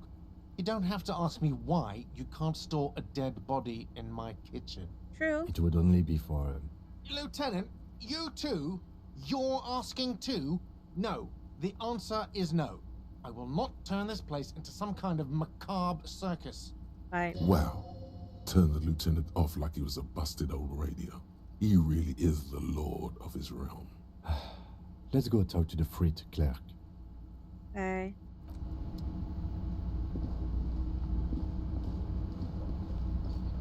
I'm not sure she's gonna let us do it either.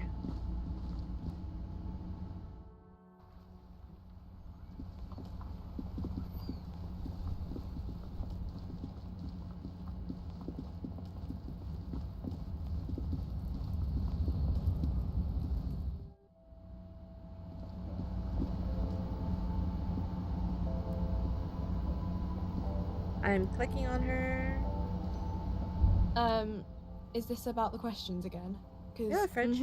Right behind you. Here's the Stormcrook's there. You're joking, right? No.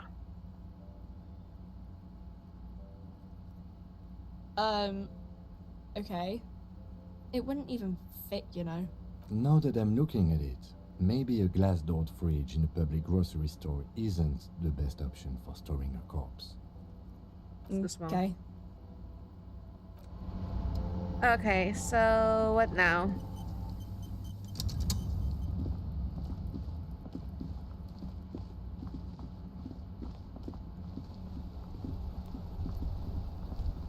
He said no.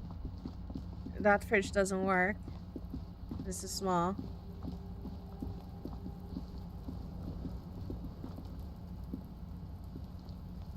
Fuck does Kuno care? I need a fridge for the body. For the fuck him. Good thing you asked the Kunmeister. Kuno knows a fridge. Perfect for freezing. Where is it? Bacon Man's in a rush. But what's in it for the Kuno? What's the return on Kuno's investment?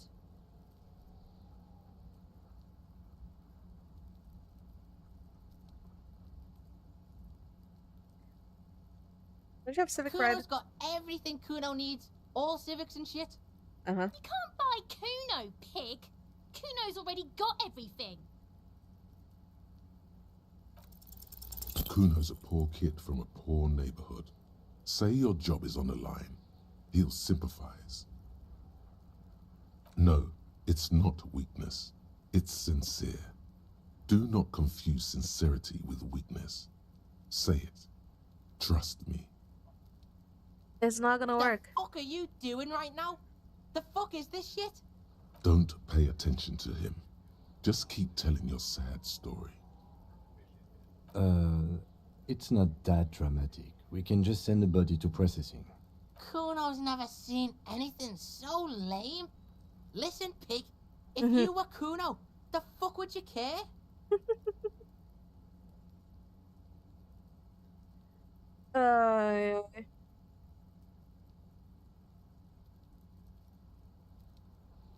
You just haven't done it long enough.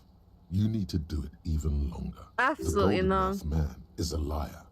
He can't be trusted, sire. He only wants to humiliate you. Paranoid whisperings.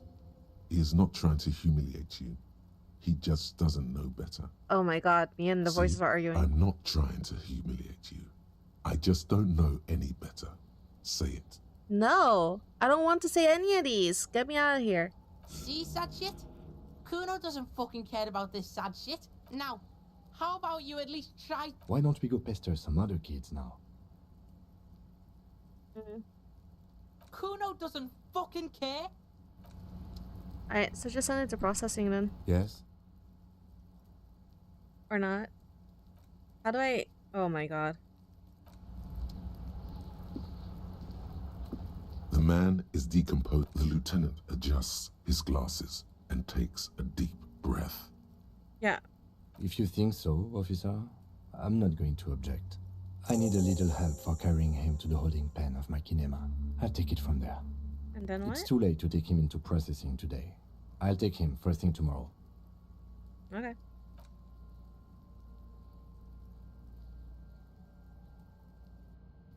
Can't we examine... No, I guess we can't, so... Okay. Although processing sounds like... You know, you'd be processing it. I guess it'd be wrong, but... Alright, what... Was it reaction speed? Maybe? These I can't do anything more with it. Okay. Logic or encyclopedia? Reaction speed could also be good, I guess. Intellect is still lowest. Hand-eye coordination? Reaction speed. Sure. Oh, I got 2 points. Okay. Encyclopedia? Okay. Map. Here, horseback. Van and Mori. Okay.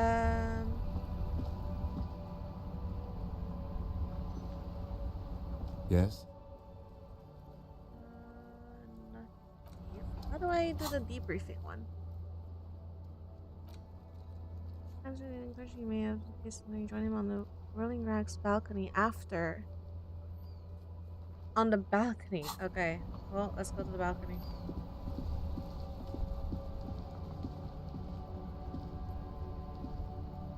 Get into the building. I still haven't paid up. Can I help you? Yes. Have you got it?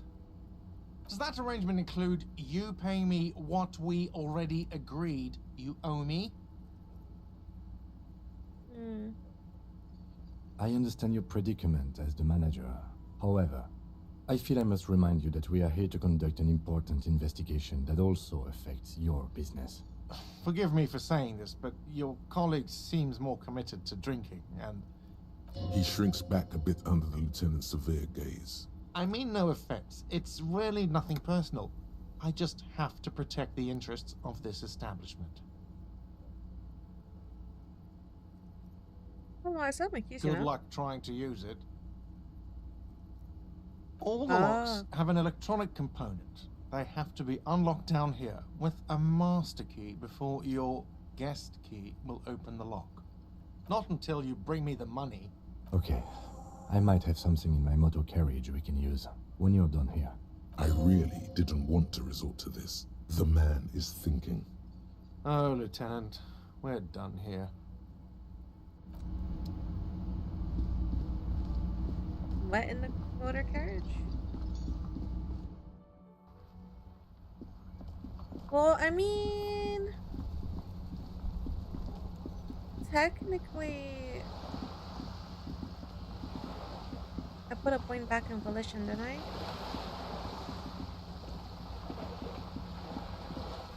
Is she still here?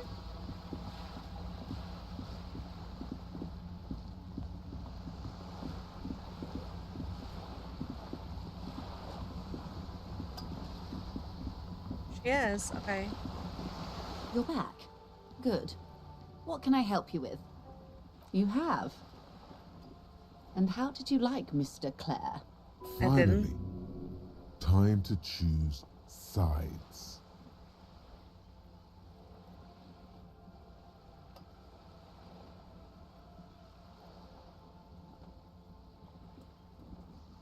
I didn't. Oh, come on now. He has his uses.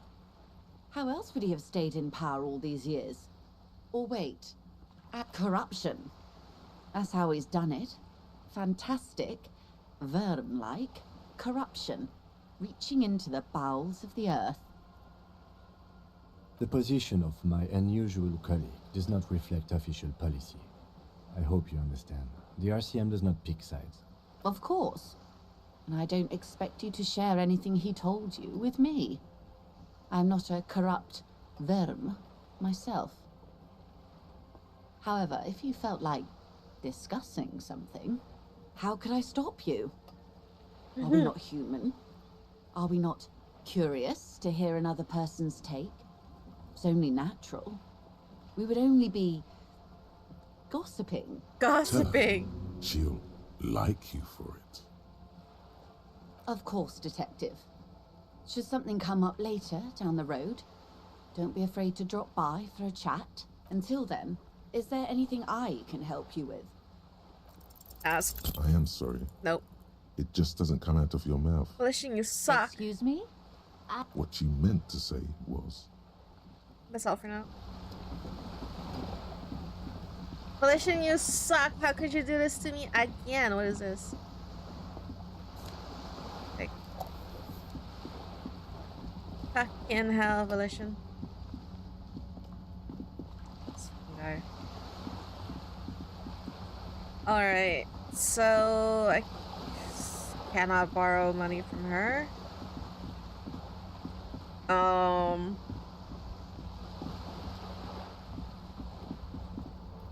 What did Kim have in the back of his car?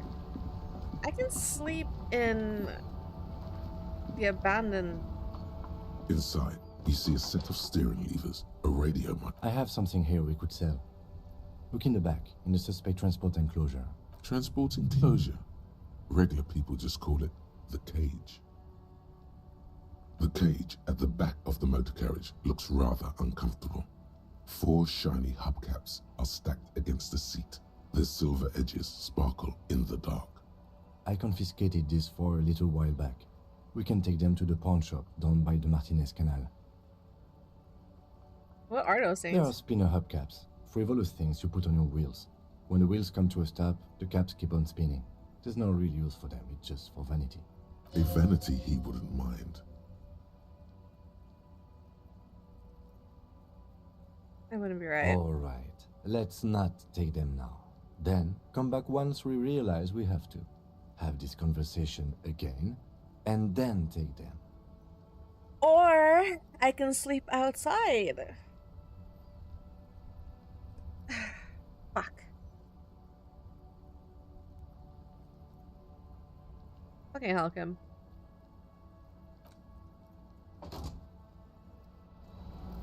Hubcaps. Alright.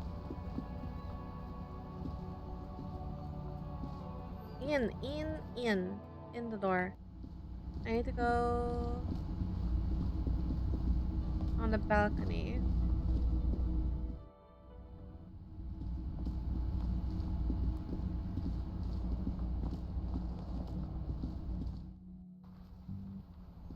Okay. Now can I send him away? Yes? No. What? And a daily brief. Am I not on the balcony? Do I really? Okay. Shit. It was right. Fuck. Jesus, can I at least clean in there? What the fuck was I doing?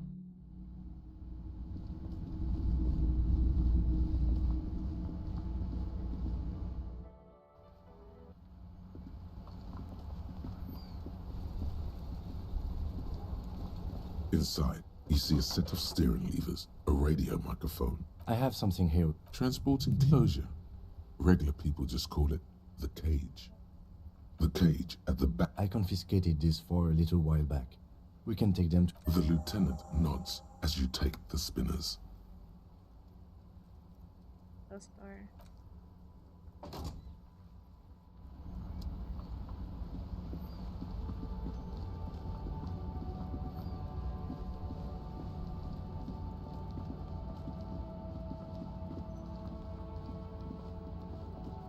Why can't I go? Oh no, because the gates are closed, right? That's why also I can't go home. And because I don't actually... Greetings on this fine night. What brings you here? How come you're The still pawn open? shop is always open.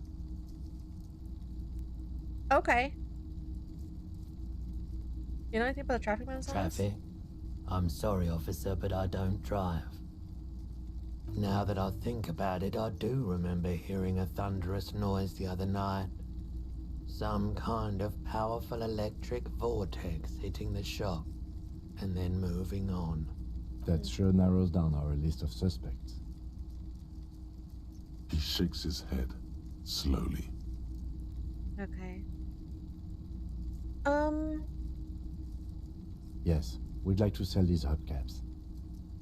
Roy takes the hubcaps from the lieutenant and inspects them. The spinners appear iridescent in the dancing light of his pawn shop. Yes, these are very, very good. Did you defraud some foreign prince for them? Jump a misc banger? No matter. I'll give you 200 real. No one was defrauded or jumped, I assure you. Of course. I meant no offense. Thank you. Here's the 100 real you need for your bill. Do not waste it. Yes. The windfall is a small consolation. Anything else you're thinking of selling? No. Another time, perhaps.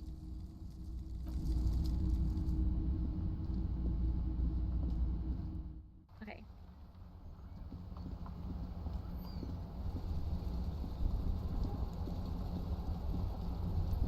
Where did he get them? I should probably not ask.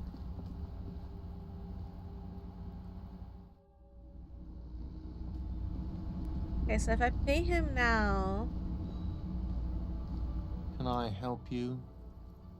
Yes. Have you got it? Well?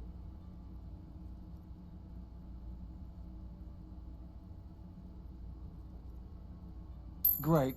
Thank you, officer. That's all I wanted. Payment for services rendered. If you continue to stay here, I just ask that you please pay your nightly bill in advance starting tomorrow. What is that? He's not sorry about his behavior for your sake. Now that you have money, he really wants to make sure you're not angry with him. The electronic lock to your room has been disabled till 9 p.m. tomorrow. Okay. Please pay for each night in advance starting tomorrow. 20 real per night. 20, I'll take a room here too. Of course. Always happy to have officers from the RCM as guests. Anything else I can do for you? The door? No. I don't have an option for the door. I kind of want to know what the door is all about, but it is time for bed. Yes? What do you want to know?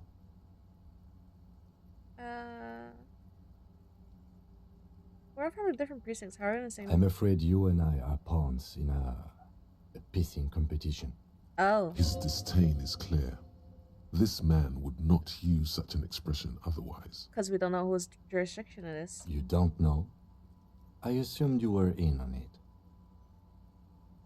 You know what I'm in on? Better still than an imbecile cop-off. Tell me about it. What's there to say? It's just stupidity.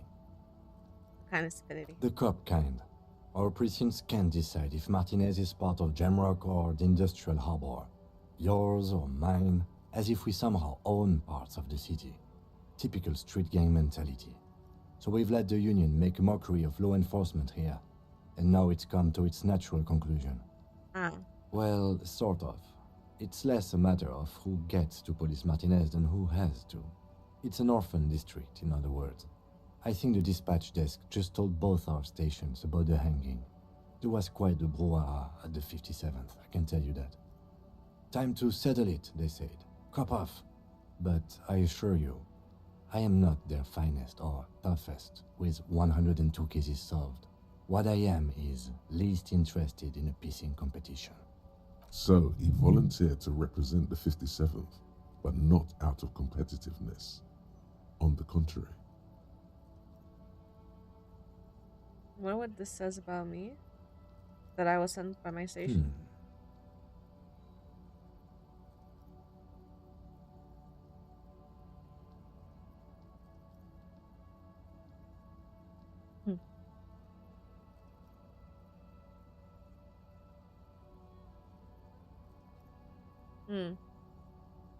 The silence carries. What's special? Martinez? Nothing. It's just a puddle at the end of some drain pipe. No one cares about this place. They care about sports. Most of our colleagues don't even know how to get here. North of the interchange doesn't exist. A tremble comes over you. Another after effect of ethanol poisoning, perhaps. Feels like leaves do when they rustle in the breeze, somewhere far away, below the turbine. The 41st and the 57th. The lieutenant was right. It's not about who gets what's north. It's about who doesn't. So you volunteered to spoil Yes. I'm an unrepentant spoil sport. it. Okay. Yes, it's a wholly pointless matter. Forget I ever mentioned it.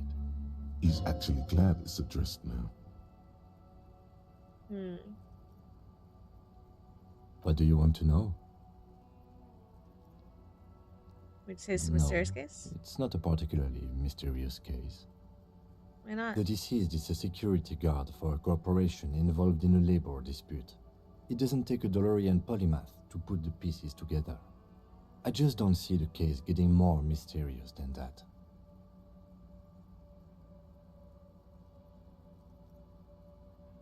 Then you are in luck, because we are in the midst of a major strike by the dock workers union.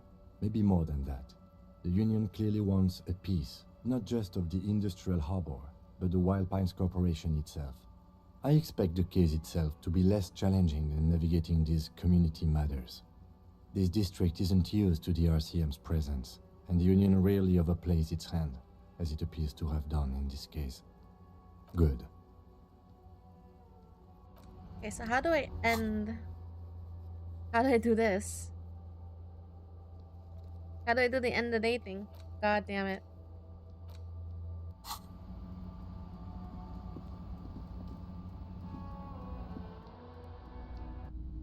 Can I go to bed? Is that how I do it? This is the door to the room you redecorated. Good night, Just a moment. You had some questions earlier, I believe. And besides, we should discuss our progress in the investigation. Alright, let's go. Okay, I see.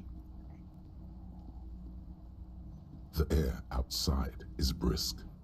The lieutenant is silent for a moment. He listens to the traffic hum. Then, where shall we begin? We should talk about the investigation, first and foremost. But I also remember you wanting to discuss the RCM? I didn't know you smoked. I have a cigarette every night when I go over my notes. It's something of a ritual. oh man, he looks so devastatingly cool with that cigarette. You shut up.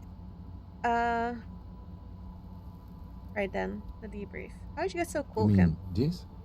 This isn't cool. It's an unnecessary trial of will, and unhealthy.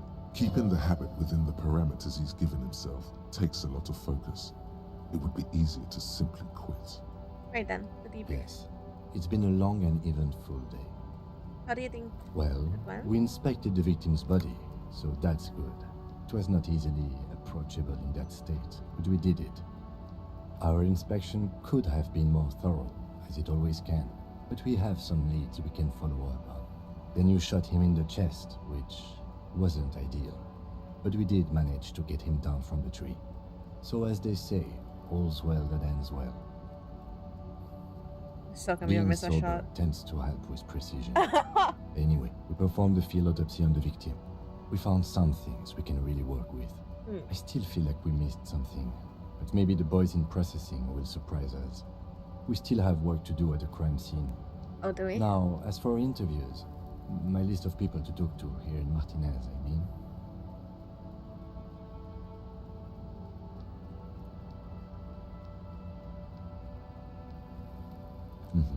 Including Evrard Claire, a daunting adversary, if there ever was one. He wasn't particularly forthcoming with useful information, however. Claire also helped you, how should I say, remember your name? That's a relief. Big relief. It's a very serviceable name too. I don't know how I feel about my name actually. That's normal. It's best not to give it too much thought. Is it normal? We interviewed Joyce Messier, the Wildlands rep, and learned a lot. None of it very good news for us or Martinez, but above all though, today was exhausting. What's with all the running? You run a lot. Is that a standard Precinct 41 practice? I just want to get from point A to point B. I have What do you a really mean? good theory about why you're running so fast, son. Just you wait until we get up tomorrow.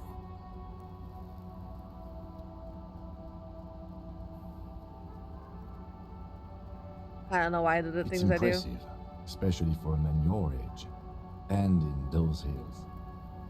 What's wrong with my shoes? Nice shoes, by the way. I like the green. Goes with the orange.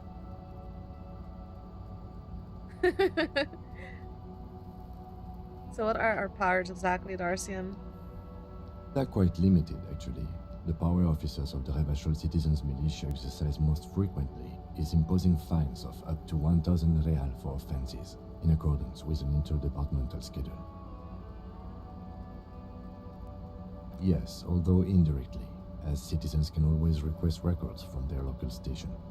Okay. Officers of the RCM have been known to take bribes of less than the prescribed fine amount. It undermines trust in the RCM. What else? We can arrest people, of course, but rather than bringing someone in directly, it's preferable to serve a station call slip. It prevents confusion and overcrowding. Why should I You show up? can't. Those who don't show up become fugitives, though, and have fewer legal rights when they are eventually caught. It's about power projection. Thus far, they seem to mostly show up. When power calls you, you come. But power itself is a fragile trick of perception. I see, and if someone resists... As you may have gathered from the fact that we are expected to carry a record of our kills, like the one in your watermarks, we are permitted to use whatever force is necessary, and strongly admonished not to abuse that power.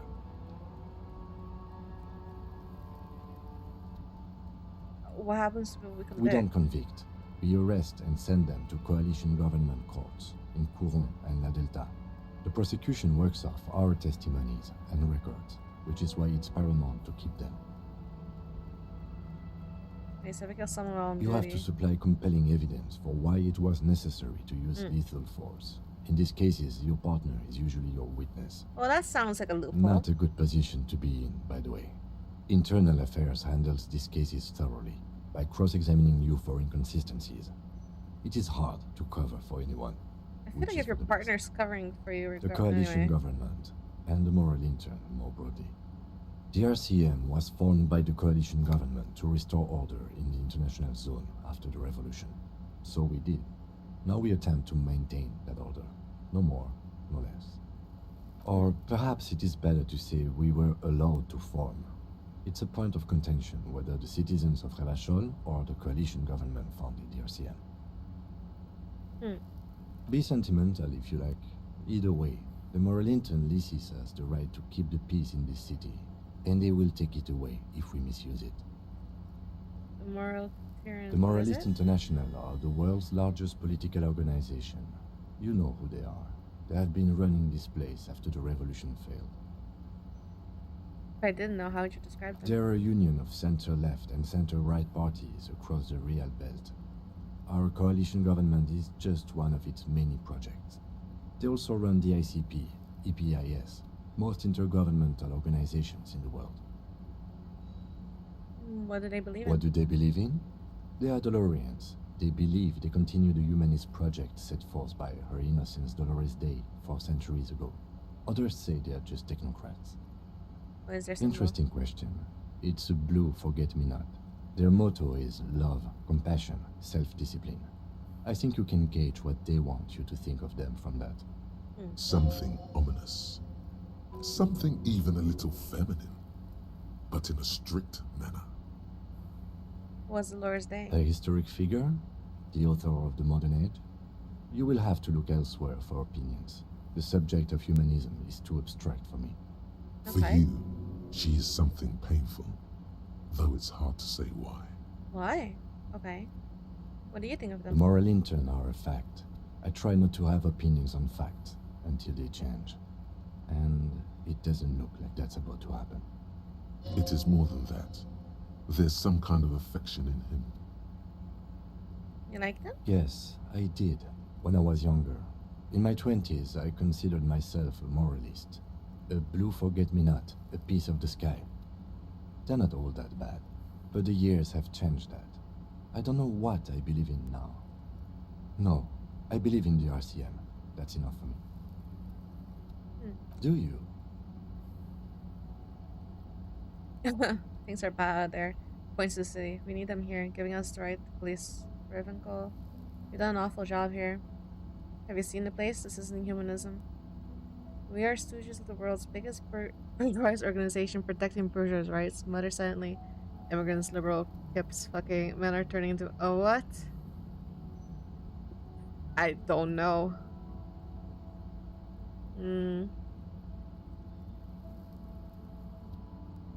I mean, it's pretty awful here.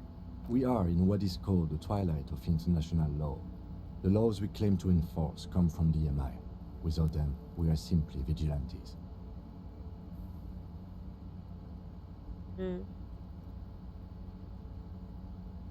Spoken like a revolutionary, not a cop. But hypothetical aside, in Martinez we already are vigilantes. At least the Union thinks so. I expect our job here to prove quite challenging. The lights of the orphan district are reflected in his glasses. The red and golden orbs of the motorway sliding like pearls on a string from east to west as Revachol commutes back to the suburbs. Tomorrow is Tuesday. Monday is over. Yeah, it's getting very cold now. Let's go. Okay, and Lonesome, long way home. oh, Here we we go. go. Home awaits. Walk past Station 41 and through the market, past the Boogie Street spearhead to the other side of the lake, the frozen eye at the center of the district. Then past the video rental store on the corner. There, at the end of a street lined with pine trees, a small house no larger than a matchbox, 11 Voyager Road. You no longer live there. Those times are gone. And so are those people. Why did you come here? Why are you still here? And where's the dealer? You have to get back to work. That's all you have now. So, I have no home.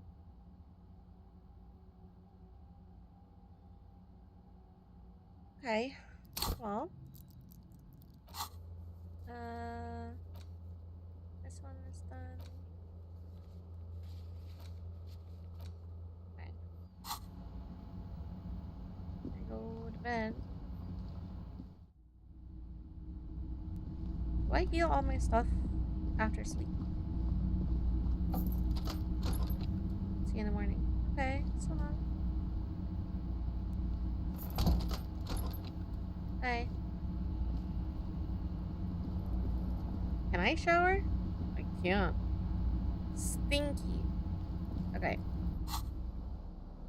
Let's see. What's this? The front of this quarterly journal features a large satirical portrait of the late King Friesel. From the sides of his head, a pair of white antlers spread to the corners of the cover. Why antlers? Because white antlers are one of the symbols of communism. Oh. They represent a society in accord with the natural world and at the same time above it. Oh, by Friesel. Because Friesel was incompetent, foolish, and cruel. In short, the embodiment of everything the communards wished to overthrow. It's satire, you see. To your disappointment, there aren't any full-color pictures to direct your attention. This fucking guy. Just column after column of closely set text, interrupted occasionally by little doodles in black and white. After rifling the pages with your thumb several times, you return to the table of contents. The magazine is divided into several sections. International development, Kunst und Kultur, and local concerns. just inside the cover, there's also an editor's note. What's the editor's note? Comrade, as you know, this journal takes its name from Mazov's immortal expression, Du cristal à la fumée.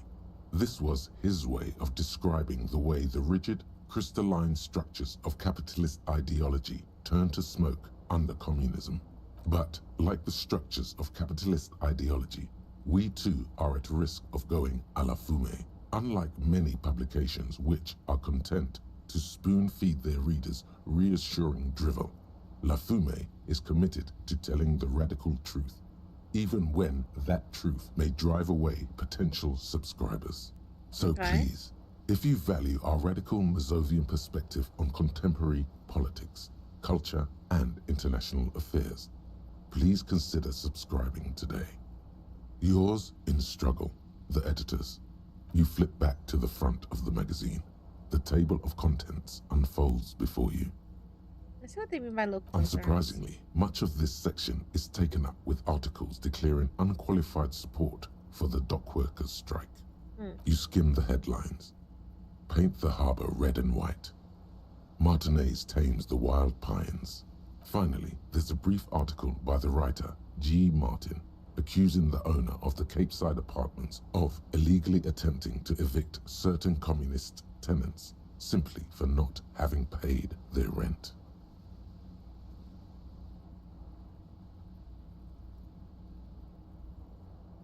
Charging rent to live somewhere is pretty outrageous. Wouldn't it be better for everyone in labor and capital would reach some reasonable accommodation?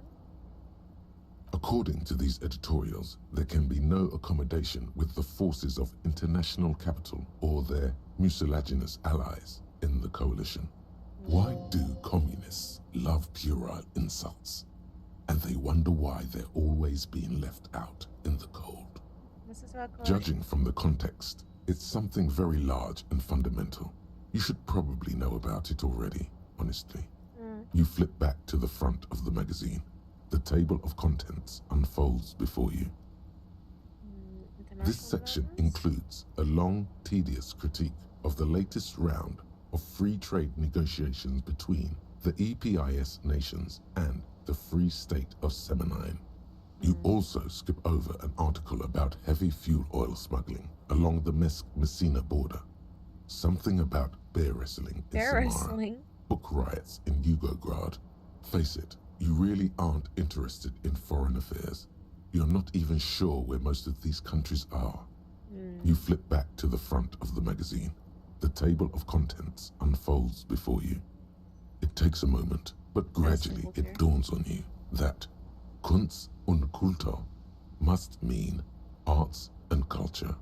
As you leaf through this section, you come across several reviews of recent radio plays, as well as a brief artist spotlight featuring a local artist identified only as CS. The main feature, though, is a long essay titled Tip Top Tournée, a critical Mazovian perspective. This so-called artist spotlight is really just a brief Q&A, made all the briefer by the subject's evident hostility to her interviewer. That certainly sounds like a certain delinquent youth who likes to harass you from her balcony. The actual article is surprisingly light on details, but after skimming a page or two, you gather that it has something to do with motor carriage racing.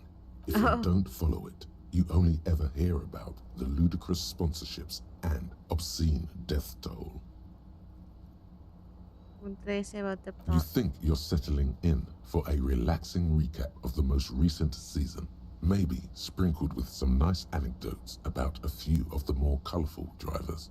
Am I not? Instead, you find yourself skimming a 10,000-word feature about all the politically problematic aspects of Tip Top Tournée. What's wrong with Where it? to even start? For one, there's the crass commercialism of its sponsorships, and then there's the practically criminal emphasis on deadly motor crashes. Who wrote this? Oddly enough, this article has 2 bylines: Nasdeb Encolada Bernal and Exilus Buka.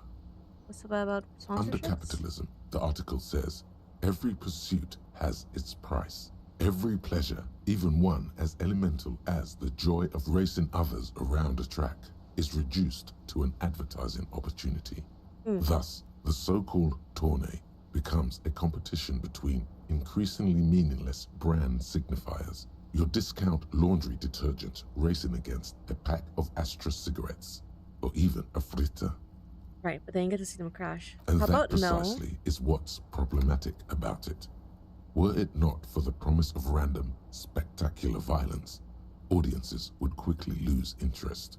At the end of the day, it's the destruction of these 750,000 real racers that you're really watching for. No.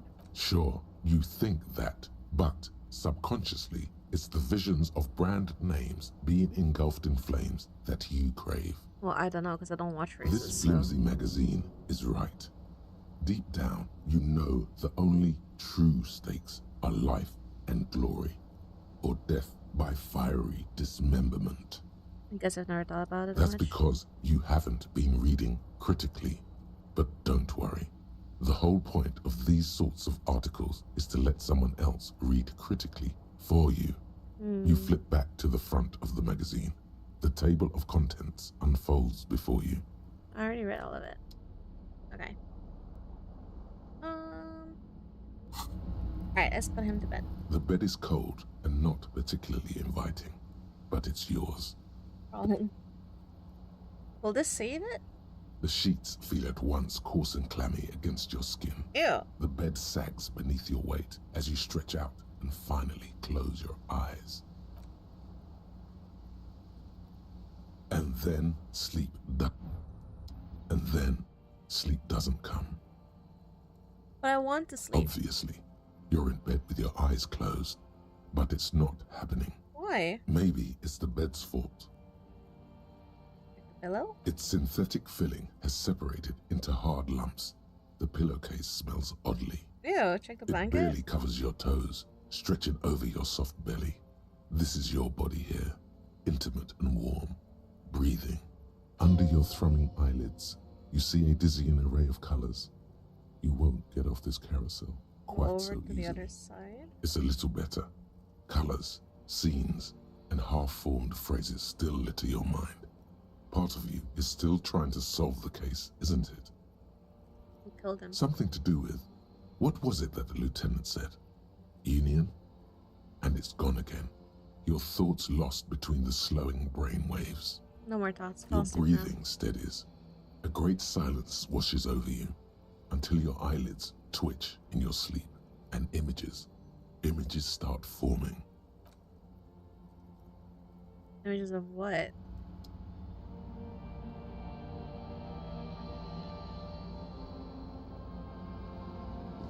Oh.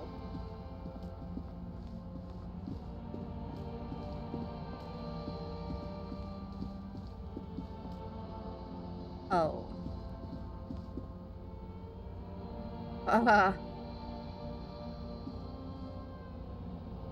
Well.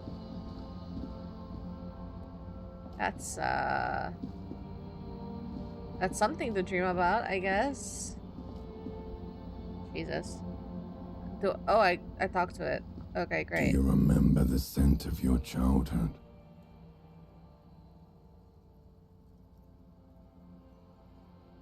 Are you asking me? I remember nothing. Do you remember your wife's hand on your face? You said who? Do you remember the warmth of her thighs, between her legs and in her mouth? No. I was left? That's right, funky baby. And you just stood there. One hand on the bottle and the other on your dick. Watching her go. Let it all be dragged away from you. Tell me, where are your friends? Human beings have friends, Harry boy. Where the hell are yours? I want him back. I mean, he was planning to... Could get it back. No, it's gone. 3 times gone and never coming back. You failed. You failed me. Oh, I You just felt myself. Elysium. What's Elysium? Everything. The Pale and the Islas. On the surface. The outer magnetosphere. Burning, furious truth. 8,000 years of written history. You really dropped the ball, Harry. 4.6 billion people. And you failed every single one of them. You really fucked up. Talked to you before. No, Harry. You were just talking to yourself. That's all you ever do. Even in your dreams. And the act is wearing thin. The spots of the disco ball fade around you. You'll be back in those cold snakeskins in no time. Sweating up the bed. Stinky boy. Yeah, don't call me that. I can come back from this. You're not coming back from shit. Thrashing around in that high conductivity state of yours. Bumping into things and acting like a clown. Who are you kidding? I'm trying to solve this case. You're trying to what? I can't hear you. This is just a word dream now. Jumbled up garbage. The pictures are gone. The bed rises to meet you. A thin, sleep-like state. More glass than velvet, grinding in your head. So something is wrong. Sleep shouldn't be this bad, this dry, this unnourishing. There's something wrong with your thoughts. Some kind of new type of hangover. Is it because I didn't drink? Oh yes, party boy. And it's worse than the one before. Just think of the shit you saw. Here it comes too. So soon already. A silent alarm goes off in your head like clockwork. Barely let you sleep at all. Time to get those clothes on, Harry. Time to go to work in the shit factory.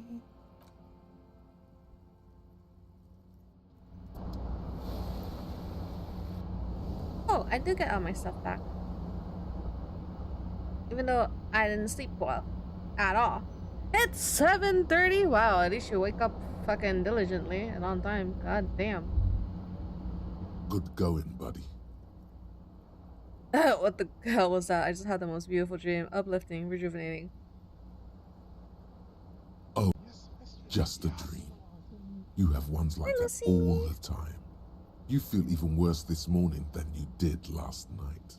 What the hell's going on You with me? mean, why are you so tired? Too tired and down to even think? It is worrying, isn't it? It's more like you can't be a detective I'm still streaming. Like this. Detectives need to be able to think.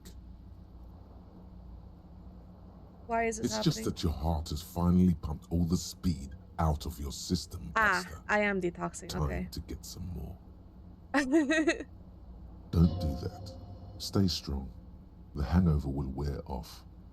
You don't need to keep doing this to yourself. I'm not going to. Are you sure?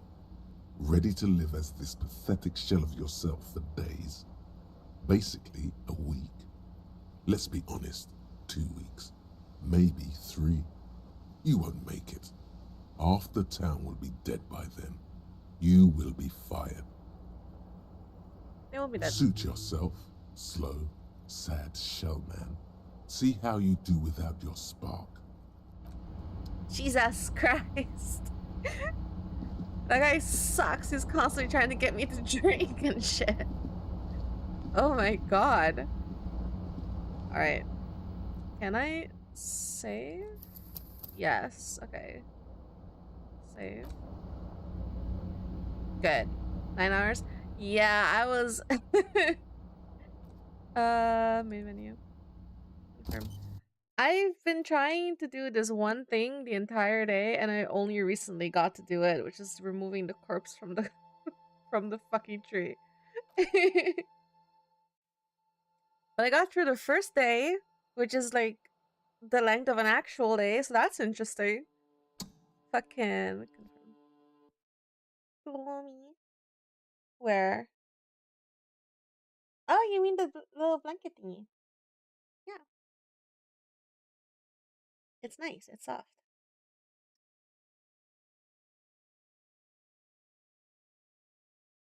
Yeah.